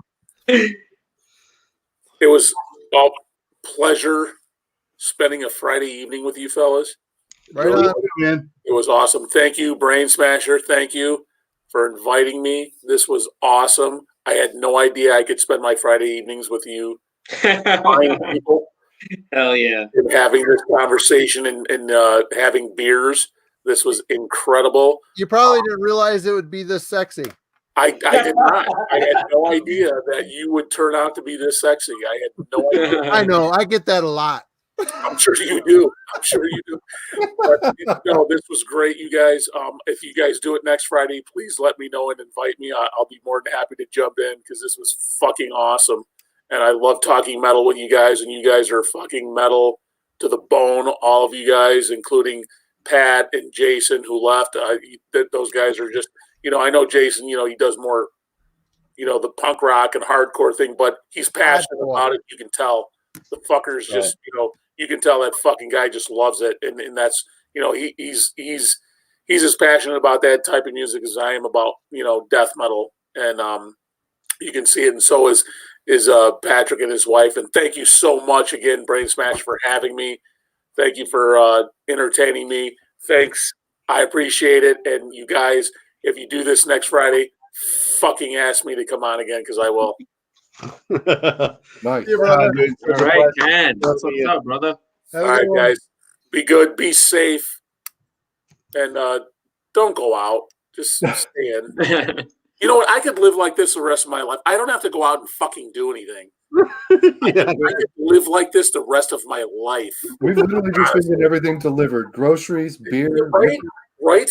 I could just stay like this the rest of my. You mean I don't have to talk to anybody? Right, yeah. I could do this the rest of my life. But anyways, thanks again, guys. I appreciate it. Thank you for having me. It was great talking to you fuckers. Marty, God damn it, get a hold of me. I'll have Ben get me your info. It'll all be good. Marty's not going to remember this conversation in the morning. I will. Oh, I'm going to remember it. I'm definitely going to remember it. All right, guys. Be good. Be safe. Have a good one, Ken. All right, Ken. Take care, brother. See you, Ken. Signing out. Okay, Ben, you can get more people in here. What are you going to do? What are you going to do? You guys are at 6 hours and 51 minutes. Yeah. We're usually like maxing shit. out at 7 hours or something. Damn. Like, what the fuck are we even doing with our lives? It's only 3 o'clock. Sissies. Yeah, it's only 3 o'clock. Hey. Oh shit! You guys got fucking Eastern Standard Time or some shit? Yeah. I'm Central, I think. Yeah, I'm Central too. It's midnight here. Wait, Mr. E, where you at? I'm in Seattle. Ish. Man. Seattle-ish. That's fucking early then. I mean, it depends on your perspective.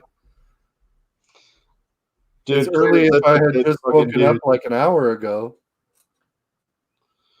I am actually sending an invite out to White Filth Vinyl. He's been uploading a shit ton of content that I cannot keep up with lately, but just for like, I really envision this to be like New guest. Keep it fresh. Keep it Dude, the night is young, bro. Dude, I've been doing this for 5 hours. Or whatever. Yeah, 6 fucking hours. 7, Ben. 7. Well, how's it? Yeah. I can't believe Ken's never heard of paramecium. I can't believe the 2 demos I showed fucking Stump the Chump. You're Blackness right. and Damnation. What the fuck? That's hilarious. I can't believe we're at the same show back in 1989. Holy crap, Yeah, that's man. fucking crazy. Marty, you know what? What? We've never been to the same show at the same time. We never have. We don't have that connection, Eric. I'm sorry. There was that almost for that thing that happened in Olympia a couple Right? years back. I was thinking about going, but it just didn't fucking pan out. And I didn't go either. So I would have went and you wouldn't have gone. You would totally cockblock me. Do you know what it takes for me to go to a show? Why? I mean, I still go to shows. I love them. I just don't. I don't dig it, man. I don't like standing at all. Really, I don't like. I don't like opening bands.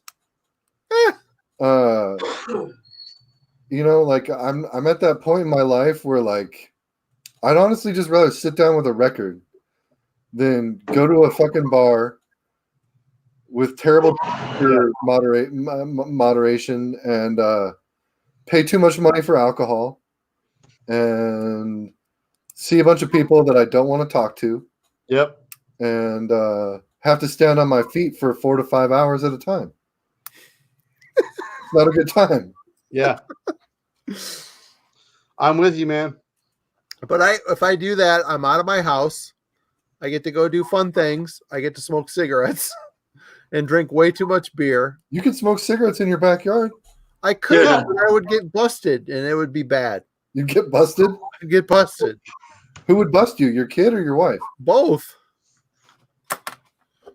But you're admitting to smoking cigarettes right here in your own home. You're the cops. My wife and my kid aren't watching this. I can't imagine they're watching 7 hours deep into this bullshit. Nope. Travis said shows are outside the house. Exactly. Yep, they are. Yeah. I still like to go to the record shop and like do all Totally. that shit, but like just the shows, like I can't hang, man. I can't do it anymore. How old are you? How old are you? 43. I'm going on 50, dude. Marty, I have a medical condition, okay? So I'm fucking retarded. So there's a difference between having a physical handicap and having your mental handicap. I just like getting out of the house. Marty. Alan, do you collect a lot or do you just listen to as much as you can? I see some just up there on your wall. Collection is small. I just bought a few things from Aaron Carey.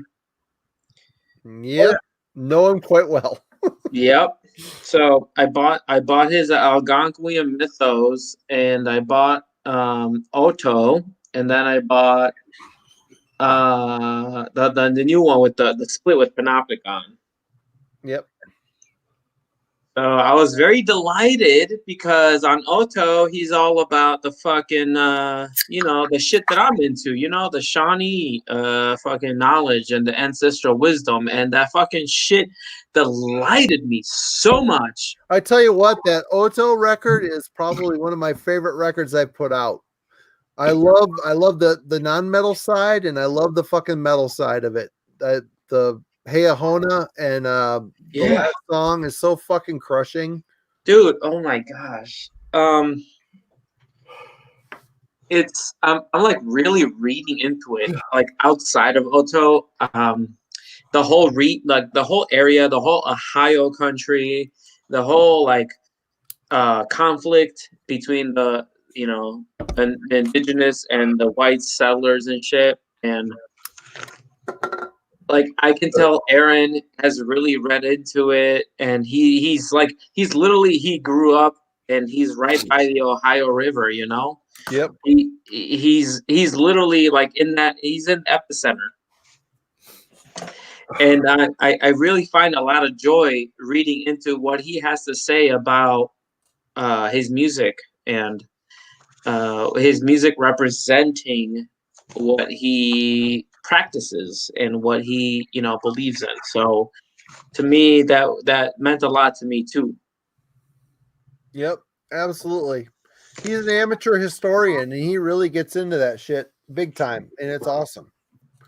Dude, he's fucking awesome. I appreciate the shit of him. I would definitely wish to meet him one day and learn he's from one him. of the nicest dudes you've ever meet, man. Yeah. He's been in this house. He's hung out. He stayed for days, and I've been down to his place. We've gone to the first ever Decibel Beer and Metal Fest together. He's a great dude, man. He's a good guy to hang out with. Love the guy. Ben, did you see what Tom said in the chat? What's that, Eric? I was just asking if Ben saw what Tom said in the chat. So, dude, I'm on the toilet. I'm messaging him on Instagram, so I guess I got it. Oh man. I don't see him in the green room.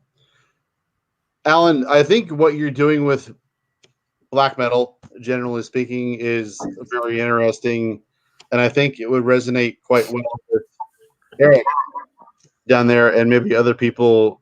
What would you say you're like bringing to the table that's new as far as like your perspective? Dude, no one talks about what really happened 200, 300 years ago. Like, no one, dude. No, in the metal scene, no one. Besides fucking Aaron Carey and what he's bringing to the table in the metal scene. There has been some serious shit that's happened. There's been a lot of blood spilled. Well, it's been complete genocide, is what it's been. There's been fucking absolute abuse. I would call it abuse of the honor of your word. Treaties. Okay, literally, like within a 15-year span, back 200 years ago, you would have 13 different treaties because it's constantly being negotiated by the settler, United States American, fucking country and shit. And it just, Tecumseh's dad has told Tecumseh, he was like, before he died, he was like, don't you ever, you cannot ever agree to anything with the whites. Like, no offense, obviously, no offense to anybody, but you just cannot agree to anything with them. It was fate, because like between 1790 and 1830s and 1840s, no matter what position you took, whether you wanted to fight and just go all out warfare, or whether you wanted to make peace with the whites and with the Americans, like it didn't matter. It really didn't matter because there were too many of them. And that was fate. And not many people talk about that. Some people don't realize that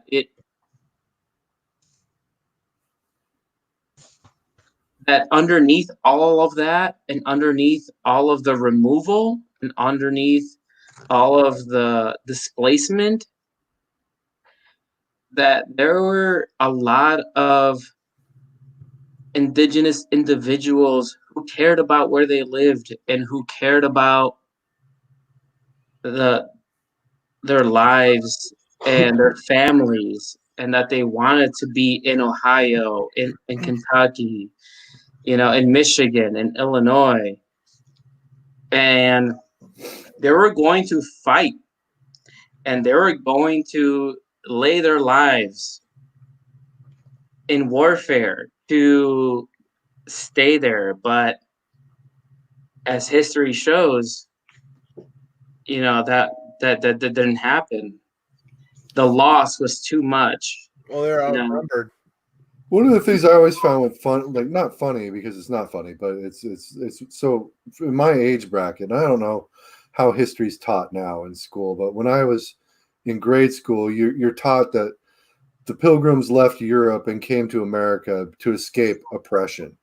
But what they don't tell you is that the reason they had to leave Europe is because they were too puritanical for what was happening in like England at the time or in Spain at the time. And so they had to come to America. These super, super conservative, puritanical white people, and even the ones who tried to put on a friendly face for, you know, the First Nation folks, like it was either, you know, it was the European way or the highway. It was, we'll accept you, but we want you to be like us. And that's one of the things that we weren't taught. I had to learn that on my own, you know, later on in my early adulthood. And a lot of people just never bothered to learn that because they didn't care to. That's definitely one of the tragic histories of freaking American history. That is not just the U.S. It happened in Canada, happened in Mexico, happened in Central America. It even happened in South America. The Aztec and the Mayans are completely fucking decimated by the fucking Crusaders, you know, the Spanish. And it happened in the Native American tribes. As soon as, you know, they got a foothold here in the U.S., they were completely decimated here too, whether it was with European viruses or by sword or gun. They were completely hunted and killed.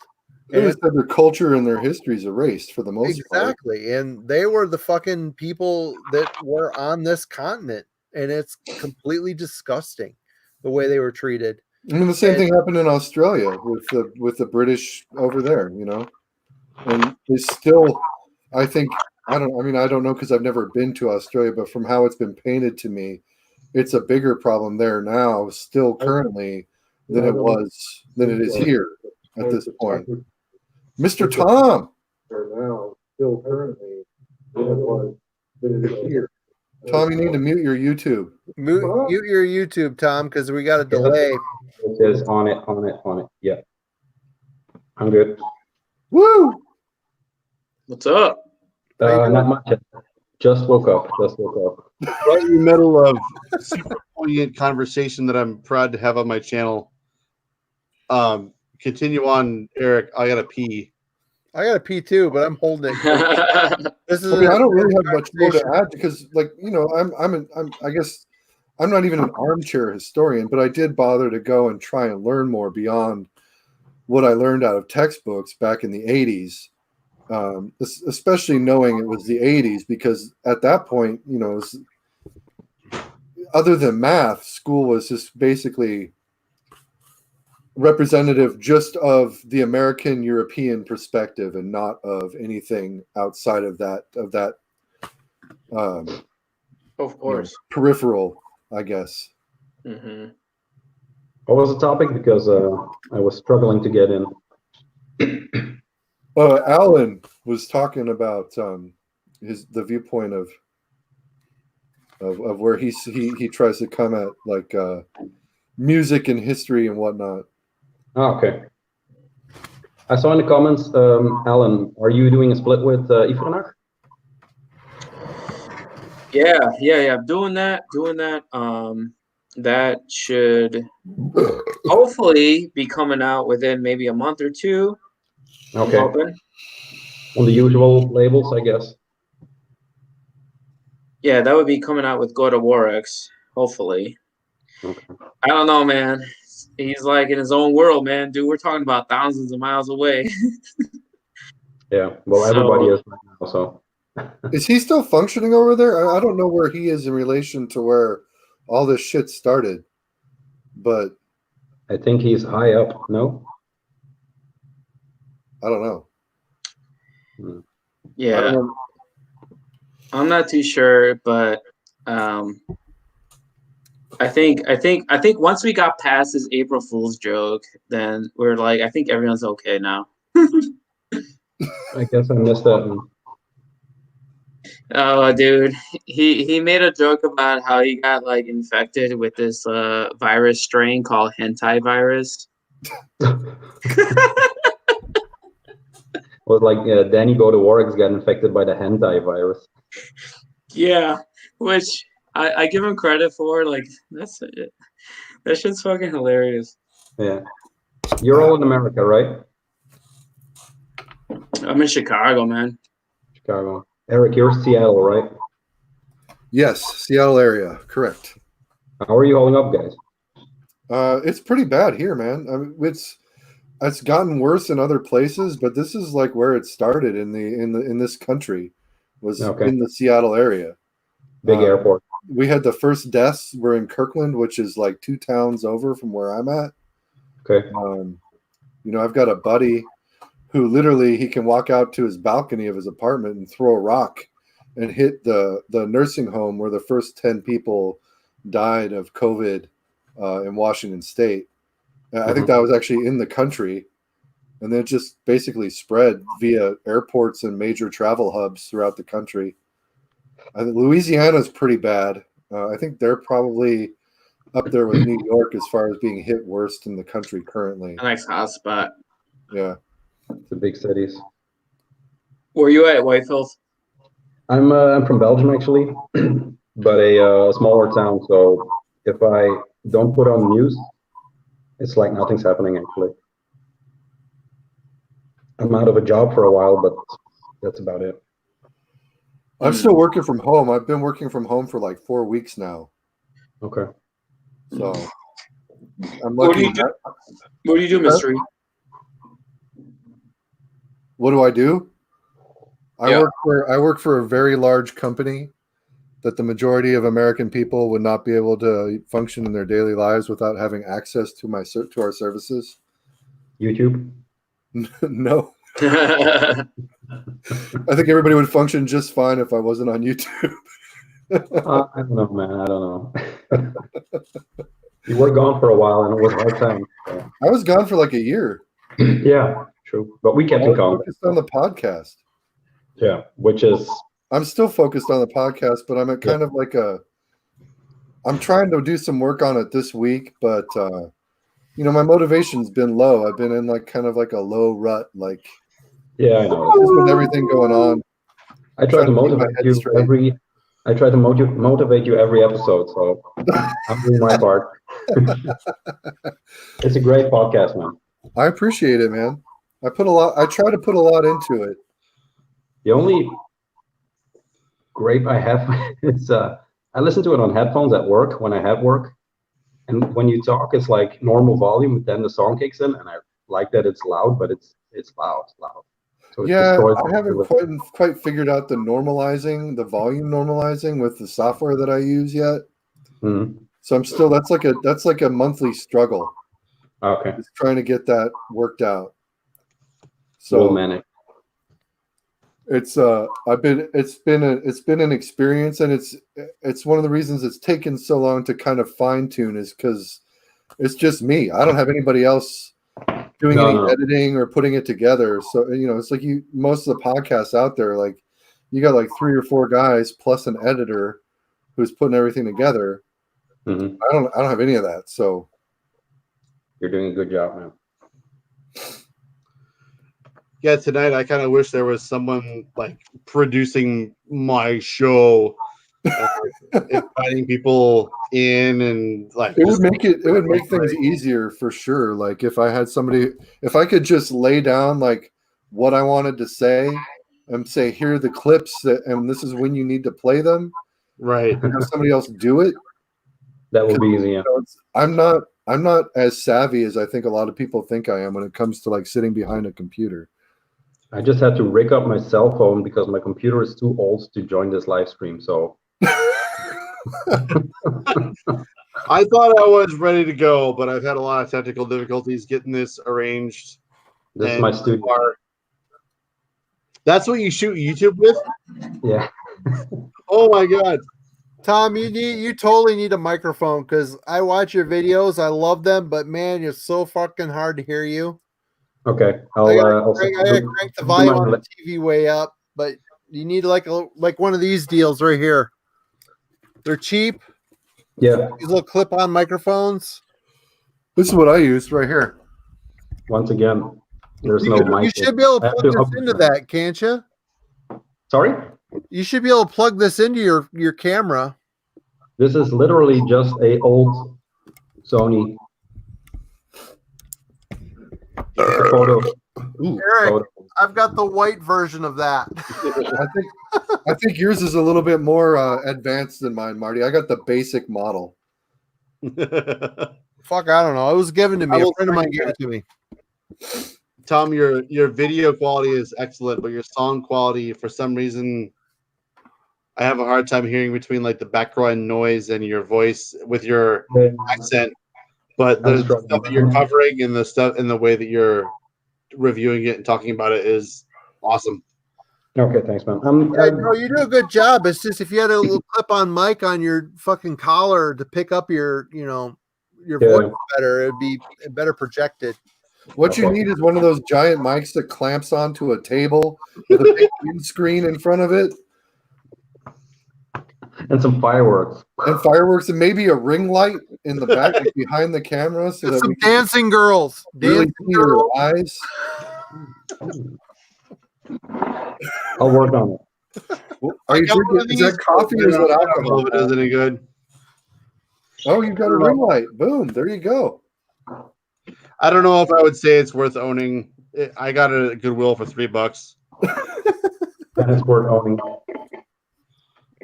Is that coffee, tea, or alcohol, Tom? Coffee. What time is it in Belgium, White Filth? It's 9:30 almost. Damn. Do you know they've been over doing here. this for 7 hours and 15 minutes? And that there's still hold on one second. There is still 39 people watching this crap. Is there a way I can see that? You got to look at the YouTube stream. Yep. Yeah, I don't know how to this is my first time hosting, so maybe I'm not the best host. There hasn't been a lot of good interaction from the chat. Who did you just ban and why? Or you put somebody on a timeout? Yeah, I banned a guy. We were talking about fucking what Alan was talking about and why his music is important and indigenous cultures and stuff, and somebody went Zzz. So I was like, fuck you. Not for 5 minutes. What's his band? Because I jumped in late. Alan is a band called Pan-Amerikan Native Front. Okay. Yeah, I know about that, but that's right. He did a really good release like 2 years ago, and he has a single out now that is really awesome, and I can't wait to hear what he's doing next. I want to say, wasn't Marvel talking about that like late last year or earlier last year? Possible, yeah. Yeah, it's good shit, and I feel like it's a topic that we really need to desperately germinate and cultivate and fucking promote in our culture. So this is the guy that's doing it out of Chicago. Hey, I just found out what your band is, man. Good shit. Who, me? Oh yeah. Yes. Great. Very nice. This is me in raw form. Oh, In clean form. I finished my beer. Just keep drinking. So, Alan, let's say there's no coronavirus in 2020. Do you have any shows lined up, or what's the future look like for your band? Oh my god. Okay, so what's up in the air right now is I was supposed to tour do a Canada USA tour. I was supposed to go to Edmonton and then down to Salt Lake City and then back to Chicago. A bunch of cities in the way. but I'm not saying shit because everything's up in the air because of this shit. You know what I mean? Yeah. That's where I'm at. I'm pretty open to like maybe doing like a long weekend run, possibly. But who the fuck knows? You know, like, because then you hear about things getting better, and there might be a state of, well, we can go back to normal, whatever that means. No, we're not. It's a lie. We're not going back to normal anytime soon. But that's what I'm saying. But you know what? There are reports of possibly having people getting reinfected or whatever. You know, Yeah, so I don't fucking know. It's all up in the air. I'd rather not and just focus on writing music and just do that. So I'm assuming then you have a full band. They're not involved with your albums, but you have them with you to play live. Is that how that works? Yes, I do, and they're very good close friends of mine. So it's a very dedicated group. Right. Awesome. No Blake Judge shit up on this business. Yeah. Dude, I've heard a lot about your shit. I need to check it out. I have not checked it out. I'm sorry. There's just so much shit, and I'm old, and I end up gravitating towards old shit. But I need to get around to it. I know Aaron's talked about it, and I've heard a lot of people talking about it and stuff. Dude, Aaron's a darling, man. Because on my way when I went to Winnipeg and I played Minneapolis the night in between, he did things that I did not expect him to do. I texted him. I was like, "Thank you, Ben, for the connection." I texted him like, "Hey, man, I'm coming by," and he's like, "Yeah, I'll come by." And I was like, "Okay." And he ended up being like the sound guy for me, you know? He was being super helpful. And I was like, this is fucking too much. It was ridiculous. It was ridiculous, to be honest. Aaron or Andrew? Aaron. Oh, okay. Huh. I don't want to cut anybody off, but I'm going to peace out. Right on, man. I'm fucking spent. Good times. Sleep well. We'll see you tomorrow. All right, man. Eric, have you checked this out before you go? The Black Death compilation? I probably ought to. Nice. I talked about it, but it's on Weird War. Sorry for the inconvenience. Okay. Very good record. I love the 1984 record rules. Yeah, this is released live and demo. All right. Rad. That's All it. right. I'm going to check that out. It was good to see you, Tom. It was nice to meet you, Alan. Nice to meet you, Mr. E. Take care, brother. Marty, get drunker. No, I'm keep done. drinking. I'm Ben, too kill drunk. that liquor bottle. If we keep this up long enough, I can start drinking. Jesus Christ, Ben. This is soda, right? This is water, right? All right. You'll take care. Rare. Peace. Well, if you're drinking all that, Ben, I'll drink another White Claw with you. Fuck it. Oh. Anyway, you were saying, Alan. Aaron was Aaron put himself out there like I wouldn't have expected, and he wanted to make sure it's like he was invested in a quality live performance for a band that's not his. And that blew my mind, and I was like, damn, this fucking guy really cares, you know? And that kind of threw me through a whirl. So I did the thing, and I don't know, he fucking loves that shit. So it's good to have someone like that, man. Yeah, that's kind of where I'm at with that. I don't know. How do we get to this? I don't know. I was like basically giving you an opportunity to talk about what separates you from every other black metal band there is? Yeah. That's hard these days, man. Yeah, yeah, Well, yeah. one thing that is easy is reality. Yeah, yeah.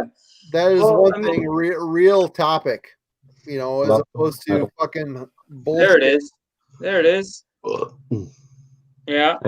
I just added a tape to my available playlist. on 12-inch. Yeah. I still don't have the 12-inch. I need to order that shit. Dude, I just put out a free shipping promo. Oh, nice. So check that out. Yeah. Yeah. I'm super freaked out about going to the post office and mailing stuff out, but I need to. Alan, can you send me a link? Yeah, for sure. I sent you a link to his band. Yeah, I have that. I found everything except for the. Well, I'll find it. Yeah. No problem. Pan-Amerikan native front. Okay. Do you still need me, or are you okay, White Filth? No, I'm okay. I'll find it. Okay. Yeah, you just find it, dude. I'll send you whatever. All I'm gonna say is I really appreciate the community that exists right now. Marty, you are doing some wonderful work. I know you're involved with some of the Minnesota bands. I'm connected with Adam from Svar. Really? Oh yeah. When I went to Minneapolis and when Aaron was there, Adam Kalova, he was such a fucking darling. Oh my gosh, I got nothing but praise. He helped me out so much. Yeah. Oh, from there? Yeah. From Sver, yeah. He's a good guy, so I support and his music's really fucking good. So yeah. I appreciate the connections. I appreciate the sounds. I really like them. Right on. And but yeah. Well, I'm on your site right now, and I'm gonna buy something if I can figure out how to do it. I'm too fucking drunk. Yeah, I got Preface War still available on vinyl? Yes. Oh yeah, absolutely. You buy right now, shipping is free. That's pretty nuts. America or worldwide? You're so crazy. It's free for US. I got reduced shipping for Canada because like Canada homies are ridiculous with me. They're like just too much. Yeah.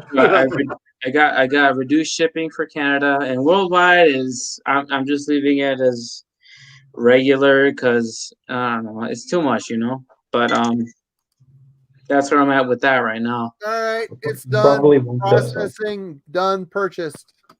Finally. All right, Marty. I appreciate it, brother. Right on. Hope there's not scratching and rapping on it. Kidding. You're not really drunk until you stand up to go and take a piss. No, I know. It's like the stairs are like. I noticed you fell silent after the break. What's that, Tom? I noticed you fell a little silent after the break. Yeah. Oh boy. I'm all good. Are you drinking for 7 hours? Whiskey, but Have I been drinking for 7 hours? Yes.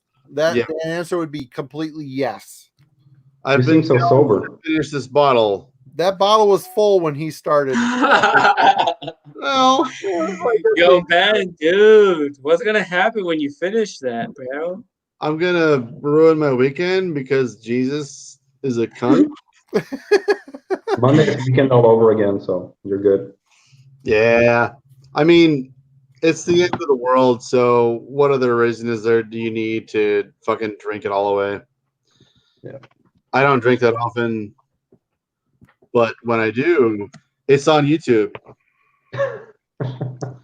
So, like, other YouTubers, Alan and Tom, anybody, if you want to host a live stream and have us on it, I think it's a cool idea just to like throw it around, bounce it around, pass it off, have your friends, have new people kind of chime in and out, and have your kind of like circle of friends bounce in on it. So like next week we have it on somebody else's channel, and if you can joins in, Alan and Tom, whatever. It's been great so far. I really loved what we've done, and I didn't plan a fucking second of this how it's went. So I'm pretty stoked about how it's gone so far. We had John Rosenthal on here earlier, Alan. Yeah, I know that guy. Right on, Problem man. is I always have to jump in on the tail end, so you're wrapping up, and I'm, if I have to continue it on my own, that would be sad shit. Yes, I guess we'll have to continue it on into the 2 and 3 hour AM. I'm not wrapping it up by any means, but like, it's just been epic every weekend. It's been like 3 weekends in a row. It's been fucking completely epic. Dude, Yeah. yeah, thank you for the invite, bro. Hey, Alan, if you ever need shirts done, let me know. I'm a screen printer. I've got a full setup in my garage. That's what I do. That's what my main job is. If you ever need shirts and stuff for that stuff, let me know. I'll get in contact, Marty. Thank you, man. I appreciate the fucking announcement deal. Yep. I will chime in here.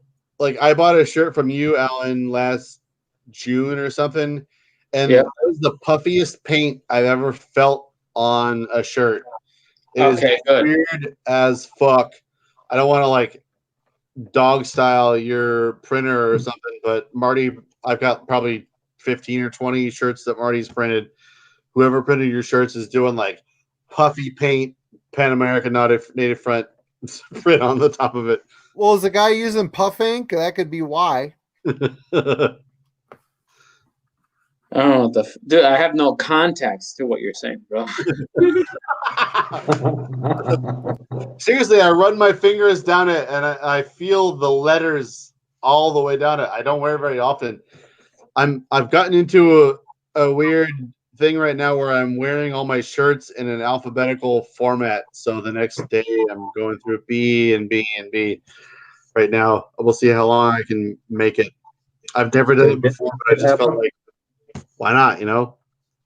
I will find you, Marty. Don't worry about it. I will find you.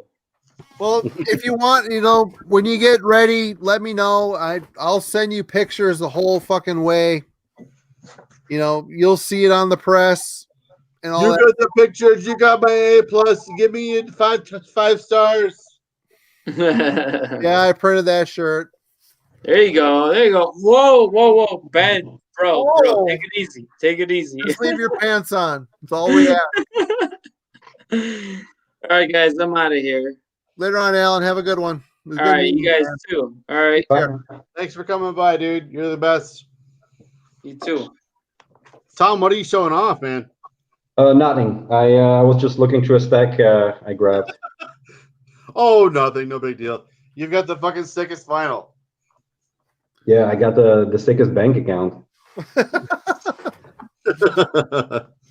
So, Ben, no one else wants to be on it for almost 4 a.m? I haven't sent an invite out for quite a while. Explosive Action. Ground Zero Salem was lurking in the shadows. Maybe Is he still up? I don't know. It's been a while. When I tried to join, he was commenting. So. Oh shit! I just closed my chat. Travis, do you want to be in? I know you're still in the chat. I like the idea of like keeping somebody on the plate, so to speak. What if I'm drunk and I put the link in the chat and anybody can fucking. Oh no, you didn't. What do you call that fucking suicide gun? Russian roulette. Yep. I can't believe I figured out how to say Russian roulette while I'm this drunk. Well, it's Russian, so. I'm not Russian, but my girlfriend's grandpa called me a Cossack. If I can I figure don't know why out how that's to funny. send an invitation link, I will send one to Pat again. Okay. But if he's still in bed with his wife and kid, I will completely understand. Travis said, I'm good where I'm at, I think. He doesn't want to be with a bunch of drunk assholes. Right. I honestly cannot believe Ken has not heard Paramecium.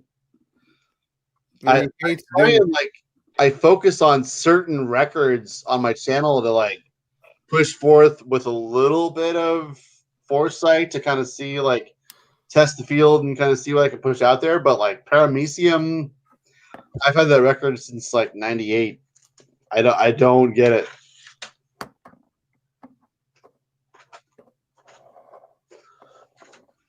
Cool. No, I was just thinking because I used to worry about that shit, like not having her, because I'm not that old, but I'm not that young. So I used to care more about not hearing shit. But it's like Marty said, there is just so fucking much, and just keeping up with new stuff that's coming out, that's like a full-time business. So It is. it's normal you miss out on stuff, or you haven't heard stuff. Like what you're talking about, I have no clue. It's a full-time business that pays nothing. I paid a full-time business. Yeah. Yeah. And on top of that, we all have labels and stuff like that. So yeah, I've got stuff falling into my lap. Like, this is total isolation from Canada. I feel like you would both absolutely love this, but it's limited to 50 copies. What can I fucking do about it, you know? send it to the guy who was asking Marty for tapes. He'll put it up. Right. Right, yeah.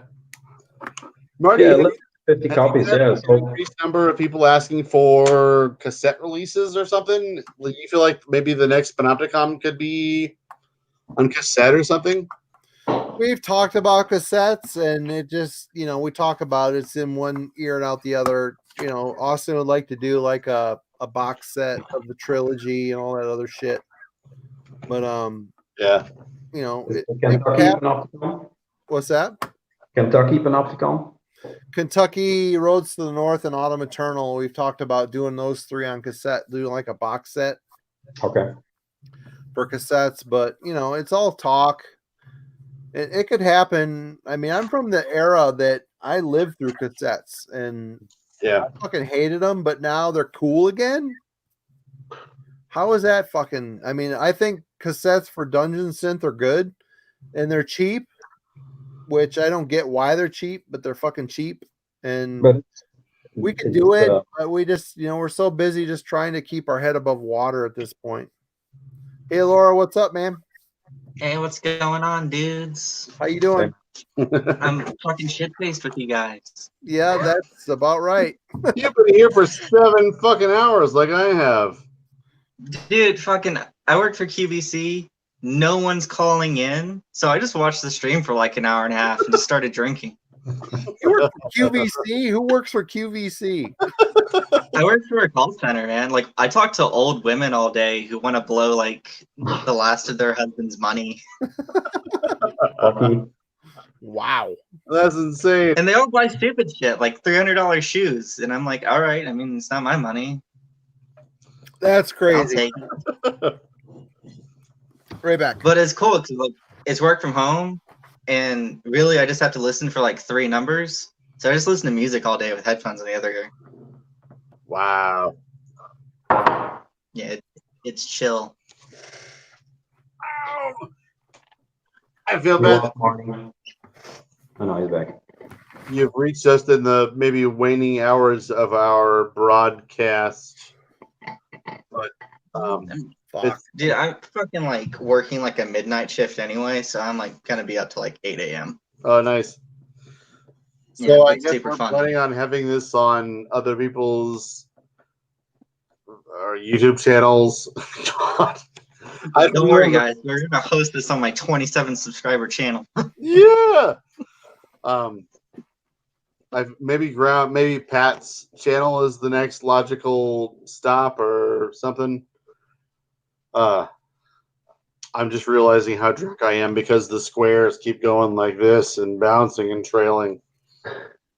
You crush that whiskey. Holy shit.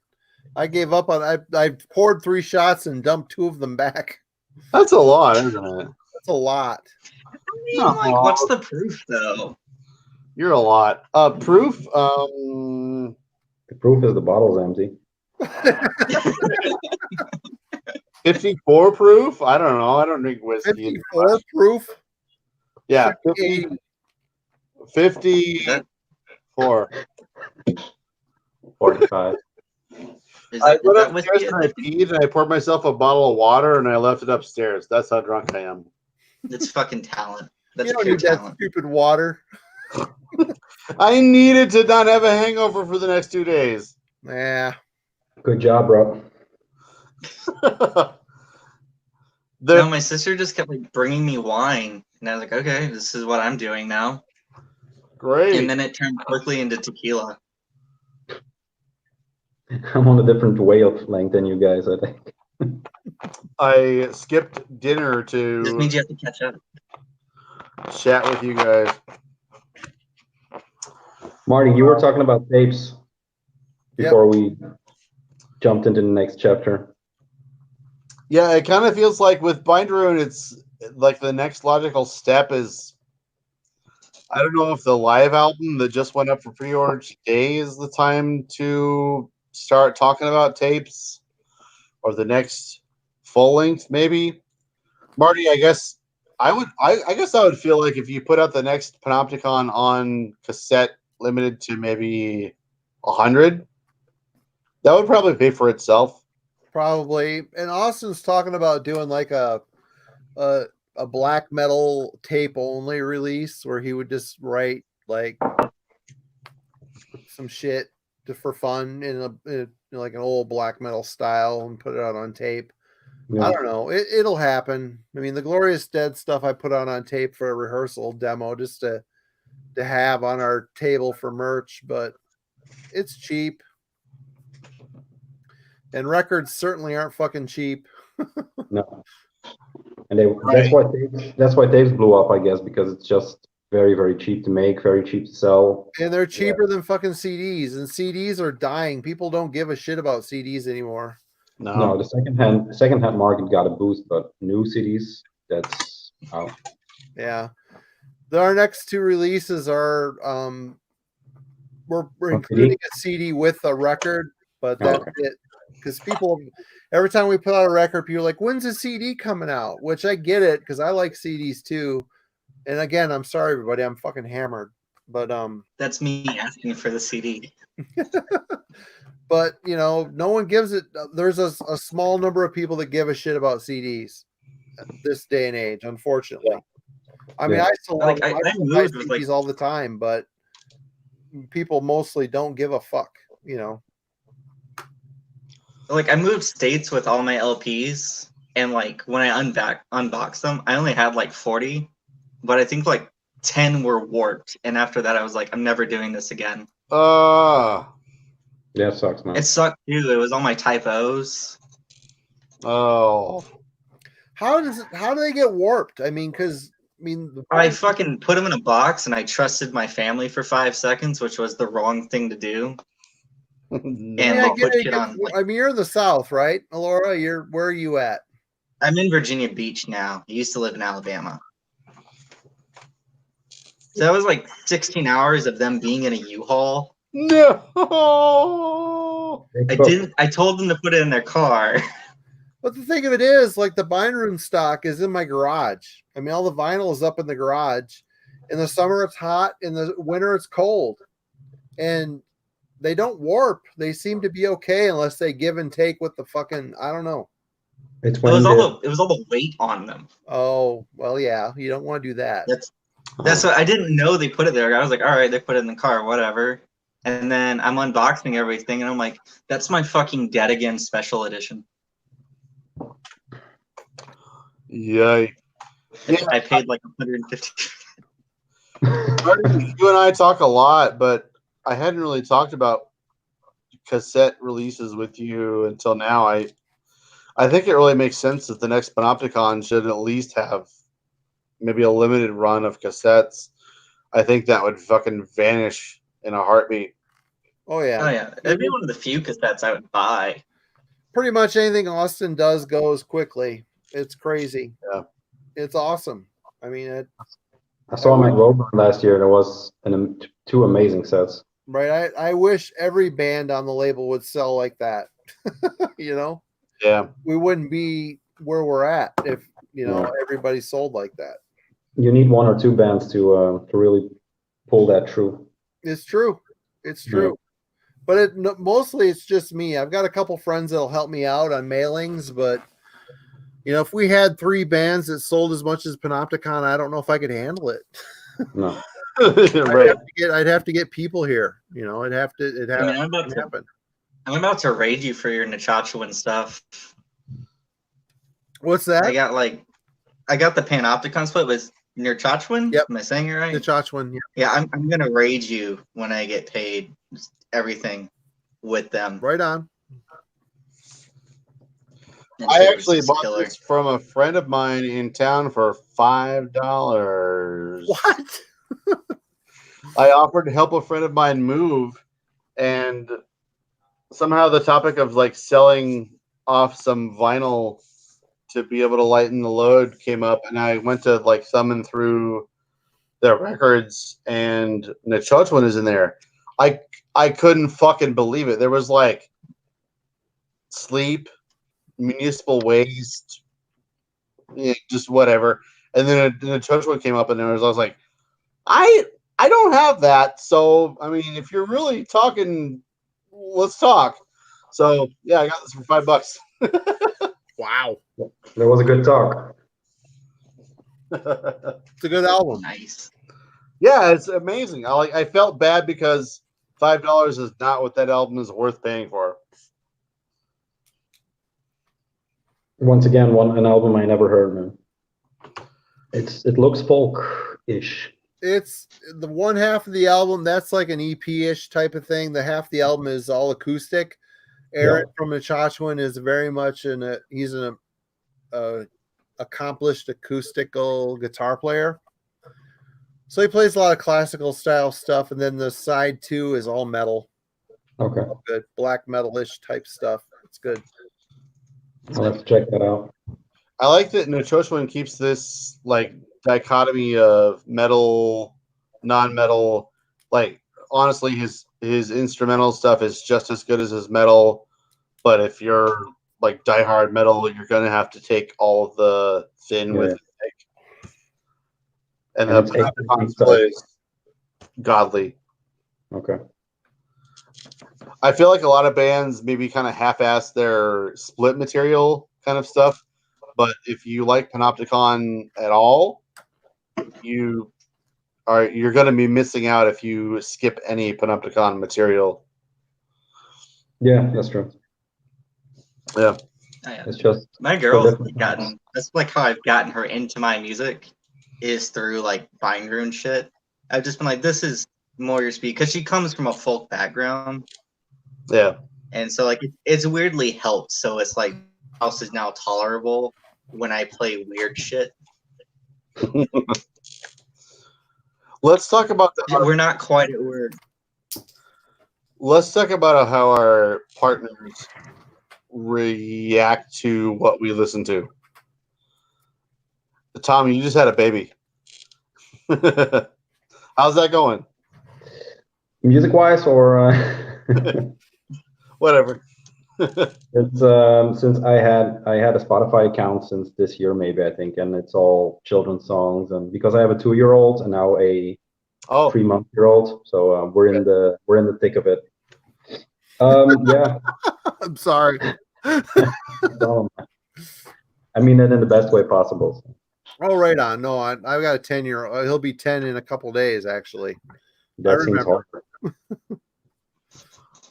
No, music-wise, it's just my shit's all in one room in the basement, the room I film in. And I used to have a record player upstairs, but that died on me. And now my equipment in the basement is kind of haunted, and it's dying sometimes. So I have to stop buying records and invest in microphones and amps and whatever. But yeah, most metal hard stuff is listening in the basement. Yep. Same here. I bring a handful of CDs to my car most of the days. Do you have CDs? Oh, fuck yeah. All the time. Like, I'm listening to... I haven't played this week, but I mean to. Mortis? Yeah, I grabbed, like, for some reason, alphabetically, there were, like, 3 albums I wanted to listen to in a row. Mortiferum. That's good. Marty, have you checked this out yet? I have not heard that yet. It is awesome. Yeah, Oh, dude, you gotta hear that shit. Yeah. Even without the hoot. I get what your reservations would be, but it's killer. So, Mortification, Mortiferum, and Mortis all in a row. That's a good album. I picked up these fucking Brazilian bootlegs of some very mediocre albums. This is Inverted. It's whatever. And then Caducity. It's not worth talking about. But this fucking motherfucker has blown my goddamn mind apart lately. Oh, dude, the key's fucking perfect. It's not Front to back. perfect. It's not perfect. It's good. Yes, it is. It's What's fucking a perfect album? It's worth owning. It's worth listening to. It's amazing. The vocals, I mean, he's always been the weak link of that band. Always. I don't know. It fits to me. It gives it that weird fucking like removed from humanity feel. But that album is definitely their best. For sure. Oh yeah, no, after that they were like, man. I never quite knew where to like drop in with Nocturnus because I heard a lot of conflicting opinions about it. So finally, Ground Zero Salem said the key is it, and it's it. I mean, that is definitely their best. Didn't they do a reunion album? They're bad. Yeah, the new I one. actually bought a copy of that. I almost let that be my entry point into Nocturnus. And then it was Pat from Ground Zero Salem that steered me correctly and said the key is what you need to do. Yeah, Thresholds is good too, but it's not great. Like I said, the drummer's singing and he's playing along. It's hard to fucking, separate the vocals from the fucking riffs. He follows them verbatim and it gets boring. He's not a good vocalist. The music's good, and I still like it, but he's not a great vocalist. I haven't really found a problem with it yet. I find the guitars really challenging, and I feel like that's a mountain I can climb, but that's just kind of what I'm working on next. I'll get into the little nuances and all that here and there. But honestly, like my first glance at it, like the synth work to it, like they're known for being like a synthy Floridian death metal band. The synth work reminds me quite a bit of like what I did with Satan's Almighty Penis. It's more of like a noisy kind of synth rather than like harmonizing with the riffs or like playing along with a melody. Right. I'm sorry, I have nothing to add. Well, it looks like you're about to whip out some vinyl. Let's see what you got pulling out there.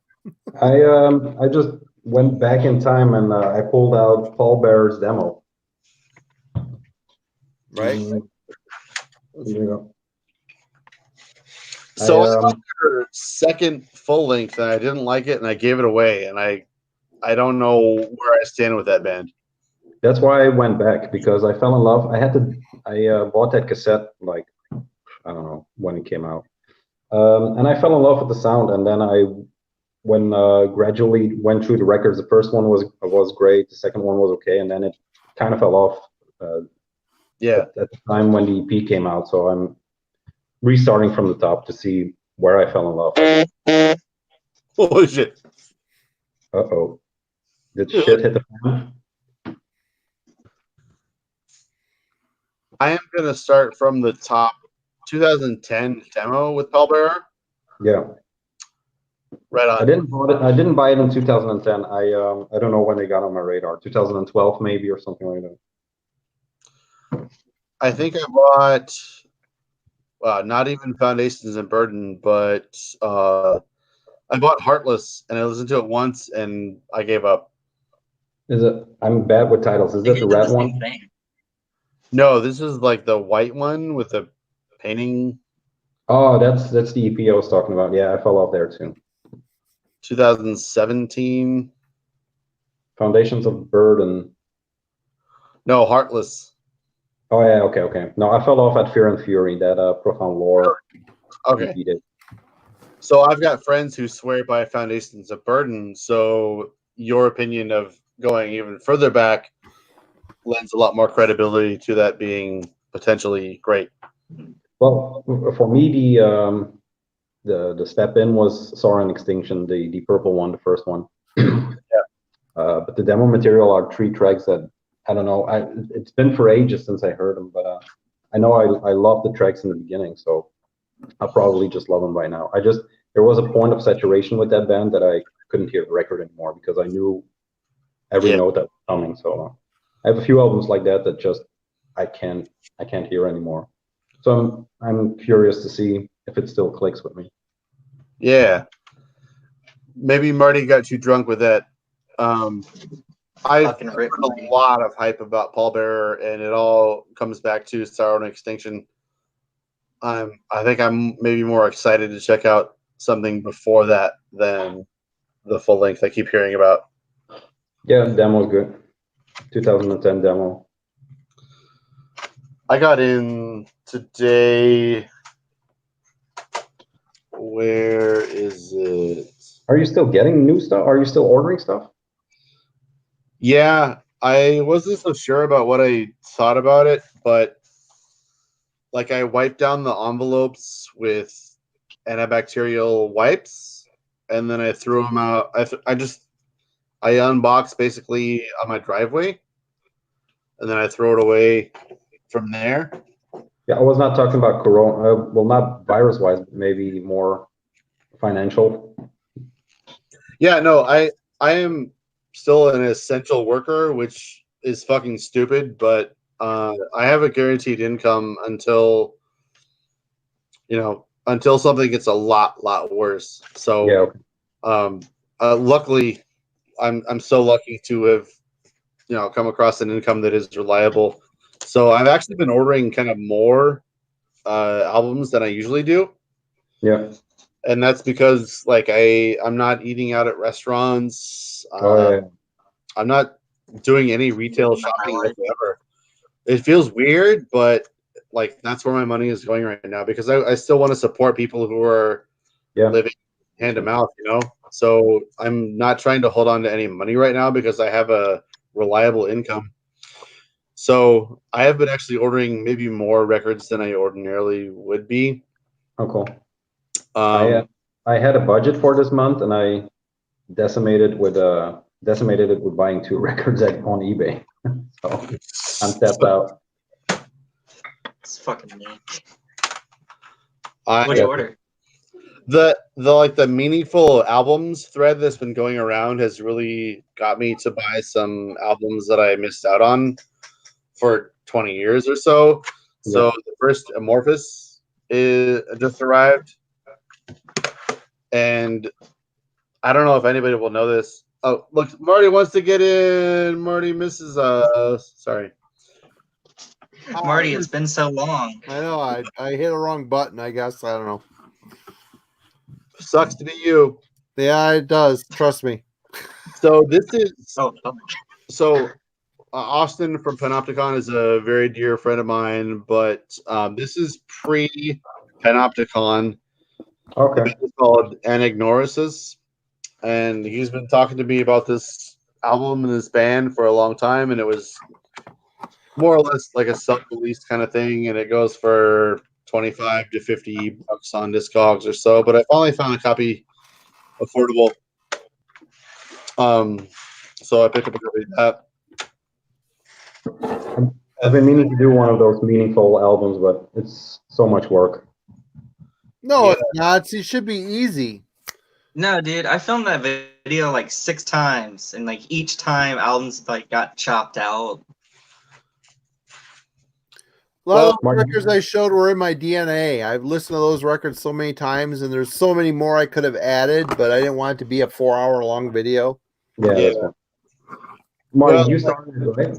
What's that? You started it, right? The chain? I guess. I guess. Yeah. It's 10 albums or? Well, I did like 22. Oh, okay. Okay. I did 8. Yep. Yeah. I haven't finished yours yet, Alora. But I'm gonna do one that I think feels more personal. I don't really know quite how to frame it, but I've put a lot less importance on like the title of the video than the actual content of the video.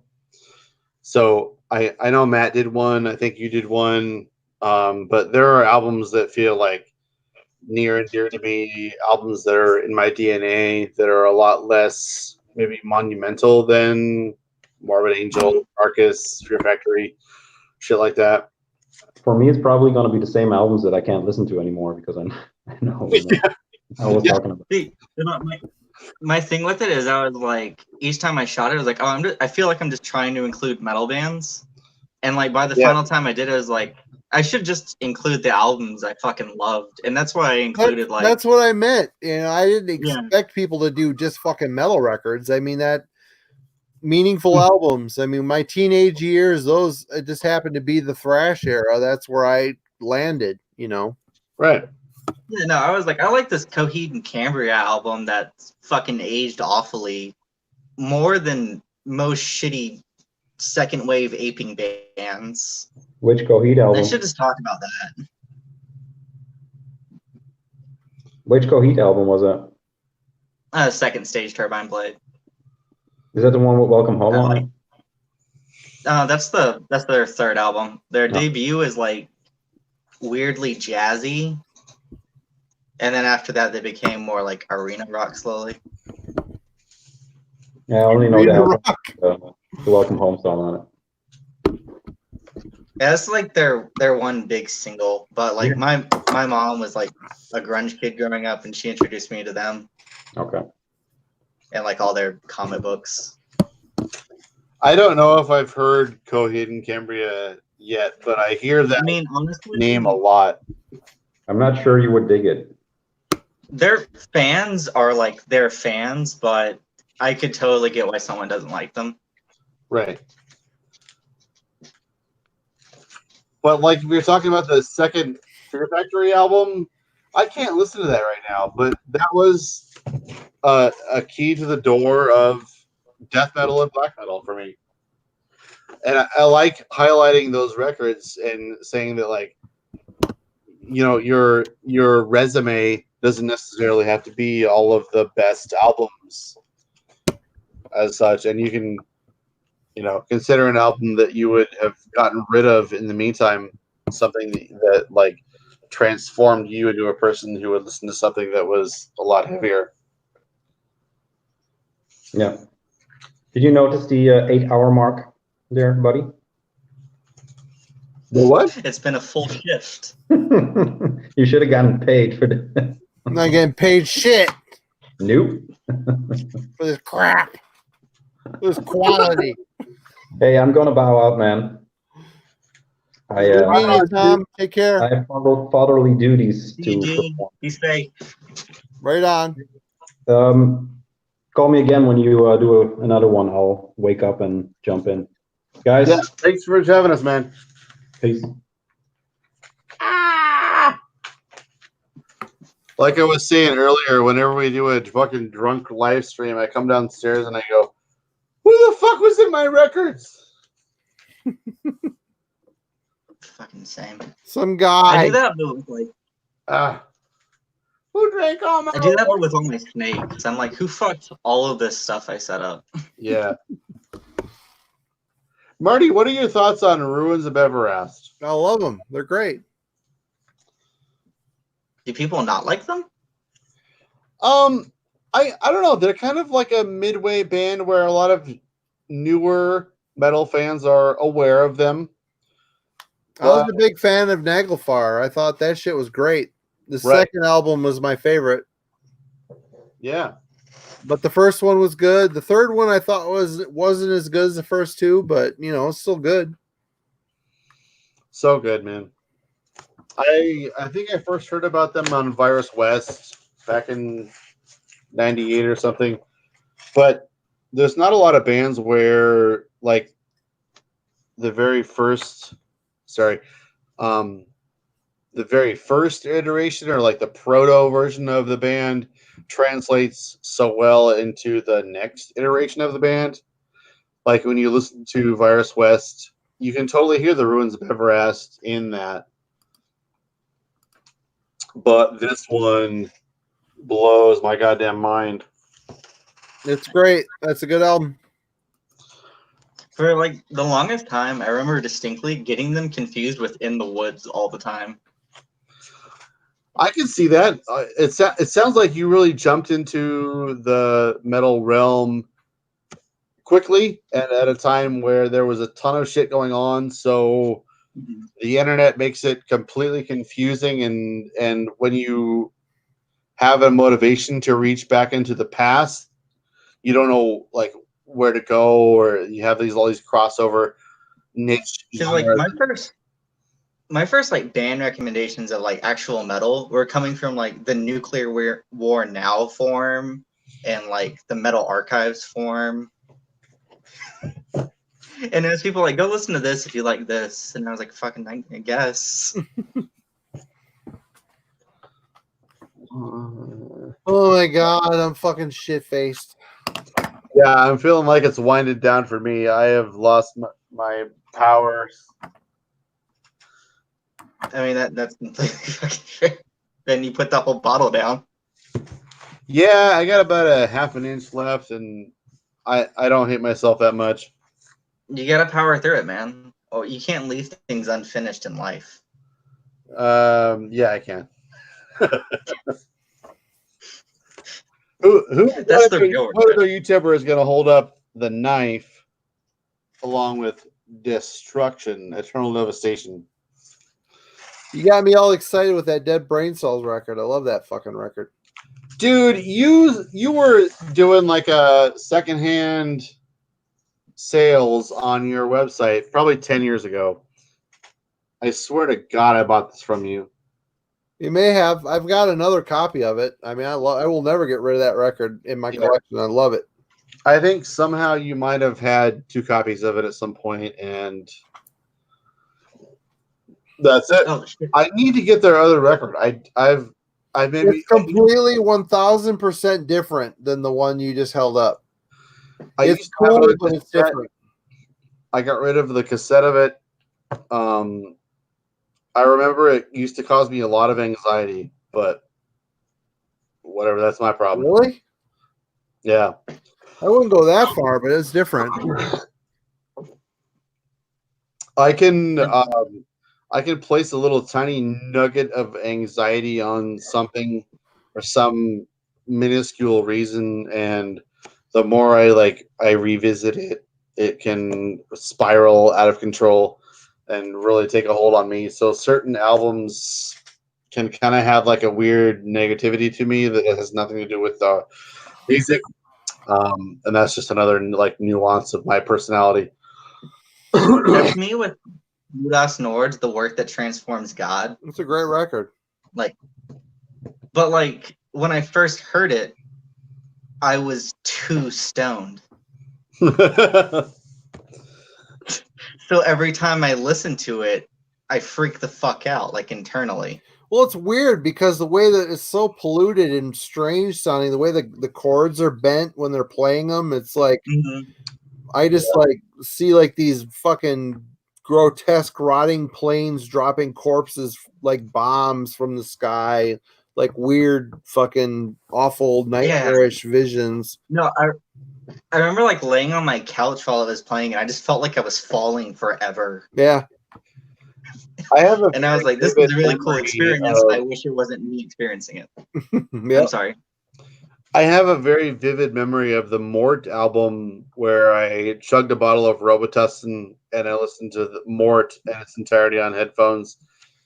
And it's a fucking mind-blowing experience. I don't like that album. It's great. It's so fucking bonkers. It is bonkers. I I'll agree don't with know you. how much I don't know how much I could say I respect that project, but some of their output is god tier. Some of it I don't give a fuck about. I don't feel that way about any other band probably. No, I think it was like, because like when I initially got into black metal, it was through like the French scene, and I just kind of like worked over to them first. Looking forward tomorrow. Since it's Good Friday, happy birthday, Jesus, or whatever the fuck you want to be. Mail day. Warlord, deliver us on LP plus 7-inch bonus It's track. mail day. Marty, like I swear to God, Lordian Guard is maybe a little bit better if you like chasiness. If I love Jesus. No, cheesiness.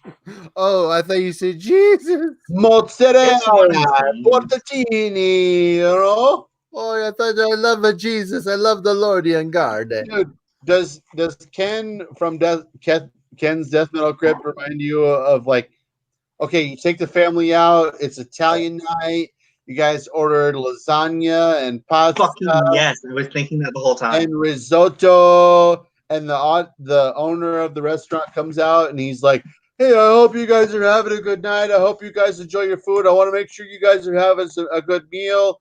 Is there anything you guys have any concerns about? You just gonna let me know. They'd be like, oh, I've got all these great food on my menu, but you can't see any of it because I won't show it to you. I will not show it to you because it's so good. You cannot see it. You listen to the demo. You eat the little plate I give you, and that's all you get. That's exactly it. I'm floored by the honor that having him on the channel has become, and like getting him interested in watching what this bullshit. Drunk so retards. No, Yeah. I was with Marty the whole time. I was like, please show me all of that behind you, please. Yeah, no shit. I don't think anybody wants to see that. I just want to play these demos, you know, like yeah. I don't give a You fuck could do about a both. mortician demo. I want to see that crap behind you. Yeah. Well, you got a chance and you saw a bunch of fucking Storm Witch vinyl. I don't know what the fuck that's about. No, I never heard it. Fuck, I don't know. Yeah. But I know some guy showing it to me. It's gotta be good. Like I never expected He him heard to me go with like, the Mellow Road comment. tell you what, you know, I'm all about the death metal, but fuck Doom.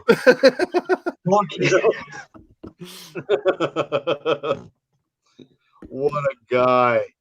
I can't wait to have him on tons of more live streams. Well, hey, I stumped him, so I'm happy with that. I stumped him twice. Yeah. I've got like 25 cassettes. That's it. I got nothing to bring to the table. Fucking same.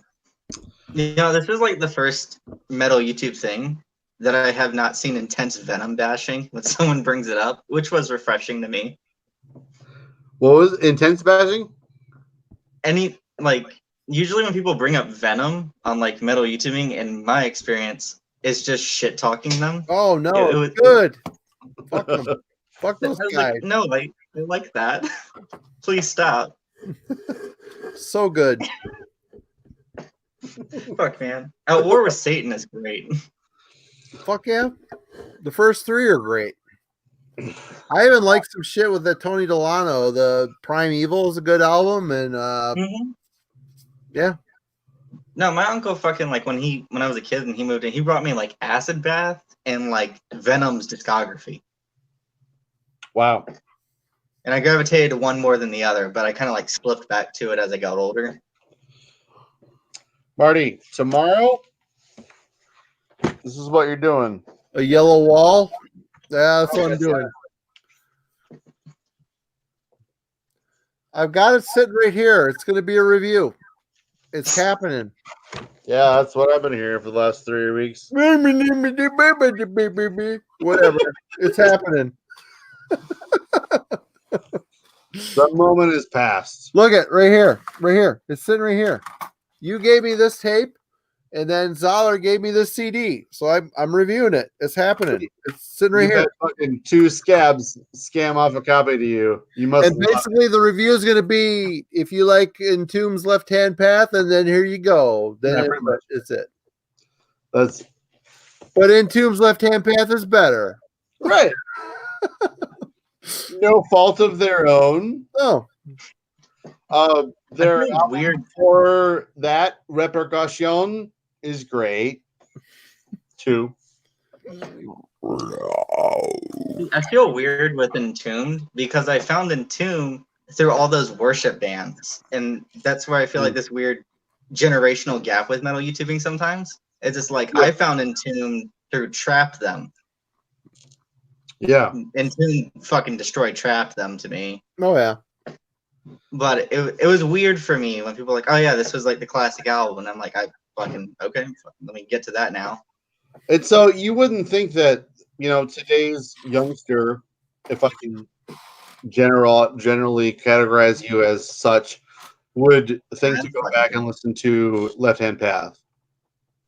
So props on you for bothering to go to the diligence of checking that out and listening to where the four losers came from.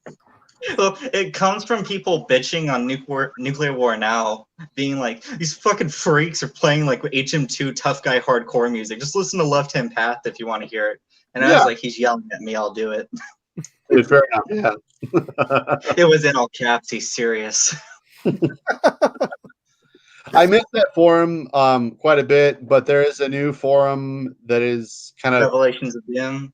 Yeah, it's pretty good. Like I feel like my moment has passed in my lifetime where I'm going to spend more than 15 minutes a day, a week on a forum. But Revelations of Doom is really, really, really good. Marty, if you miss forums at all, it's really good. I missed the Coleman Productions forum back in the day. It was a lot of fun, but well, for me, it was like during high school. My school had MacBooks, and I didn't give a fuck about it. I was just like, I'm going to go to the bathroom and smoke a joint, and then I'm going to cut back, and I'm going to argue about metal with 40-year-olds on the internet. Right? I really appreciate having just like, you are just you. And I want to have such unique personalities on live streams on our channels. So appreciate having you on. And of course, stalwart Marty. I'm about ready to fall to death. You're about what? I'm about ready to fall to death. Well, once I stand up from this chair, I'm going to fall down and hopefully land in my bed. I've been holding it together for 4 hours. 4 hours? Yeah. So the previous 3 hours, you weren't holding it together? 2, 4. No, Marty, like going like with the White Claws. I was like, "Fuck, that's my girlfriend right now." It's like because she's in the same room with me while I work. It's like drinking lemon pledge, but you kick it up with the fucking Jim Beam, and it crushes your fucking soul. You're doing the keto thing, right? What? You're doing keto, right? Yeah. All right. I'm over. Cool. I did that for a bit. I lost like 30 pounds. I've lost 44 pounds, and I'm so fucking over it. I just want to eat whatever I want. I'm sick of fucking having to eat just meat. You think, oh, great, I can eat meat, whatever. Oh, but man, it gets so tiring after a while. Yeah. You gotta use like I was making like my own pizzas and shit with almond and cocoa flour. Almond and cocoa flour? Almond and coconut flour. Huh. See, I don't know how to cook, and I'm not that fancy. So, and my wife is disabled, so I'm the one that has to cook for everything, and it fucking sucks. I'm a terrible cook. Marty, there's this cool fucking thing you gotta find. It's called the internet. It's fucking insane. The internet. Get off my lawn, you young fucking bastards. Your tickety talks and your fucking snappy chats and dip-a-dip-a-dip-a-doo and whatever. Dude, my friends are like, you're like the boomer of our friend group. And I'm like, because I just have Facebook and Instagram, and I have no interest in anything else. I got a Twitter, and I didn't know how to handle it.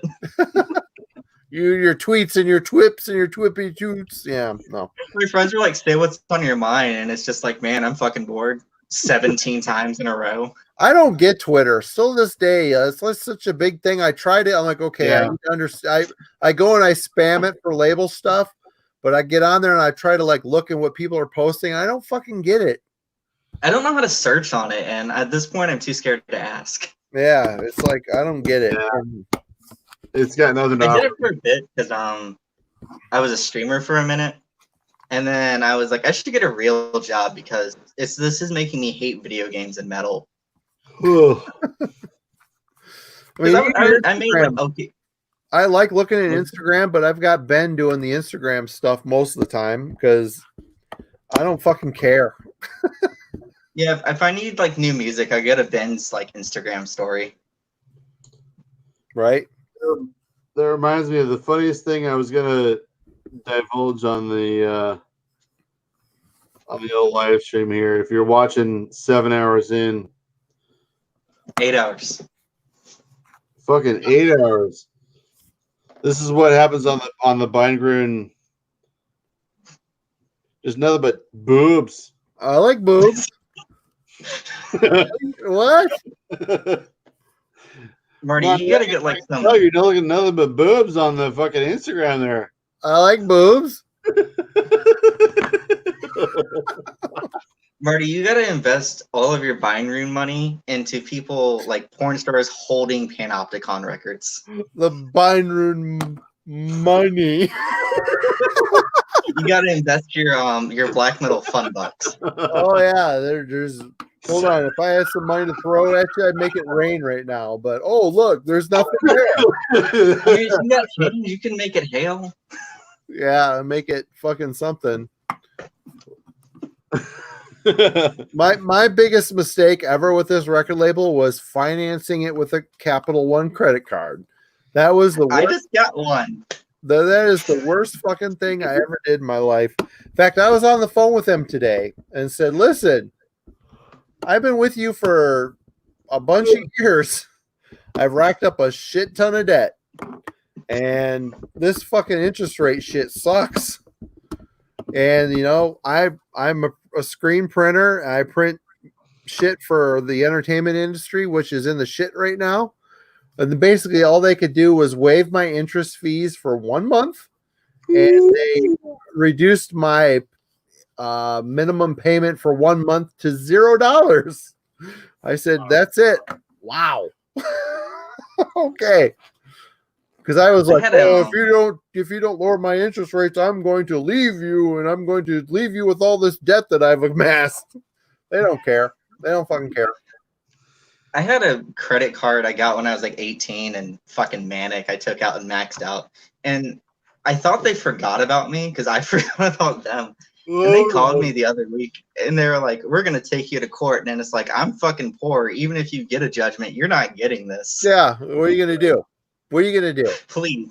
And for the amount that you racked up in debt is small fries for a big company like that. Eric Bauer, my brother asked, so the question after 8 hours is at what point was Marty officially drunk? Well, that would be probably 25 minutes into this podcast. Yeah, I was going to say like 46 in. Podcast. I gotta say, it was right before Ken joined. It looked like it hit you. Yeah, well. Well, you sat back and your face sunk. Yeah. Fat and old. Well, what can you do? Go share the bed with. It's been real. Wow, that's a real big cat. It's a pussy magnet. Yeah, she's a mixed with Maine Coon. Oh no, she's my little rescue who hates me. Yeah, I love looking at your critters on Instagram. It's fucking cute. You know how mean this cat was? She woke up from anesthesia after getting fixed, and she was so fucking pissed she wouldn't go back to sleep, so they just glued her shut. They couldn't sew her shut. Her fucking spite kept her awake. So how does the cat deal with the lizards? They're in different rooms. Right. Like I have 2 baby gates, and on one side is like my rabbit, and then my boa, and then my king snake and shit. And then on the other side is all the animals that like won't kill me. And then in my room, I keep all the tarantulas. Yeah, so that's basically a house that I would enter with a rake and kill everything that I see, other than maybe the cat. I mean, most of them are cool. I only have I'm working on getting a venom license, hopefully, because right now I only have a couple like African species that are venomous, like tarantulas. But I want to get into low key. Snake. And then trying to get anti-venom. Sounds like a great deal. Sounds like something you really need to work for. Coronavirus off my records, and you're taking that way further. Man, you know what's super cool about the coronavirus? I might be at risk for high key. Yeah, were you saying something in the chat like you were kind of feeling symptoms or something? Well, what it was is my friend before the quarantine, and I took it seriously, like a dumbass. I wasn't at the time. We were hanging out, and his mom was a midwife, so she's interacting with a bunch of people a day, and she came home sick. And like a dumbass, I ate the food she made. And then I come chances home. are, I mean, if the food is heated up, it's going to kill it. So, well, here's the thing: I was interacting with her, but then my sister was on vacation right when the shit started in California. So she just got a flight back a week and a half ago, and so not long after, it's man, and my chest fucking hurts, and I have this horrible cough. And I had a fever for a couple of days, so I'm kind of confining myself. I don't think I straight have it. I'm also just one of those people. I don't have a stomach lining, so if anything happens, I'm dying. Oh, I know, right? It's super cool. When I die, I want to be made into some 15-year-old gore grind album cover. When I die, I want to be stuffed into a cannon and shot into fucking Lake Michigan. You can be that that shitty, was it Destruction who did that album cover? What? I said you heard it here first, YouTube. What? I didn't hear you again. You heard it here first, YouTube. Yep, stuff me into a fucking big cannon and shoot me into fucking Lake Michigan. I'm gonna cook you into a baked potato and eat the shit out of your goddamn legs. That'd be delicious. All right, I'm gonna call it. It's been 7.5 hours of insanity. Thank you, everyone, who's joined me. Alora, Marty, good night. Sleep well. We're dudes. Y'all have a good one. Be safe. Take care, everybody. We will see how horribly this has. I'm drunk. Now next Friday, I'm gonna make a scene. See y'all next week. See you, Marty. See ya.